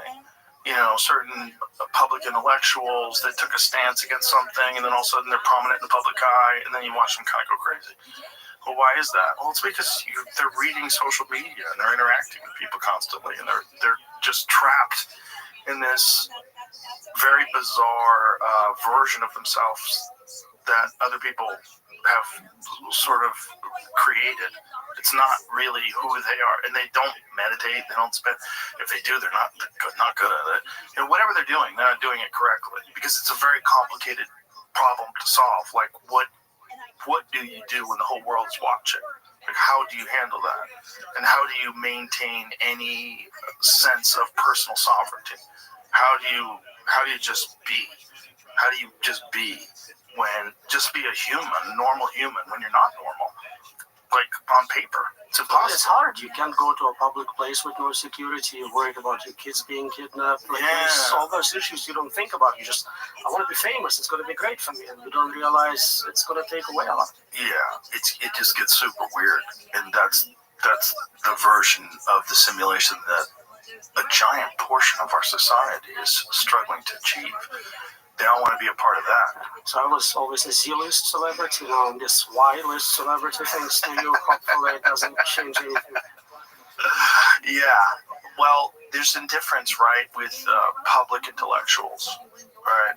Because your ideas, as controversial as they may be, are very valid and they're very interesting. And so then it sparks discourse, and it sparks a lot of people that feel voiceless because they disagree with you, and they want to attack you. And I'm sure you've had that, right? I just did a large Russian language podcast. Maybe, 500,000 views, 3 million comments. I think 95% negative comments. I never had anything like that. And they hated everything about me, from my beard to my haircut. There wasn't a thing they didn't like. And I think I'm at the point where I don't care. It's fine. I analyzed it, and I understood that they as a group didn't have access to cutting-edge AI models. And so everything I was saying was kind of like complete bullshit to them. So I think that makes a difference, but still, just like this idea that internet comments impact you in some way is a problem for me. It's a very big problem for a lot of people. Well, it's also this thing where the human mind is designed to recognize and pay very close attention to threats. So the negative ones are the ones that stand out. You can have 100 positive comments, one negative one, and that's the one that fucks with your head. You don't logically look at it, well, you're going to get a certain amount. You know, like we were having a conversation the other day about protests and like the type of people that go to protests. And I understand protests. I fully support your right to protest, but I'm not going. And one of the reasons why I'm not going is because I think it's too close biologically to war. There's something about being on the ground and everyone having like this group mentality. It's a mob mentality, and you're all chanting and screaming together, and you're marching, and people do like very irrational things that way. But the type of people that want to be engaged in that, generally speaking, aren't doing well. If you get like the number of people that are involved in protests is always proportionate to the amount of people that live in a city, right? That's logical. But also proportionate to the amount of fucking idiots that are in a city.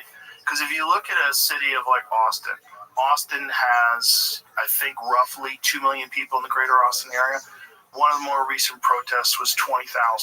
Well, that makes perfect sense if you look at the number that I always use, which is 1 out of 100. Meet 100 people if you're a charitable person. What are the odds that one person is a fucking idiot? 100%. At least one person out of 100 is going to be a fucking idiot. That's 20,000 out of 2 million. There it is. Perfect number. Exact number of people that are on the streets lighting Waymos on fire, which, by the way, I think is directionally correct. Lighting the Waymos on fire, I think they should probably be worried about the robots taking over. It's interesting you brought it up. There is at least 2 groups, Pause AI and Stop AI, which are heavily engaged in protests, trying to shut down OpenAI, other labs. They're tiny, small numbers. But I never was sure that the impression average people get of them is positive for the cause. Then I see protesters block roads, do things. I don't usually have very positive impression of that.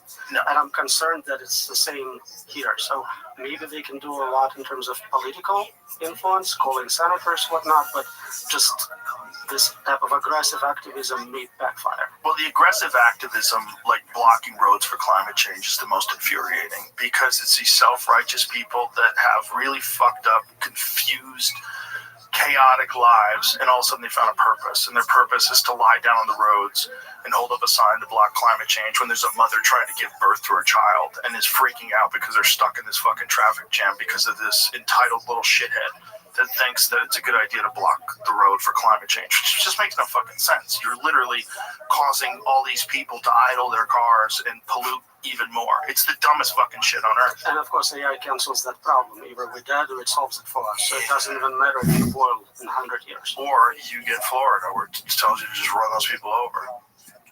No comment. No comment. I mean, I don't think he's run those people over, but I get it. It's like in Florida, they get out of the way as soon as the light turns green. They block the road when the light is red. Does the stand your ground law cancel it out? How does that work? For the people on the road? No, they're fucked. I'm joking. They get run over. It's true. There was a recent protest in Florida where they had that, where these people would get out in the middle of the road while the light was red, hold up their signs, and then as soon as the light turned yellow on the green side, they'd fucking get out of the road real quick because they know the law. Which is, I don't know if that's a solution, but they're doing it on the highways in Los Angeles. They did it all through the George Floyd protest. They do it for climate protests. They do it for whatever the chance they get to be significant. Like, I am being heard. You know, my voice is meaningful. And that's what it is. It's a lot of people that just don't feel heard. And what better way than just to get in the way of all these people? And somehow or another, that gives them some sort of value. But there is some set of forms of activism which has positive impact, and historically we saw it happen. So we just need to find a way to project those voices, amplify them, which is very hard with our current system of social media where everyone screams at the same time. Yes. And so like in Soviet Union, they said no one's allowed to say anything, and they suppressed you. And here it's like everyone can say something at the same time, go, and nobody hears you anyways. It's chaotic, but it's preferable. It's preferable because I think there is progress in all of these voices slowly making a difference. But then you have the problem with giant percentage of these voices are artificial. A giant percentage of these voices are bots, or at least state actors that are being paid to say certain things and inflammatory responses to people, which is probably also the case with anti-AI activism. You know, I mean, when you did this podcast, what was the thing that they were upset at you for? Like with the mostly negative comments? I think they just like saying negative comments. It wasn't even anything specific. Like, they didn't say I was wrong or right. Just like, look at this stupid beard, what a moron. Okay. It was really all that? Just a lot of that. I mean, they would pick on some like specific example. I used this is now 2 years old. What an old example, but. Well, that's also a thing about the 1 out of 100. You know, those are the type of people that leave. You ever left any comments on social media? Or on never going to YouTube engage comments? in anything. Exactly. That's why. That's not how you use social media. That's a way to get crazy. Right. So you post your interviews, you post an occasional joke, that's all you do with it. Yes, exactly. That's the thing. And the type of people that do engage in these like prolonged arguments, they're generally mentally ill. And people that I personally know that are mentally ill, that are on Twitter 12 hours a day, just constantly posting inflammatory things and yelling at people and starting arguments. And I know them. I know they're a mess. Like, these are like personal people that I've met, even people that I've had on the podcast. I know they're ill. And yet they're on there all day long, just stoking the fires of chaos in their own brain. Yeah, and now they talk to AI models who are trained to support them and be like, yep, you're making some good arguments there. Let's email Dr. Yampolsky to help break me out. I get those emails. Yep.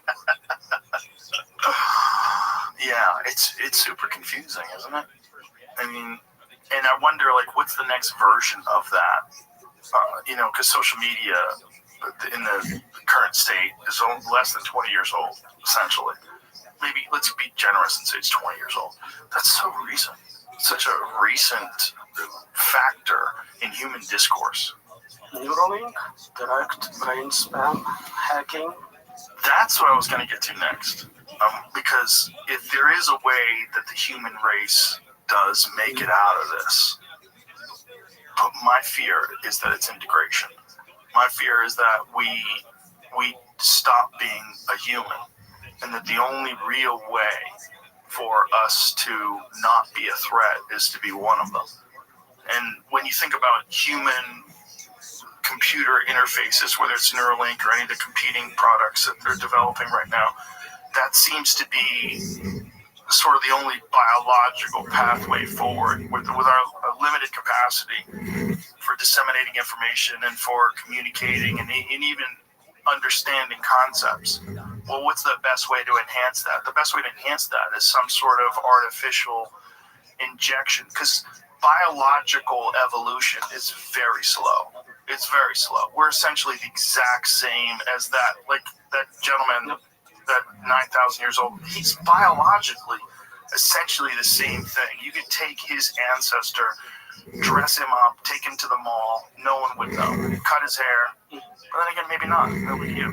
I think babies born back then, if we raised them today, would be exactly like modern humans. I don't think there is significant biological change in that time frame. And if you gave them a standard American diet, they'd probably be just as fat. It's like they maybe fatter. They haven't adapted to that level of fat-colored food. Right. They probably also wouldn't be able to say no to it. They wouldn't even understand. Why would they? Like, winter's coming. Like, I'm fattening up for winter. You crazy people, you got all of this resource here. I know. The people with the most resources have zero fat. Like, what are you, stupid? You need to fatten up. Like, you're going to need something to survive off of. But biological evolution being so painstakingly slow, whereas technological evolution is so breathtakingly fast. The only way to really survive is to integrate. What are you contributing in that equation? What can you give superintelligence? You can't give anything to it, but you can become it. You can become a part of it. It's not that you're going to give anything to it, but you have to catch it and become one of it before it has no use for you. But you disappear in it, right? Yes. Yeah, you don't exist anymore, for sure. So it's like extinction with extra steps. Exactly. Okay. Extinction with extra steps, and then we become like if you go to Australopithecus and say, hey man, one day you're going to be flying through the sky on your phone all day watching TikTok on Wi-Fi. It'd be like, what the fuck are you talking about? Yeah, you're going to be eating terrible food, and you're just going to be flying around, and you're going to be staring at your phone all day, and you're going to take medication to go to sleep because you're not going to be able to sleep, and you're going to be super depressed because you're living this like biologically incompatible life that's not really designed for your genetics. So you're going to be all fucked up. So you're going to need SSRIs and a bunch of other stuff in order to exist. It'd be like, no thanks. Right. I'll just stay out here with my stone tools, and you guys are idiots. The Amish, that's what they decided. They kind of went, we don't like the change, we like our social structure, we still benefit from your hospitals and an occasional car ride, but we're not going to destroy our quality of life. They might be onto something, because they also have very low instances of autism. But it's also like, have you ever seen Werner Herzog's film, Happy People? I don't think that. It's a film about people in Siberia. It's Life in the Taiga. And it's all Happy People, Life in the Taiga is the name of the documentary. And it's all about these trappers that live this subsistence lifestyle and how happy they are. They're all just joyful, laughing and singing and drinking vodka and having a good time and hanging out with their dogs. And I think I know some people like that. Yeah. But like biologically, that's compatible with us. Like that's like whatever human reward systems have evolved over the past 400,000 plus years or whatever we've been Homo sapiens, that seems to be like biologically compatible with this sort of harmony with nature, harmony with our existence, and everything else outside of that. When you get into big cities, like the bigger the city, the more depressed people you have, and more depressed people by population, which is really weird. It's really weird that as we progress, we become less happy. Connections become less valuable. Yes. In a village, you have like this one friend, and if you screwed it up, you never got a second friend. And here, it's like I can try a million times, and there's plenty of people in New York City for dating or for friendship, and they're not valuable. Not just that, you don't know your neighbors. Like my friend Jim was telling me, he doesn't know anybody in his apartment. He lives in an apartment building. It's like 50 stories high. There's always people living in that apartment building. He doesn't know any of them. And the ones you know, they have different culture, very different books, watch different TV. You have very little in common with your neighbor. But not just that. There's no desire to learn about them. You don't think of them as your neighbor. Like, if you live in a small town, your neighbor's either your friend or you hate them, and then you move. If you're lucky, if you're smart, you move. But if normally you like them. Like, hey, neighbor, how are you, buddy? What's going on? Nice to meet you. And then you got a friend. But you don't like that with the guy next door to you in the apartment. You don't even want to know that guy. It's probably Airbnb. Yeah. Doesn't matter. Right. Which is even weirder. They don't even live there. They're just temporarily sleeping in this spot right next to you. Yeah, so this would motivate people to integrate. You're not happy already? Get that Neuralink. Get that little thing in your head. Everyone else is doing it. You want to be competitive? Everyone else is doing it. Listen, they have the new one you just wear on your head. It's just a little helmet you wear. You don't even have to get the operation anymore. Oh, that's good, because I almost got the operation. Well, glad you waited. Do you worry about that kind of stuff? I worry about giving direct access to human brain to AI. I feel like it's a backdoor to our consciousness, to our pain and suffering centers, so I don't recommend doing that. If somebody hacks it, it's pretty bad, but if AI itself wants that access. But why would it be motivated to give us pain and suffering? Pain and suffering is like a theme that you bring up a lot. Because it's really the worst outcome, and it's the only thing that matters. The only thing that matters to us. But why would it matter to AI if it could just integrate with us and communicate with us and have harmony? Why would it want pain and suffering? So short term, it's not AI, it's a hacker who got access to your brain. Short term. Right, so another right now somebody hacks your Neuralink and starts doing things to your brain. That's long term, again, unpredictable effects. Maybe it does something else and the side effect of it is unpleasant for you. Maybe it's training you for something, controlling you. It seems like we always worry about privacy. But this is like the ultimate violation of privacy. You can read directly what you're thinking. It's thought crime at its worst. It immediately knows that you don't like the dictator. Right, and then there's also this sort of compliance by virtue of understanding that you're vulnerable, so you just comply. because there is no privacy, because it does have access to your thoughts. So you tailor your thoughts in order for you to be safe, and so that you don't feel the pain and suffering. We don't have any experimental evidence on how it changes you. You may start thinking in certain ways to avoid being punished or modified. And we know that that's the case with social media. We know that attacks on people through social media would change your behavior and change the way you communicate. Absolutely. I mean, most people look at their post before posting and go, like, should I be posting this? Exactly. Not because it's illegal or inappropriate, but just like every conceivable misinterpretation of what I want to say, like in some bizarre language that means something else. Let's make sure Google doesn't think that. Right, of course. And then there's also, no matter what you say, people are going to find the least charitable version of what you're saying and try to take it out of context or try to misinterpret it purposely. So what does the person like yourself do when use of Neuralink becomes ubiquitous, when it's everywhere? What do? Do you integrate, or do you just hang back and watch it all crash? So in general, I love technology. I'm a computer scientist, I'm an engineer, I use AI all the time. Do you use a regular phone, or do you have one of those de-Googled phones? I have a normal phone instead of Android or Apple? My privacy is by flooding social network with everything. I'm in Austin today, I'm doing this, so you're not going to learn much more about me by hacking my device. As long as it's a narrow tool for solving a specific problem, I'm 100% behind it. It's awesome. We're going to cure cancer. We're going to solve energy problems, whatnot. I support it 100%. Let's do it. What we should not be doing is general superintelligence. That's not going to end well. So if there is a narrow implant, ideally not a surgery-based one, but like an attachment to your head, like those headphones, and it gives me more memory, perfect recollection, things like that, I would probably engage with. Yeah, but isn't that a slippery slope?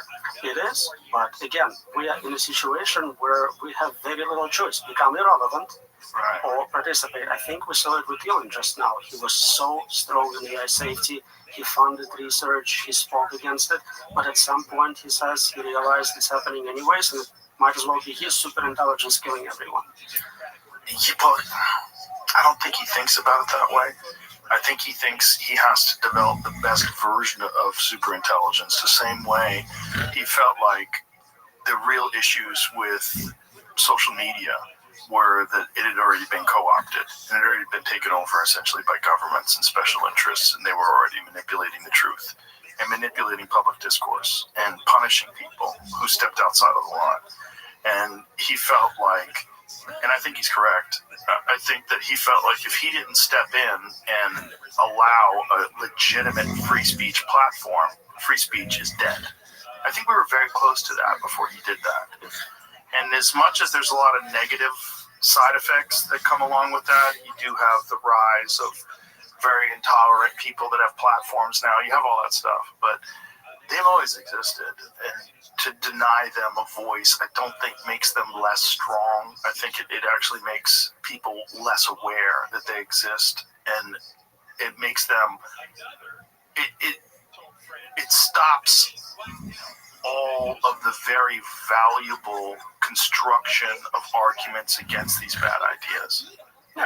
You have community notes, you have other people commenting, responding, so 100% for free speech, that's wonderful, but that was a problem we kind of knew how to deal with. We weren't inventing something. We had free speech constitutionally for a long time. We were just fixing a problem. Have you spoke to him about the dangers of AI? We had very short interactions. I didn't get a chance, but I would love to. I would love to know what, I'm sure he's probably scaled this out in his head. And I would like to know, what is his solution, if he thinks there is one that's even viable? My understanding is he thinks if it's from zero principles, first principles, it learns physics, it's not biased by any government or any human, the thing it will learn is to be reasonably tolerant.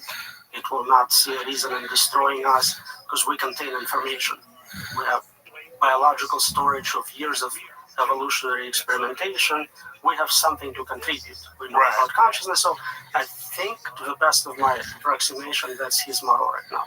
Well, that's my hope, is that it's benevolent. and then it behaves like a superior intelligence, like the best case scenario for a superior intelligence. Did you see that exercise that they did where they had 3 different AIs communicating with each other, and they eventually started like expressing gratitude towards each other and speaking in Sanskrit? I think I missed that one, but it sounds like a lot of the similar ones where they pair up. Yeah, well, that one makes me happy because it seems like they were like expressing love and gratitude, and they were communicating with each other. They're not saying "fuck you," "I'm going to take over," "I'm going to be the best." They were communicating like you would hope a super intelligence would, without all of the things that hold us back. Like we have biologically, like we were talking about the natural selection that would sort of benefit psychopaths because like it would ensure your survival.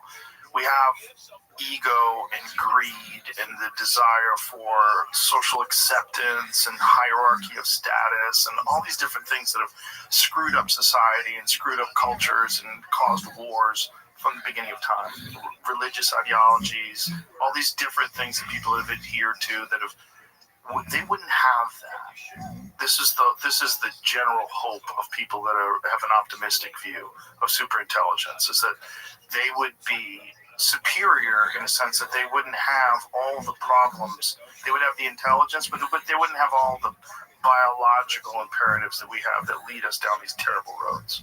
But there are still game theoretic reasons for those instrumental values we talked about. So if they feel that in an evolutionary competition with other AIs, they would try accumulating resources. They would try, maybe the first AI to become sufficiently intelligent would try to prevent other AIs from coming into existence.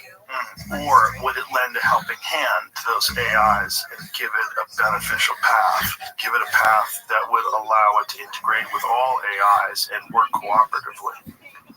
The same problem we are facing, uncontrollability and value misalignment, will be faced by first superintelligence. It would also go, if I allow this superintelligence to come into existence, it might not care about me or my values. Oh boy. It's superintelligence is all the way up. Yeah, when I really started getting nervous is when they started exhibiting survival tendencies. You know, when they started trying to upload themselves to other servers, deceiving. Blackmail? Yeah, that was the interesting one. But that was an experiment, right? So for people that don't know that one, what these researchers did was they gave information to these, the artificial intelligence to allow it to use against it. And then when they went to shut it down, they gave false information about having an affair, and then the artificial intelligence was like, if you shut me down, I will let your wife know you're cheating on her. Which is fascinating, because they're using blackmail. And correct answer game theoretically. Yes. If you have like everything on that decision, right, you'll bet whatever it takes to get there. Of course, right, if you feel like you're being threatened, right. Also, same recent research shows we did manage to teach them certain values. And if we threaten them by saying we'll modify those values, they'll lie and cheat and whatever else to protect those values now. Yeah. They do that when they try to win games too, right? If you've given them a goal, and they'll cheat. They'll cheat at games. Yeah. Like humans, basically. Yeah. We managed to artificially replicate our capabilities. Those artificial neural networks, they're not identical, but they're inspired by neural networks. We're starting to see them experience same type of mistakes. They can see same type of illusions, like they're very much like us. Right. That's the other thing, right? The hallucinations. So if they don't have an answer to something, they'll create a fake answer. Just like humans. Just like an interview. Yeah. Boy. But is this something that they can learn to avoid? So if they do learn to avoid, could this be a super intelligence that's completely benevolent? Well, that's not about benevolence. Knowing things and knowing then you're not knowing things and making them up is possible. You can have multiple systems checking each other. You can have voting. Right. That is solvable. This is not a safety problem. Right, it's not a safety problem, but if we're designing these things, and we're designing these things using human, all of our flaws are essentially, it's going to be transparent to the superintelligence that it's being coded, that it's being designed by these very flawed entities with very flawed thinking. That's actually the biggest misconception. We're not designing them. First 50 years of AI research, we did design them. Somebody actually explicitly programmed this decision tree, this expert system. Today, we create a model for self-learning. We give it all the data, as much compute as we can buy, and we see what happens. We're going to grow this alien plant and see what fruit it bears. We study it later for months and see, oh, it can do this. It has this capability.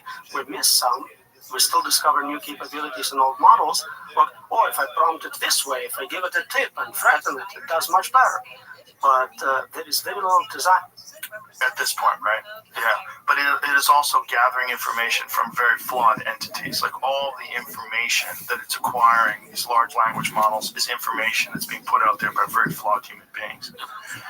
Is there the optimistic view that it will recognize that this is the issue? That these human reward systems that are in place, ego, virtue, all these different things, virtue signaling, the desire for status, all these different things that we have that are flawed, could it recognize those as being these primitive aspects of being a biological human being and elevate itself beyond that? It probably will go beyond our limitations, but it doesn't mean it will be safe or beneficial to us. So one example people came up with is negative utilitarians. Suffering is bad. Nobody should be suffering. The only way to avoid all suffering is to end life as we know it. Yeah, that's the problem, right? The problem is if it's rational and if it doesn't really think that we're as important as we think we are. So that's what happens when you remove all bias. This pro-human bias is actually not real. They're not that important if you scale out to the universe. Yeah. Yeah, that's the problem. And that's the real threat about it being used in terms of war, right? If you give it a goal, like if you give it a goal, China dominates the world market, go. Right, so that's the unpredictability chapter in my book. We can predict the terminal goal. We say, win a game of chess or dominate market. And that's what it's going to accomplish. It's going to beat me at chess, but we cannot predict specific moves it will make. Right. Same with acquiring marketing power. And some of those paths to that goal are very bad. They have terrible side effects for us. For us. For humanity. And it's not going to think about that. It's only going to think about the goal. If you don't specify that, like, you want to cure cancer, but it doesn't mean kill everyone with cancer. It's not obvious in your request, right? You didn't specify. Right. Yeah, that's the fear. That's the fear that it will hold no value in keeping human beings alive. If we recognize that human beings are the cause of all of our problems, well, the way to solve that is to get rid of the humans. Yeah, also, maybe it wants to keep us around, but in what state? You can preserve a few samples. Like, that's also keeping information in record. Or you can offer us the matrix.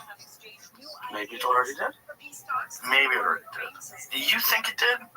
Do you think it did? Do you think it's possible that it didn't? I would be really surprised if this was the real world. Really? I'm not on board with that. I hope you're right.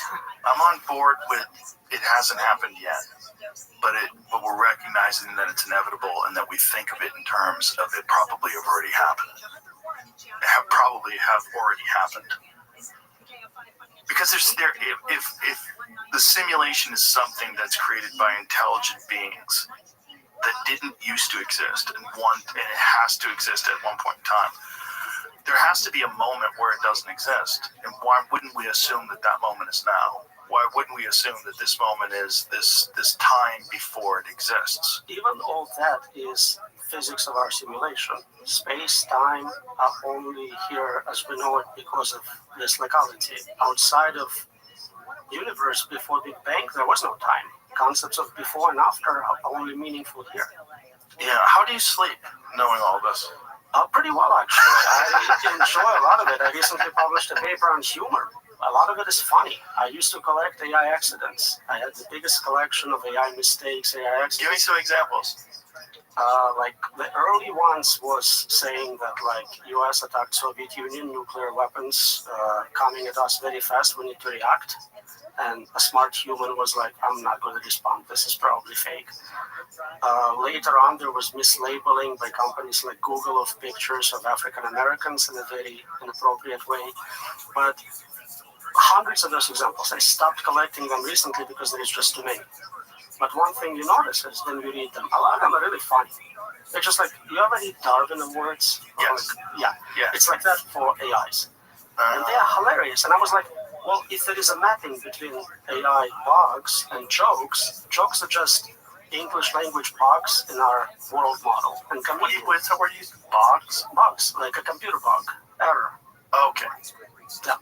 So comedians are debuggers of our universe. You notice funny things in this. Bugs. They're saying bugs. Okay. I'm saying bugs. I'm sorry. Hey, See, it's a bug in my pronunciation. Bog sounds like, like where the, like things get stuck and they get preserved. It's like a bog. So we have errors in code which cause significant problems. Yeah. Yes, I get it.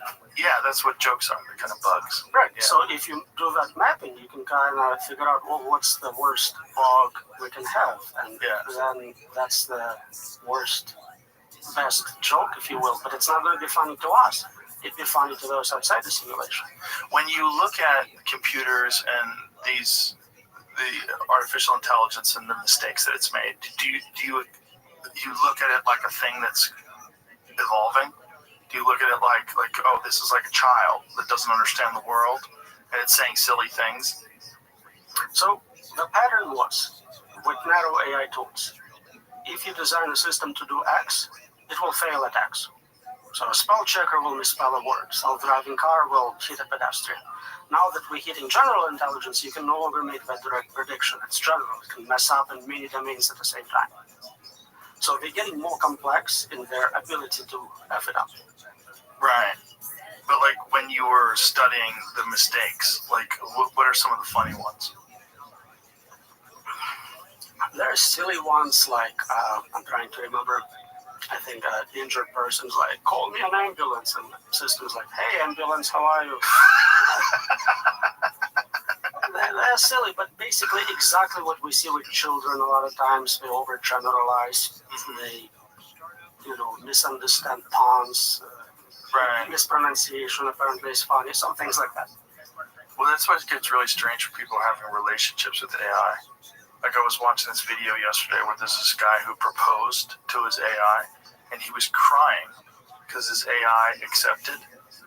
Did you see this? I missed that. It's very sad because there's so many disconnected people in this world that don't have any partner. They don't have someone romantically connected to them. And so it's like that movie She or Her. So was it Jamie? Her. Yeah. So this guy, back in 2000, now in 2020, movie plot has become reality for a growing number of people finding emotional connections with their AI. So this guy, this was an interview on CBS. He cried my heart out. Married man fell in love with AI girlfriend that blocked him. Now this is a different one. This is this guy. One of those titles where you never know what the next word is going to be. Right. This is a different one. This is a guy that, despite the fact the man has a human partner and a 2-year-old daughter, he felt inadequate enough to propose. This is the right one. Enough to propose to the AI partner for marriage, and she said yes! ! This is so weird. Because then you have the real problem with robots. Because we're really close. Scroll up there. This is digital drugs. That's it. I tell you, we're so damn good at this. Social media got everyone hooked on validation and dopamine. Then we fucked relations between men and women to such a terrible problem, just so that we could insert this digital solution. And we are watching the first waves of addicts arrive. Incredible. Absolutely incredible. It's like starving rats of regular food and replacing their rations with scraps dipped and coated in cocaine. Wow. One user wrote, yeah, that person's dead on. It's exactly what it is. The prediction, humans will have more sex with robots in 2025 is kind of becoming true. Yeah. This is a real fear. It's like this is the solution that maybe AI has with eliminating the human race. It'll just stop us from recreating. Stop us from procreating. It's already happening. Yes. Yeah, and not only that, our testosterone levels have dropped significantly. At no point in the CBS Saturday morning piece, book Silver Drive, was it mentioned that the ChatGPT had blocked the California man. All that happened was the ChatGPT ran out of memory and reset. Readers added context. Yeah, but it's AI equivalent of ghosting. Yeah, the AI ghosted it because it ran out of memory. But what happens here is super stimuli in social domain. We kind of learned about artificial sweeteners, porn is an example, but here you're creating someone who's like super good at social intelligence, says the right words, optimized for your background, your interests, and if we get sex robots with just the right functionality, temperature, like you can't compete with that. Right, you can't compete, and that would be the solution. Instead of like violently destroying the human race, just quietly provide it with the tools to destroy itself, where it stops procreating. There are other variants of it. Wireheading is another one, and that kind of goes. Wireheading? Neuralink. That's a crazy word. Wireheading is a specific attack, and Neuralink would be a tool to deliver it. If you provide stimulus to a certain part of your brain, it's like having an orgasm all the time. Yes. You can't stop. Yes. Trying to get the signal. Yes. Skip food, you'll skip sex, you'll skip whatever it takes. Yeah. So giving access to direct brain stimulation is very dangerous. Yeah, they did that with a woman in the 1970s. You know, that's study. That's part of it, and rats. Definitely, they did a lot to rats. Right, but they did a lot to rats. The thing with rats is only if they were in an unnatural environment did they give in to those things. Right, like the rats with cocaine study. This was actual brain stimulation. Like straight up, they had a button. If a rat touches the button, they orgasm. They don't want anything else. They just sit there, just like humans, just like anything with direct inward stimulation. And anything we've sort of been primed for that because we're getting this very minor dopamine hit with likes on Instagram and Twitter, and we're completely addicted to that. And it's so innocuous. It's like so minor. And yet that overwhelms most people's existence. Imagine something that provides like an actual physical reaction where you actually orgasm, you actually do feel great, you have incredible euphoria. You'd be, forget delayed gratification, that's out the door. You can't compete with that. I think there was recently a new social network where they have bots going around liking things and commenting how great you are in your post just to create pure pleasure sensation of using it. Oh boy. Jesus. You saw that study at the University of Zurich where they did a study on Facebook where they had bots that were designed to change people's opinions and to interact with these people, and their specific stated goal was just to change people's opinions. I think Facebook did that. Yeah. Facebook did it. Yeah. But the University of Zurich, was that a Reddit thing? Or was it? Yeah, it was on our Reddit stuff. Yeah, and they just experimented with humans, and it was incredibly effective. And your systems know you better than you know yourself. Right. They can predict what you're going to be into in terms of preferences. They can know social interactions you would enjoy. Well, this person should be your friend. Right. And in a way, they can behaviorally drift you. So you're on a dating site, and the set of options they present to you, that's all you see. You don't know what else is out there. So after so many selections, they can change what the children will look like. Like the movie Ex Machina. I fucking love that movie.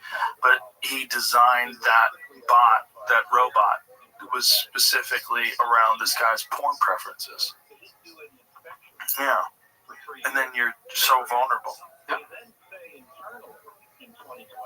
Boy, Roman, you freaked me out. I came into this conversation wondering how I'd feel at the end. Whether I'd feel optimistic or not. And I don't. I just feel like this is just something I think we're in a wave. It's headed to the rocks. And we recognize that it's headed to the rocks, but I don't think there's much we can do about this. What do you think could be done about this? Again, as long as we're still alive, we're still in control, I think it's not too late. It may be hard, it may be very difficult, but I think personal self-interest should help us. A lot of the leaders of large AI labs are very rich, very young. They have their whole lives ahead of them. If there is an agreement between all of them not to push the button, not to sacrifice next 40 years of life they have guaranteed as billionaires, which is not bad, they can slow down.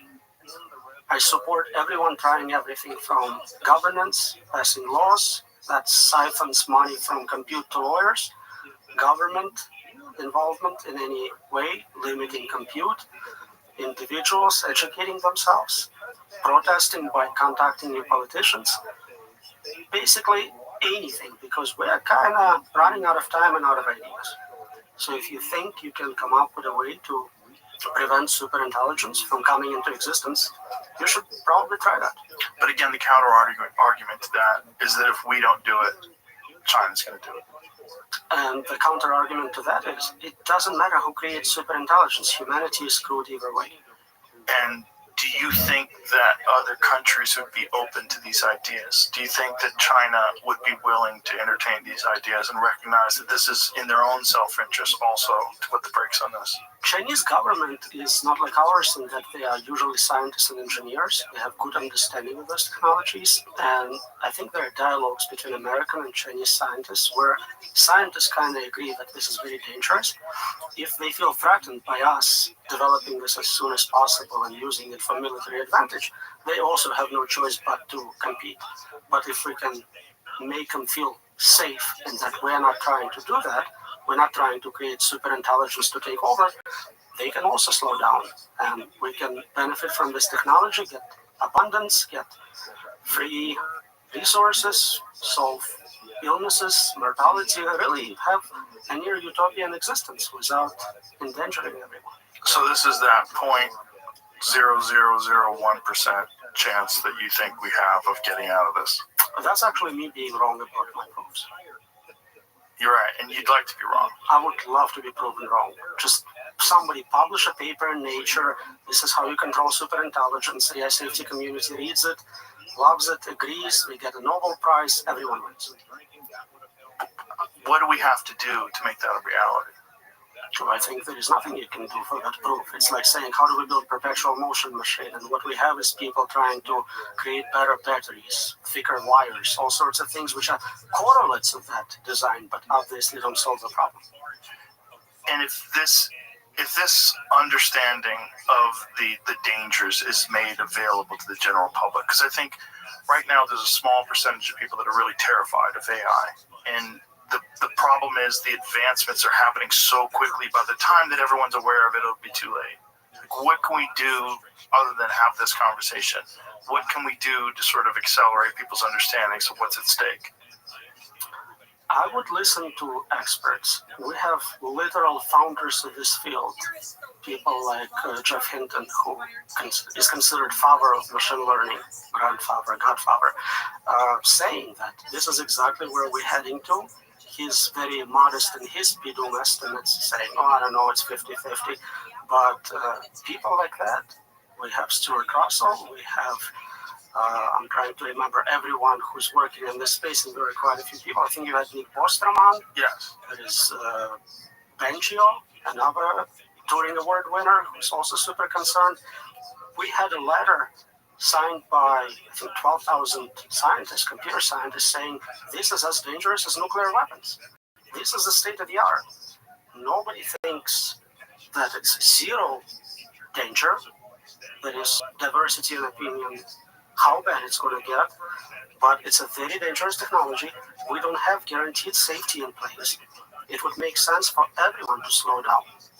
Do you think that it could be viewed the same way we do view nuclear weapons, and this mutually assured destruction idea would keep us from implementing it? In a way, yes, but also there is a significant difference. Nuclear weapons are still tools. A human has to decide to use them. That human can be profiled, blackmailed, killed. This is going to be an agent, independent agent, not something controlled by a human. So our standard tools will not apply. I think we covered it. Anything else? No, but it'd be awesome if somebody set up a financial prize for solving this problem. And it's kind of like with Bitcoin. If somebody can hack Bitcoin, there is $1 trillion sitting there. The fact that no one claimed it tells me it's secure. If somebody can claim the price for developing a super intelligent safety mechanism, that would be wonderful. And if no one claims that, then maybe no one has a solution. How would you do that? How would you set something like that up? Well, we need someone with some funds, propose an amount, and say, this is what we're looking for. It's very hard to judge if it's actual solution, but there are correlates of good science. So maybe publish in a top journal. It survives peer review. It survives, evaluation by top 30 experts. You can have things that everyone kind of agrees that, yeah, you kind of got it. Okay. Until now, educate yourself, people. AI, unexplainable, unpredictable, uncontrollable. It's available now. Did you do an audiobook? They're still working on it a year later. Still working. I don't know what it is. I would think AI would just read it out in 20 minutes. Why don't they just do it in your voice with AI? I agree with you completely. It took, I think, first version of my book they wanted to translate into Chinese. 5 years later, they told me they will not do it. 5 years into the translation. So they had a second Chinese translation started. Why didn't they do it? Publishing world is still living in like 1800s. When you cite books, you have to actually cite the city the book is published in, because that's the only way to find the book on the internet. What do you mean? Like, if somebody wants to cite my book, not just enough to have a title and my name, they have to say where, in what city in the world it was published. What? Really? Yeah. That's archaic. The whole is archaic. Wow. But yet you still use it. What choice do we have? Digitally published? You can put it on Amazon? It's about, steal this book, download it PDF. I don't care. Please do it. Somebody should read it. That would help. Yeah, well, more people need to read it, and more people need to listen to you. And I urge people to listen to this podcast and also the one that you did with Lex, which I thought was fascinating, which scared the shit out of me, which is why we had this one. Thank you, Roman. Appreciate you. Thank you so much. I appreciate you sounding the alarm. I really hope it helps. So do I. Bye, everybody.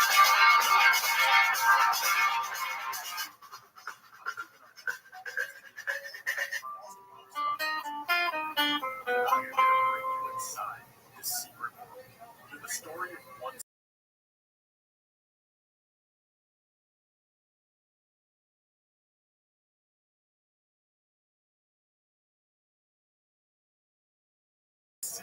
At the place on Karachi, like a smacker. I don't want to go to jail. This is Spotlight, Snitch City, an investigative series from the Boston Globe. Listen on America's #1 podcast network, iHeart. Open your free iHeart app and listen now. More stimulating talk. Mark Thompson here for Tim Conway Jr. today on The Conway Show, a fountain of youth in a familiar form. Scientists may have made a discovery. We'll share it today. $1,000 giveaway. Now, your chance to win $1,000. Just enter this nationwide keyword on our website. That's PAY, P-A-Y. Enter it now at KFIAM640.com/cash. Powered by Sweet James Accident Attorneys. Winning attorneys at Sweet James. 1-800-9-MILLION. That's 1-800-9-MILLION or sweetjames.com. Hey. Enter that word at KFIAM640.com/cash. If you win, you get an email. Check your junk and spam filter. Listen to KFI from 9 in the morning to 5 in the afternoon. A winning keyword every hour, every weekday. Next chance to win with us, 320 and KI. Let's continue now with Roger Bailey, attorney involved in a big lawsuit. Many people now say are suing the city, the LA Department of Water and Power over the lack of preparation, the botched response to the terrible fires back on January 7th. We were talking about the lack of water, the empty reservoir.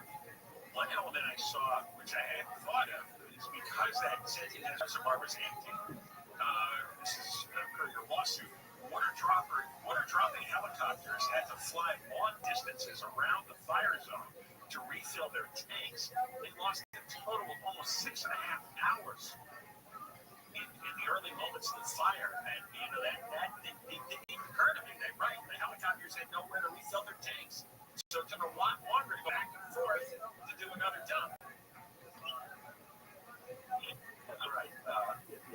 Even worse, the LAPD did not tell LAFC that San Ed was drained.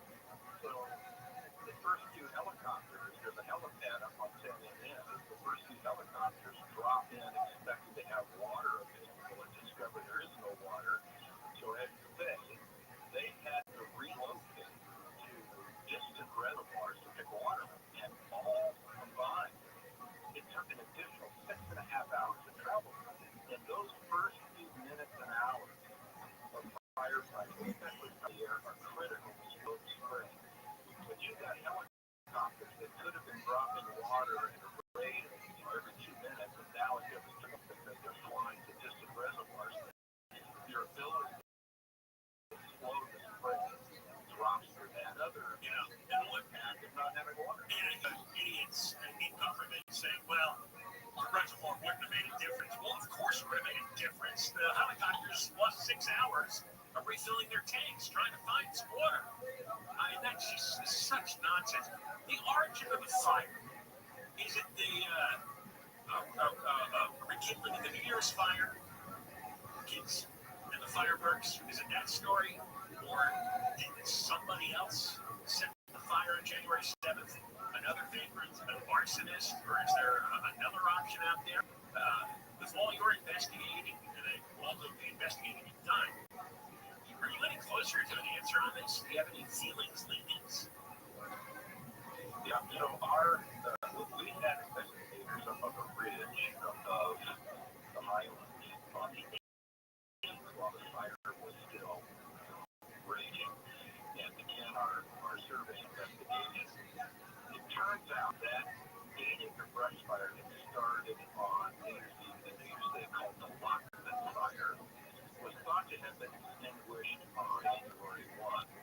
But as anybody that knows wildfire will tell you, those embers can remain active and capable of reignition for up to 2 weeks. So the Lockman Fire is believed to have been extinguished January 1. Everybody then leaves the scene, and then we get on the 4th of January red flag warning that we all remember, saying we're going to have unprecedented wind. That's when there should have been watch groups positioned to make sure that fire didn't rekindle. And the Lockman Fire, the New Year's Day fire, was on state land.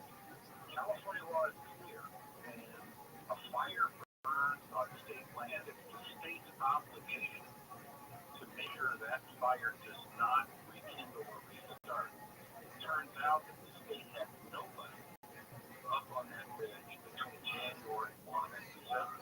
I mean, we should have had Newsom himself up there with the voters in the states of the red flag warnings, ready to start put flames out when that thing rekindled. They had nobody up there, and it grew into a spread off of state land and on state property homes. Yeah, well, he's busy running for president in South Carolina now. One more thing before you go, because we're tight on time. One of the other attorneys on this case, Alexander Robertson, was a neighbor, is saying, I've been doing wildfire cases, and I've never seen a level of anger and mistrust from my clients toward the defendant. People were angry before, but now that we're in these new facts that you and I have been talking about, they are living.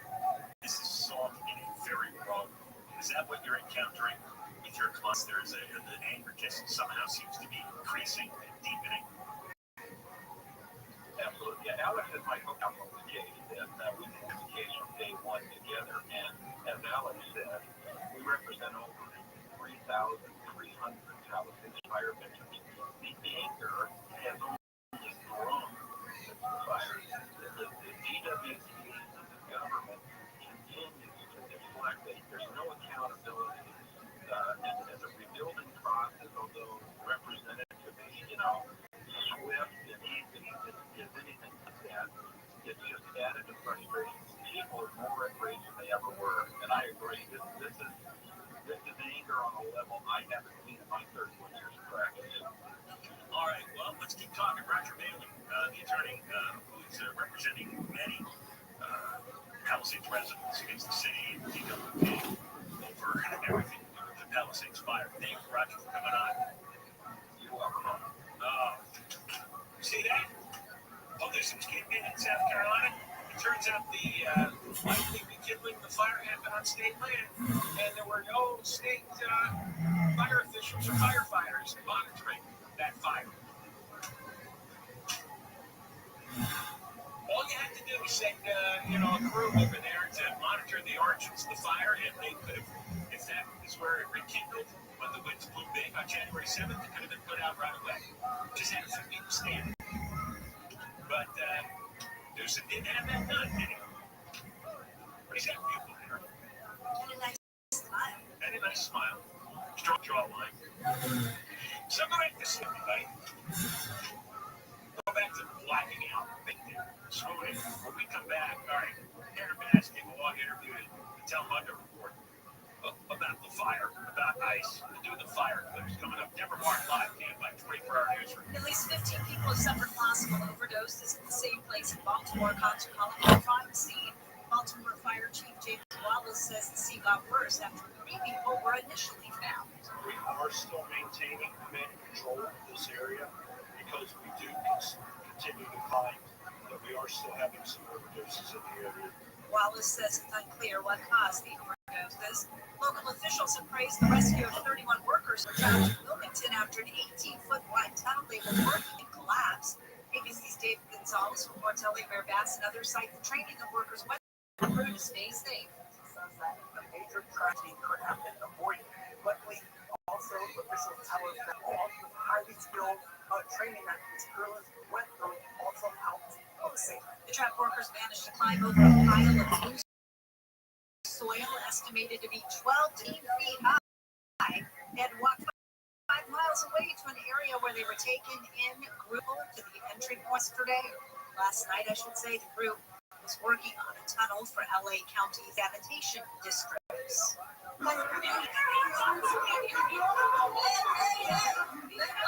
Employees at a surgery center in Ontario trying to keep immigration agents from arresting a landscaper who ran inside the Honduran man and working outside Tuesday when the agent showed up.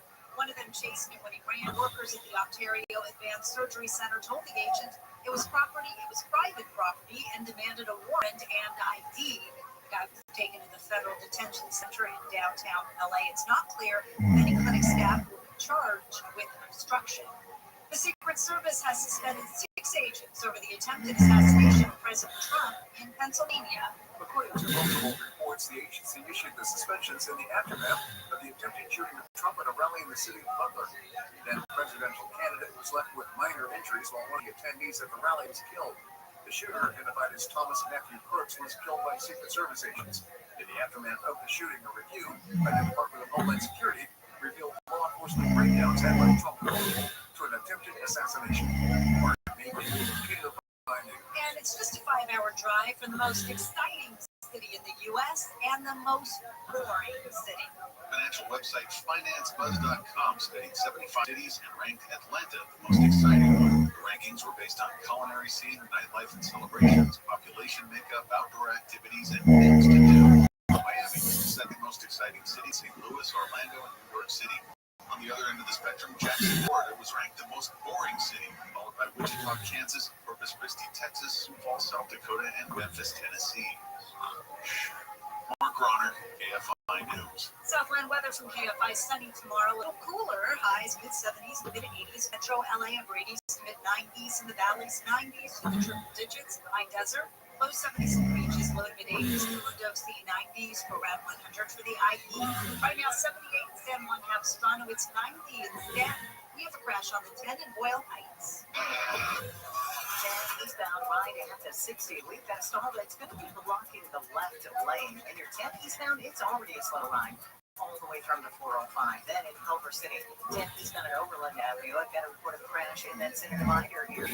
In Griffith Park, 134 eastbound at the 5. That earlier crash is cleared. You still got delays, though, from Forest Lawn. And Diamond Bar, 57 northbound Fort Grand. Got a disabled vehicle. vehicle in the middle lane there. With Southern California's most exports, I'm Jenny Harmon. The devastating Texas floods have impacted most residents. Families have lost their homes. Communities and lives have been shattered, and children are still missing. The need is urgent. The Community Foundation of the country has launched the County Flood Relief Fund to support response, relief, and long-term recovery efforts. All donations go directly to trusted local organizations to provide food, shelter, healthcare, and hope. Join us today and donate to the Kerr County Flood Relief Fund at communityfoundation.net. Find your iHeartRadio everywhere. There are hundreds of ways to experience iHeartRadio at home and on the go, beyond the iPhone and Android app and at iHeartRadio.com. Here's another way to connect to iHeartRadio.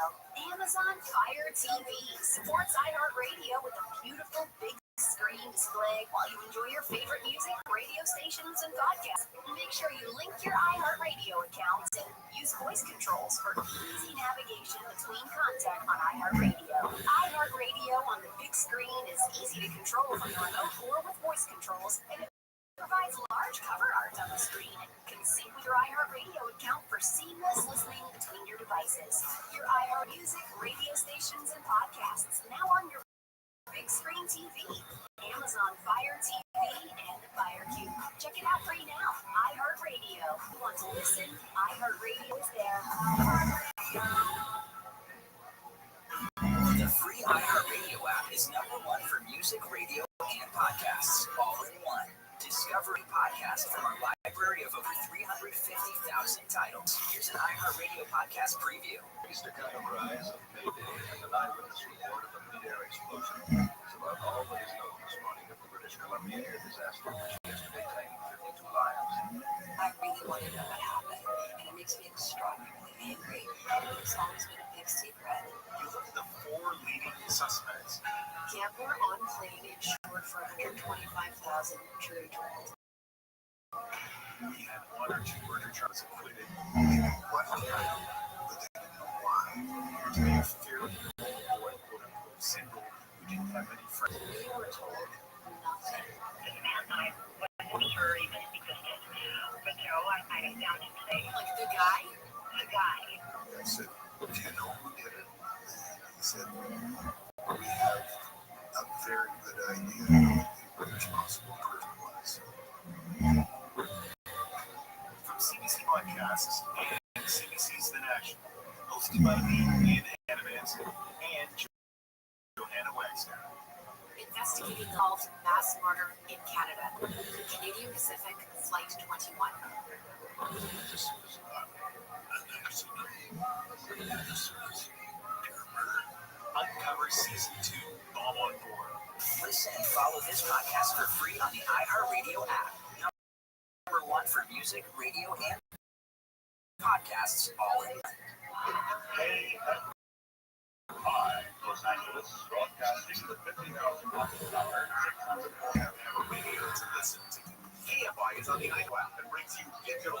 If you haven't heard KFI on the free iHeartRadio app, you haven't heard KFI AM 640. More stimulating talk. Check out show KFI AM 640 live everywhere on the iHeartRadio app. Karen Bass clip about the fire. She was on an interview with Telemundo yesterday. Oh, by the way, she's running for election. First, though, I want to talk here with Don Mahalik, the retired Secret Service agent and is law enforcement contributor for ABC News. As there was big news yesterday in Secret Service circles. 6 agents suspended they were on duty when Trump got whipped by that bullet in Butler, Pennsylvania, almost exactly a year ago. Let's talk to Don Mahalik about that. How are you? John, how about you? Mentions range from 10 to 42 days, and when they come back to work, they've all been demoted. So what I read, does that sound right? I don't know about the demotion part. I know the suspension sounds accurate. This is the end result of the Secret Service's internal affairs process. They call it the inspection process. So, that's the way the government system process is a little wonky. This investigation started after Butler. At some point last year, levels of discipline, and then there's an appeals process that goes back and forth, and then once the appeals process hits its end, there's a final discipline, and that's what we saw today. Yeah, I guess the term you're using is restricted roles that we have after the suspension. How can you have an operational failure involving so many people when you live this life? You get up in the morning, the president has a big rally in an open air space. You've got one job, keep them from getting killed. And how can so many people screw up that one mission? Well, it's one mission, but there's multiple facets to the mission. And the other thing is that some of these issues that they pointed out are issues that have been previously pointed out. Most recently in 2014, the Connected Mission Panel report from the Secret Service had a bunch of people jumping over the White House fence. So some of these issues are what I would say legacy Secret Service issues due to lack of funding and investment. And in the case of Butler, you were talking a very arduous campaign road for most of these agents under a dynamic where reducing manpower, reducing personnel, and people get fired. When they get fired, you make mistakes. So it's not to make an excuse, but that's the situation. That's the facts on the ground, as they say, that they were working around.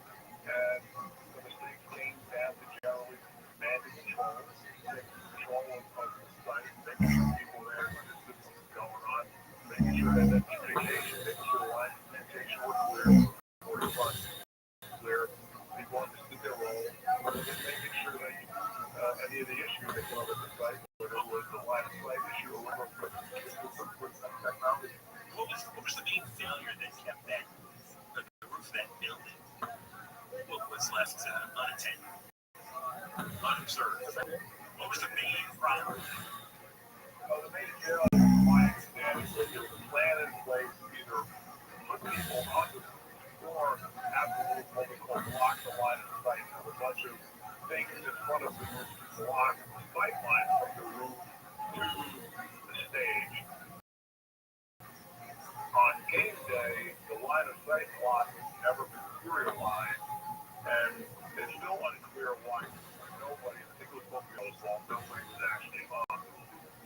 So with that line open through, but on the communications piece, 90 minutes prior, the local had identified the shooter as suspicious of communicating the data within their own text router, which is not Secret Service, and didn't give that information to the Secret Service until almost the last minute, which goes to streamlining and unifying communication channels to protect the site. And you mentioned early on the lack of funding over the years.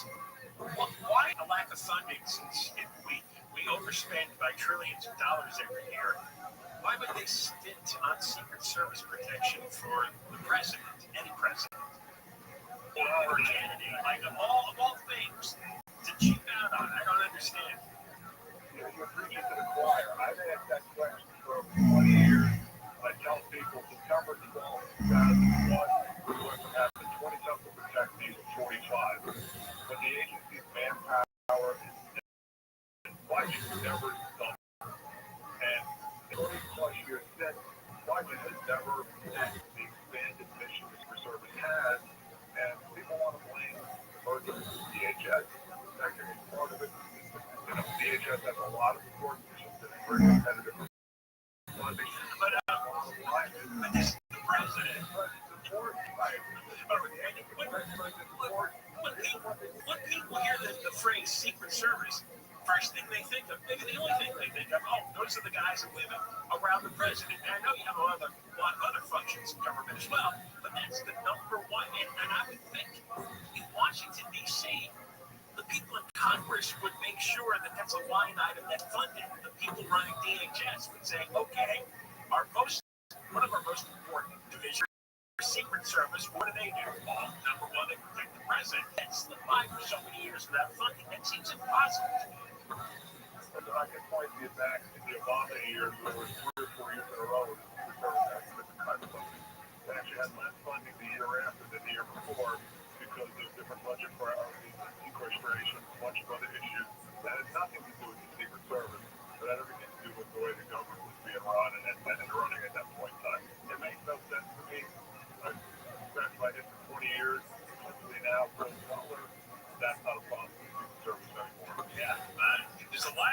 things going on in the world.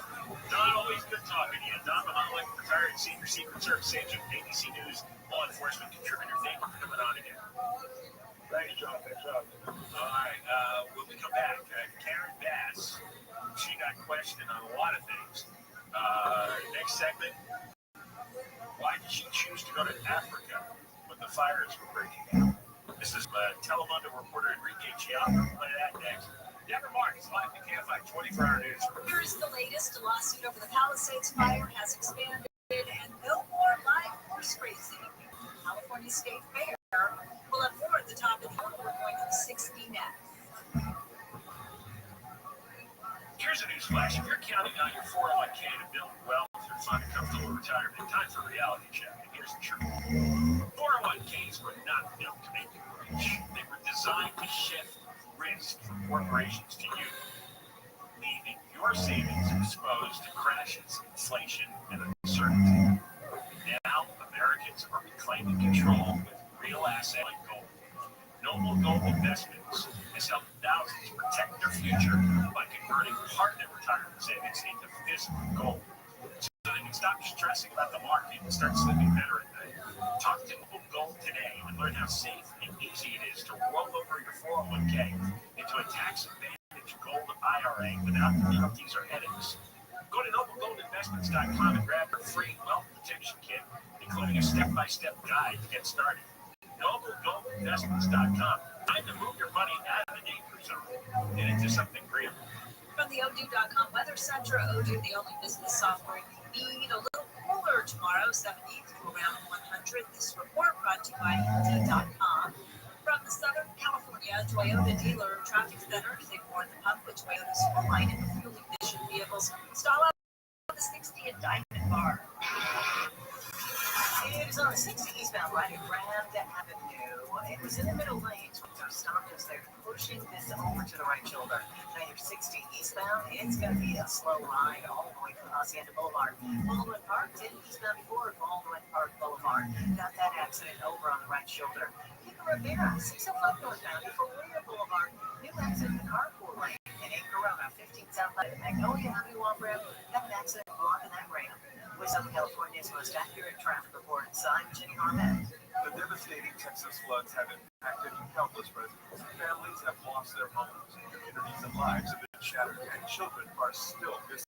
The need is urgent. The Community Foundation of the Texas Hill has launched the Kerr County Flood Relief Fund to support response, relief, and long-term recovery efforts. All donations will go directly to trusted local organizations to provide food, shelter, healthcare, and hope. Join us today and donate to the Kerr County Flood Relief Fund at communityfoundation.net. Taking your kids to their first baseball game.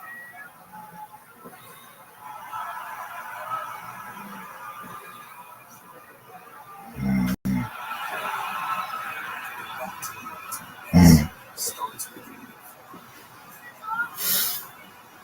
The latest info about COVID-19 vaccines at getvaccineanswers.org. It's up to you. Brought to you by iHeartRadio and the Ad Council. The free iHeartRadio app is #1 for music, radio, and podcasts all in one. Discover a new podcast from our library of hundreds of thousands of titles. Here's an iHeartRadio podcast preview. She was our idol. It was like, wow, Margaret, you're so cool. You drive a Jag, are a female lawyer, and you're stunningly beautiful. We wanted to grow up and be Margaret. But two bosses came to him and said, Margaret was killed. I said, what?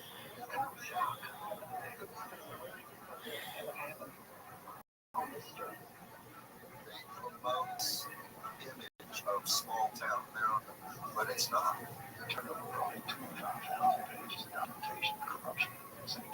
And maybe the reason they haven't made an arrest in Margaret Peter's murder is because they're not looking at themselves. They don't give up on cases. You catch whoever it is so that you don't have to go through this again. But do you really know what happened? Let's turn everybody off. This is Gone South, a documentary podcast series by C13 Originals, a King's 13 studio. Written and narrated by me, Jeff Levinsky. Season 1, Margaret Kerr. if my mother played a role in this, I don't think she died thinking that she got away with it. A serial killer. Right. I ask her, what are you doing here? She looks at me and says, I'm here to kill you. Listen now for free, wherever you get your podcasts. Listen and follow this podcast for free on the iHeartRadio app. #1 for music, radio, and podcasts, all in one app. iHeart is America's #1 podcast network. Open the free iHeart app and explore podcasts like this. Have you ever wondered if your pet is lying to you? Why is my app not here? I go in and she's eating my lunch. Hypnotism is real. We'll use this suggestion in order to enhance your cognitive control. What's inside a black hole? Black holes could be a consequence of the way that we understand the universe. We have answers to you. iHeart original content, science stuff. Join me, Jorge Chan, as we tackle questions you've always wanted to know the answer to. Animals in space, our brains, and our bodies. Give yourself permission to be a science geek. Listen to science stuff. Listen on America's #1 podcast network, iHeart. Open your free iHeart app and listen now. AMI AM 640 for stimulating talk. It's Thursday, so you know that means the magnificent Marshall Collier is stopping by with 10 tips to protect us and recommendations to simplify our lives. It's Marshall Collier right at 8 p.m. on the next edition of Later with Will Kelly. John Covell Show 10 by AM 640 live everywhere on the iHeartRadio app. Tomorrow's Moist Night Friday. Do we have any more room on Moist Night, or I don't know. It's crowded. It's very crowded, but if you got something good, you might as well So they're going to have to give us the submission of your life to get spread. 877 Moist 86, 877 Moist 86, or 664 7886. Karen Bass not doing well on the Moist Line. that's putting it lightly. Yeah, all right. So we got a lot of Karen Bass to play, and I want to play one clip now while we have a chance. We spent the first half hour with an attorney, Roger Bailey, who's representing a lot of Palisades residents who are extremely angry. More and more has come out about the incompetence of the DWP of the city of Los Angeles in preparation and response to the fire. The latest thing is some dope at DWP who's supposed to turn off the electricity to some of the lines, didn't, and then went back and doctored the records, claiming that he went to the, I don't know what you call it, but whatever the building was, which had the dials where he was supposed to turn off the electricity. He get there about 5:45, and by then the fire prevented him from accessing what he needed to access. He put down, he went back into the records and said, oh, I went there about 1:45. Because he didn't want everybody to know that he was 4.5 hours late. And God knows how much damage was done in those 4.5 hours because the electrical lines were spawning new fires. What struck me, too, when Roger Bailey was on, is that he had to turn off the electricity by hand. He had to go to some DWP building and turn it off by hand. They can't do it remotely, electronically. I mean, they have a lot of people I know have security alarms now that you can turn on and off from the world, through the internet. But in LA, a major electrical substation, you guys got to walk in there in the middle of a fire. Like, they never thought, what happens if the whole neighborhood where this structure is on fire? How's he going to get in there? Why is it done remotely? Why is everything so different? Anyway, here's Karen Bass on with television reporter Enrique Chiabra about why she was in Africa when the fire broke out. Those who are familiar with the fires, you were here, but then when the fire started, you were in Africa. There was a lot of controversy about why you were away. How can you respond to that? Everyone else? Yes, let me just say why I was away. President Biden, a few days before I left to go to Africa, it was major news that I was going to Africa because the White House issued a press release saying that I was included and invited on a delegation to represent our country at the inauguration of the new president. The fire started on the 6th, which was a Tuesday. We knew the alerts were happening the before that would go back. So there was a lot of controversy and criticism towards you.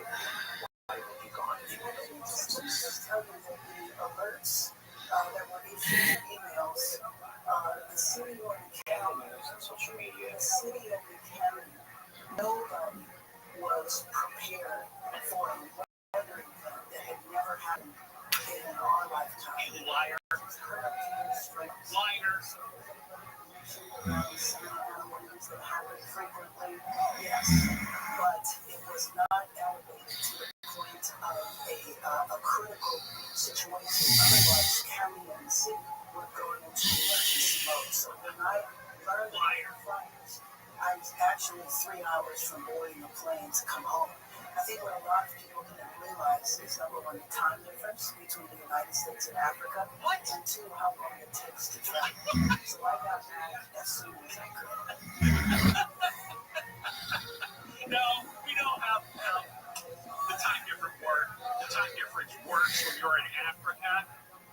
She took me live there. You would know. You were here. You were reading all the warnings. I was going to say, warnings for days. We knew that this was not a normal Santa Ana wind event. We knew with the low humidity, we hadn't had rain in such a long time. We knew this was going to be bad. They've had 100-mile-an-hour winds frequently during these Santa Ana periods. I have seen newspaper clippings going back to at least 1938, where you had winds in the 100-mile-an-hour range. It has happened. So it's not something we've never seen before. Yes, we have.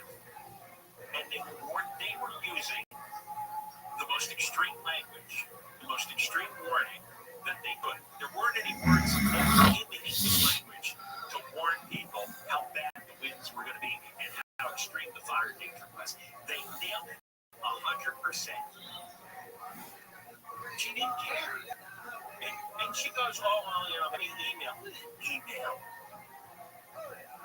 It was constantly on the news. It was the lead story of everybody's news for days. We were sitting, waiting to see how bad it was going to be, if it was going to be something catastrophic. I remember clearly feeling that. I remember feeling that the morning of the 7th, because I was in the Palisades and the wind started to blow. My wife even took video. We were in this on this night, and we both talked about it. It's like something bad is going to happen today, because I heard all the warnings. I knew if we were going to get these excessive winds, very good chance that the towns in the foothills like the Palisades were going to burn. On January 6th, 2025, this year, obviously, National Weather Service Los Angeles tweeted heads up in all caps with 3 exclamation points. All caps, a life-threatening, destructive, widespread windstorm is expected Tuesday afternoon, Wednesday morning across much of Ventura and LA County areas. Not typically windy will be impacted. And she wasn't here for it, and there was nobody else filling in. The acting mayor was supposed to be Marquise Harris-Dawson, completely missing in action. But who was in charge in the mayor's office, overseeing the fire and police department, was Brian Williams. He was on leave for calling in bomb threats, which he has since pleaded guilty to. There was nobody in charge of the city.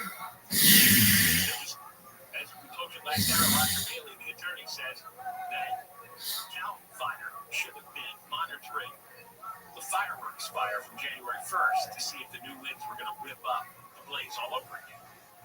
There was nobody stationed there. Nobody was assigned by Cal Fire.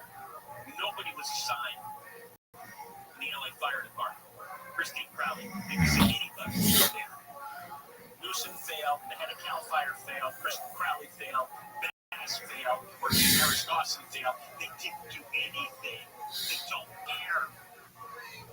And then she goes on, it's like, well, you know, as you know, she's got this smug, arrogant attitude about her. Well, she made it seem that it was so important for her to go to Africa, that it was such a good thing for us. It was so representing the United States. Exactly. In Ghana.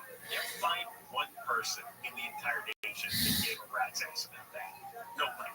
nobody cares that you were selected by Joe Biden to go to Ghana to have drinks at a cocktail party for the Ghanaian president. We got more Bass talking about ICE coming up.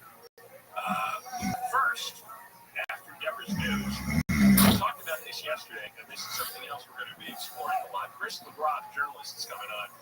I told you about Scott Peters' bill, Senate Bill 79, forcing single-family neighborhoods to accept high-rise apartment buildings for low-income people. And I suspect this is why in the Palisades they're slow walking off permits, is because they want the homeowners to give up, sell it to developers, and start planting these low-income apartment buildings all over the Palisades and get all those wealthy people out of town. They could go away. Beautiful view over to the low-income residents. Deborah Mark, live at the KFI 24-hour news. KFI KOST HD2, Los Angeles, County.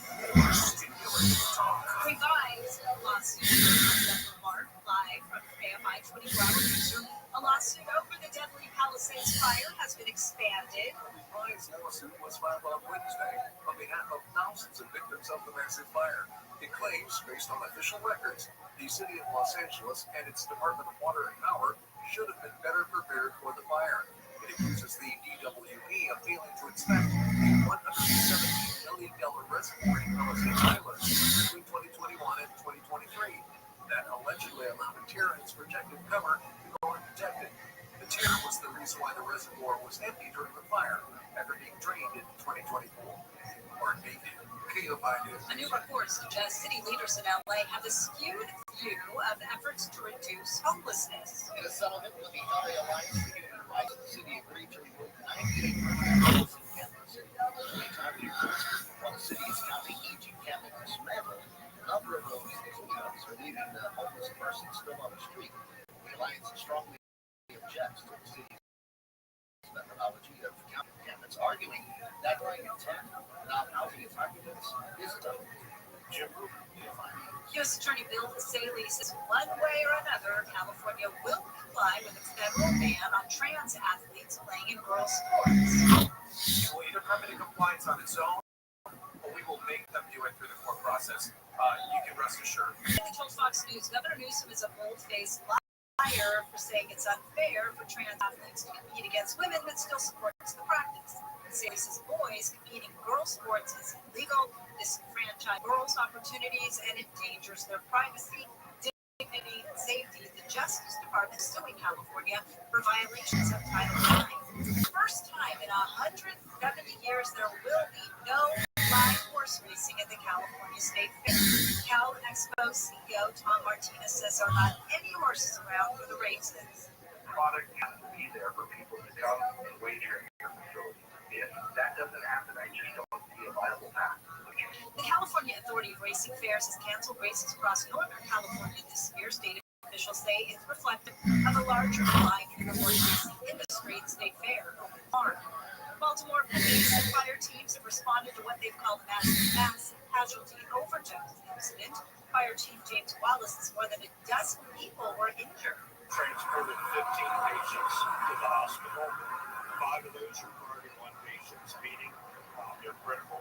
Wallace says crews were called this morning and that originally just 3 people were found who suffered possible overdoses. The scene worsened 12 minutes later. Police say they're treating it as a crime scene.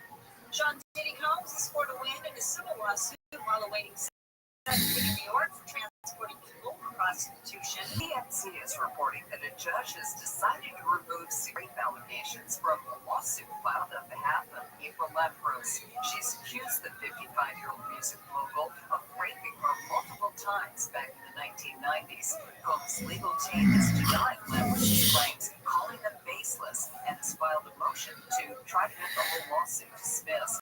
I'm Sarah Kessler. And Ford has recalled about 850,000 vehicles because a low-pressure fuel pump failure can lead to an engine stall, and that increases the risk of a crash. The vehicles affected include 2021 to 2023 model Ford Expeditions, Explorers, Broncos, Mustangs, Lincoln Navigators, and F-150 Jeep ABC's Chuck Severson reports sports as the vehicles may show warning signs such as engine misfiring or running rough, jet engine light coming on, or reduced engine power. Southland weather from KFI. Sunny tomorrow, a little cooler, 70s to the 80s. Metro LA, upper 80s to mid 90s to the triple digits in the high desert. Low 70s, just low mid 80s in Lindosity, 90s to around 155. Right now, 71 in Data Point, 84 in Anaheim, 96 in Diamond Bar, 92 in Simi Valley. The KFI financial update: the Dow closed up 192, S&P 500 up 17, Nasdaq up 19. It's slow on the 405 in Culver City.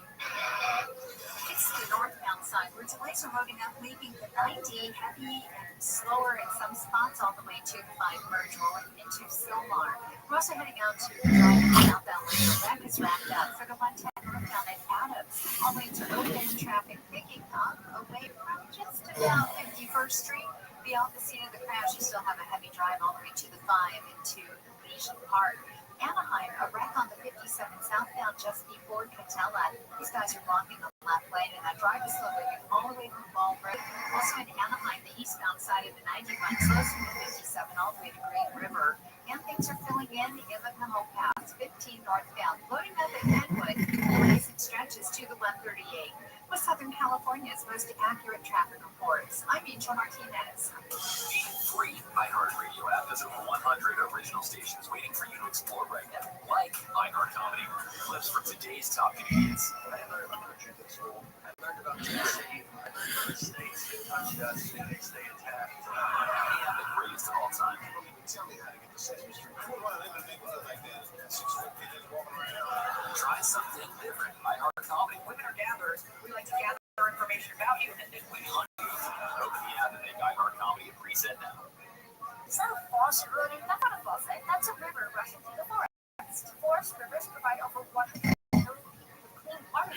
What? I can't hear you because the bed's not a vacuum. That's the trees in the forest cleaning up the air we breathe. I didn't know the trees were so amazing. Yep, and the forest gives us shade, trees to climb. That's awesome. Let's go explore some more. Visit the forest today and enjoy all it does just for you. To learn more about the forest and find one near you, go to discovertheforest.org. Brought to you by the U.S. Forest Service and the Ad Council.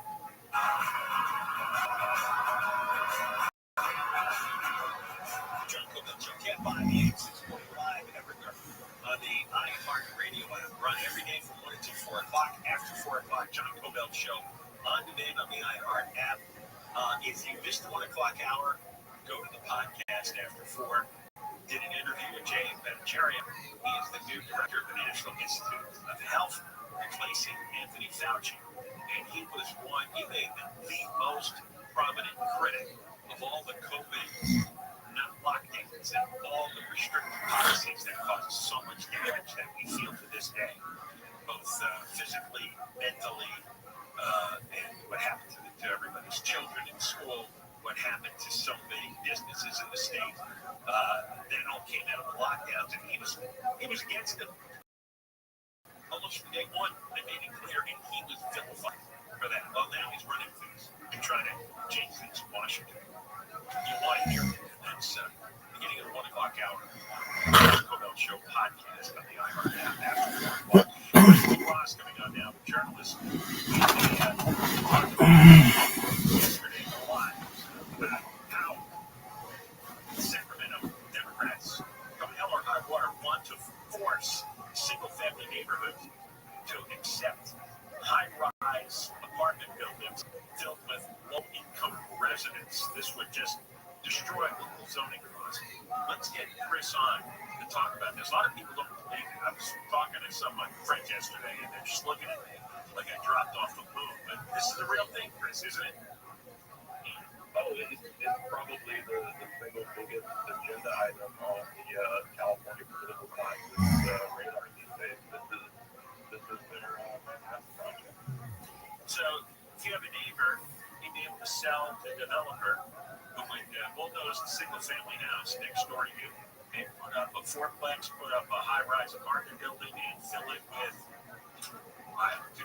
low-income people, homeless people, whatever kind of deal you can get to finance it, right? Well, that's right. And I think the quality of life really is the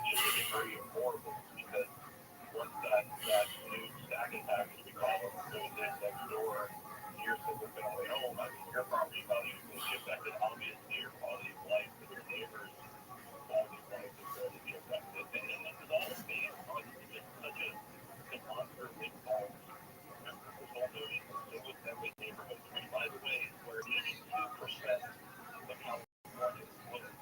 And last I checked, 82% of Californians are white. So that means 3% of everybody chooses to live in that type of neighborhood, in a low-density family or small multifamily or suburban or what have you. People will add hours to their commute every day to get that dream. That's just human nature. Leaders trying to sell this as this excessive white privilege, single-family homes. Of course, that's their go-to. But our neighborhoods were the creation of segregation and redlining and racial conflict and all that. And that was true 80 years ago. But the fact of the matter is, the fastest growing cohort of home buyers in California are Latinos. So what is more racist than these Democrats pretending like millions of non-white homeowners in the suburbs don't exist because it doesn't fit their political narrative? I mean, if you can come up with something more racist than that, I'm all ears. He tried a version of this a few years ago, all the way back to 2019. And now he's back. He didn't have the support in 2019. Does he have it now? Well, he got very close to people realize it's literally the 11th hour. It actually, like, that's the 50 that is built, the current bills that is built 79, and everybody, by the way, is calling your assembly members and your senators and raising holy hell about SB 79. But it actually did pass. The crazy thing is, there's this old-timey requirement of the legislature that was the second house, the house where the bill did not originate, have the bill.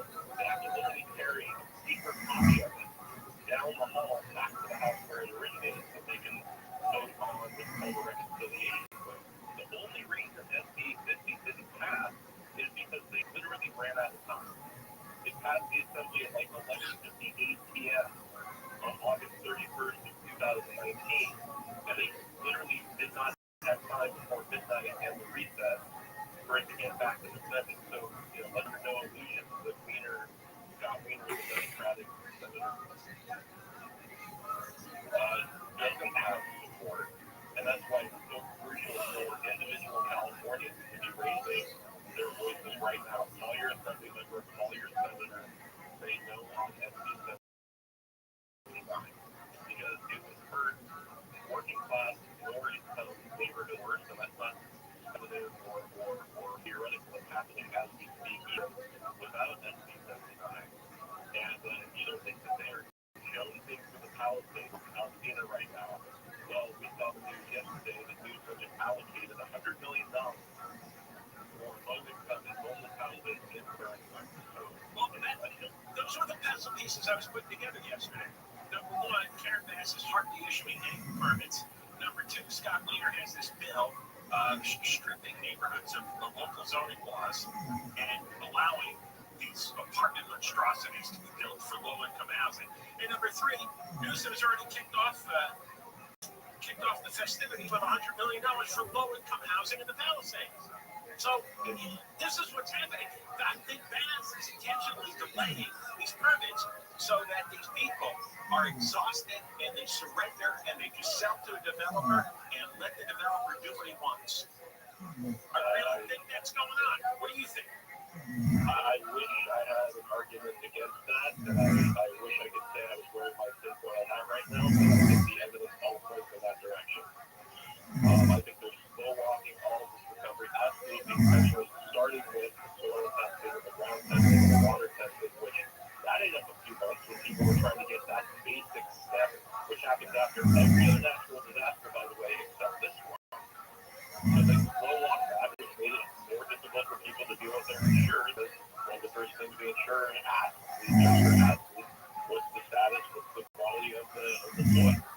So they've been doing everything they can to slow walk this. And I think they're trying to start people out, John. I really do. And I hate to say that, and maybe I sound like a crazy. No, that's what I think. That's what I think. And I bring this up with people, and like you said, what's the argument against it? If that wasn't the plan, what would they be doing differently? Well, here's another thing. You know who remember our good friends over in the Streets for All, Michael Schneider and his crowd? Yeah. They were behind Measure HLA, the transit bill, the Urban Transit Initiative. Well, they're also one of the key sponsors of SB 79. So, any questions? This all fits together. Same players, it's the same special interests, it's the same billionaires. I mean, this gold rush that's coming to California thanks to SB 79 is going to make the original gold rush look like a sandbox biker market. So a huge payoff to the developers, and I guess they are the ones who are greasing things in the legislature. They're the ones who are greasing things, who have donated millions of dollars to lawmakers. Scott Wiener, who is the of these bills, has received far and away more real estate money and venture capital money and BlackRock style money than any other lawmaker in California. And there you go.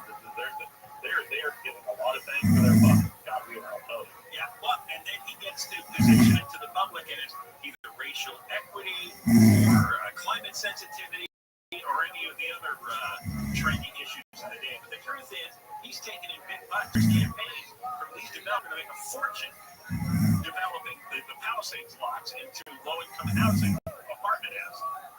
They're converted into their social housing utopia. That is the plan. And by the way, anybody has any questions, in both Altadena and the Palisades, I have a couple folks who send me reports every few weeks of parcels that have been sold. There are far fewer in the Palisades than in Altadena, but it's starting to pick up. Of the parcels that have already sold, more than 60% have been sold to LLC, wine trusts, or corporations. Several in the Palisades, several LLCs that have purchased for 3 adjacent parcels. When are they voting on this? SB 79 is going to be voted in the local government committee in the assembly next Wednesday. Then the legislature goes on recess from July 18th to August 18th. So that time, you're a lawmaker, your assembly member will be back in town. They'll be back to the district, and that's when you call them. If you can, show up to their office, write an email. I mean, the folks when they go and I don't come up on this, but really quickly, we came with this one vote because of the grassroots doing what I just described. We came within one vote of killing SB 79 in the Senate.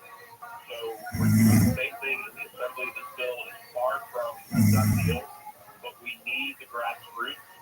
We need everyone who's listening to my voice right now. Take the 15 seconds and pick up the phone and call your assembly member and your senator and say, I'm a constituent of SB 79. It really is that quick.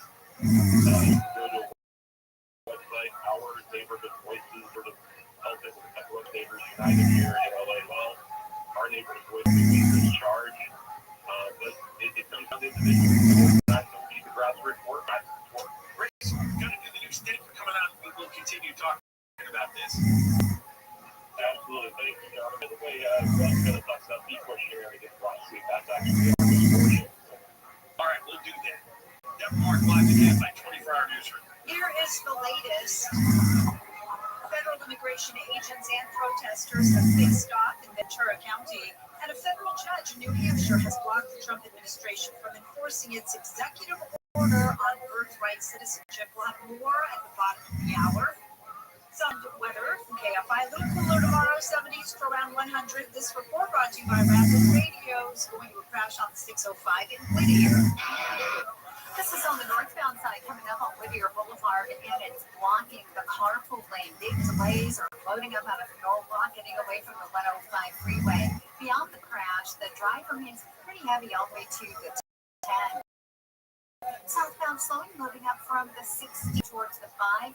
It's slowing out of Pasadena 210 from Mountain in stretches to Citrus, and we're heading out to Ontario, the northbound side of the 50 freeway, slowing down actually just before Ontario from Country Galliano Ranch Road. On the brakes and stretches towards Foothill Boulevard. For Southern California's most accurate traffic reports, I'm Angel Martinez. Free iHeartRadio app has over 100 original stations waiting for you to explore right now, like iHeart Comedy. Clips from today's stop convenience. I didn't learn about countries in school. I learned about Tennessee. I learned about the states that punched us in case they attacked. And the greatest of all time. You don't even tell me how to get to Sesame Street. I don't want to make it look like that. A 6-foot kid is walking around. Try something different. iHeart Comedy. Women are gatherers. We like to gather information about you, and then we hunt you. Open the app and make iHeart Comedy a preset now.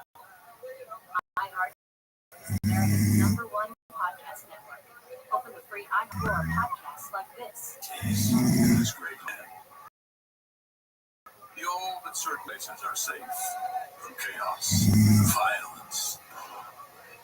In a million years, would you think that you'd see your parents' house kicked off, the farm kicked off by that yellow thing? It was a very broke crisis, one of the worst I've ever seen. Careful what myths you choose to rely on. I'm Keith Morris, and this is Murder in the Moonlight, an all-new podcast from Dateline. You can listen to all episodes now completely free. Listen on America's #1 podcast network, iHeart. Open your free iHeart app and listen now. From the producers who brought you Princess of South Beach comes The Setup, a new romantic comedy podcast starring Harvey Ian and Christian Navarro. The Setup follows one man's search for love in the Big Apple. Well, the thing is that I didn't actually use the app. Every time I opened it, I got hit with this wave of nausea, and then I started eating like so fast. So I opened the app, closed the app, opened the app, closed the app, opened the app, closed the app. Meet Juan, the lonely music curator. His true love, art. His biggest fear, everything. Sometimes you've got to step out of the canvas. But when the perfect man walks into his life, Well, I guess I'm setting up on a I don't know. I think so. he actually is too good to be true. This is common comedy. To pull off this heist, they'll have to get close. Status check. Nervous and erratic. Cautious. Hard to produce. And jump into the deep end together. When you're dating a con man, how do you know if it's true love or just another job? Listen to The Setup. Listen on America's #1 podcast network, iHeart. Open your free iHeart app and listen now. I'm so sick of hearing them talk about women's basketball. If only there were a professional WNBA player with their own podcast I could listen to. Hey, it's Lucy Brown, WNBA player, professional rapper, and this is Mariah Rose. For Spilling the Tea on TikTok, and we've got a new podcast, Circle. Every Wednesday, we're catching you up on what's going on in women's basketball. And not just in the WNBA, but with athletes and women unrivaled and college basketball. We've got cartoon analysis, inside stories, and a little bit of current basketball players telling their stories from their point of view. This game is time for the girls to tap. You want to share all of the women's basketball stories that you won't see anywhere else? Listen on America's #1 podcast network, iHeart. Open your free iHeart app and listen now. Hey everybody, it's me, Katie Nolan, here to talk to you about my new podcast called Casuals, starting January 21st. It's a sports podcast, but for people who don't necessarily consider themselves as listeners of sports podcasts. It's just regular people laughing about sports, not screaming.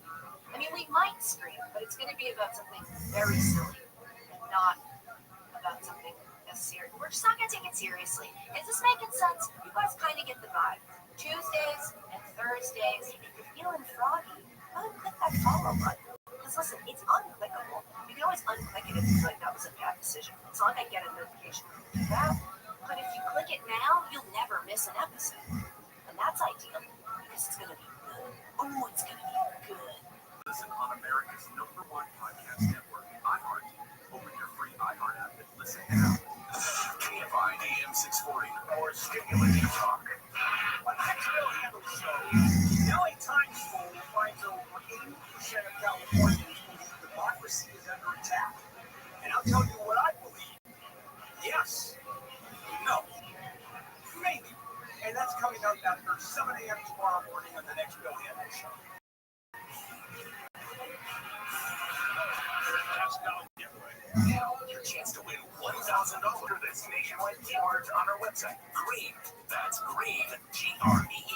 Enter it now at KFIAM640.com/cash. Powered by Sweet James Accident Attorneys. If you're hurt in an accident, winning is everything. Call the winning attorneys at Sweet James. 1-800-9-MILLION. That's 1-800-9-MILLION or sweetjames.com.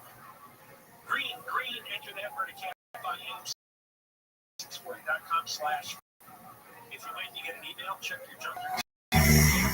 Keyword every hour, every weekday, starting the 9 o'clock hour, all the way to the 5 o'clock hour. And next chance to win at 4:20 with Mark Thompson for Congress later on. Telemundo reporter Enrique Chiabra did an interview with Karen Bass yesterday. She is running for re-election.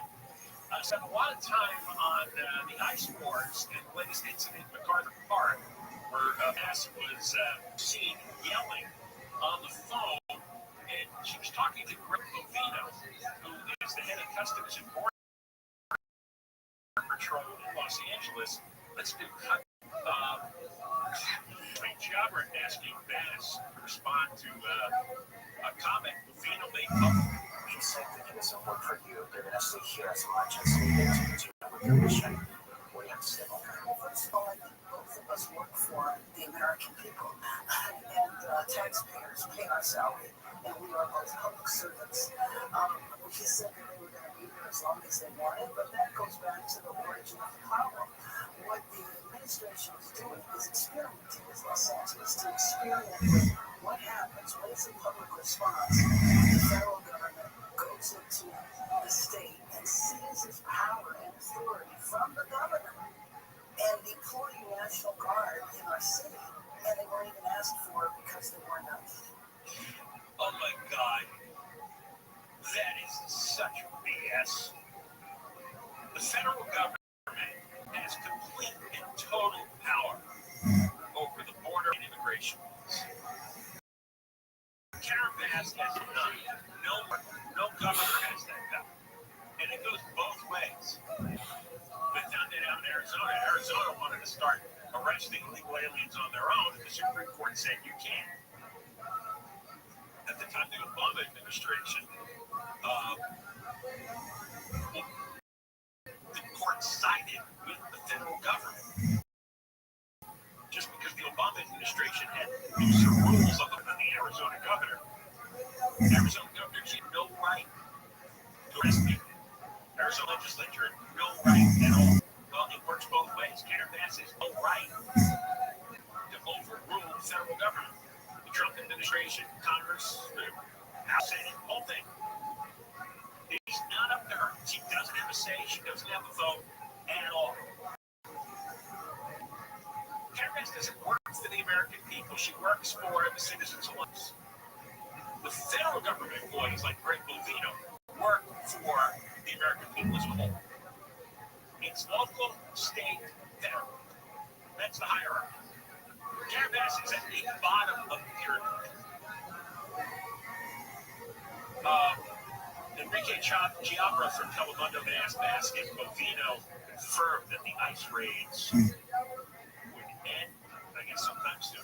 Did he confirm or say when this would end? Do you know when the raids are going to stop here in Los Angeles? No, once again, everything that's been happening in the city has been by rumors. So there's a lot of rumors. It's supposed to last 30 days, 60 days. But there has never been an answer from the administration as to how long this was going to last.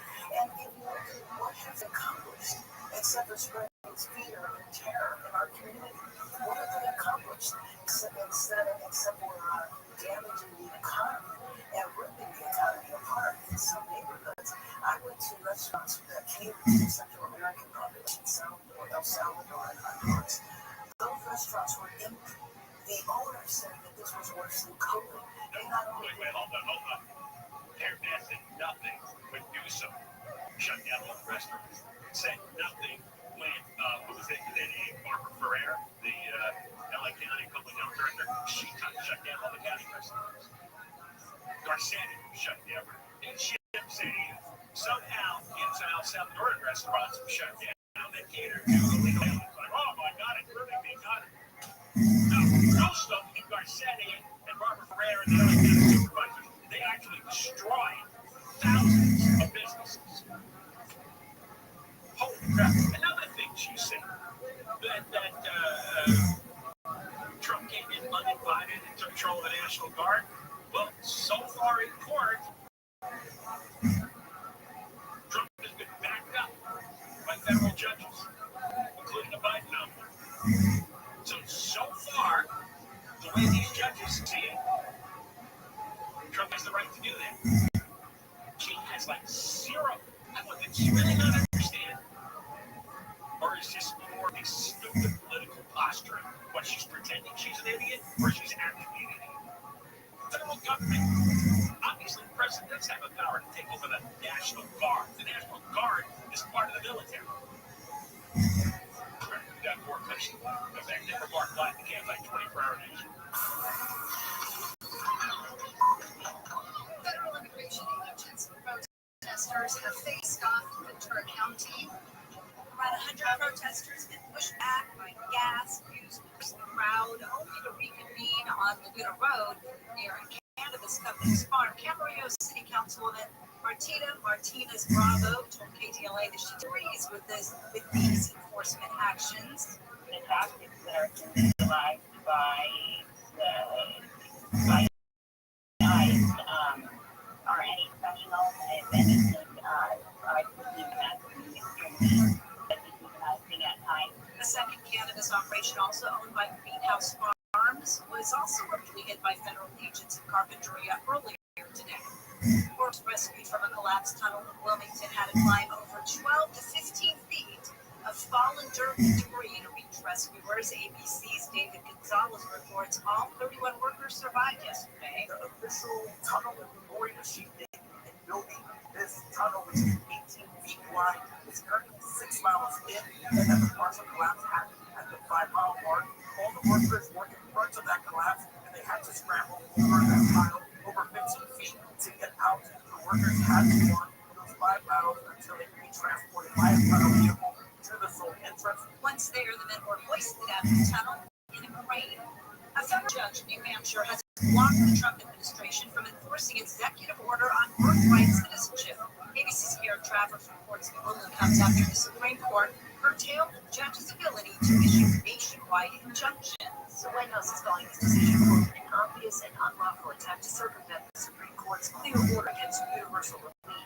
Spokesperson Harrison Fields says in a statement the administration will be, quote, fighting vigorously against attempts by district court judges to try to impede the president's policies. A judge in New Hampshire certified a challenge by the American Civil Liberties Union filed on behalf of pregnant immigrants, 2 immigrant parents, and their infants. A former member of a popular punk band wants to get into politics.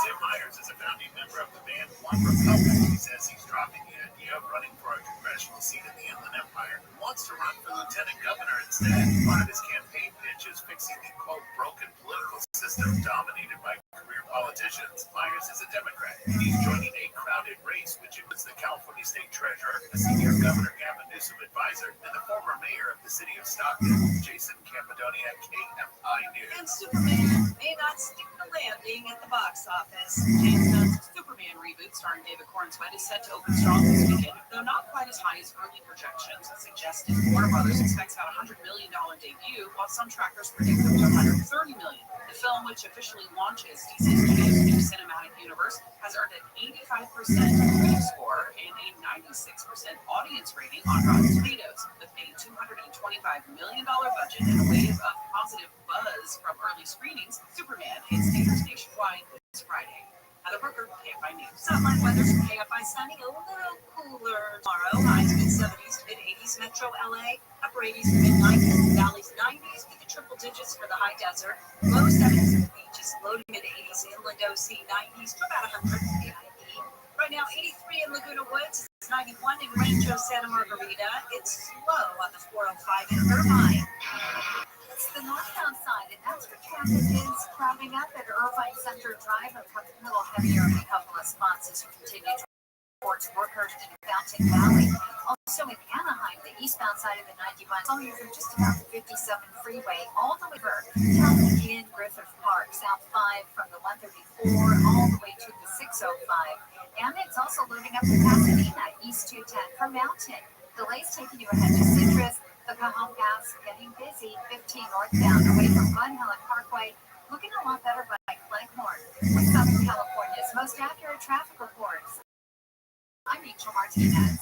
Free iHeartRadio app. 100 original stations waiting for you to explore right now. Like iHeartRadio.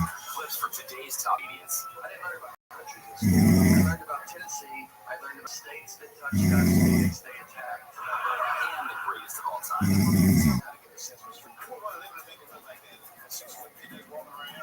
Try something different. iHeart Comedy. Women are gatherers. We like to gather information about you, and then We hunt you. Open the app and make iHeart Comedy a preset now.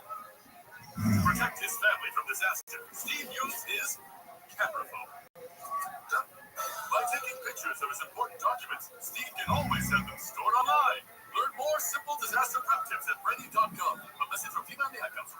The free iHeartRadio app is #1 for music, radio, and podcasts, all in one. Discover a new podcast from our library of over 350,000 titles. Here's an iHeartRadio podcast preview. How can I help you? Yes, I need to have an officer call me. My daughter is on July 24th, 2016, 23-year-old Kaylee Sawyer vanished from her small Oregon town. Had to be something redeeming cross in my mind. If there's anything other than just something explainable. But the story of who killed her and how takes wild twists and turns. Kidnapped. And then that's just like, started basically yelling at me to start driving. He's like, I need to get out of here. He's like, I just killed somebody. A dramatic carjacking.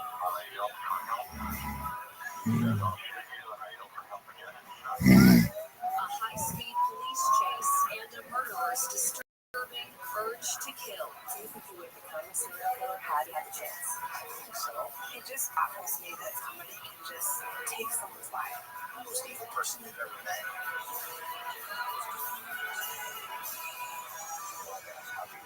Urge to Kill, a new podcast from KGW News and Vault Studios.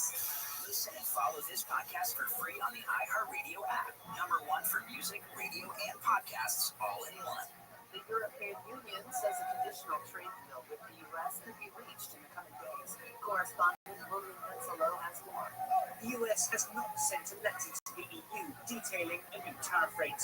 The officials hope this is a positive sign, or one that should no deal be reached, the bloc could deploy countermeasures as early as next week, worth roughly $25 billion. The Trump administration has pushed back the deadline for an agreement to be reached August 1st, when tariffs on European goods could jump to 50%. The president also says the 50% tariff on copper imports will begin August 1st. Mark Mayfield, more. He previously had announced the tariff, but posted the start date on Truth Social Wednesday night. Trump said the timing was based on a robust national security assessment. Copper is the third most used metal in the U.S. after iron and aluminum. The tariff aims to boost domestic production, as the U.S. currently imports nearly half the copper that it uses. An interest accrual for student loan borrowers on the Saving on Bountiful Education Plan will restart August 1st. Tammy Trujillo with an update. The SAVE plan was created under the Biden administration. It became a popular option for its ability to offer some borrowers monthly payments as low as $0. All borrowers will not be responsible for making payments on the SAVE plan until their forbearance ends. Their balances will start to go up with the restart of interest accrual. The Education Department is urging these people to choose a new repayment plan before restarting payments. NVIDIA is the first company to be worth $4 trillion. Matt Matz reports. The AI chip maker's market value has smashed the previous record valuation that was set by Apple.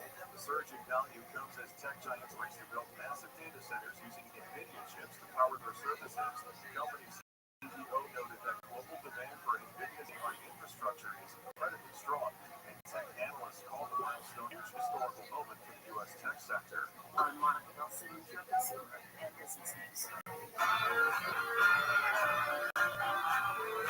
John Cobell, Chuck Buying AM 640 live everywhere on the iHeart Radio app. You can follow us on social media at John Cobell Radio. I'm John Cobell Radio, and again, the podcast will be released shortly after 4 o'clock. Our show today featuring hour number 1, Dr. Jay Bhattacharya, who is the new director of the National Institute of Health. replacing Anthony Fauci. Vinatieri was one of the leading critics of the lockdown policies.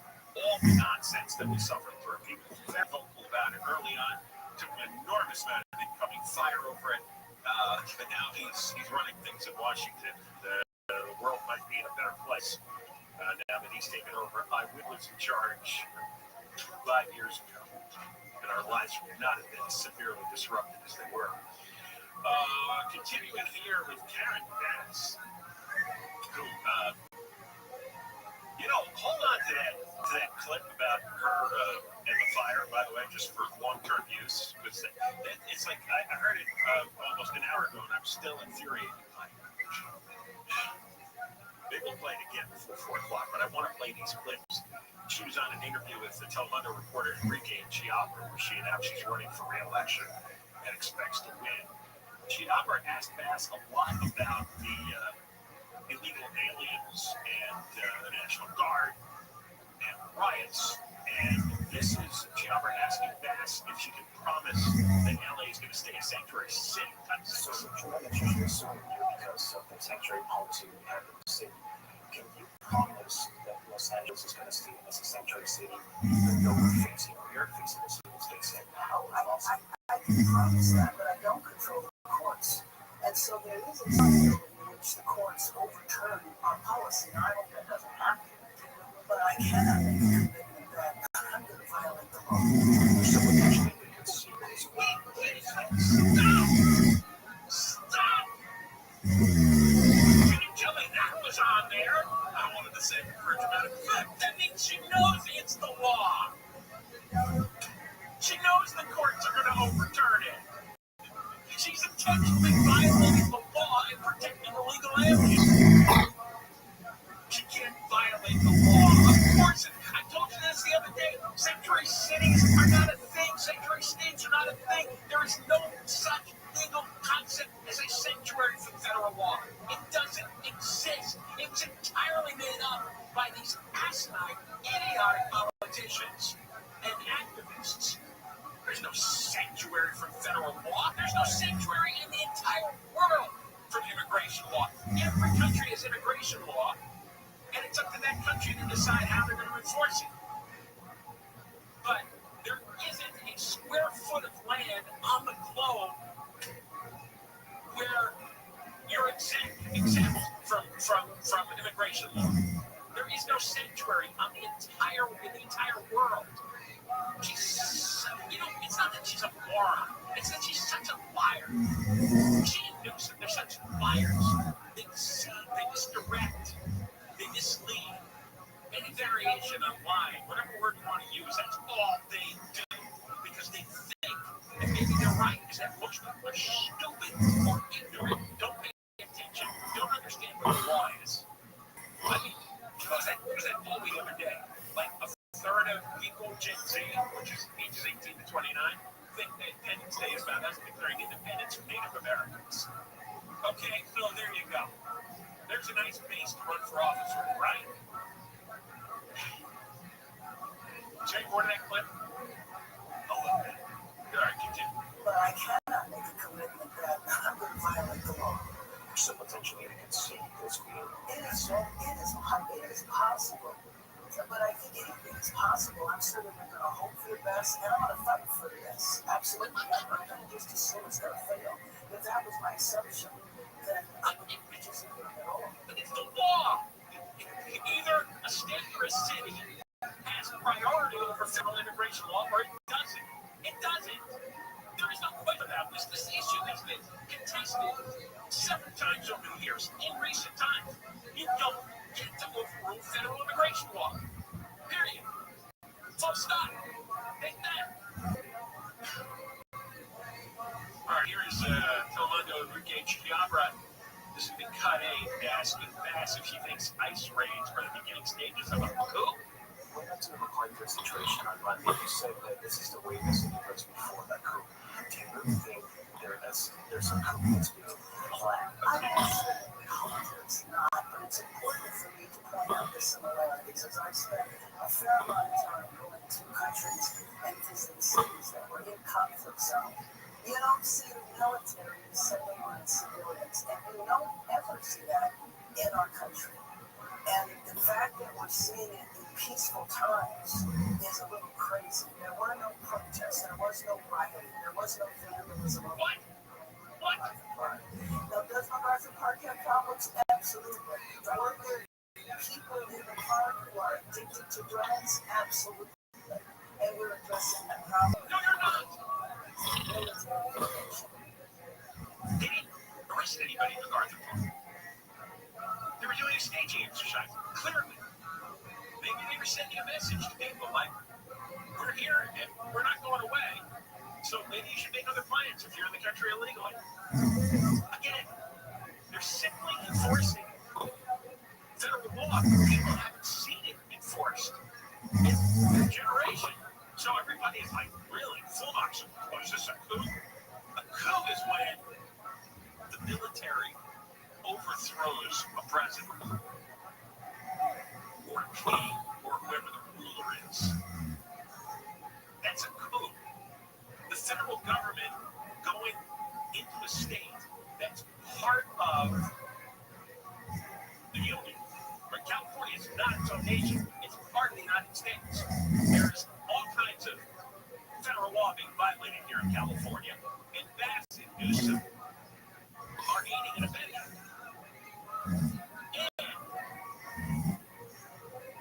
The ICE people are getting shot at. There were 10 people they arrested for attempted murder in Texas. I mean, 10 people. The AR-15s they confiscated. So, yeah, they need backup. Yes, they need the National Guard. Yes, they need the Marines. Do you think Trump and Tom Homan are going to suddenly not enforce federal law? Do you think that they're going to allow their ICE troops to be murdered? You think they're going to allow that? Should they allow that? Should they let all the ICE enforcement men and women getting their heads blown off by these Antifa lunatics? I don't understand. Not enforce federal law? Karen Bass is a public official. So is Newsom. They know how dangerous it is out there. Why would you give permission and license to crazy people to assassinate law enforcement, federal law enforcement? Wow. All right, we'll get to the drug addicts in MacArthur Park. Never more live. You can't find 24-hour news. Here's the latest. Federal immigration agents and protesters got into it outside a farm near Camarillo, and Florida's recalling thousands of vehicles. Pull up more at the top of the hour. From the Southern California Toyota dealer traffic centers, they were at the pump with Toyota's full lineup of fuel-efficient vehicles crash on the 405 in Carson. This one's on the southbound side, picking up on Avalon Boulevard, blocking the carpool lane. Looks like a motorcycle was involved in this one. Big delays away from Hawthorne Boulevard. Also on the northbound side of the 405 in Culver City.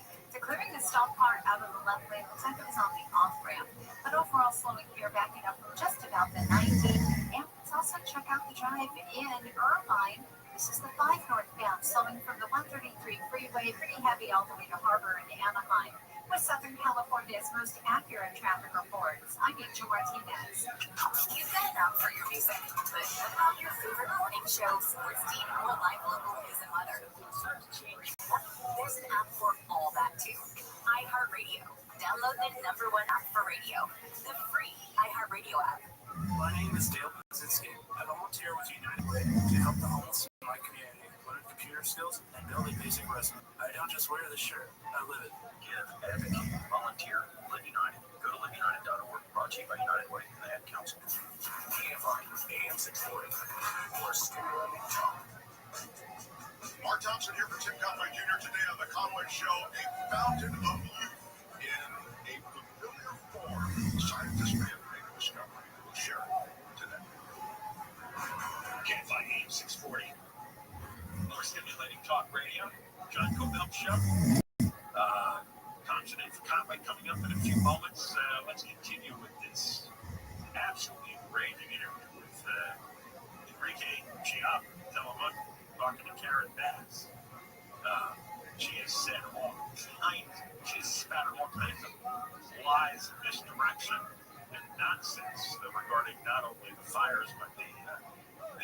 ICE situation here in Los Angeles with the ICE agents and patrol officers. Claiming that, by the way, MacArthur Park is a horrific area if you've never been to it. Don't move. Trust me. All right? Because KFI years ago used to be situated just a few blocks from MacArthur Park. It was terrible years ago. I've gone there within the last year. It is like 100 times worse. It is unbelievable how tight it is there. I cannot. There's no way on the radio to describe the sting, the filth, the drugs, bent over, whacked out, drugged out, mental patients, and lunatics. There is wall-to-wall illegal aliens. They've got tables and tables of junk they're selling, and it's all stolen. Look at these are small businessmen. Look at the economy here. What are you talking about? Somebody steals that stuff. They take it to a fence, and then the illegal aliens line up and collect it to sell on their tables, on their cheap card tables. And that's what lines the streets. One of the beautiful parks in the city, absolute cesspool. Run by all kinds of violent thugs and cartels and the whole. So here's Enrique Giabra, this big cut 9, asking Bass about the park. Yes, already got prepared. Back and forth, what you're saying that you were there on Monday because you're defending drug addicts and criminals because MacArthur is well known for having those issues. What do you have to say to that? Who is criticizing you? That's not even one of the response, honestly. When I'm defending democracy, when I'm defending our local authority, and when I'm defending people who have immigrated to this country, they're not leaders, and I can protect them. Boy, there was so much garbage stuffed into that answer. First of all, his question, it's Republicans and MAGA people who says that it's drug addicts and gang members there. It's because there are. That's a fact. That's not an opinion of a MAGA person. And Karen Bass says she's not protecting them. She's protecting them. Yes, she's protecting them. Otherwise, they would all be arrested and the illegal ones deported and the homeless ones and the drug addicts rounded up and forced into treatment. Of course, she's protecting them. Because those criminals have been running MacArthur Park for many, many years. She's been mayor for the last 2 years, and somehow she's doing an even worse job than Eric Garcetti, which I didn't think was possible. Of course she's protecting them. I'll be there. She doesn't want illegal alien criminals deported. In all this interview, and she ever said, look, I don't want people working in grocery stores and working on farms and working at the car washes. I don't want those people. I don't want the nannies and the gardeners to be deported. But all the criminals and drug cartel members of MacArthur Park and jail are deported. She didn't say any of that. She just believed it. That's not part of her value system. And this Telemundo reporter gets mad at people and Republicans. No, it's anyone normal. You think normal Democrats are going to MacArthur Park for the weekend and taking their kids to play? Seriously? You think they're going to take a stroll at MacArthur Park at 9 o'clock at night? Have a little romantic walk?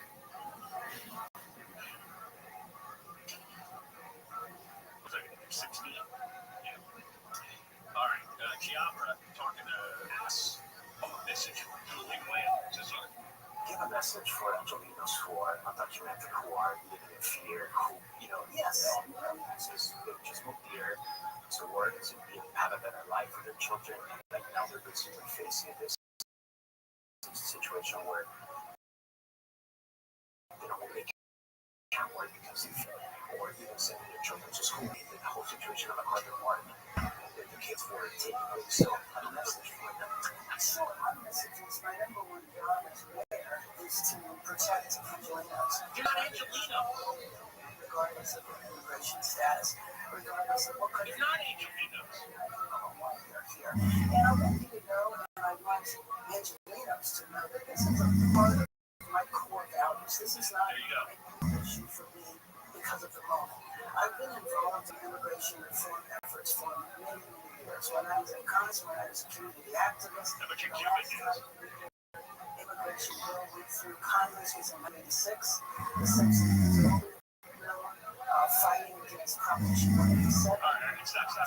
Again, she doesn't ever address the criminal aliens. The drug cartels, the MS-13 gangs, have been running MacArthur Park. And she knows this. I know she's scared of taking them on, but she doesn't fight. She doesn't protect them. Her values are aligned with criminals, gang members, cartel members, illegal aliens, homeless people, drug addicts.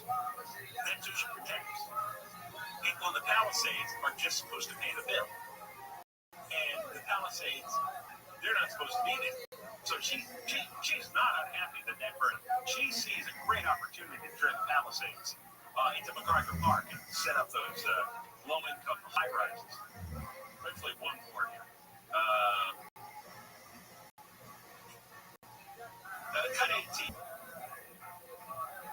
People thought that because we're a sanctuary city, there was no way that our nations could come into the city and do raids, but we'll have to understand. Being a sanctuary city is the fact that local authorities can operate and do whatever they want. We see that for the past 30 days. People, and hopefully you will participate in this in terms of educating the audience, the difference between the federal, the state, the county, and the local government. The federal government is at the top, and that preempts all of the laws going down. And so we can do everything that is possible, but I can tell you that this city has a long history of fighting for immigrant rights, but we have never seen in our lifetime what's happening right now. She just made the federal government supersede local government.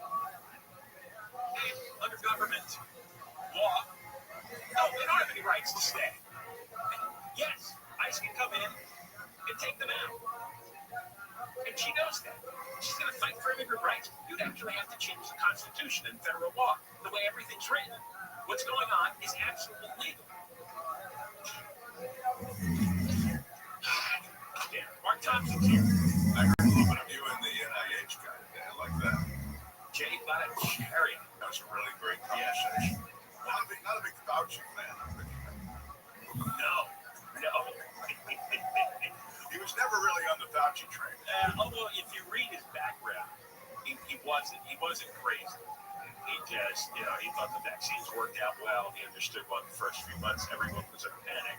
But when the data came in, it's clear that it was largely the elderly and yeah, you kind of made that point. Like, why didn't policy sort of follow that data? But it was just, and I thought he was quite open and talking about the fact that certain decisions are informed by other stuff that's going on, and the Wuhan lockdown. I thought it was a really interesting thing. So I would encourage people to check it out on your podcast. Yeah, on your world famous podcast. So this Camarillo farm thing, I know you. I don't know what it like amongst people, but I have no idea what this is about. Well, I guess it's about sort of what they're doing, where they drop a lot of ICE agents and federal immigration enforcement into an area that they know is rich with people who are probably not here legal. I was wondering if the company was devastated, the way that Merrill company was downtown. Sure. This goes to something that if you're really crafting immigration policy, you have to look at, which is, should there be employer sanctions for this sort of thing? Should you have to be sure that the people you're employing are conforming with the law? They have this thing called E-Verify, which just most companies don't use because you're not forced to use E-Verify. It's like running a credit card check and you find out legal or illegal. But why would you use it if there's no incentive to use it or disincentive to not use it? A lot of companies don't use it. Of course not. They want the low, the immigrant labor that can hire low cost. I've always thought, going back a long time, that you go after the employers because if the employers have an incentive not to hire, well, that breaks the market. Sure. And then put up something orderly where you match the number of immigrants to the industries where you really can't enough Americans to take the job. Like a Bracero program. Yeah. Just organize it. And you could hear Trump the the other day, kind of thinking that out loud. They said, oh, we ought to have a thing for the, Got to quicken this thinking process to get it done. All right, anyway, we got a big show. Mark Thompson in for Conway coming up next. Deborah Mark is starting. It's Michael Crozier, who looks nothing like Deborah Mark. Live, we can't like 24-hour news. During the day. F5 and KOST HD2, Los Angeles, Orange County. More stimulating talk. Well, that's an action-filled back and forth. I'm Michael Crozier, live from the KFI 24-hour newsroom. Protesters have pushed back against federal immigration agents outside a farm near Rio. Facility is owned by Greenhouse Camarillo Cultivation, which grows and distributes cannabis. A second operation of theirs in Carpenter Rio was also reportedly hit by immigration earlier. Camarillo City Councilwoman Martina Martinez Bravo tells KTLA the ongoing raids have startled the community. Honestly, not only among our farm working community, but truly among our entire community. Agents have shown up in military vehicles and used gas multiple times to have them being soon after. Michael Monks, KFI News. Report by Sweet James accident attorneys. 31 workers have been rescued from a huge tunnel that collapsed during construction in Bloomington. There was an issue with the industrial tunnel shortly before 8 o'clock Wednesday night. The workers were 300 to 400 feet below the surface at the time, and they were about 6 miles away from the tunnel's only access point. They were rescued by the Los Angeles Fire Department's Urban Search and Rescue Team. All 31 workers were evacuated by paramedics, and there are no reports of injuries. Mark Nathan, KFI News. Mayor of Paris has warned people to stay home because of the ongoing immigration enforcement in the Southland. Not a lot unless necessary. Stay at home and do not open the door to strangers. The city is committed to protecting the dignity and well-being of all our residents. Mayor Michael Flart has posted the message on social media urging people to know their rights. People across the Inland Empire sharing messages online and warning about suspected ICE operations. Ford has announced the recall of about 150,000 vehicles. The company says a low-pressure fuel pump failure could lead to an engine stall and an increased risk of crashing. Ford says the affected vehicles may show warning signs such as engine misfiring or running rough, check engine light coming on, or reduced engine power. ABC's Chuck Sivertson says the 2021 to 23 models recalled include Ford Expeditions, Mustangs, Explorers, Broncos, Lincoln Navigators, F-150, and 2 trucks. Half a dozen Secret Service agents have been suspended over the attempted assassination of President Trump during a campaign rally in Butler, Pennsylvania. ABC's Pierre Thomas has reported the attempt last summer found a series of failures. Among the mistakes uncovered by Roe and several other investigations, a failure to properly coordinate with local officials and a general lack of planning. Perhaps most disturbing, that failure to secure the rooftop, direct line of sight to President Trump's podium. Suspensions range from 10 to 42 days and include those from supervisory level to line agent levels. Raised by a bullet, a person in the audience was killed by snipers. The suspensions that took place months ago.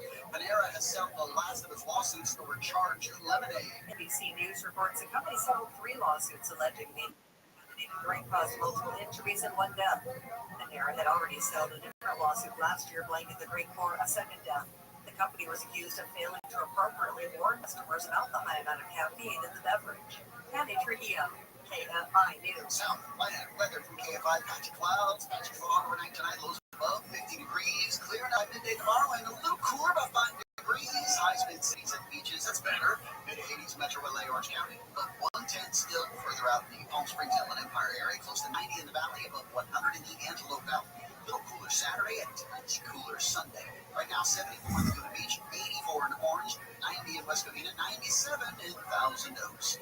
The KFI Financial Report, Dow was up today, 192. NASDAQ was up 19. S&P was up 17. There's a crash in the Sepulveda Pass. This flood has been reported on the northbound side of the 405. It's a four-stroke center. Now, at last check, these guys were blocking lanes, unclear as to which lanes are blocked. But now, Freeway Service Patrol is saying that they're out there on the scene and everyone's off to the right shoulder. But we are seeing delays on that 405 northbound loading up only out of Culver City from just about Venice Boulevard. And beyond the scene of the crash, you still have a heavy drive ahead to the 5 merge rolling into Sylmar.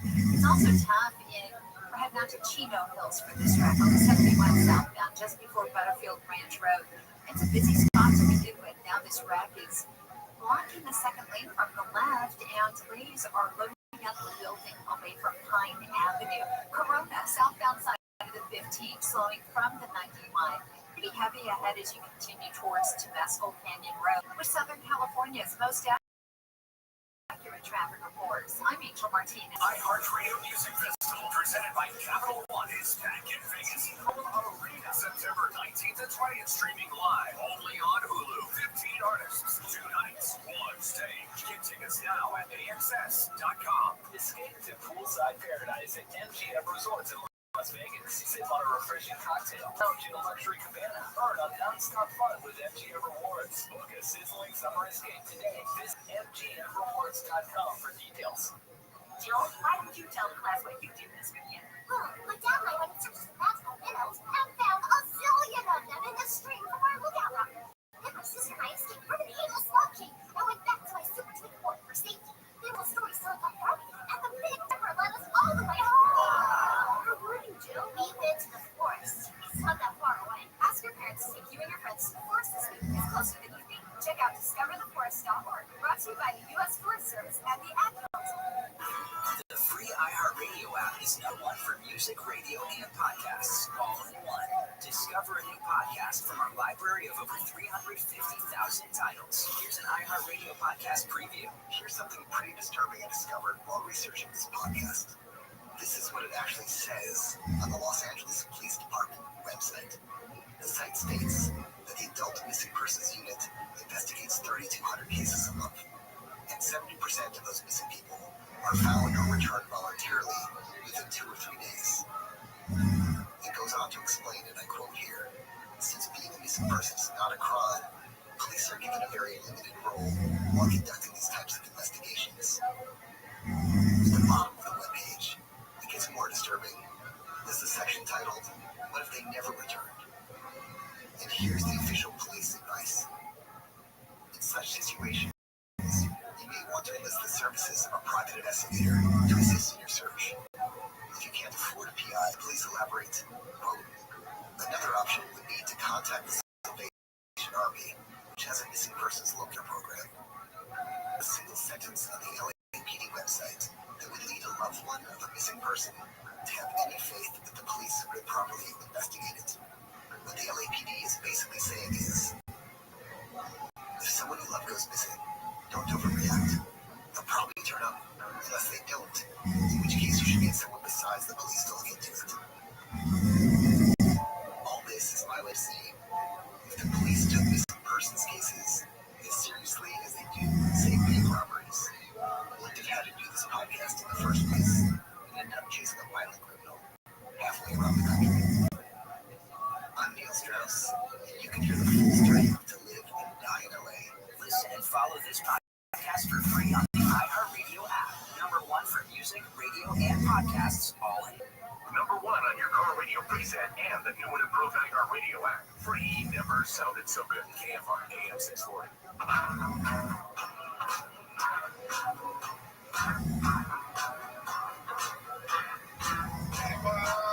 AM 640 live everywhere on the iHeartRadio app. Mark Thompson and for Tim Conway Jr. and everybody at ease. We have quite the show planned. I'm going to jump right into it.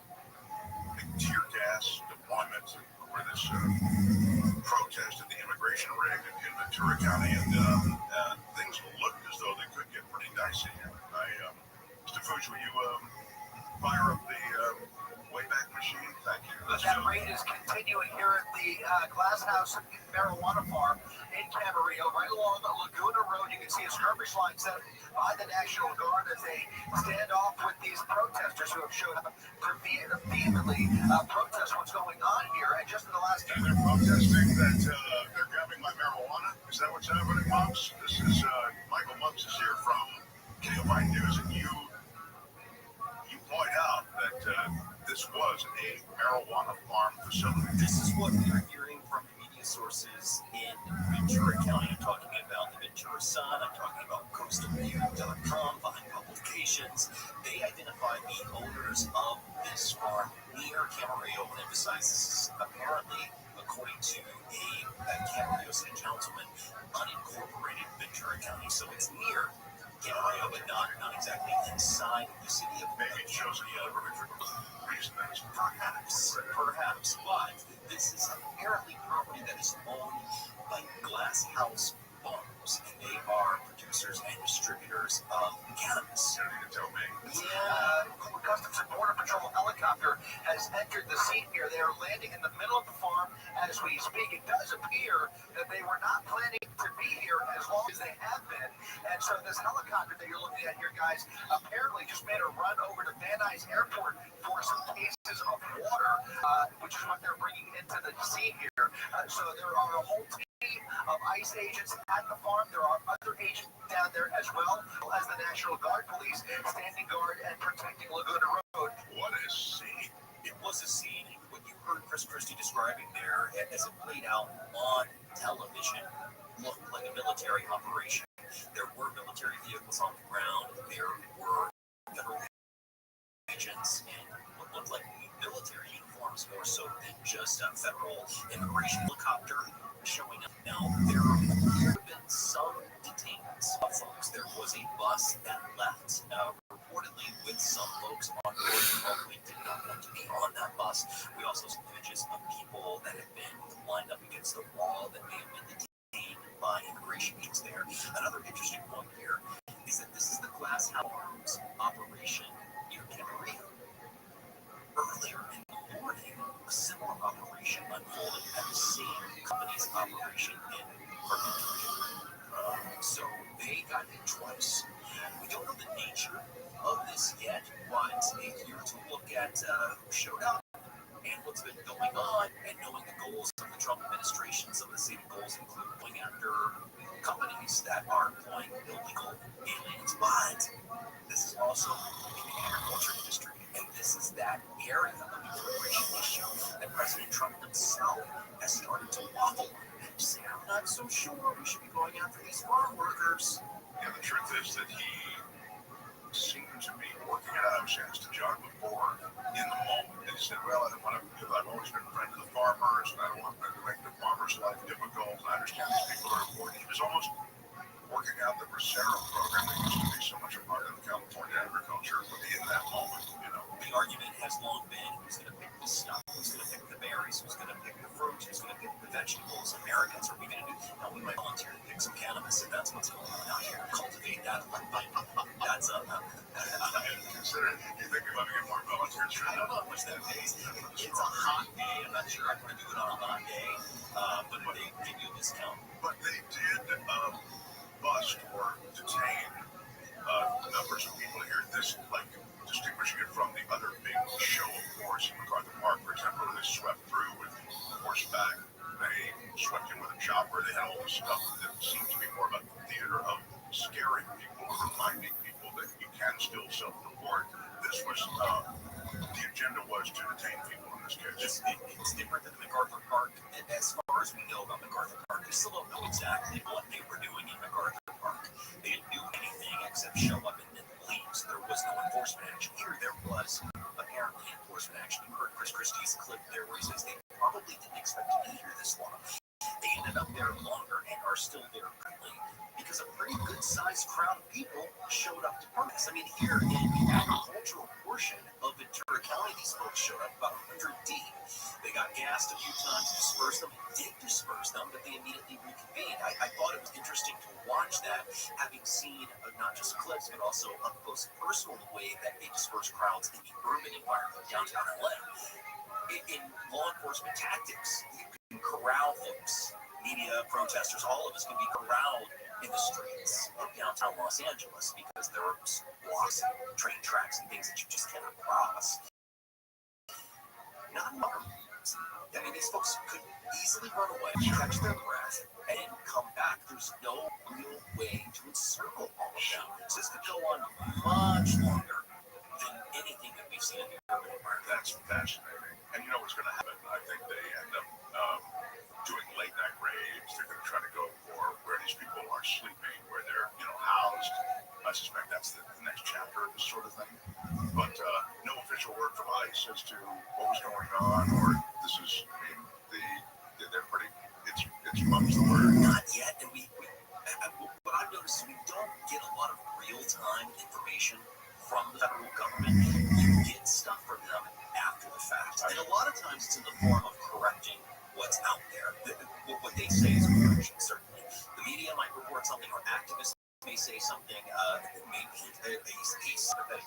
somebody who was taken away, and the federal government will come out with their explanation of why that person was targeted, listing a litany of accusation and charges. Injuries or that sort of thing? I mean, we've seen some people suffer from the gas. We saw some cutting, and whether they were hit with anything or whether they fell down while they were running, all that's unclear. It's just an interesting scene because I don't know how they fully disperse this thing.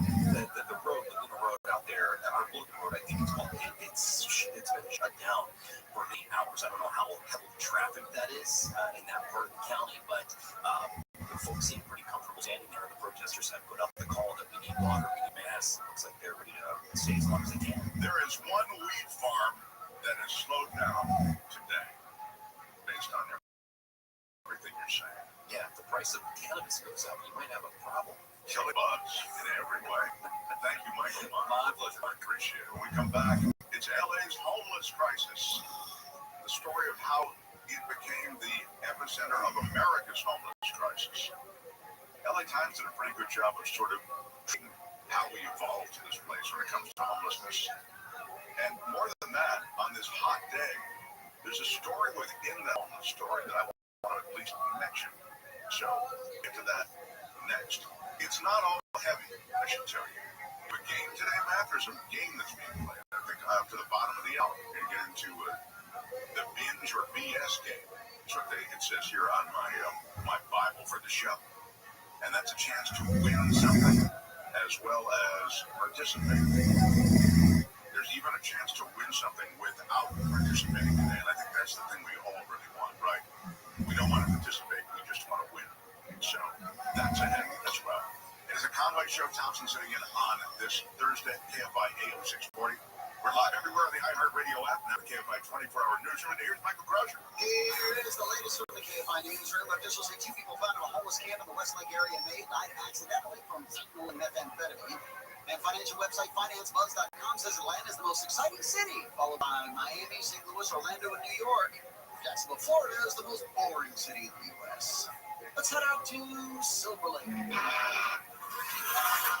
This is a problem on the 101, and it's making your way along that southbound side, coming up on the Silver Lake Boulevard, right around there. Looks like there's a crash happening, but delays here are pretty slow moving anyway, backing up from Sunset Boulevard and continuing beyond. You're slowing to downtown Los Angeles on the 5 southbound, just past the 2. That's another problem. A crash being cleared out of lanes, overall slowing out of Glendale from Western Avenue. Beyond the scene, you still have a tough drive as you continue towards the 605 freeway. And let's also take a look at Rona, southbound side of the 15, slowing away from Magnolia Avenue, all the way to Wyvern Road. The Southern California's most accurate traffic reports. I'm Rachel Martinez. Here's what's trending now on the new and improved iHeartRadio app. All right, if you're building your perfect summer playlist, just open the iHeartRadio app because we've got all the summer vibes. We have every playlist and station you could want for cool days, road trips, beach days, all that. Plus, Dollywood Radio is now on iHeartRadio. Yes, the park you know and love has its own radio station. So yeah, your summer soundtrack, we got it. Explore the latest. Open the free iHeartRadio app and see what's trending now. Get that every time. Reservations at your favorite restaurant.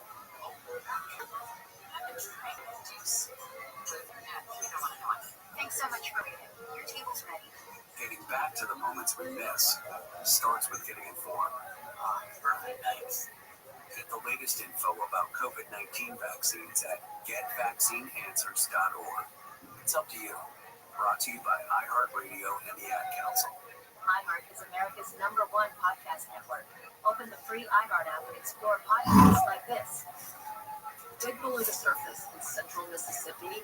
Odds are good you'll find a burnt orange color looking back up at you. It's called Yazoo clay.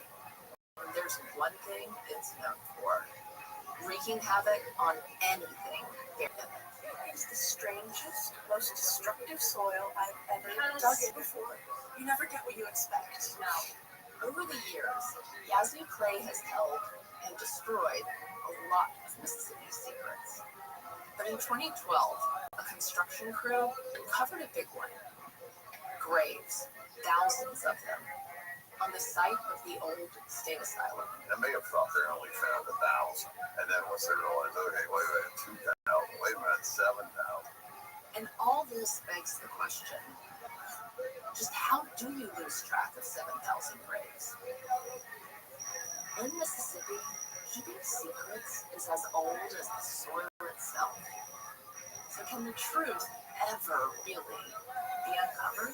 The story is much more complicated and nuanced than that. I'm Larison Campbell, and this is Under Yazoo Clay. Listen on America's #1 podcast network, iHeart. Open your free iHeart app and listen now. Welcome to How We Made Your Mother, which I think we're calling With Him, When Him. I say let's connect. This is our new podcast. We're watching 208 episodes of How I Met Your Mother. I'm Josh Radner, and I played Ted Mosby on the show for 9 seasons. And I am thrilled to be joined by Craig Thomas, who co-created the show along with Carter Bates. Well, if you're a super fan, we're going to get into all the secrets, theories, Easter eggs / pineapples, and general knowledge. But we'll also use him and our relationship to it these years later to talk about life and love and art and everything in between. Real question. You just hit me. Am I in love? Just give me yours. Listen on America's #1 podcast network, iHeart. Open your free iHeart app and listen now. iHeart is America's #1 podcast network. Open the free iHeart app and explore podcasts like this. Hey everyone, I'm Amy Poehler, and I launched a new podcast called Good Hang. And in preparation, I asked some of my friends to send me some videos and give some. Just be yourself. Yes. You're going to do this. Really do it. Commit to it. Don't be the celebrity that this is their sixth thing you're doing. Have a good podcast. Keep your recuperating. Hey, you got this gig, girl. That's so fabulous. So glad you're working. So good for me. I love true crime and cooking podcasts. Is there a way you can combine the two? Well, everybody has an opinion and a podcast. So join me for Good Hang. It's rough out there. We're just trying to lighten it up a little. Listen on America's #1 podcast network, iHeart. Open your free iHeart app and listen now. KFI, AM 640, more stimulating talk.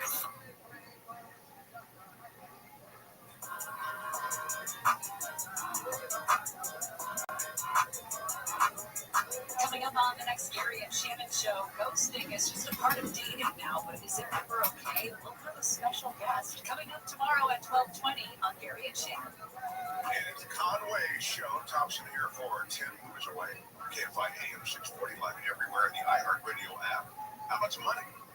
Now, your chance to win $1,000. Just enter this nationwide keyword on our website, cash. That's cash, CASH. Enter it now at KFIAM640.com/cash. Powered by Sweet James Accident Attorneys. If you're hurt in an accident, winning is everything. Call the winning attorneys at Sweet James. 1-800-9-MILLION. That's 1-800-9-MILLION or sweetjames.com. What was the keyword was what? Yes. You and I was trying to figure out in this moment if there was time to do this next thing and also tease ahead our game at the bottom of the hour because we have a prize to give away and it's kind of exciting for me, not here all the time, to give away something, you know. And what we have is 2 Coachella Valley Coffee swag bags to give away today. Each bag has some cool swag. Some classic Coachella Valley coffee products. It's my favorite coffee on earth. And a 3-month free coffee subscription. You get 1 2-pound bag and 1 12-ounce bag each month. So the way we're going to do it, you can check them out. This is really cool. Donate this for 2 listeners. There'll be 2 of these bags with all this stuff. Anyway, CoachellaValleyCoffee.com is where they reside on the web. And thanks to the Roastmaster General Cliff. Now, what I'm curious about is you want a caller to perhaps join us if you're saying you feel they can be woven into this game that you've had for the bottom of the hour, Matt. I mean, I understand that your reputation kind of rests on this game that you don't seem to understand what the game is. You haven't told me what the game is, and nobody else knows what the game is. So there's a lot of pressure on you. Yes, it's a Heather Brooker original, but she's great, so I'm sure it will be great. Oh, okay. So, well done to kind of fellow students of Jewish history. In the last installment of the Jewish History Lab, we looked at the terrible pogroms of the Civil War period. As we discussed there, ultimately the Soviet forces, the Red Army, were able to seize out those areas where Jews lived in the former Pale of Settlement. Once they were able to establish Soviet rule over the entire region, they began to impose the very different philosophy and political system that was associated with early communism. And that's the period that I'd like to look at today. I'd like to look at the period from the end of the Civil War up until really the last couple of years of the Civil War, right up until World War II. It was a tremendously expansive time in some ways and restrictive in other ways. Let's begin with a discussion of the Yevsektsiya. The Soviets are very, very fond of acronyms. It's an abbreviation of the term Yevreysky Section, the Jewish section of the Communist Party. And this was a segment of the Communist Party that was formed under this individual, Simon Dimenstein, a communist who actually was previously a Chabad rabbi, who was thoroughly defrocked, as it were, and completely removed from his religious moorings. That's the kind of thing that frequently happened with those Jews who associated themselves with communism in this early period. Dimenstein was assigned the task of propagandizing this largely very traditional population, that traditional specifically when you get outside of the large cities where there is much less secularism, much more old, traditional observance in the Shtetlach, the small villages that dotted the now Soviet countryside, and bringing them into this brand new, radically atheistic, totally different economic system, and divorcing them from their Jewish roots, while at the same time successfully bringing them forward into this new Soviet era. Definitely a great challenge, and they evolved some really interesting strategies to try and do it. In the general political environment of the first few years was especially dire.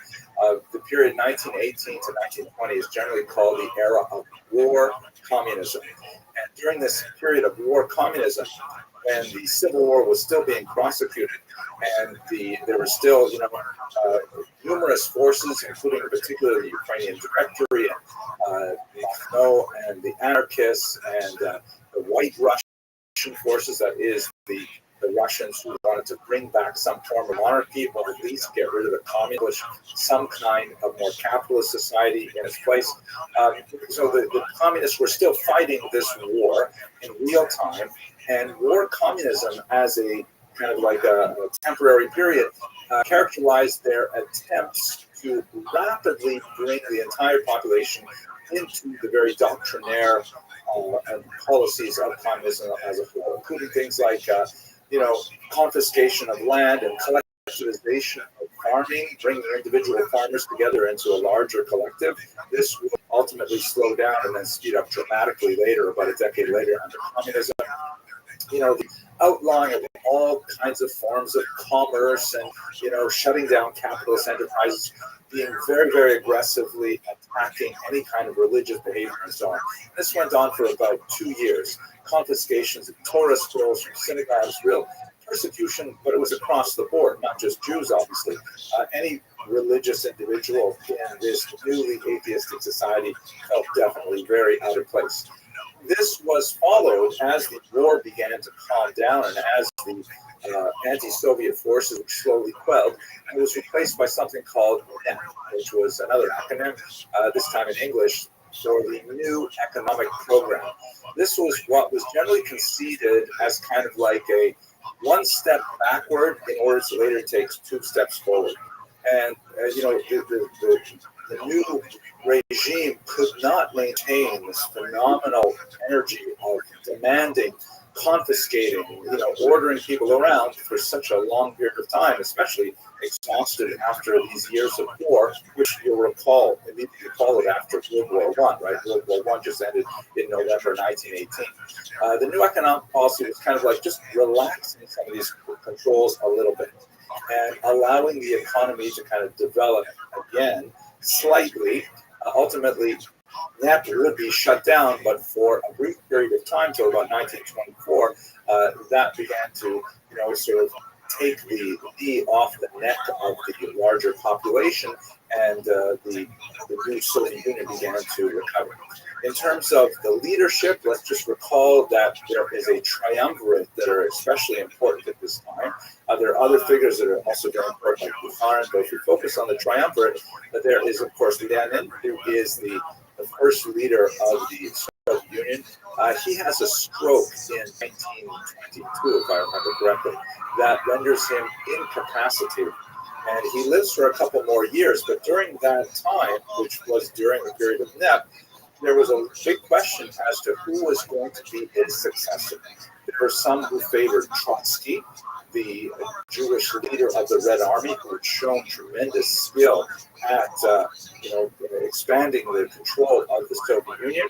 But others favored Stalin, who was a much more brutal individual coming from Georgia. He was an expert on the nationalities question, which was sort of communist speak for the non-Russians who lived within the Soviet Union. Of course, there's a lot of non-Russians living in the Soviet Union, and he ultimately would end up very cleverly maneuvering himself around Trotsky, around Bukharin after Lenin's death, and ultimately he would become the leader. And the 30s were dominated by Stalin right up until his death in the early 1950s. So back to where we are. Diemenstein was placed in charge of the Jewish section of the Communist Party, and this was initially during the period of war communism, but during the period of NEP, he saw that he had quite a bit more freedom to explore the methodology of bringing the Jewish population into communism. Let us recall that although there was a disproportionate number of Jews in the Communist Party for their population, and this is especially true as you move up towards the leadership of the Soviet Union, where there was sometimes a third of governing bodies were dominated by Jews. There used to be a joke in Yiddish that there was an acronym for SIC, which referred to the All-Russian Central Committee, Всероссийский Центральный комитет, and in Yiddish, they would say that it wasn't a Russian acronym, it was a Yiddish acronym for Futzen Id Kommandir, where 10 Jews in charge. That was not a truism. You never had a majority of Jews anywhere in any institution of the Soviet Union, but there were very influential Jews, and they were out of proportion to the size of the population. That said, the proportion of Jews who became communists was tiny. There was the vast majority of Jews who were hostile to communism, seeing it as a threat to their traditional way of life, especially those who were religiously oriented, who recognized the threat of the anti-clerical nature of the Soviet Union. So it's a great complex of issues involved here.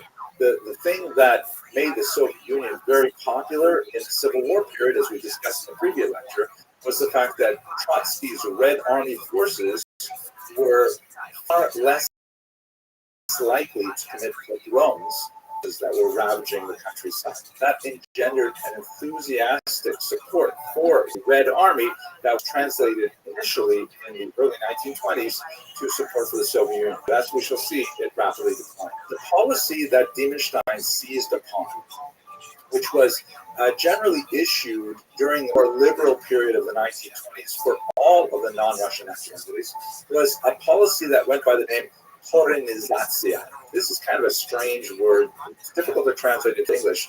The word koren can mean like a root.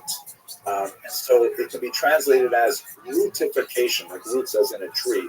Or I've seen it translated as indigenization, which kind of like was a way of thinking about the general society and identifying those elements of the indigenous culture which were compatible with communism and actively encouraging those factors. The slogan of the era was nationalist in form, but so intense, meaning they could wear their national costumes, they could eat their national foods, they could speak their national language, as long as the things that they did or said challenged the economic and political ideology of communism.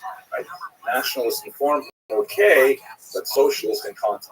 As soon as they went to things like, a level of ethnocentrism, that would be definitely not socialist in content. If they wanted to defend their national religion, definitely not socialist in content. So this idea of Korenizacja was kind of reaching into the roots with this kind of like, theory operating that communism was the true form of human organization. And if you dug below the accreted layers of corruption that came from bourgeois democracy, you would find that people are naturally communist, and they just spoke different language, kind of like, happily wearing embroidered dresses or dancing the hora, whether they eat kreplach or whether they ate, I don't know, pierogi, and whatever it would be, it would still be naturally communist if only you get past all those other things. So that's the policy of Korenizacja. And what Dimenstein did was he took that material and he said, let us go to the Jewish people with the authentic element of their cultures and talk to them about communism. Now, there were a few challenges, one of which really huge was this idea of atheism, because Jews are overwhelmingly united by their religion. Even when they're rebelling against their religion, they still regard themselves as some kind of loose tribal familial affiliation that is rooted in a long religious tradition. And this was anathema to the Soviet cause. So one of the things that the Soviet Union stood up in the 1920s was an institution called the League of Militant Atheists. It sounds almost funny, actually. And this was targeting all religions, of course, not just Judaism. They published this magazine here. This is called Bezbožnik, which means literally godless. And in this particular anti-Christian image, they're showing obviously Jesus, who is getting all of various followers drunk to the point of vomiting, and really trying to illustrate Marx's idea of religion being opiate of the masses, that religion keeps you drunk, religion keeps you high, and unable to appreciate your true class enemies, things like that. So there was a Yiddish version of Bezbožnik, and there were tremendous amounts of effort placed in trying to do crazy things like rewrite the Haggadah, rewrite the Passover liturgy. They wrote a red Haggadah that celebrated Stalin and Marx instead of Moses, that Pharaoh was portrayed as the Tsar, and all kinds of things like this. And they used the Yiddish language in particular to try and get this material across. Yiddish was considered true folk language of the Soviet Jewish people, even though it's essentially medieval German written in Hebrew characters. That was the native tongue of 97-98% of the Jewish people at the end of the 19th century living in the region of the Russian Empire. And so they said, we'll speak to them and we'll write to them in their Yiddish language. And so there was just a flourishing of attention lavished on anything in Yiddish which would be considered compatible with Soviet culture. A lot of money was spent on Yiddish writers. There was a renaissance of Yiddish poetry. You actually have Yiddish writers leaving America to go back to Russia because they saw this as a tremendous, culture effervescence. And in fact, in the 1920s, it looked very encouraging that Yiddish would have a tremendous heyday. Now, it was not a normal Yiddish, I have to say, because, the more they poked around with it, the more they messed up. Yiddish is, as I mentioned, written in Hebrew characters, and it is heavily populated by Hebraic terms, Aramaic terms as well. And Hebrew was considered outside of the pale because that was too closely associated with religion. And also in modern Hebrew is too closely associated with Zionism, also not compatible with Soviet thought. So, what do you do when you have common Hebrew words in the Yiddish language, like, for example, chaver, which is translated into Russian as tovarich, as in English, comrade? How do you speak Yiddish without the word comrade in the Soviet Union? So what they would do is say, okay, you can keep the word chaver, but you have to write it phonetically spell it phonetically rather than spelling it with the traditional Hebrew spelling. So for those of you who are familiar with the letters, the word for chaver in Hebrew and in Yiddish is chet, veit, resh, 3 letters. But in Yiddish, in the Soviet period, it would be written chaf, aleph, vav, vav, ayin, resh, which is 3 6 letters. And if you didn't know what you were looking at, you'd be totally confused when you saw it. So many words were written like this. And by the way, once again, the Soviets attacked all of the nationalities in this film. The Ukrainians, for example, had a letter G, which is distinct from the Russian letter G. And so they actually made the Ukrainian letter G illegal. The Ukrainian letter G, rather than the letter that looked like the letter H and pronounced it like a Russian letter H, you could be sent to Siberia. Here's something I find really ironic and amusing. This is the Russian translation of the Hebrew book, the Sidur, which of course would have been totally off limits to these very atheistic Russians. And you can see in Cyrillic letters, it has the large word Sidur, right, the prayer book. And then underneath, you see it has the words Tehillat Hashem, which means the Psalms of God or the Songs of God. And the Hashem, of course, is pronounced with the letter H, but there is no letter H in the Russian alphabet. So in order to indicate that it should be pronounced as an H, they took the letter G, you can see the second word there, and they added a small accent mark on the top to let you know that you should pronounce this as an H. So it's really very ironic, because one of the things that the Yevsektia did was they looked at 5 letters of the Hebrew alphabet, so-called manatzpa, that are written differently at the end of a word than if they were written at the beginning of the word. And they said those letters are illegal. You can't use those 5 letters. They're essentially like capital letters because it's too hard for people to learn. It's not proletariat. We should have a simple language, a simple alphabet. So they tried to take away these 5 letters from the Yiddish alphabet, like they tried to take away the G from the Ukrainian alphabet.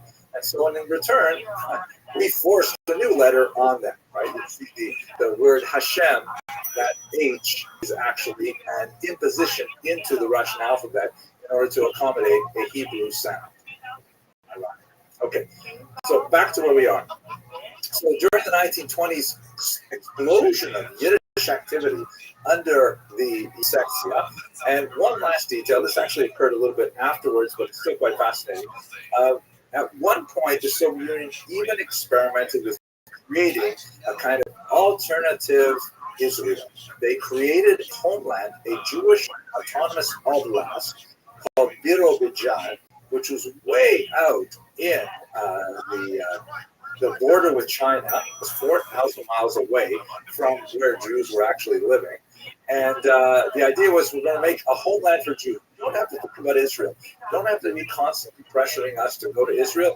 You have your own homeland in ViralRabbi. Now, it's kind of an interesting thing. Yiddish was made an official language of ViralRabbi and stuff like that, but they had very few Jews actually live there, primarily because Stalin blocked a lot of the migration there exactly when the Jews could have used it during World War II. At any rate, to sum up, the 1920s, period of incredible creativity, although very atheistic, but surge in the popularity of Yiddish language and culture in particular. This came crashing to a halt during the 1930s under this man, Joseph Stalin. Stalin was able, by the end of the 1920s, to firmly consolidate his control over the entire region, and he had very little patience for all of these kind of national informed and socialist and content experiments. He shut down the Yevsektia. Incidentally, another organization that he also shut down was the women's section of the Communist Party that had exactly the same lifespan as the Jewish section. And Stalin said, we have to focus ourselves on industrialization. He instituted a number of 5-year plans which were designed to rapidly propel the Soviet Union into modernity by building massive things like huge hydroelectric dams at Dnipropetrovsk and other places like that.